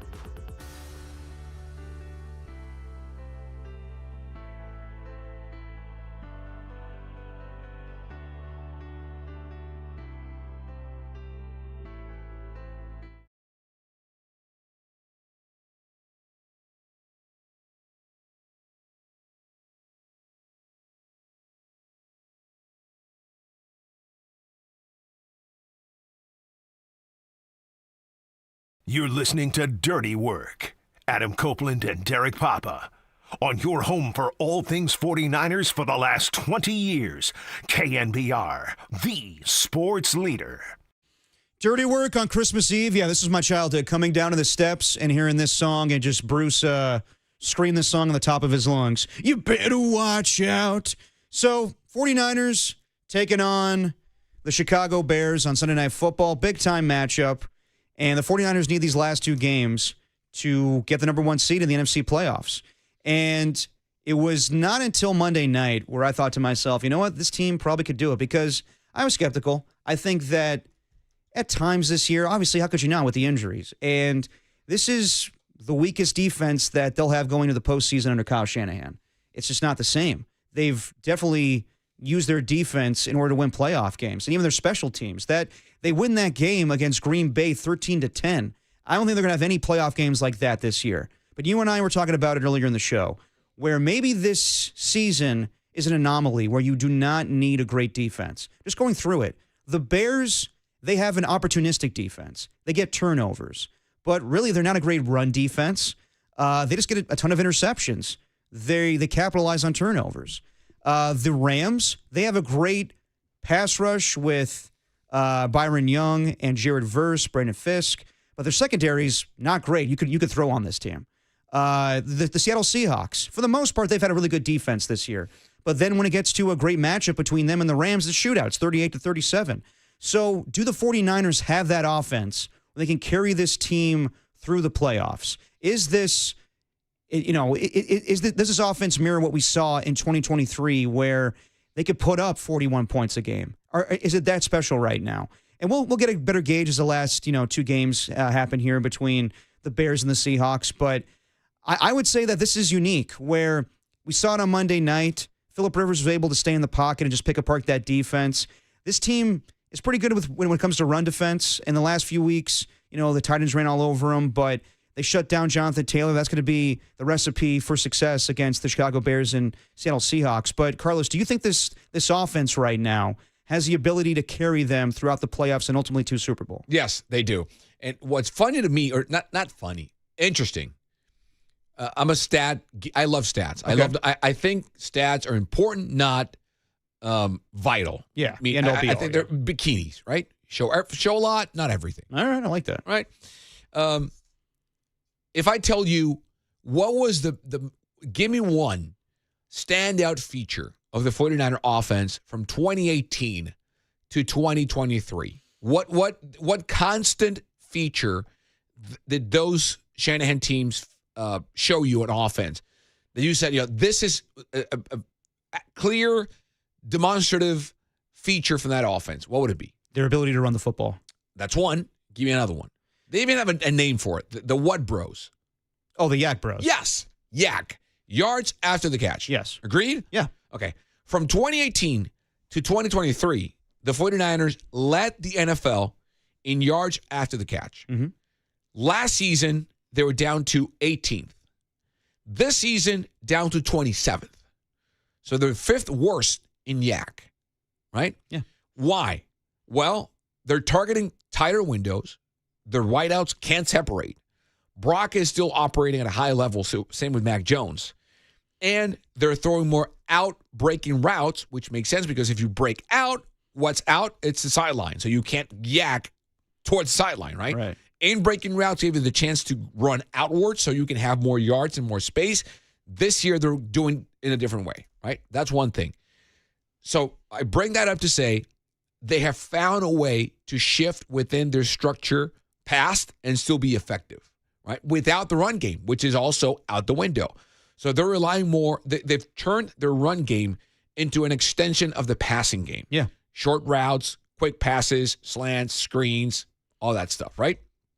So I think the current construction of the offense depends more on Brock Purdy than in the past because this execution demands your quarterback be elite, tight windows, in time, precision. So if we see the Brock Purdy we saw on Monday execute and everyone stays healthy, I only want to see, because I don't think we've ever seen the true potential of this offense in full because we haven't seen Pearsall, Jennings, Kittle, McCaffrey, Juszczyk at the same time, healthy with Brock, healthy.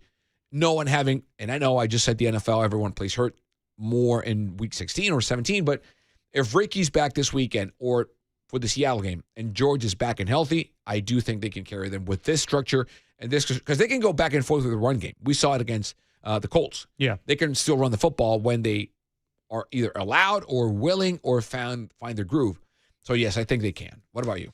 I think they can, and we have examples of it throughout, playoff history that the best defenses don't always win championships. In recent years, the 2022 Kansas City Chiefs did not have a top 10 defense. Yep. The 2021 LA Rams did not have a top 10 defense, but they had pass rush, and that's where I think the difference is going to be. Where to close out games, they're going to need Bryce Huff, and they're going to need Cleveland Farrell, and some of these rookies to come up big. But for the most part, if they could just this could sound simple as hell, but if they can just score more points than the opposing team, then they're in good shape. And it's just so different than these other offenses where, the Rams, they're explosive because they have Puka Nacua, and the 49ers do not have a Puka Nacua on their offense. They don't have a Devontae Adams, just a red zone machine like that. They have George Kittle, but it's different. Where Kyle Shanahan, it's death by a million paper cuts. It's just like, I'm going to dink and dunk my way down the field. I'm such a great play caller that I'm going to find the holes in your defense. I'm going to expose your linebackers because they cannot cover Christian McCaffrey. Where some of these offenses, it's just, all right, Puka Nacua can catch everything. I'm going down the field. Jackson Smith-Njigba's unguardable. The way that Kyle Shanahan's doing it right now with basically a great running back and a great tight end and, in my opinion, good wide receivers but not great wide receivers, it's remarkable. So, yes, I do think that they can find a way to use this offense to get to the to get to the Super Bowl, but their defense is going to have to make big plays. I think that, like we saw on Monday night, where D. Winters gets that crucial interception where he reads Phillip Rivers. He saw it earlier in the game. The Jair Brown punch out. Exactly. Teams. Exactly. So that's where they need to be opportunistic, and that's where Robert Saleh needs to tell these guys, we're in the playoffs now. I know you guys are young and inexperienced, but you need to take your game to the next level. But before we go into break, I mentioned to you that I thought that was Brock Purdy's best performance. Yes. And I know that there have been playoff games. His first playoff performance against the Seattle Seahawks, that was fantastic. The comeback against the Detroit Lions, it's the stage where that outshines Monday night. But as far as just taking command and being decisive with the football, throwing in the right spots, and even like using your legs when you know you have to, when it's a 3rd and 10 on that third drive where they went up 21-14, and knowing I need to run right now, and we'll pick it up with a Purdy push on 4th and 1.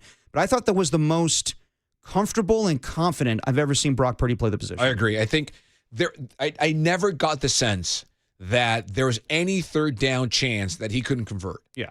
3rd and 3rd and 1, 3rd and 10. I don't care. He's going to find a way to find either Kittle over the middle or Jawan Jennings on a seam, whatever the case may be. He was able to.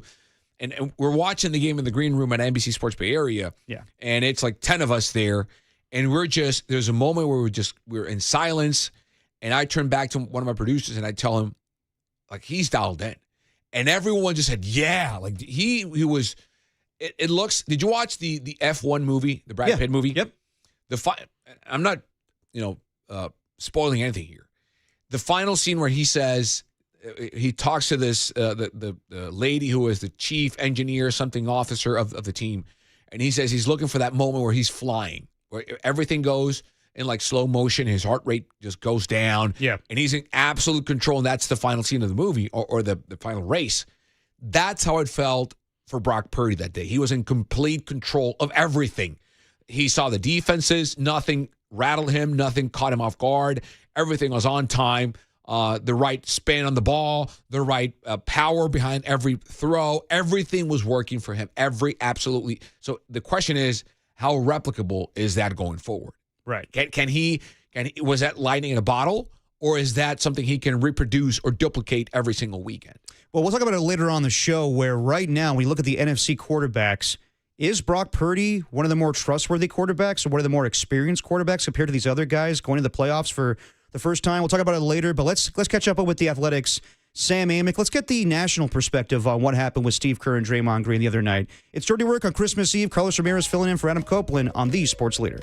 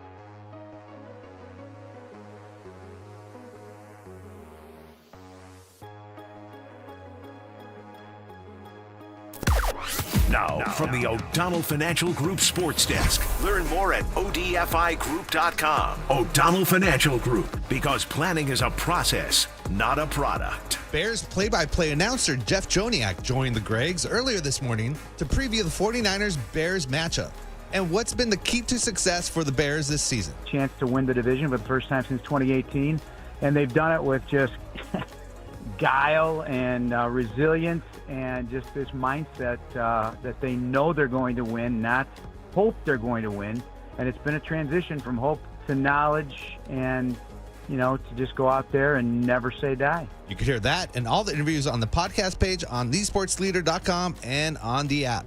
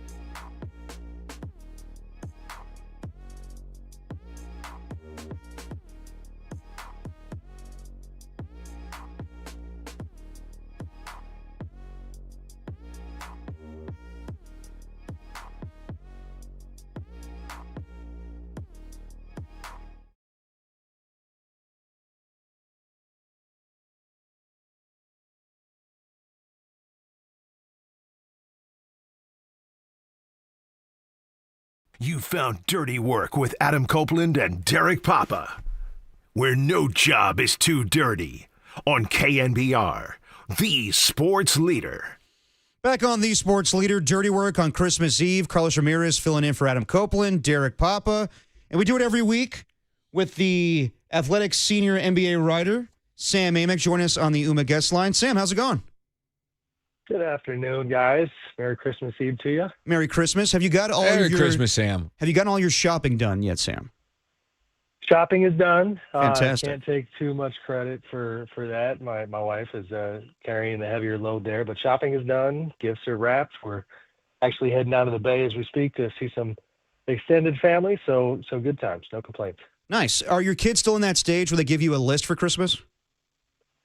No, it's just it's I guess a running dialogue, if you will. Yeah, I got you. It's kind of it's we're not doing Santa. They're older. They're 19 and 16, but they're not shy about what they might want for sure. You eventually find out. No, I mean definitely. Kids are never shy about what they want for Christmas. So just to talk in basketball, last night, huge win by the San Antonio Spurs to give the Thunder their fourth loss in the season. Second time they beat the Spurs this year. They play again tomorrow. The Spurs have a long way to go, but with a 22-7 record, do you think they can challenge the Thunder and be true Western Conference contenders this season? It's funny because I wrote about that topic when I was in Vegas, and and obviously the Spurs knocked the Thunder off in the semifinals, and even with San Antonio losing that final game, you kind of felt like the takeaway from the tournament was the arrival of the Spurs. But then you look at the calendar, and it was like, all right, right around the corner, you have these two matchups on the 23rd and the 25th with OKC and San Antonio that are going to tell you, maybe with more of a sample size, where these two teams are at. So we got one game to go in that little free-game set, but last night was really impressive, and so, I mean, I think eventually they are definitely capable of pushing the Thunder. I mean, you got to look at what OKC has done right now and make sure you don't make too much of the past 10 days. But with Wemby and that group and all the young talent they have, and honestly, the culture they're creating and the way that they're starting to carry themselves, I think it could be fun. It could be a rivalry down the road. You said eventually, Sam. Why not yet? Because first of all, from a sample size standpoint, like De'Aaron Fox and Wemby, I mean, I think they're up to like 15 games played together, total. So those are your two main guys. Dylan Harper is a guy who has jumped off the page immediately. That's a game changer for them, not only because you got a two-way guard that is better than people thought he was going to be, but, if you wanted to pivot and do something different with the roster, as good as Fox has been, you have a lead guard who could get that job done. And obviously Stephon Castle is really good. So, but it's not as clear of a formula, I would argue, as it is with OKC. So I just don't know, like, is this the championship version of a Spurs roster potentially, or is it going to evolve? And that's the distinction between the two teams. Like, the Thunder have what they have, and that obviously was enough last year and was more than enough in the first 25 games of the season. But it just feels like San Antonio is still evolving, while OKC is just trying to grow on this proven product they already have. Talking to Sam Amick on the UMA guest line. So there's always something going on with the Warriors, whether it's Joe Lacob responding to a fan's email, the Kuminga saga, and now we got Draymond Green and Steve Kerr having an argument, during the game against the Orlando Magic on Monday night. I don't think it was that big of a deal. I don't love the image of Draymond Green going to the locker room. And they talked about it after it happened. They talked about it today, Steve Kerr taking accountability. But how did you see the whole spat, Sam, when it came to Steve Kerr and Draymond Green having it out? Yeah, I mean, a couple takeaways. For one, pretty clear sign of the level of frustration internally with how the season is going. And that Draymond is always going to be a bit of a pulse on that front. And we saw that again.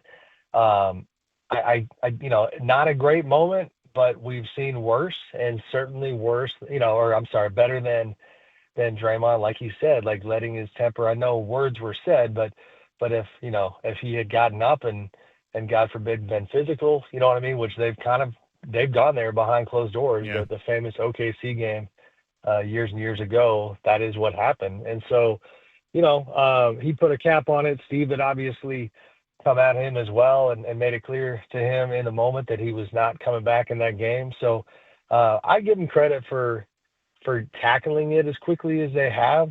First of all, I know I'm not the only one saying this, but from a media standpoint, it is pretty remarkable that they immediately address this stuff publicly, which a lot of teams would try to hide it and not address it publicly. And then they talk behind closed doors. They've both said they're moving on.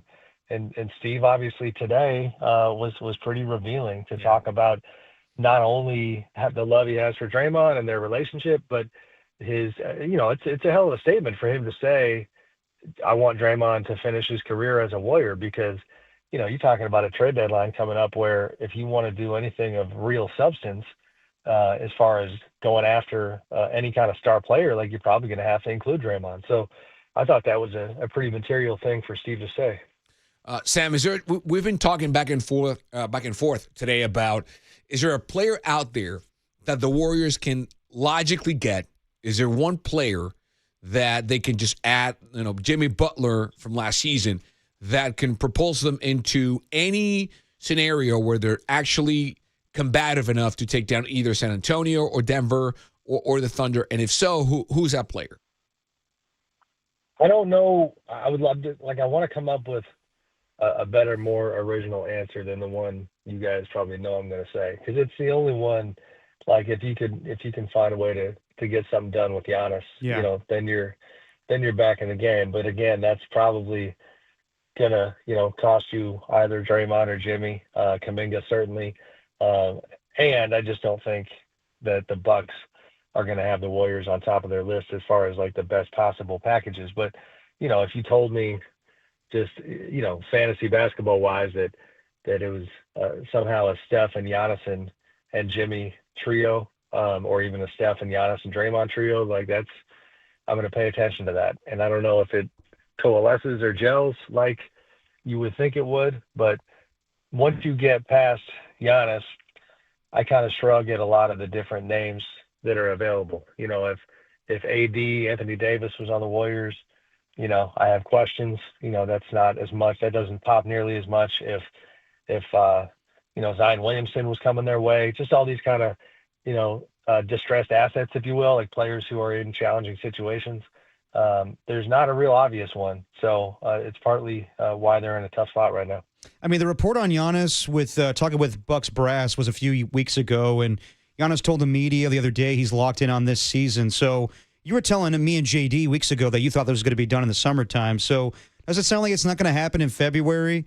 And at this point, with things being somewhat cordial between Giannis and the Bucks, can the Bucks do anything to make Giannis happy at this point? They're certainly trying. It's interesting. We reported that they're signaling the exact opposite of what teams that want Giannis would want to hear. They're signaling that they're trying to build their roster out. And, Zach LaVine is a name that's been mentioned quite a bit, that they've done background work on the Kings guard. And that's a player that I had interest in the past. I've since heard that, I literally, if you could hack into their GM, John Horst's cell phone, I think you probably see inquiries into every high profile player around the league that they're at least having conversations about, because that's how desperate they are to do something so that Giannis doesn't have, the grass is greener mentality. I still, I do for sure, Derek, feel the way I did when we talked last about likely in the summer. Yeah. But it's crazy. Sometimes you forget how slow the clock ticks this time of year. And the point being, it's late December and we still have 5 weeks to go until that deadline. And the temperature in Milwaukee, contrary to the actual temperature out there, is pretty hot, I think, as far as just the losing and the pressure on Doc Rivers, and just that feeling of they got to do something. And Giannis's comments last week, they were bizarre. They were really bizarre. For anybody who didn't hear him, it was, he came out and decided to address the rumors about, the latest reports of him wanting to leave. And he says, well, my agent works for me, but I can't control him. And he's going to say what he's going to say, which is a pretty tough thing to wrap your head around. And didn't own the messaging, didn't, I guess he said he's locked in, but he also didn't say that he didn't want out. So it was strange. So I could see it, maybe escalating in the next 5 weeks. Sam, what's wrong with the Kings, and what should they do? Man, so many things. It's funny. I'm going to share this, and hopefully it lands. I have a friend, a neighbor of mine who's a big time Kings fan, neighbor John, and I might have trolled him a little bit for Christmas. I was in Chicago, and I bought him. I found a Zach LaVine Bulls plush doll. All right. And I thought that the trolling part was that he's not a fan of the trade that put Zach LaVine in Sacramento. And so to your question of what's wrong with the Kings, if you go back to the De'Aaron Fox trade that brought Zach to Chicago, and that's not a personal attack, to Sacramento. It's not an attack on Zach. It's just the fact that Zach represents, like the major piece that came their way in a trade for a franchise centerpiece guard who is now doing pretty darn good things in San Antonio. And so the return on that trade has been abysmal. The best, draft asset they got is a 2031 first round pick from the Spurs, who are probably going to be on top of the league at that point. And so that has been an absolute disaster. And, the whole Beam Team memory is now fading quickly into the background. And this is a mishmash roster that their GM, Scott Perry, didn't build, and, so far is having a tough time deconstructing because of, just the value to all these different guys. So, it's widely reported they're open for business. Malik Monk, Domantas Sabonis, certainly you can talk about trading for him, and DeMar DeRozan all the way down the line, except for a few of their young guys. They're trying to figure out what the future looks like with a different roster. A couple more minutes with Sam Amick on the Uma guest line. Klay Thompson returns to face the Golden State Warriors tomorrow on Christmas Day. Your former athletic coworker, Anthony Slater, had a big article talking about, Steph and Draymond and the three of them just missing each other. What's life like afterwards? It seems like things are on good terms right now. But, people bring up the idea of Klay Thompson coming back. I don't know about this season. I don't know about down the line. But where do things stand right now with Klay Thompson and the Dallas Mavericks? Would teams be interested with his kind of diminishing play right now? Probably not. The market's not going to be robust. For sure he's not enjoying himself. The crazy part about Klay winding up in Dallas the way he did is that if you put yourself in his shoes, he had a choice in free agency to literally pick between the Lakers and the Mavericks, if you guys remember. Oh, yeah.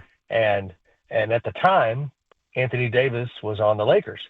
And, there was a bit of a sense that, as from Klay's point of view, that AD is a fantastic player. But, if you're kind of comparing AD to Luka, and which one do you think is going to be healthier? Which one do you think is going to be more transcendent? And, I think most rational people, Klay included, would have picked Luka, and he did. Well, then the trade happens, and his whole entire Mavericks experience has been topsy-turvy ever since. And the irony, of course, is that given his free agency choices, he winds up with the other guy in Dallas, in AD. And, they won a nice game last night, but he's not playing the role that he thought he was going to play. And it's mostly been bad news since he got there. So I could for sure see a reunion down the road. I don't really see how they pull that off before this trade deadline, but who knows? I tell you, even to go a little more macro than the Klay conversation, just when it comes to the Warriors in general right now, it just feels like this inflection point where, like Steve's commentary today on how they're a fading dynasty and how they want to fight until the end. There was part of me that says, okay, then why don't you lean all the way into it and find a way to get Klay back? Because, honestly, from a fan standpoint, if you had, the OGs or the unks out there fighting as best they can in their late 30s and not contending for titles, but having a little more harmony to the group that did it together, then maybe the fans will buy that, So who knows if that happens, but it wouldn't shock me.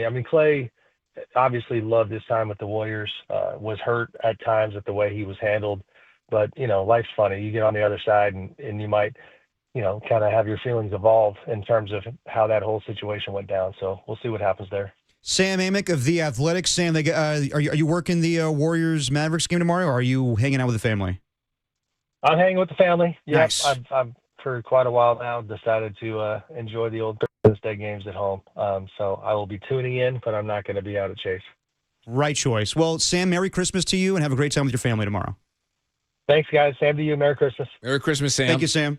Sam Amick of The Athletic. You can find that interview on thesportsleader.com or the Sports Leader app. Let's get into a little bit of the 49ers and Bears. Break this game down. It's a pivotal matchup between 49ers and Bears. Right now, the 49ers are the 5 seed in the NFC. The Bears are the 2 seed. What do the 49ers need to do in order to get one step closer to being the number 1 seed in the NFC? We'll talk about it next. Carlos Ramirez filling in for Adam Copeland on Dirty Work on the Sports Leader.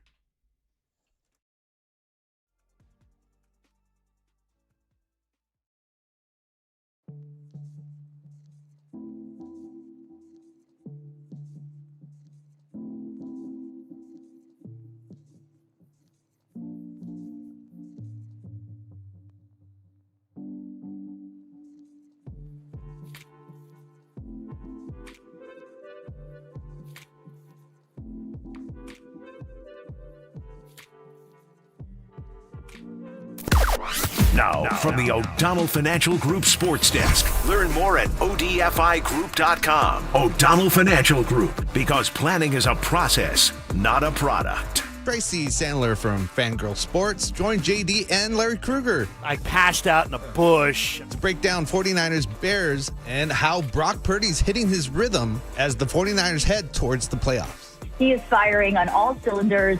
He knows where he wants the ball to go. He's getting it there. He can extend plays. He just looks great. Brock Purdy is the least of their issues right now. You can hear that and all the interviews on the podcast page on thesportsleader.com and on the app.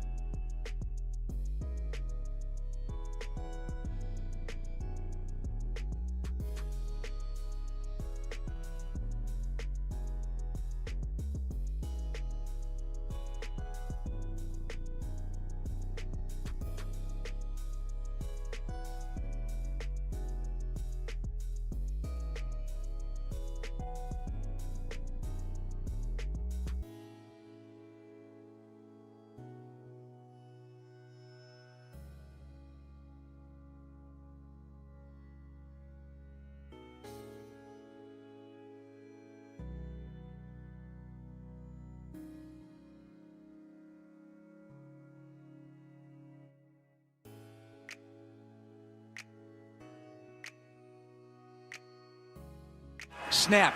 Caleb, play fake, looking to throw, going deep, searching for DJ Moore, over the shoulder, catch, made, touchdown Bears! It's over at Soldier Field. The Iceman cometh, the Iceman taketh, a 46-yard spiral to the end zone to DJ Moore. 22-16 Bears. You're listening to Dirty Work. Adam Copeland and Derek Papa. On your home for all things 49ers for the last 20 years. KNBR, the sports leader. Sounds of the Chicago Bears victory over the Green Bay Packers last Saturday night, 22-16. Courtesy of Jeff Joniak, the voice of the Chicago Bears.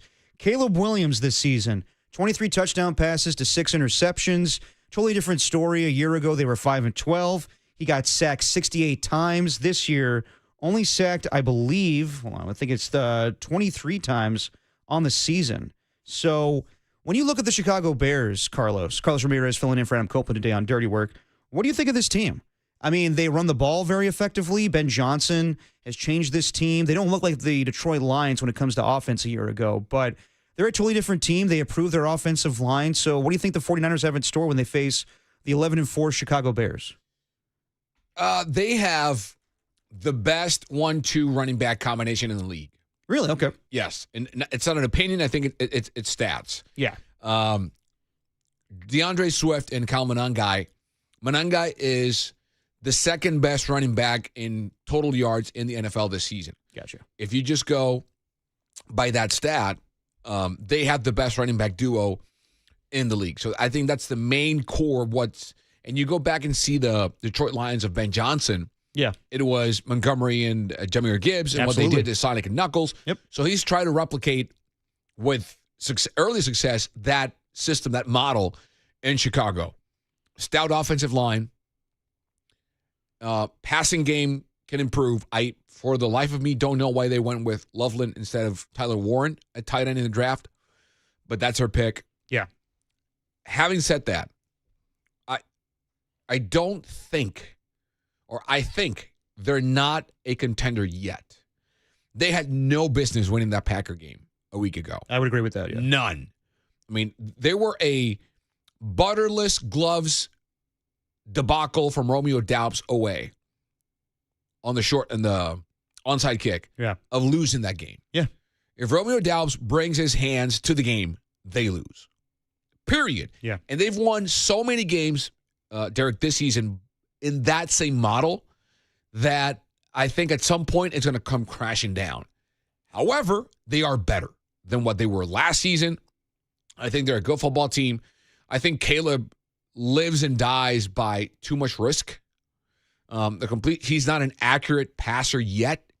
He gets rid of a lot of footballs, and that brings the completion percentage down. Right. But still, I think the more the season progresses, the more him and Ben Johnson get on the same page. But I'm pretty sure that Johnson would like for his quarterback to be more on target, on pace, on time, on schedule, and not, if my first read's not there, then all hell breaks loose. And I'll just improvise and scramble and do whatever, right? Which is what it seems he does. Yeah, and I'd say his play is more erratic. I think that Brock Purdy's more fluid, exactly knows where to place the ball. But I remember the first game of the regular season on Monday Night Football, where it's the Bears and the Minnesota Vikings. And Caleb Williams did not look comfortable in Ben Johnson's scheme whatsoever. But they found a way. They started the season 0-2, and since that time, they've been 11-2. So to me, it's kind of like Trevor Lawrence with Liam Cohen, where at first it was kind of all over the place. He didn't know what to do. Right. And now he's found his footing. I think that will be the case with Caleb Williams more so next season. He's played well this season. But you're right. It's 100% predicated on the running game. And as far as last week's game with the Green Bay Packers, I give a ton of credit to Jeff Hafley of the Packers and his defensive scheme. Without Micah Parsons, they were able to shut down the run for the most part against the Bears. And they held that team to 3 field goals. It was 16-9, and they were going to win that football game, even with Malik Willis at quarterback. But the onside kick was huge, and then Caleb Williams finds number 20, the wide receiver that didn't catch a pass prior to that game, in the right corner of the end zone, to tie the game up, and they go to overtime. Touchdown pass to DJ Moore to win that game. So I'm with you, Carlos. I think there's a lot of teams this season that are winning by the skin of their teeth. like the Denver Broncos, the New England Patriots have been more dominant because they kind of have more of a cupcake schedule. But you asked me earlier in the show, do I think the Chicago Bears are contenders? And I would say I don't know, because I think there's so much parity in the NFC. Or yes, I think if there was a playoff game between them and more experienced teams, if it's the Rams and the Chicago Bears, I would take the Rams. If it's the Green Bay Packers, even, third time around, I may take the Green Bay Packers. Let me ask you something. What value do you give to point differential at this stage of the season? I mean, a lot. I mean, there's value in stats. Obviously, I see the way the Chicago Bears play football, and I think that it's really based on their running game and their opportunistic defense. But they're 27th in rush defense. So when I look at this matchup, I think that the 49ers can run the football. But as far as point differential, is there something that stands out to you with the Bears? Yes. The Bears are plus 33. That is the third lowest point differential of any division leader in football. The Panthers have a minus 50. Wow. The Steelers have plus 15. Okay. And then the Bears have plus 33. Yeah. So that's the third lowest point differential by any division leader in the NFL right now. Okay. Well, so it's good. Yeah. For perspective, the 49ers have plus 72. Yeah. The Seahawks have plus 164. The Pats are plus 110.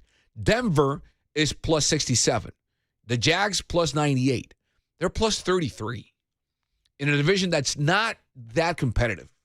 The Vikings are not a good team. The Lions took a step back. The Packers are good, not great. But the Lions still... And they had an easy schedule because they had a last place schedule the Bears had. I would say the division, I think, has been the most competitive in football, in my opinion. The NFC North? I think so. Okay. More than the West. Well, okay, I take that back. But okay, all right. As far as just what was going on earlier in the season, I know that right now the Packers are not the same team. The Lions, at one point, I thought was in the discussion of being the best team in the NFC with their offense. Their defense took a step back. You're right about that. But I would say the Chicago Bears, they're an interesting team. But are they a contender? Well, they're 2-3 in the division. Yes, they are. And, we'll see if they end up playing the Green Bay Packers again. That's definitely on the table with the 2-7 matchup if the Bears maintain their lead on the NFC North. And it looks like that way right now with the Packers and their injuries. We'll see if Jordan Love even plays this weekend. But just as far as, the Bears in comparison to the NFC, there's going to be a lot of teams where you don't really know, because the Seahawks, they were in the playoffs a year ago. It's a brand new team with Sam Darnold. And I think Sam Darnold answered a lot of questions in the Thursday night game, but you don't know. Because a year ago, we saw Sam Darnold in the postseason, and he crumbled. Those last two games where it basically was a playoff game, the NFC North Division Championship against the Detroit Lions, and then, he was terrible against the LA Rams in that wild card matchup. So question marks on him. There's a ton of question marks on Caleb Williams right now. So what's the best team? In the NFC right now? Yep. I would say the team that looked the best in Week 16 were the San Francisco 49ers. But Does that make them the best team now? No. I don't know if they are the best team. I don't know if there is a best team. But judging by the majority of the season, I'd still give the edge to the LA Rams, just because of what they can do on defense at times.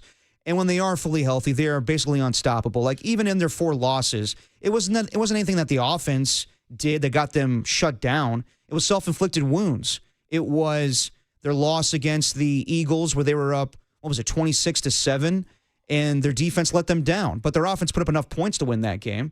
The game against the 49ers, they were going to win that game until Alfred Collins gets a strip, the fumble on the goal line there. Yeah. And then, the self-inflicted wounds against the Carolina Panthers, where Stafford has his worst game of the season, but wasn't even that bad. There was an interception, a pick 6, and they lose that game 31-28. And then last week, they lose because the Seahawks, attempted a 2-point conversion in overtime. They were just aggressive. So I still give the edge to the Rams. I think every team has a fatal flaw. Yes, 100%. Every team. The Rams, special teams, horrible. Yeah. Fire the coordinator, bad.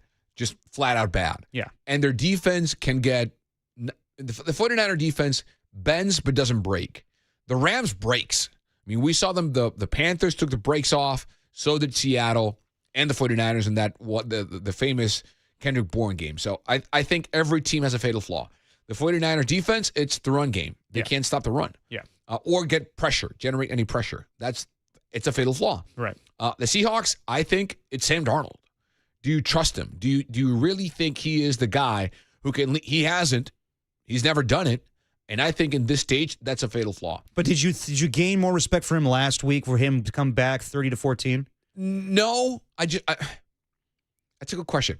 I think it was remarkable, but one game doesn't make a sample size for me. No, I get that. I think the sample size of him being scared, untrustworthy is significantly bigger, and seeing ghosts way bigger than him doing what he did against the Rams. I could say that was a fluke game. The others are just what he is. Until he does that over and over and over, I don't trust him. I just don't. The Eagles, they lost 3 of the last 5. Yeah. Do you trust that team? I mean, they're the Super Bowl winners right now, the defending champions. Does that make him better? No. So, and whoever wins the South, well, that's all you need to know. It's almost by displacement. Like who's going to take it? Who wants this division? Right. So I'm with you. I don't think there's a juggernaut in the NFL period, because I can see the same issue for every team in the AFC as well. No, I mean, I'm not buying the Denver Broncos. I think that they have impressive wins, but I think last week showed you that, a team like Jacksonville Jaguars would come in and kick their ass. Their defense has been porous the last couple of weeks. It has been, and I don't really trust Bo Nix. With me in the AFC, and for the majority of the playoffs, it's who do I trust when it comes to the coaches? Who do I trust when it comes to the quarterbacks? And you have 2 very inexperienced quarterbacks that are leading the AFC right now. So if I ask you, what Super Bowl matchup would make you go, yeah, that's the most logical one? Right now, I would say the most logical matchup to me would be Bills and Rams. I agree. 100%. Yes, because those are the 2 quarterbacks that I trust the most. And I don't know if I trust Sean McDermott that much as a head coach when it comes to the Bills. I don't. But I trust Sean McVay. I do. I trust Matthew Stafford. So let's get into that conversation real quick. Let's talk about the quarterbacks that we trust the most in the NFC. And I think you and I are in agreement, obviously, when it comes to the NFC. It's Matthew Stafford. By far. Because he has a Super Bowl ring. And so does Jalen Hurts. But if you were to rank the teams that are in the postseason right now for the NFC, where would Brock Purdy lie? Second. Let's talk about that next. As Carlos Ramirez and I are filling in for Adam Copeland on Dirty Work, Christmas Eve edition on The Sports Leader.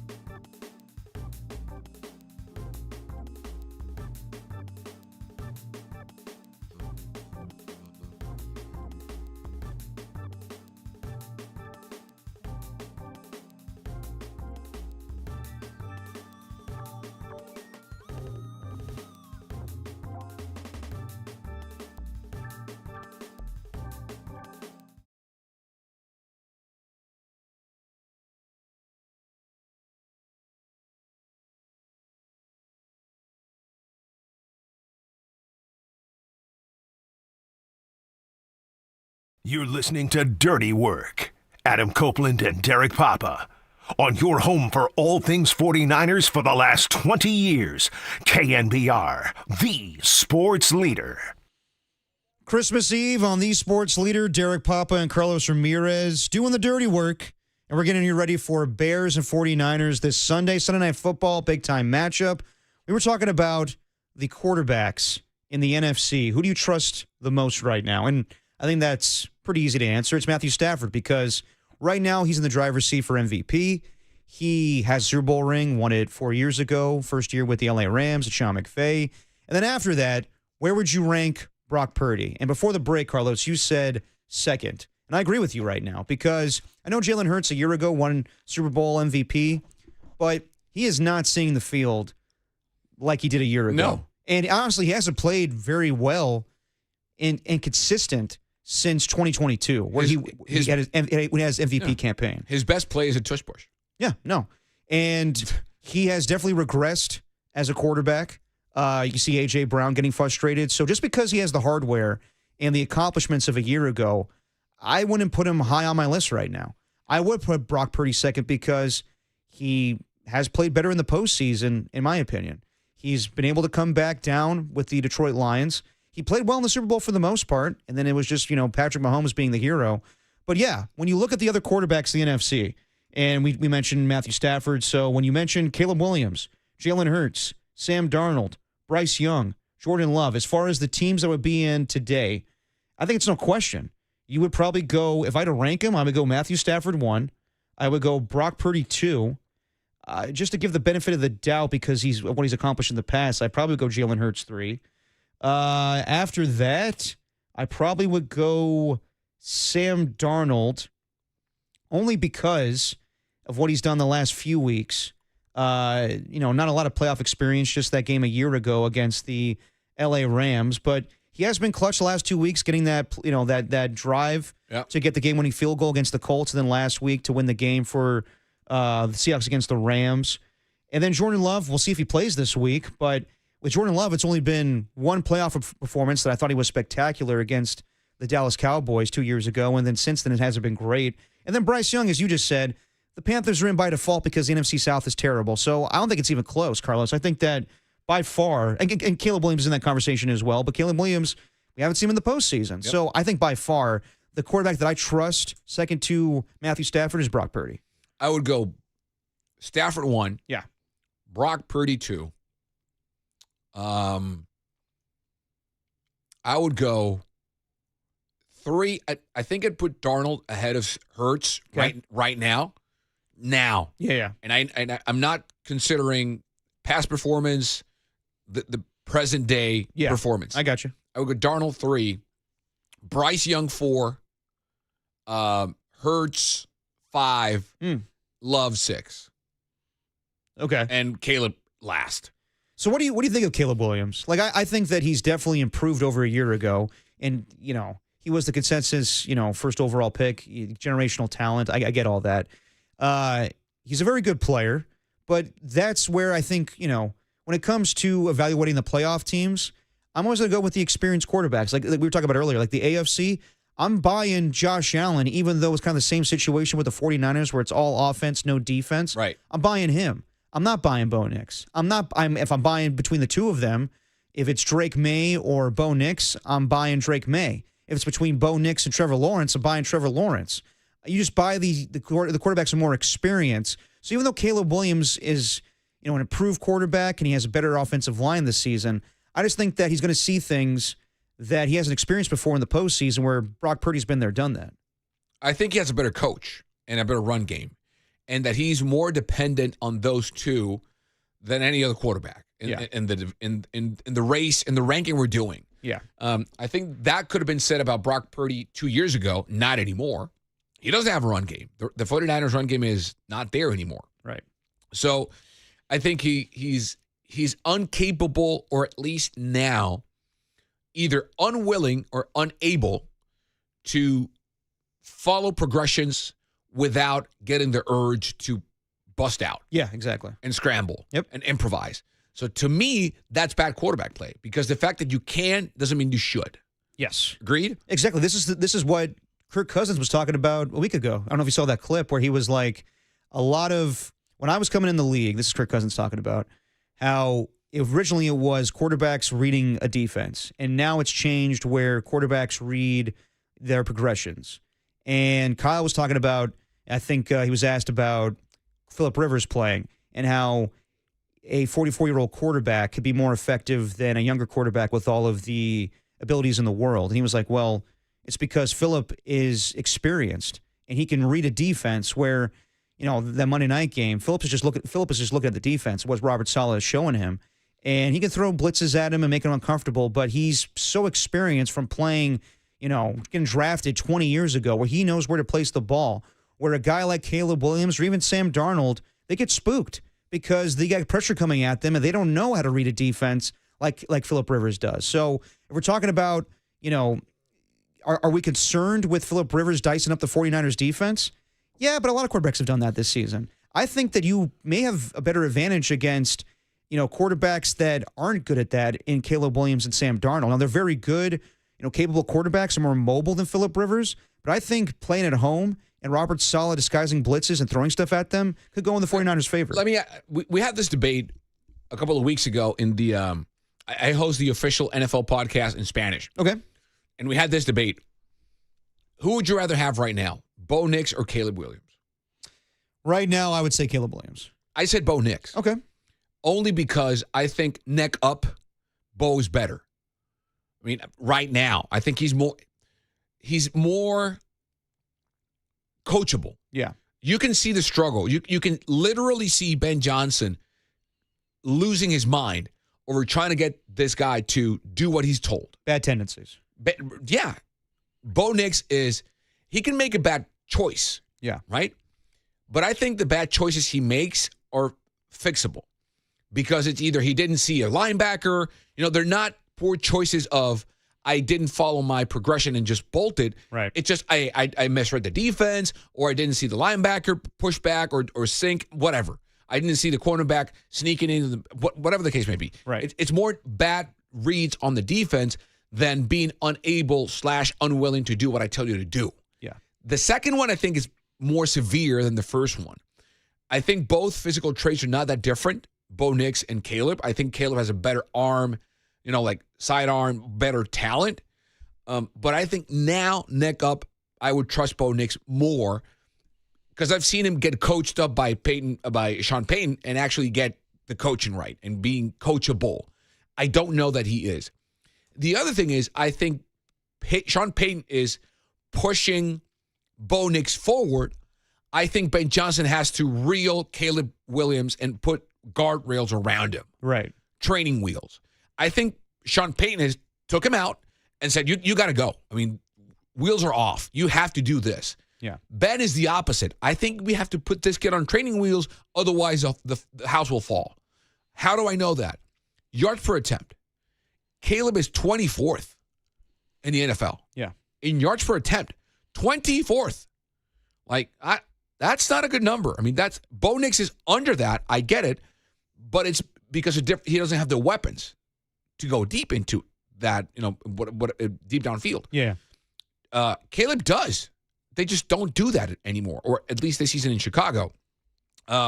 What's been good? He hasn't thrown that many picks. Only 6 this season. 23 touchdowns, 6 interceptions.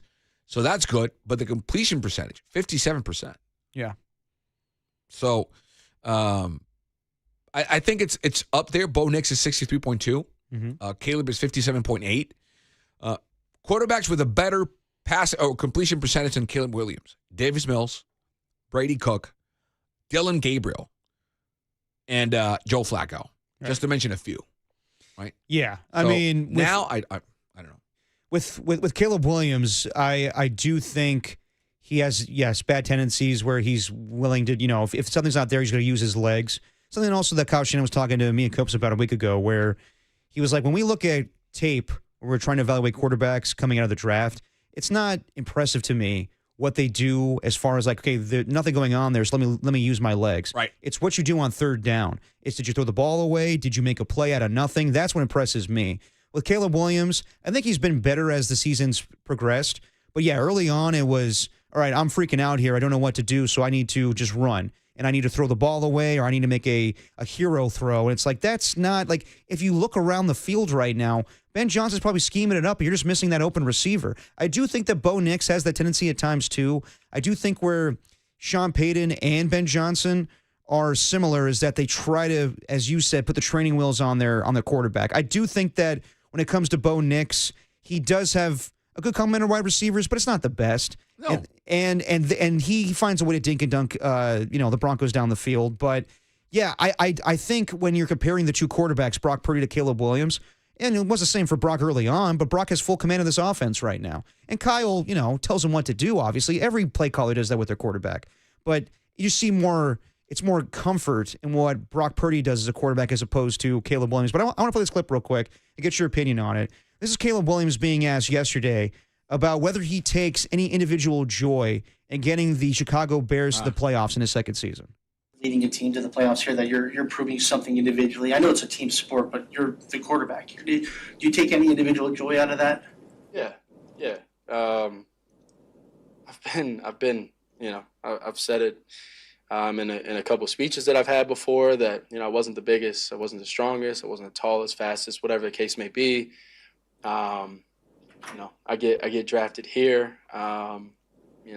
Told that I'm not a special player. Told that I'm not, a good fit here. I'm told that, coach and I won't work. I've told, I can't win here. And so, I know that's going to keep going on. But, I do take a little satisfaction and things like that. And, being able to help this team, help this organization, be a part of it, to get to the playoffs. And, my goal isn't to just get to the playoffs. My goal is to win and win big. And so, I'm going to keep my head down. I'm going to keep growing for the guys in this building, for the coaches and things like that, for this organization and for the city to be able to be proud and happy to be fans and supporters of Chicago Bears. Now, he said all the right things there as far as being a team player and wanting to win a championship. But some of the things he talks about there, I wasn't the biggest, I wasn't the strongest, I wasn't the tallest. I got drafted here. I was told I wasn't a special player. Who said that? I don't remember. And that sounds like Michael Jordan makes stuff up to get himself hyped up. Exactly. I understand that players sometimes say things to motivate themselves, but it almost sounds like he's describing what Brock Purdy went through. Or Baker. Yeah. That happened with Baker Mayfield, not with him. Yeah, but like with the same thing, Baker was taken first overall. It's I get it. Like, you have to have that mentality when you're a professional athlete that people are against you just to keep you motivated. But at the same time, Caleb, like, dude, you weren't the biggest, you weren't the strongest. Like, it's not about that. You were taken first overall. Everybody was watching you. Everybody thought you were a great talent at USC. Don't act like, woe is me. Like, you went to a great market. You went to a team that at the time wasn't the worst team in football. They got the first overall pick because the Carolina Panthers traded that pick away. You were in a good situation. And yeah, Matt Eberflus, it wasn't a good fit because you're seeing it right now, he's not a great coach. The defensive coordinator of the Dallas Cowboys, he's not a good defensive coordinator. At times he was with the Colts, but it's not a good fit to have a defensive guy go with the first overall pick. I mean, we see the last few years where they regardless of all that, I'm rambling here when it comes to that stuff. But as far as Caleb Williams, to act like, oh, I've had the world against me, it's only your second season. So he's, to me, he kind of like sounds like woe is me when he's basically describing Brock Purdy's story, and I've never heard Brock respond that way. No, he comes across as a very emotional person. Yeah. I think there's, I want to say with the positives that he gave out, and you said it, he said the right things, did the right speech for the QB1 manual. He went point by point, item by item. He did it well. I think he could have said stuff like, people making fun of my nails, or crying with my mom, that kind of stuff. He could have gone, which did happen. No, that's fine, yeah. Which is fine if you want to bring that out. Like, they were, someone were criticizing my character, or that's fair. Yeah. The other stuff, like, dude, you were heralded as Andrew Luck-esque when you came out of college. Yeah. That kind of talent. Everyone said, like, the suck for Williams, tank for Caleb, all that stuff happened. And when you were drafted, everyone there were parties in Chicago because you went there. Mm-hmm. And it's year two. What? Again, it sounds like he saw the last dance, and very apropos in Chicago and got the sort of Michael Jordan train of thought. Yeah, chip on his shoulder. Chip on his shoulder kind of playbook. Right. And busted it out. I'm not buying it. Yeah, I'm not buying it either. I think that, again, when you're a professional athlete, you use things to motivate you. And if, that's what guys thrive on. Right. Is they counted against me. They didn't think I was capable of this. But honestly, to say I wasn't the strongest, I wasn't the fastest, that's probably things he heard back in the day. But he's 6'1". He's not the tallest. Fine. No, he's not. But he's not Josh Allen. Great. But no, but he was the consensus overall pick. He was the guy that everybody was, they got rid of Justin Fields, and Justin Fields is not a great quarterback, but they got rid of him to go get Caleb Williams. So I don't know. I heard that today, and I saw a lot of social media reaction to that. And I was like, I'm not buying that, Caleb. I get it.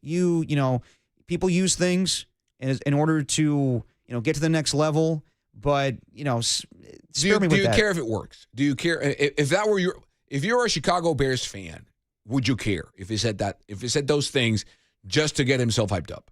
I wouldn't care. I mean, Ref, when you hear that, do you care that he says that stuff, or at this point you just care about him throwing? We do have a Bears fan here throwing touchdown passes in overtime.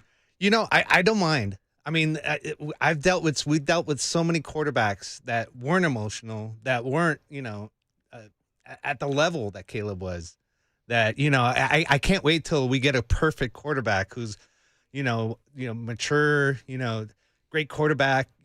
Give me, a mediocre quarterback and a great running game and a good defense, and I'll be happy. There you go. As a Bear fan. So you're telling me that smoking Jay Cutler wasn't emotional? Oh, that was my guy. But also, I remember when Jay Cutler was actually on the Bears, everyone's just like, oh, man, how could you have that quarterback? He's such a jerk. And I'm like, I can't wait till we get a nice guy quarterback. It's like, I've been waiting too long. Yeah, but Rex Grossman was a nice guy. Who'd you rather have in this offense with Ben Johnson in that running game, Cutler or Caleb? It's funny because the Bears are so jinxed. If we would have had Tom Brady, he wouldn't have had all those Super Bowls. Right, but if in this system with this coach in this running game, who do you think would fare better, Caleb Williams or Jay Cutler? I mean, Jay Cutler was such a phenom, man. His arm was just unbelievable. Bazooka. Oh, my God. So many games. He just never put it together, but he was a very talented quarterback. Right. Very talented. And he would, push around, defensive linemen, his own offensive linemen. I mean, he was, just a great quarterback for the Bears. Yeah, I know. It's night and day right now with what they have at Caleb Williams, and, they're definitely happening in the postseason. But, yeah, I saw that today, and I was just like, Caleb, I don't know if I'm buying that. I don't know if I'm buying that, to have the same mentality or the same story as a Brock Purdy, where you were counted out. Brock has never had that mentality of I was, not the strongest, not the fastest, and I'm proving people wrong. He's just grateful to be in the NFL. So let's catch up with Tracy Sandler. We'll talk to her about this matchup with the Chicago Bears and the 49ers, possibly being, having the opportunity to get the number one seed in the NFC playoffs. It's Dirty Work on Christmas Eve with Carlos Ramirez filling in for Adam Copeland, Derek Papa on the Sports Leader.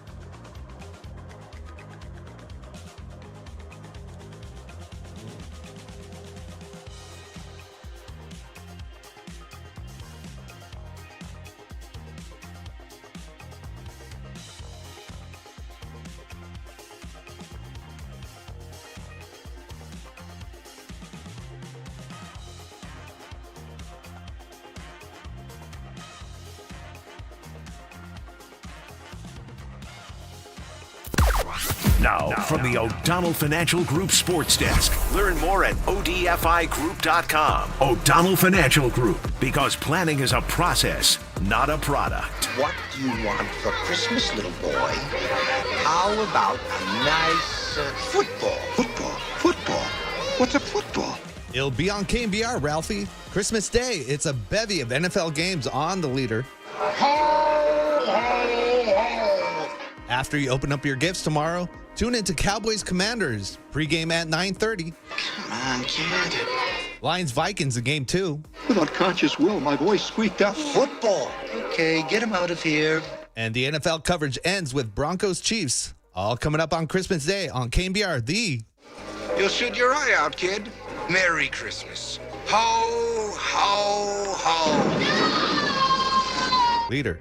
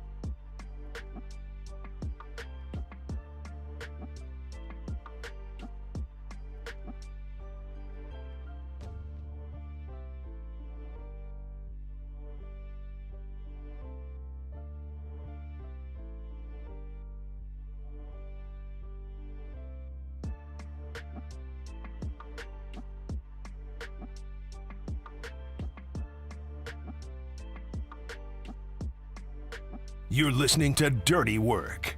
Adam Copeland and Derek Papa. On your home for all things 49ers for the last 20 years. KNBR, the sports leader. Dirty Work on Christmas Eve. Carlos Ramirez filling in for Adam Copeland, Derek Papa. We talk to our next guest every week, and sometimes we talk to her multiple times in one day on KNBR. It's Tracy Sandler of the Fangirl Sports Network. Tracy is sponsored by TimberTech, decking and railing, #1 in premium decking. Order free samples at timbertech.com. Tracy, have you gotten all of your Christmas shopping done? I have. I've gotten it all done. I was actually kind of ahead this year, so it was not so stressful. Nice. Was it a lot of shopping, or you keep it kind of minimum this year? It was about the same as always. I celebrate Hanukkah mainly, so well, there you go. Me too. Benefit of it being yeah. So with Hanukkah, it's earlier, so by this point, you're all done. Exactly, and a lot more presents. What did you get us, Tracy? Hi, it's Carlos. Hi, Carlos. I got you Wednesday at 4:50 p.m. instead of Friday. Yay! And that's the best gift of all.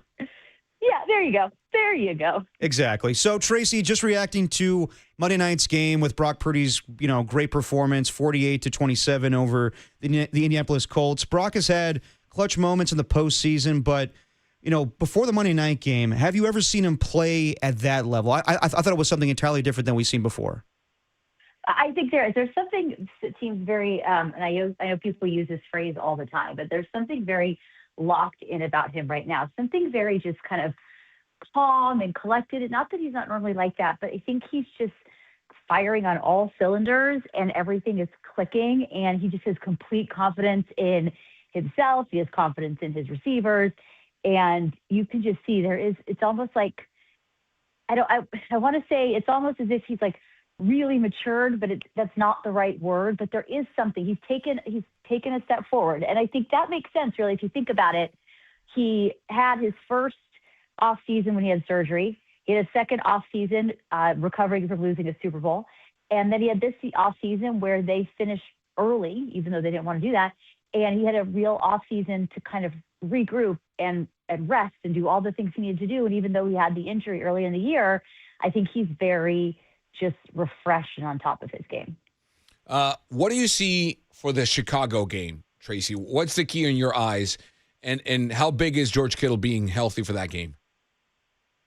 Well, I think George Kittle being healthy for that game is huge. I just don't know that he's going to be. I mean, kind of what we've seen in the past is not practicing with a chance to play doesn't usually end up with the player playing on Sunday. But we'll obviously see. We're still very early in the week. But I think the key to this game is to never be complacent, because you look at these Chicago Bears and they're never out of the game. And I think they've had 5 comeback wins, and we saw last weekend that they were down very late in the game and they ended up winning the game. So I think they just cannot be complacent. And Caleb Williams is tough. I mean, Kyle talked about it today, and not only, and I wasn't sure, I can't remember if it was Salah or Kyle that said today, it's not only that he can throw it anywhere in his tremendous arm strength, he's almost more dangerous when he's on the move.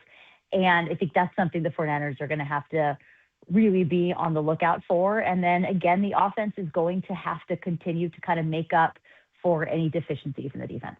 Absolutely. Talking to Tracy Sandler on the UMA guest line. I mean, we talk about it every week where the offense has been great and the defense keeps us skeptical. But just being around this team, what is the vibe to you in comparison to past playoff seasons? Do you see the same confidence that you saw in 2019 or 2021 or 2022, 2023 when this team was about to make a playoff run? I definitely see the same confidence. And as Kyle talked a lot about the other day after the game, he kind of changed the mindset this offseason, that it was less kind of Super Bowl or bust, which is really what they've had all those seasons, and more be the best team that we can be. And that's, I think, being realistic about your personnel and the turnover and where everybody was. But they have tremendous confidence. And I think that shows in the fact that they're 11-4, controlling their destiny. No matter what happens next 2 weeks, the fact that they're 11-4 and are in the playoffs, considering all that happened during this season, is pretty amazing. And part of that is a confidence in each other, in the team, in the locker room, and knowing that it's not, next man up is not always so easy. You can't just replace Fred Warner. You can't just replace Nick Bosa. However, the next man up doing everything that he can while the other guys around him are doing everything they can has gotten them to this position. So, yeah, I think they're just as confident as they've been in the past. We did a ranking, Tracy, just a segment ago. We ranked the NFC quarterbacks 1 through, what was it, 6 or 7? 7 right now. 6, 7. Yeah, 7. I'm sorry, I had to do it. How would you rank them, Tracy? On all the NFC quarterbacks? No, the quarterbacks of the teams in the playoffs. Currently, right now. The quarterbacks currently in the playoffs. Okay. NFC, just the NFC. NFC. Okay, so I'm thinking I would put Stafford at 1. Yep. I might put Brock at 2. Yes, Yay. same here. Yep. Yep. I think I would put Caleb at 3. Ooh, okay. Wow. A little high. Okay. All right. I'm in my head closing my eyes thinking the teams that are at the moment in the playoffs. So I just need to make sure that I have everybody right. Right. I'm putting Bryce at the end, so we'll start there. Okay. Bryce Young, okay. Bryce Young's at the end. I still have... You have Darnold, Jalen Hurts, and Jordan Love. Okay. Then I would put Jordan Love, Jalen Hurts, Sam Darnold. That being said, with those 3, I could potentially mix and match that a number of ways. I like it. No, I mean, we're in the same boat. I don't really believe in Jalen Hurts that much.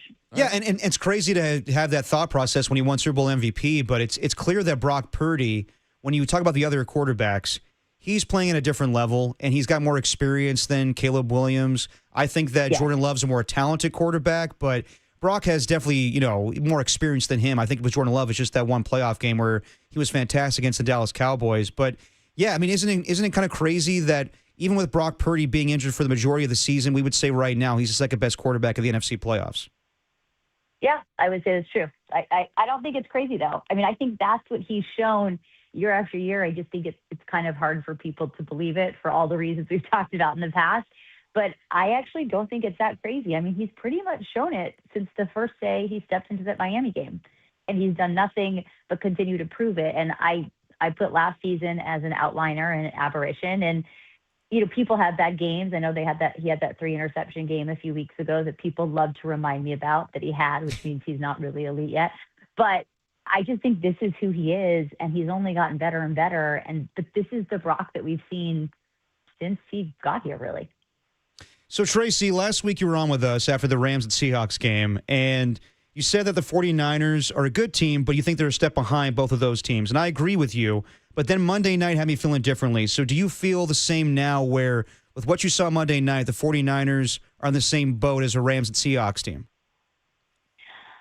I think they're in the same boat. I think they're in the same boat. I think that Seahawks defense is pretty incredible. I really do. I think 5 stops in the fourth quarter there was pretty huge against Stafford and the Rams. So I think the Seahawks defense is really good.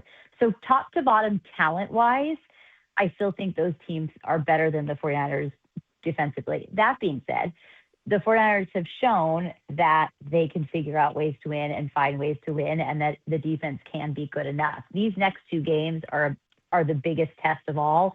The Colts game was a test, but they were able to contain Jonathan Taylor, which was huge to that game. But the Colts game was a test, and the Colts offense certainly has had its share of struggles and injuries as well. But these next 2 games, I think, are the true test of how good they are and how far they can go. And I think even if they go 1-2 in these 2 games, or 1-1 in these 2 games, it doesn't tell me that they can't go far in the playoffs. But I think we're going to get a real look at the defense and what they can do with these teams. But we say that every week, and they do figure it out. And Robert Saleh puts them in a good position to do that. We've talked about the offense. So, I think Kyle says this all the time, and I think it's really true, especially this year, really for every team, as we've seen so much parity, that he says in the playoffs, it's not the best team. It's the team that plays the best for 3.5 hours. And I think this season, more than any other in recent memory, we're seeing that every single week in every single game. So if they can be the team to play the best for 3.5 hours in all of these games, then they are certainly as good, because what the Rams have not shown me is that they can be the best to play for 3.5 hours. They've lost a number of games that they should have won, a couple of games where they have really big leads, and they haven't been able to finish. So then they're not playing like the best team for 3.5 hours, and that's going to be the key to all of it. Tracy, what needs to happen for Kyle Shanahan to lock up the Coach of the Year award? I think you guys know, I personally think he's the Coach of the Year, but he has some very stiff competition. I think if they get the 1 seed, they end up with the 1 seed and with everything that they've gone through. But I don't know that he can lock it up, because the reality is you have Ben Johnson, who's turned an entire organization around, Mike Vrabel, who's turned things around, Liam Cohen, they've turned things around. Yeah. And I think people look at Kyle Shanahan, not fairly, in my opinion, but think, well, he still has Christian McCaffrey. And yes, George Kittle's been hurt a lot, but he still has George Kittle. And he still has Trent Williams. So I think they can look at the 49ers and say he's got this veteran talent that has had to overcome adversity, and he's done a good job with it. But he didn't change the entire organization around in a year. And I think that is going to be where people may not vote for him. But in my humble opinion, I think he is the Coach of the Year, because it's not just losing Fred Warner and Nick Bosa. Those are huge losses. But they were without Brock Purdy for 6 games. They were without Kittle for a number of games, maybe without him again. They've been out without Ricky Pearsall for a number of games. And that's not, those are like the big names. That's not considering all the players that have gone in and out at various times. Right. Richard Gross-Mato, Sam O, Tatum Bassoud. I mean, there's been so much that they have overcome. And I know that's true of a lot of teams, but I just think the fact that they're in this position is incredible. And I do think he deserves it. But I think where he's going to run into an issue in getting it is the fact that those other 3 coaches have totally turned organizations around. Talking to Tracy Sandler, just a couple more minutes on the UMA guest line. Robert Saleh caught up with Nick Wagner about the possibility of getting another head coaching job. And he said he has a desire to be a head coach again, but he's not in a hurry. And I believe Robert Saleh will have opportunities this offseason, but it may be for teams like the Raiders or Tennessee. Do you think Saleh, being a defensive coach, can afford to pass up jobs in this league where, you know, like offense has definitely been on the forefront of a lot of owners when they hire coaches? I think Saleh, there are only 32 of these jobs. So I understand why people take them when they come around, because you want the job. That being said, Saleh has already gone and taken a job at a very dysfunctional organization. And like the 2 organizations you just mentioned are very dysfunctional organizations. Yeah. They're firing coaches year after year, and that's how teams stay bad. And I think obviously wherever he ends up going as head coach, the team did not have a great season because they fired their head coach. But what is the organization like? Is the organization poised to put him in a position to win? Because I think you look at Ben Johnson going to the Bears, he really has turned things around. And you could go to the Bears knowing that this was an organization that was going to give him the resources to be successful. And I think that's really important. You look at Aaron Glenn at the Jets, and they're starting from scratch, but things are very different there. So I think he can be a little pickier for that reason. And I also think he probably, and this is just a guess, is not jumping at the chance of going to yet another dysfunctional organization with a history of losing and a history of not doing anything different to make sure they don't. Tracy Sandler of the Fangirl Sports Network. Listen to her this Sunday for the 49ers pregame show with Adam Copeland and Todd Husak. Tracy, we'll talk to you next week. Happy holidays.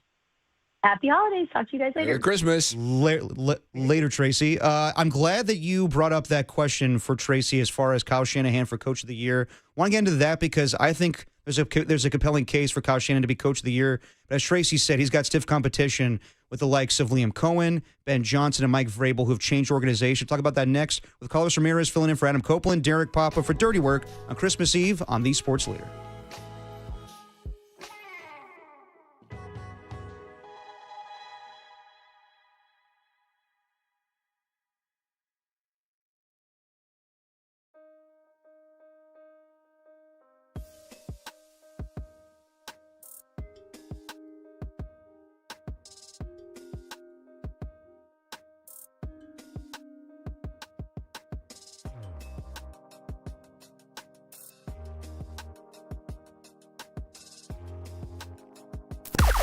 Now, from the O'Donnell Financial Group Sports Desk. Learn more at odfigroup.com. O'Donnell Financial Group, because planning is a process, not a product. Bears play-by-play announcer Jeff Joniak joined the Gregs earlier this morning to preview the 49ers-Bears matchup and what's been the key to success for the Bears this season. Chance to win the division for the first time since 2018, and they've done it with just guile and resilience and just this mindset that they know they're going to win, not hope they're going to win. And it's been a transition from hope to knowledge and, to just go out there and never say die. You can hear that and all the interviews on the podcast page on thesportsleader.com and on the app.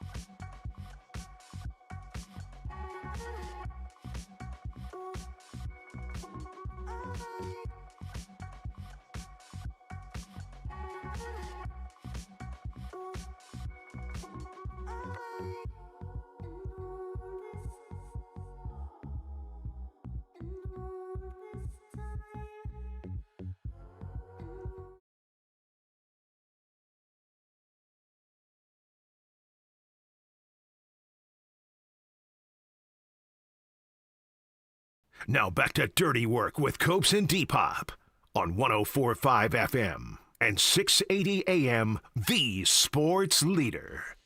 Dirty Work on Christmas Eve. Carlos Ramirez filling in for Adam Copeland, Derek Papa, Raf Carell.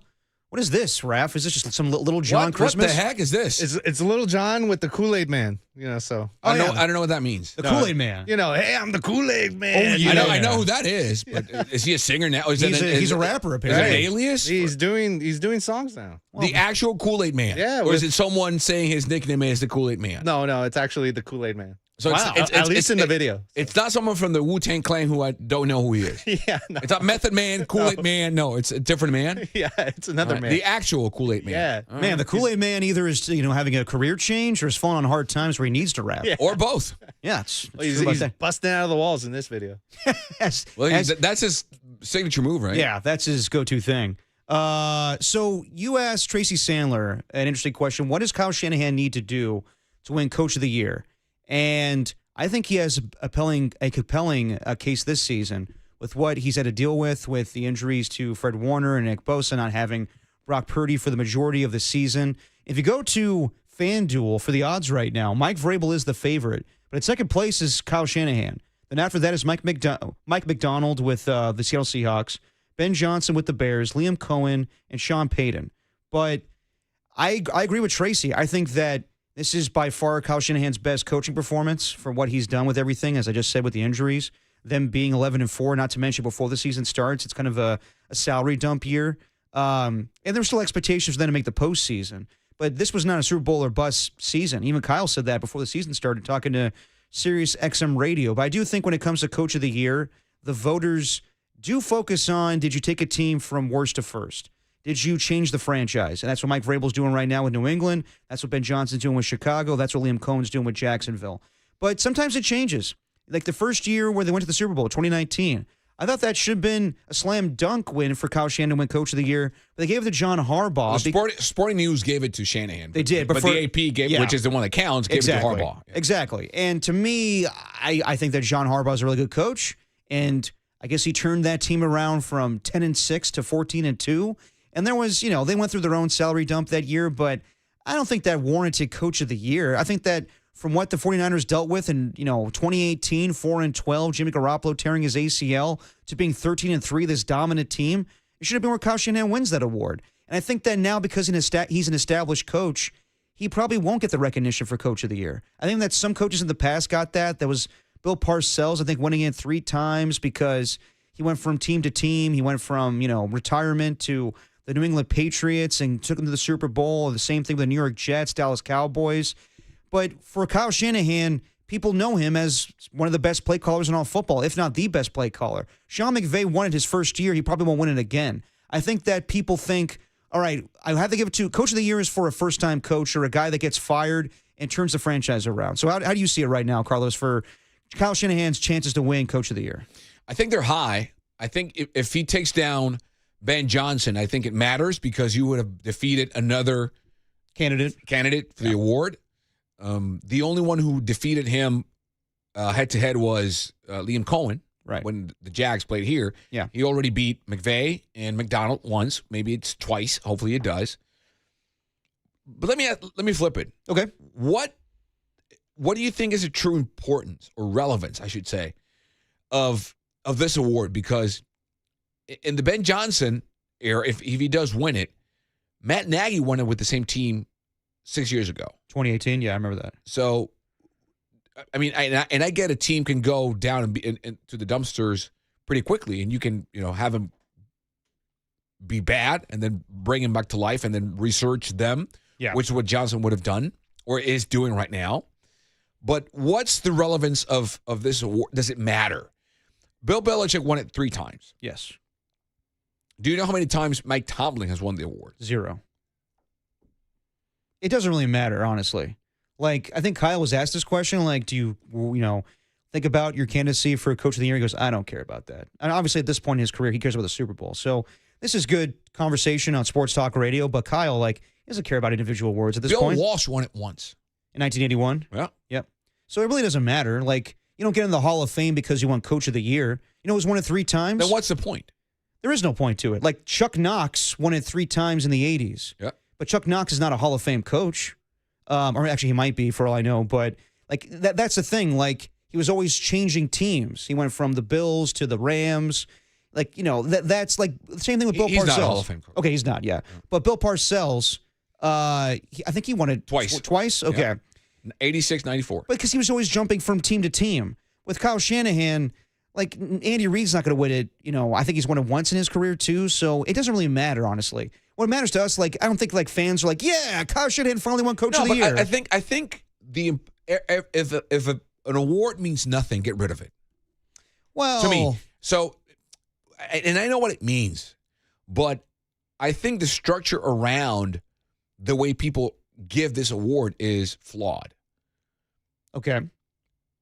If the fact that Belichick won it 3 times to me is asinine. Same with Reid.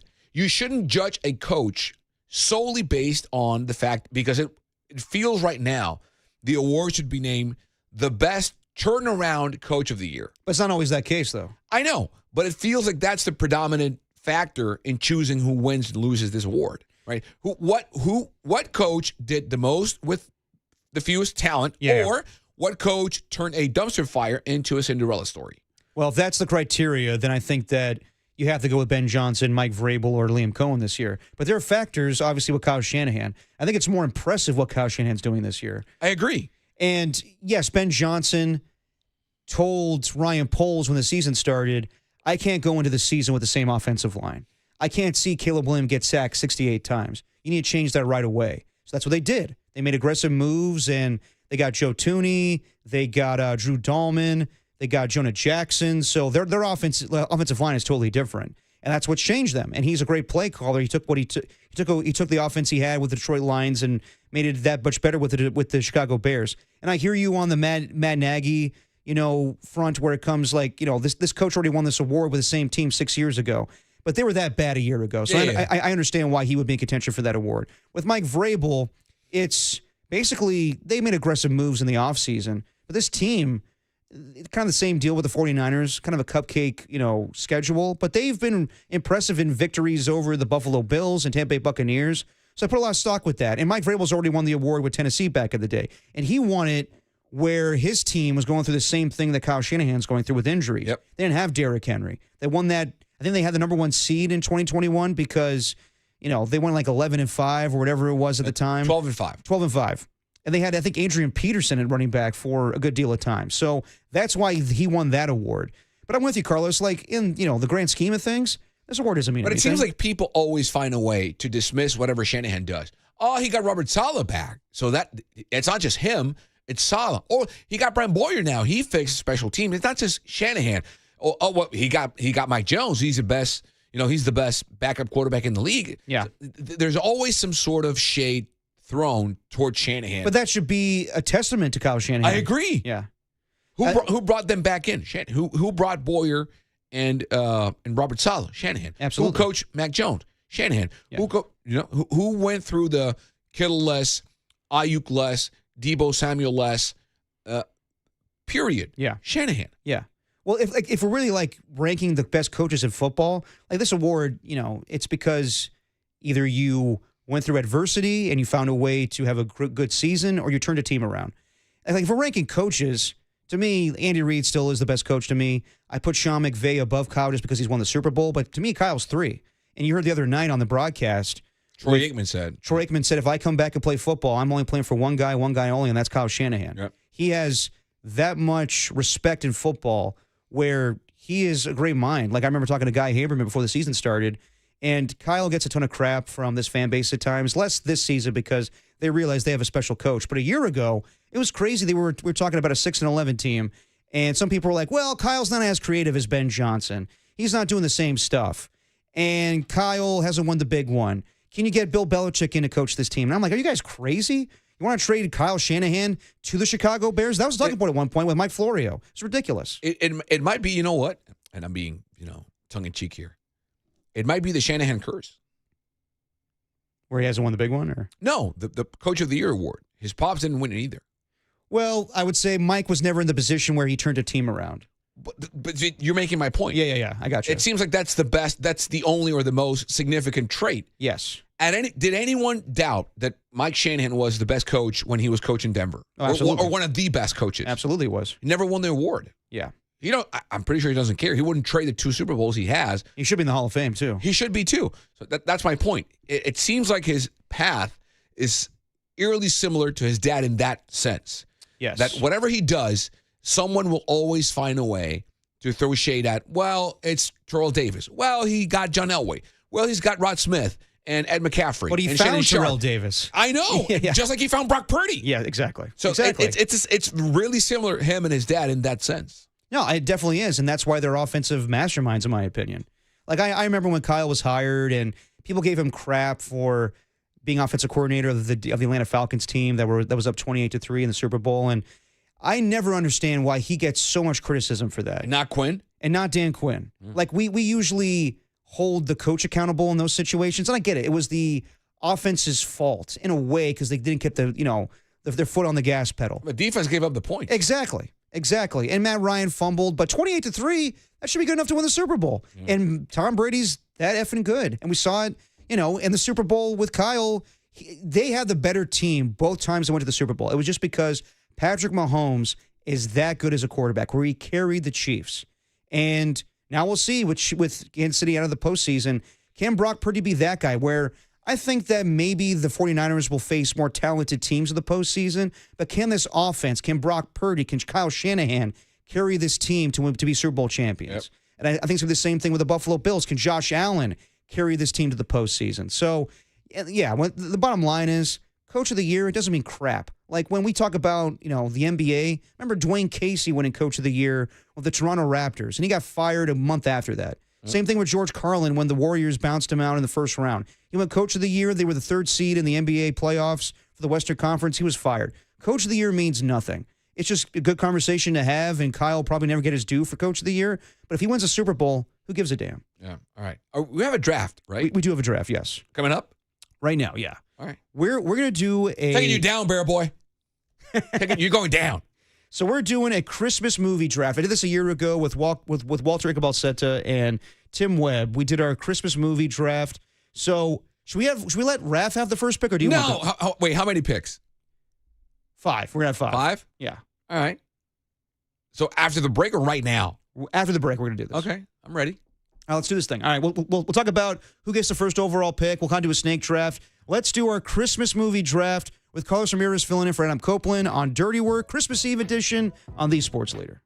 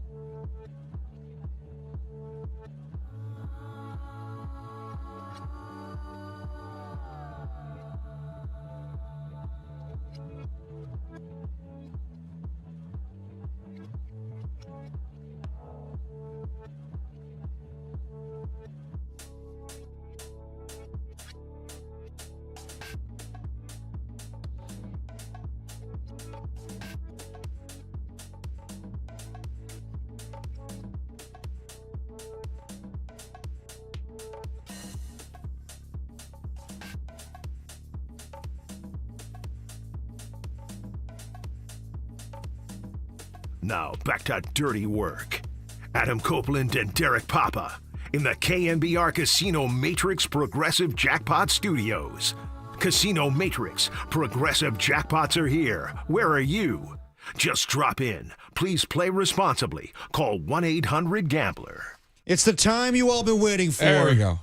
It's time for the annual Dirty Work Christmas movie draft. So last year, me, Tim Webb, and Walter Ikabalseta, and by the way, Merry Christmas to Walter and his new baby boy, Christian Leonardo. Yes. Ikabalseta. Very happy for him. But last year we did a movie mock. So we did a draft for holiday movies. All right. And I think Tim had the best list. He had. I'm not gonna give any away. No. Don't say anything. Yeah. No. But I think the consensus was that Tim had the best best list. I'm So taking this one. all right, how do you want to do this? Because I don't mind having the last pick because I'm usually on this show. So I'll give it to the visitors. But between you and Raph, who should get the first pick? Not you, Chicago boy. Not you. You're going second, baby. Yeah. I don't care. It's okay. I don't mind number 2. All right. All right, there you go. All right. All right, Carlos. So Do you have draft music or what? Let me get or that. Christmas All right. music or something? We got to set the tone here. Raph is working set the on it. scene, the mood. Raph is working on it. So, Carlos, you have the first overall pick. Yes. And you get to pick whatever you want when it comes to Christmas movies. Yes. And also, we get to debate if it is a Christmas movie that you select. Yes. All right, so here we go. Raph, do we have any music? He's working on it. All right. Before we set some rules. Timer. I think we'll do 2 minutes. You get total or per pick? No. What? 2 minutes per pick. I don't need 2 minutes. It's that quick? Yeah. Oh, you know what? Let's do 1 minute then. I don't need 2 All minutes. right, Mr. Big Time. All right, here we go. All right, here we go. All right, Raph, you got a timer on you? All right, here we go. All right, with the first overall pick in the 2025 Dirty Work Christmas movie draft, Carlos Ramirez selects Die Hard, baby. Yeah, there you go. It's not a bad selection. And yes, Die Hard is a Christmas movie. Yes. 100%. Yes. I'm taking it off the board. I don't understand why people say it's not a Christmas movie. Nakatomi Tower. It takes place on Christmas Day. It's part of the plot. And you know what? As we say on Dirty Work, don't yuck our yum when it comes to what we select as a Christmas movie. I think a lot of movies could be Christmas movies. I won't give anything away, but I don't know if it's going to be on our list here. It's a Wonderful Life, in my opinion, not a Christmas movie. Okay. Only Christmas takes place the last hour of the movie. It's ridiculous to me. Okay. Every year. All right. Okay. All right, Raph, here we go. So with the first pick, Carlos takes Die Hard. That was my second overall pick. Not here, baby. Not All here. right. All right, Raph, with your first round selection, who do you take? I am going with National Lampoon's Christmas Vacation. Not bad. You can't go wrong with Chevy Chase. Not bad at all. All right. It's a classic. It has everything for a Christmas movie that you ever want. Are we doing Snake? Yes. All right. Good. All right, so I'll pick my first round pick. I think last year I had a controversial pick, so I won't go down that route right away. This is a tough one, but I'm gonna go with Home Alone. Okay. As my first overall pick. Okay. Or my first round pick when it comes to Christmas movie drafts. Classic movie. You get the element of Macaulay Culkin all alone and Joe Pesci and I think it's Daniel Stern causing mischief with him, the booby trap. So, yeah Home Alone. Merry Christmas, you filthy animal. That's my first round selection. All right, so it's Snake's draft. I'll go with my second pick. And I'm going to go with a classic in the Papa household. Some people don't think this is a classic. I think it is. I think it's an all-time performance by the lead actor. I'm going with Jim Carrey's The Grinch. Okay. I think that's a fantastic movie. Hilarious to me. It's just Jim Carrey being crazy for an hour and 30 minutes. So give me Jim Carrey's The Grinch. All right, Raph, you're up next. How many rounds? We got 5 rounds. All right. Nice. Well, I still have my one of my best ones. I'll also go with Christmas Story. Oh. It's old school. It's got Ralphie. It's got, It was all over your updates, too. Right. So I kind of gave it away. Okay. But yeah, I was going to go number 2 with Christmas Story. All right, there you go. All right, Carlos, you're up next. There we go. The back-to-backer, right? Yes. I need some fun. I got Die Hard, round 1. I mean, Die Hard's fun. Yeah, no, but I need comedy. I need something. I got action. Yeah. I got Bruce Willis. I got action. I need some fun. Okay. I'm going to go with Elf. There you go. Elf, Will Ferrell. Elf is my second round pick. All right, there you go. All right, then you're up next again in the Snake draft. And you know what? Here we go. Oh, here we go. Now it gets real. Here we go. All right, here we go. I'm gonna go. I'm. You're panicking here too. I am. You know what? How much time does he have left, Ref? Screw it. I'm gonna go with Scrooged. Oh, with Bill Murray? Scrooged, Bill Murray. That's a good Scrooged, one. Wow. Bill Murray. That's our Colston Loveland of this Christmas holiday draft. I'm going to go with Scrooged, round 3. Underrated, Bill Murray, classic.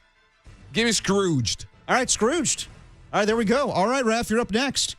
Scrooge is off the board, if you can believe it already. Wow. And Elf. And Yeah, Elf. That was my next one. So where are you going next? This is a tough pick. No, I got to go with comedy. I really like the movie. And, this is a reach, especially for round 3. Uh-oh. Oh, boy. Well, I'm going for Bad Santa. Oh, there we go. That Billy Bob Thornton. That's not bad to me at all. As a drunk Santa that's homeless, I guess. Yeah. Okay. Robbing stores. I mean, you definitely, it's a good, I would watch that any Christmas. All right, fair enough. Okay. All right, I'm up next. So far I've selected Home Alone and The Grinch. Yeah. And now I got to think of another holiday classic. And I'm searching here. There you go. There you go. I'm looking around. You know what? This is a personal favorite of mine. Okay. I don't care if people kind of hate on it. I'm going with Jingle All the Way. Okay. As my third selection. It is in my opinion, a perfect 90s movie to just, characterize how crazy it was at the time with Tickle Me Elmo's. It's about the commercialization of Christmas and Arnold Schwarzenegger trying to get a Turbo Man for his little Jamie. So, yeah, I'm going with Jingle All the Way. And then I'm up again, and with my fourth selection, I might as well take the sequel. I'm going to take Home Alone 2, Lost in New York. I'm doubling up on Macaulay Culkin. Double the Macaulay. There you go. Home Alone 2, Lost in New York is my second to last selection for Christmas movies. Raph, you're up next. You already have National Lampoon's Christmas Vacation, A Christmas Story, and Bad Santa. You're going the comedy route. Yeah, but boy, a lot of good ones just went off right now. I went with old school in my second round pick. Going back to old school, the Charlie Brown Christmas. Is that, hold on. So, is that a movie? Yeah, it's kind of a TV special. Well, right. I'll accept it. All right. It's a TV special movie. All right, so a Charlie Brown Christmas is Raph's fourth selection, Charlie Brown Christmas, where I believe Linus calls out the commercialization of Christmas. And it deserves it. Yeah, absolutely. All right, Carlos, you're up next with your fourth selection. So far, you have Die Hard, Elf, and of course the classic Scrooged. I'm going to go with The Nightmare Before Christmas. Oh, that's a good one. Now, would you The say Nightmare Before Christmas. Halloween and Christmas? Yes. All in one, but I think it qualifies, right? Yeah, absolutely. Okay. Right, Give so me The Nightmare Before Christmas. Before Christmas. Yes. All righty. And then for your last selection, and number 5. Wow. So you got Die Hard, you got Elf, you got Scrooged, and you got The Nightmare Before Christmas.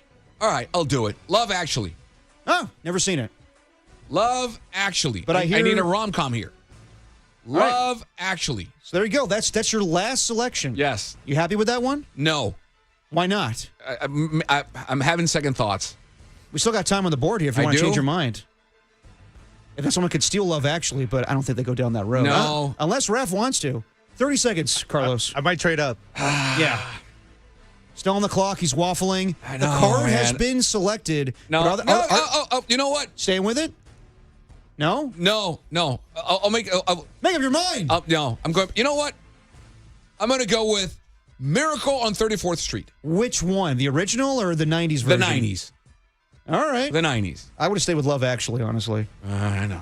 I panicked. All right. Miracle on 34th Street. Yeah. So there you go. Carlos finishes his draft with Die Hard, Elf, Scrooge, Nightmare Before Christmas, and Miracle on 34th Street. Yeah. All right, Raph. Are you going to steal Love Actually? Oh, I know the one I'm going to pick. I'll change it after. If no one picks it, I'll just change it. Right, it's too late, Carlos. I know it. Whatever. He'll pick it up as a free agent. Yeah, that's exactly. what I'll do. Yeah. It's an undrafted draft pick. All right, my final choice. Not really a conventional Christmas. Oh no, but don't take it. It Don't is go in my outside mind. the box. No. It's Trading Places with Eddie Murphy, Dan Aykroyd in a Sandman outfit where he's It's one of the classics ones. Okay. It's comedy. I'm big on comedies. I mean, yeah, all these are mostly comedies. You got National Lampoon's Christmas Vacation, Christmas Story, Bad Santa, Charlie Brown Christmas. Don't know if that's a movie. And then you got Trading Places to round things off for Raph's pick. And then it's my turn. All right, so we got Home Alone, Jim Carrey's The Grinch, Jingle All the Way, Home Alone 2, Lost in New York. I doubled up on the Home Alones. It's like taking two quarterbacks in one round. Or one draft, I should say, Washington back in the day with Robert Griffin and Kirk Cousins. What do I want to do for the last pick in this draft? And Carlos is very upset that he did not take something. Yeah. Second guessing it. Yeah. Third guessing it, honestly. He took Love Actually and then took Miracle on 34th Street. I just remembered the one I really wanted to pick. Whatever. All right, let me think about this. Okay, so I got... So mad at myself. Okay, I got Home Alone... comedy, Grinch comedy, Jingle All the Way comedy, Home Alone 2, Lost in New York comedy. Is there one that I'm totally just not forgetting or totally not thinking about right here? As I look at the list that I have in front of me when it comes to picking. I can't forget. I'm not going to forgive myself for not picking this one. God. Is it that obvious? Yeah. Not for me, it is. For me, for my personal taste. I got you. Trying to think. Is there an action movie? You know, some people say Lethal Weapon is a Christmas movie. I think it is. But I'm not going to put that on my list. Yeah, I know. It does take place during Christmas. Come on now. I know, I'm thinking. Hang on. All right. What do I want to do for my last Christmas movie? Come on, Papa. I'm thinking about it, okay? Damn it. I don't have a good one here.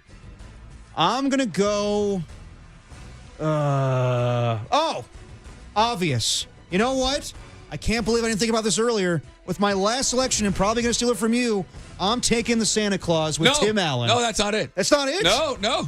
I cannot believe it took me that long until I think of that movie. Yeah, no. All right, Carlos, so what's your undrafted pick? I'm going to draft this movie and drop Miracle on 34th Street. You can't do that. Why not? It's my team. Wait, you're going to cut your fifth-round draft pick the day after? Yes. Horrible. Yeah, you're like Al Davis here. I know. All right, fine. I'm taking Batman Returns. Yeah, I was kind of thinking that, but... Batman Returns. Michael Keaton. It's a Christmas movie. The Penguin, Catwoman, Michael Keaton. It's in Christmas. Yeah, there was a lot of sexual tension going on with Penguin and Catwoman in that movie. I know. I'm taking Batman Returns. Now, is that your favorite of the Batmans? No, it's the Nolan movies, but none of them are Christmas. That's true. Okay, so yes, this movie takes place on Christmas. There's a whole weird thing with the Penguin being raised by penguins. A cobblepot. Yeah, a cobblepot. And then he runs for mayor of Gotham City. Yeah. Bites people's nose off. But it was either that or Gremlins, to be honest. Gremlins is a Christmas movie? I think it is. Okay, all right. Raph? It is a Christmas. Well, it is during. It was during Christmas. So Okay. yeah. How about the snubs? We left out Love Actually. Right. Well, you did. We everyone did. I haven't seen it. It's a Wonderful Life. No one drafted it. Well, I kind of poo-pooed it before we got into it. Yeah. Yeah, that's out. We left out The Polar Express. Never seen it. Rudolph the Red-Nosed Reindeer. Well, not drafted. Frosty the Snowman. Not drafted. These aren't movies. These are like specials. The Holiday. Not drafted. With my favorite Jack Black movie. Yeah. Four Christmases. Not drafted either. You know what movie I'm not going to draft ever? Christmas with the Cranks. You ever seen that? Yeah. It's just like pushing you can't go to Hawaii for Christmas. You got to spend your time with the suburbanites. So who won? All right, let's go through all the lists. So after going back and forth and waffling, Carlos dropped Love Actually and Miracle on 34th Street. With his last selection, he took Batman Returns. Yes. Which, I'll give it to you, that's a Christmas movie. Yes. Nightmare Before Christmas, Scrooged, Elf, and with his first selection, Die Hard. Oh, my God. And I think that's going to win people over when it comes to Christmas movies. Raph went National Lampoon's Christmas Vacation, Christmas Story, Bad Santa, Charlie Brown Christmas, and, of course, Trading Places. I went with Home Alone 2, Lost in New York, The Grinch, Jingle All the Way, and The Santa Claus. So I think I have like the classic 90s movies, Christmas movies. That's your lane. Yeah, exactly. But I think, honestly, maybe Raph has the best list. What? Well, I'm kind of giving it to him because, he's having a hard day with, giving you calling him out for his Bears fandom. That's fine. But Charlie Brown Christmas, that is the one controversial pick where I don't know if that's a Christmas movie. I mean, it is obviously centered around Christmas. It's not a movie, though. Like, what is it, like an hour long? It's not a movie. It's like an hour 20. Okay. So it's a longer Charlie Brown, well, a very long Charlie Brown episode. All right, so there you go. We got Carlos changing his mind twice when it comes to the last selection. He went with Batman Returns. Yep. All right. Well, there you go. That is your 2025 Dirty Work Christmas movie draft. Yep. All right, everybody. Well, that's going to do it for the show today, but let's do one more segment as we put the show to bed. Carlos Ramirez filling in for Adam Copeland, Graf Carell. We'll put a bow on this thing on Christmas Eve as you're listening to Dirty Work on the Sports Leader.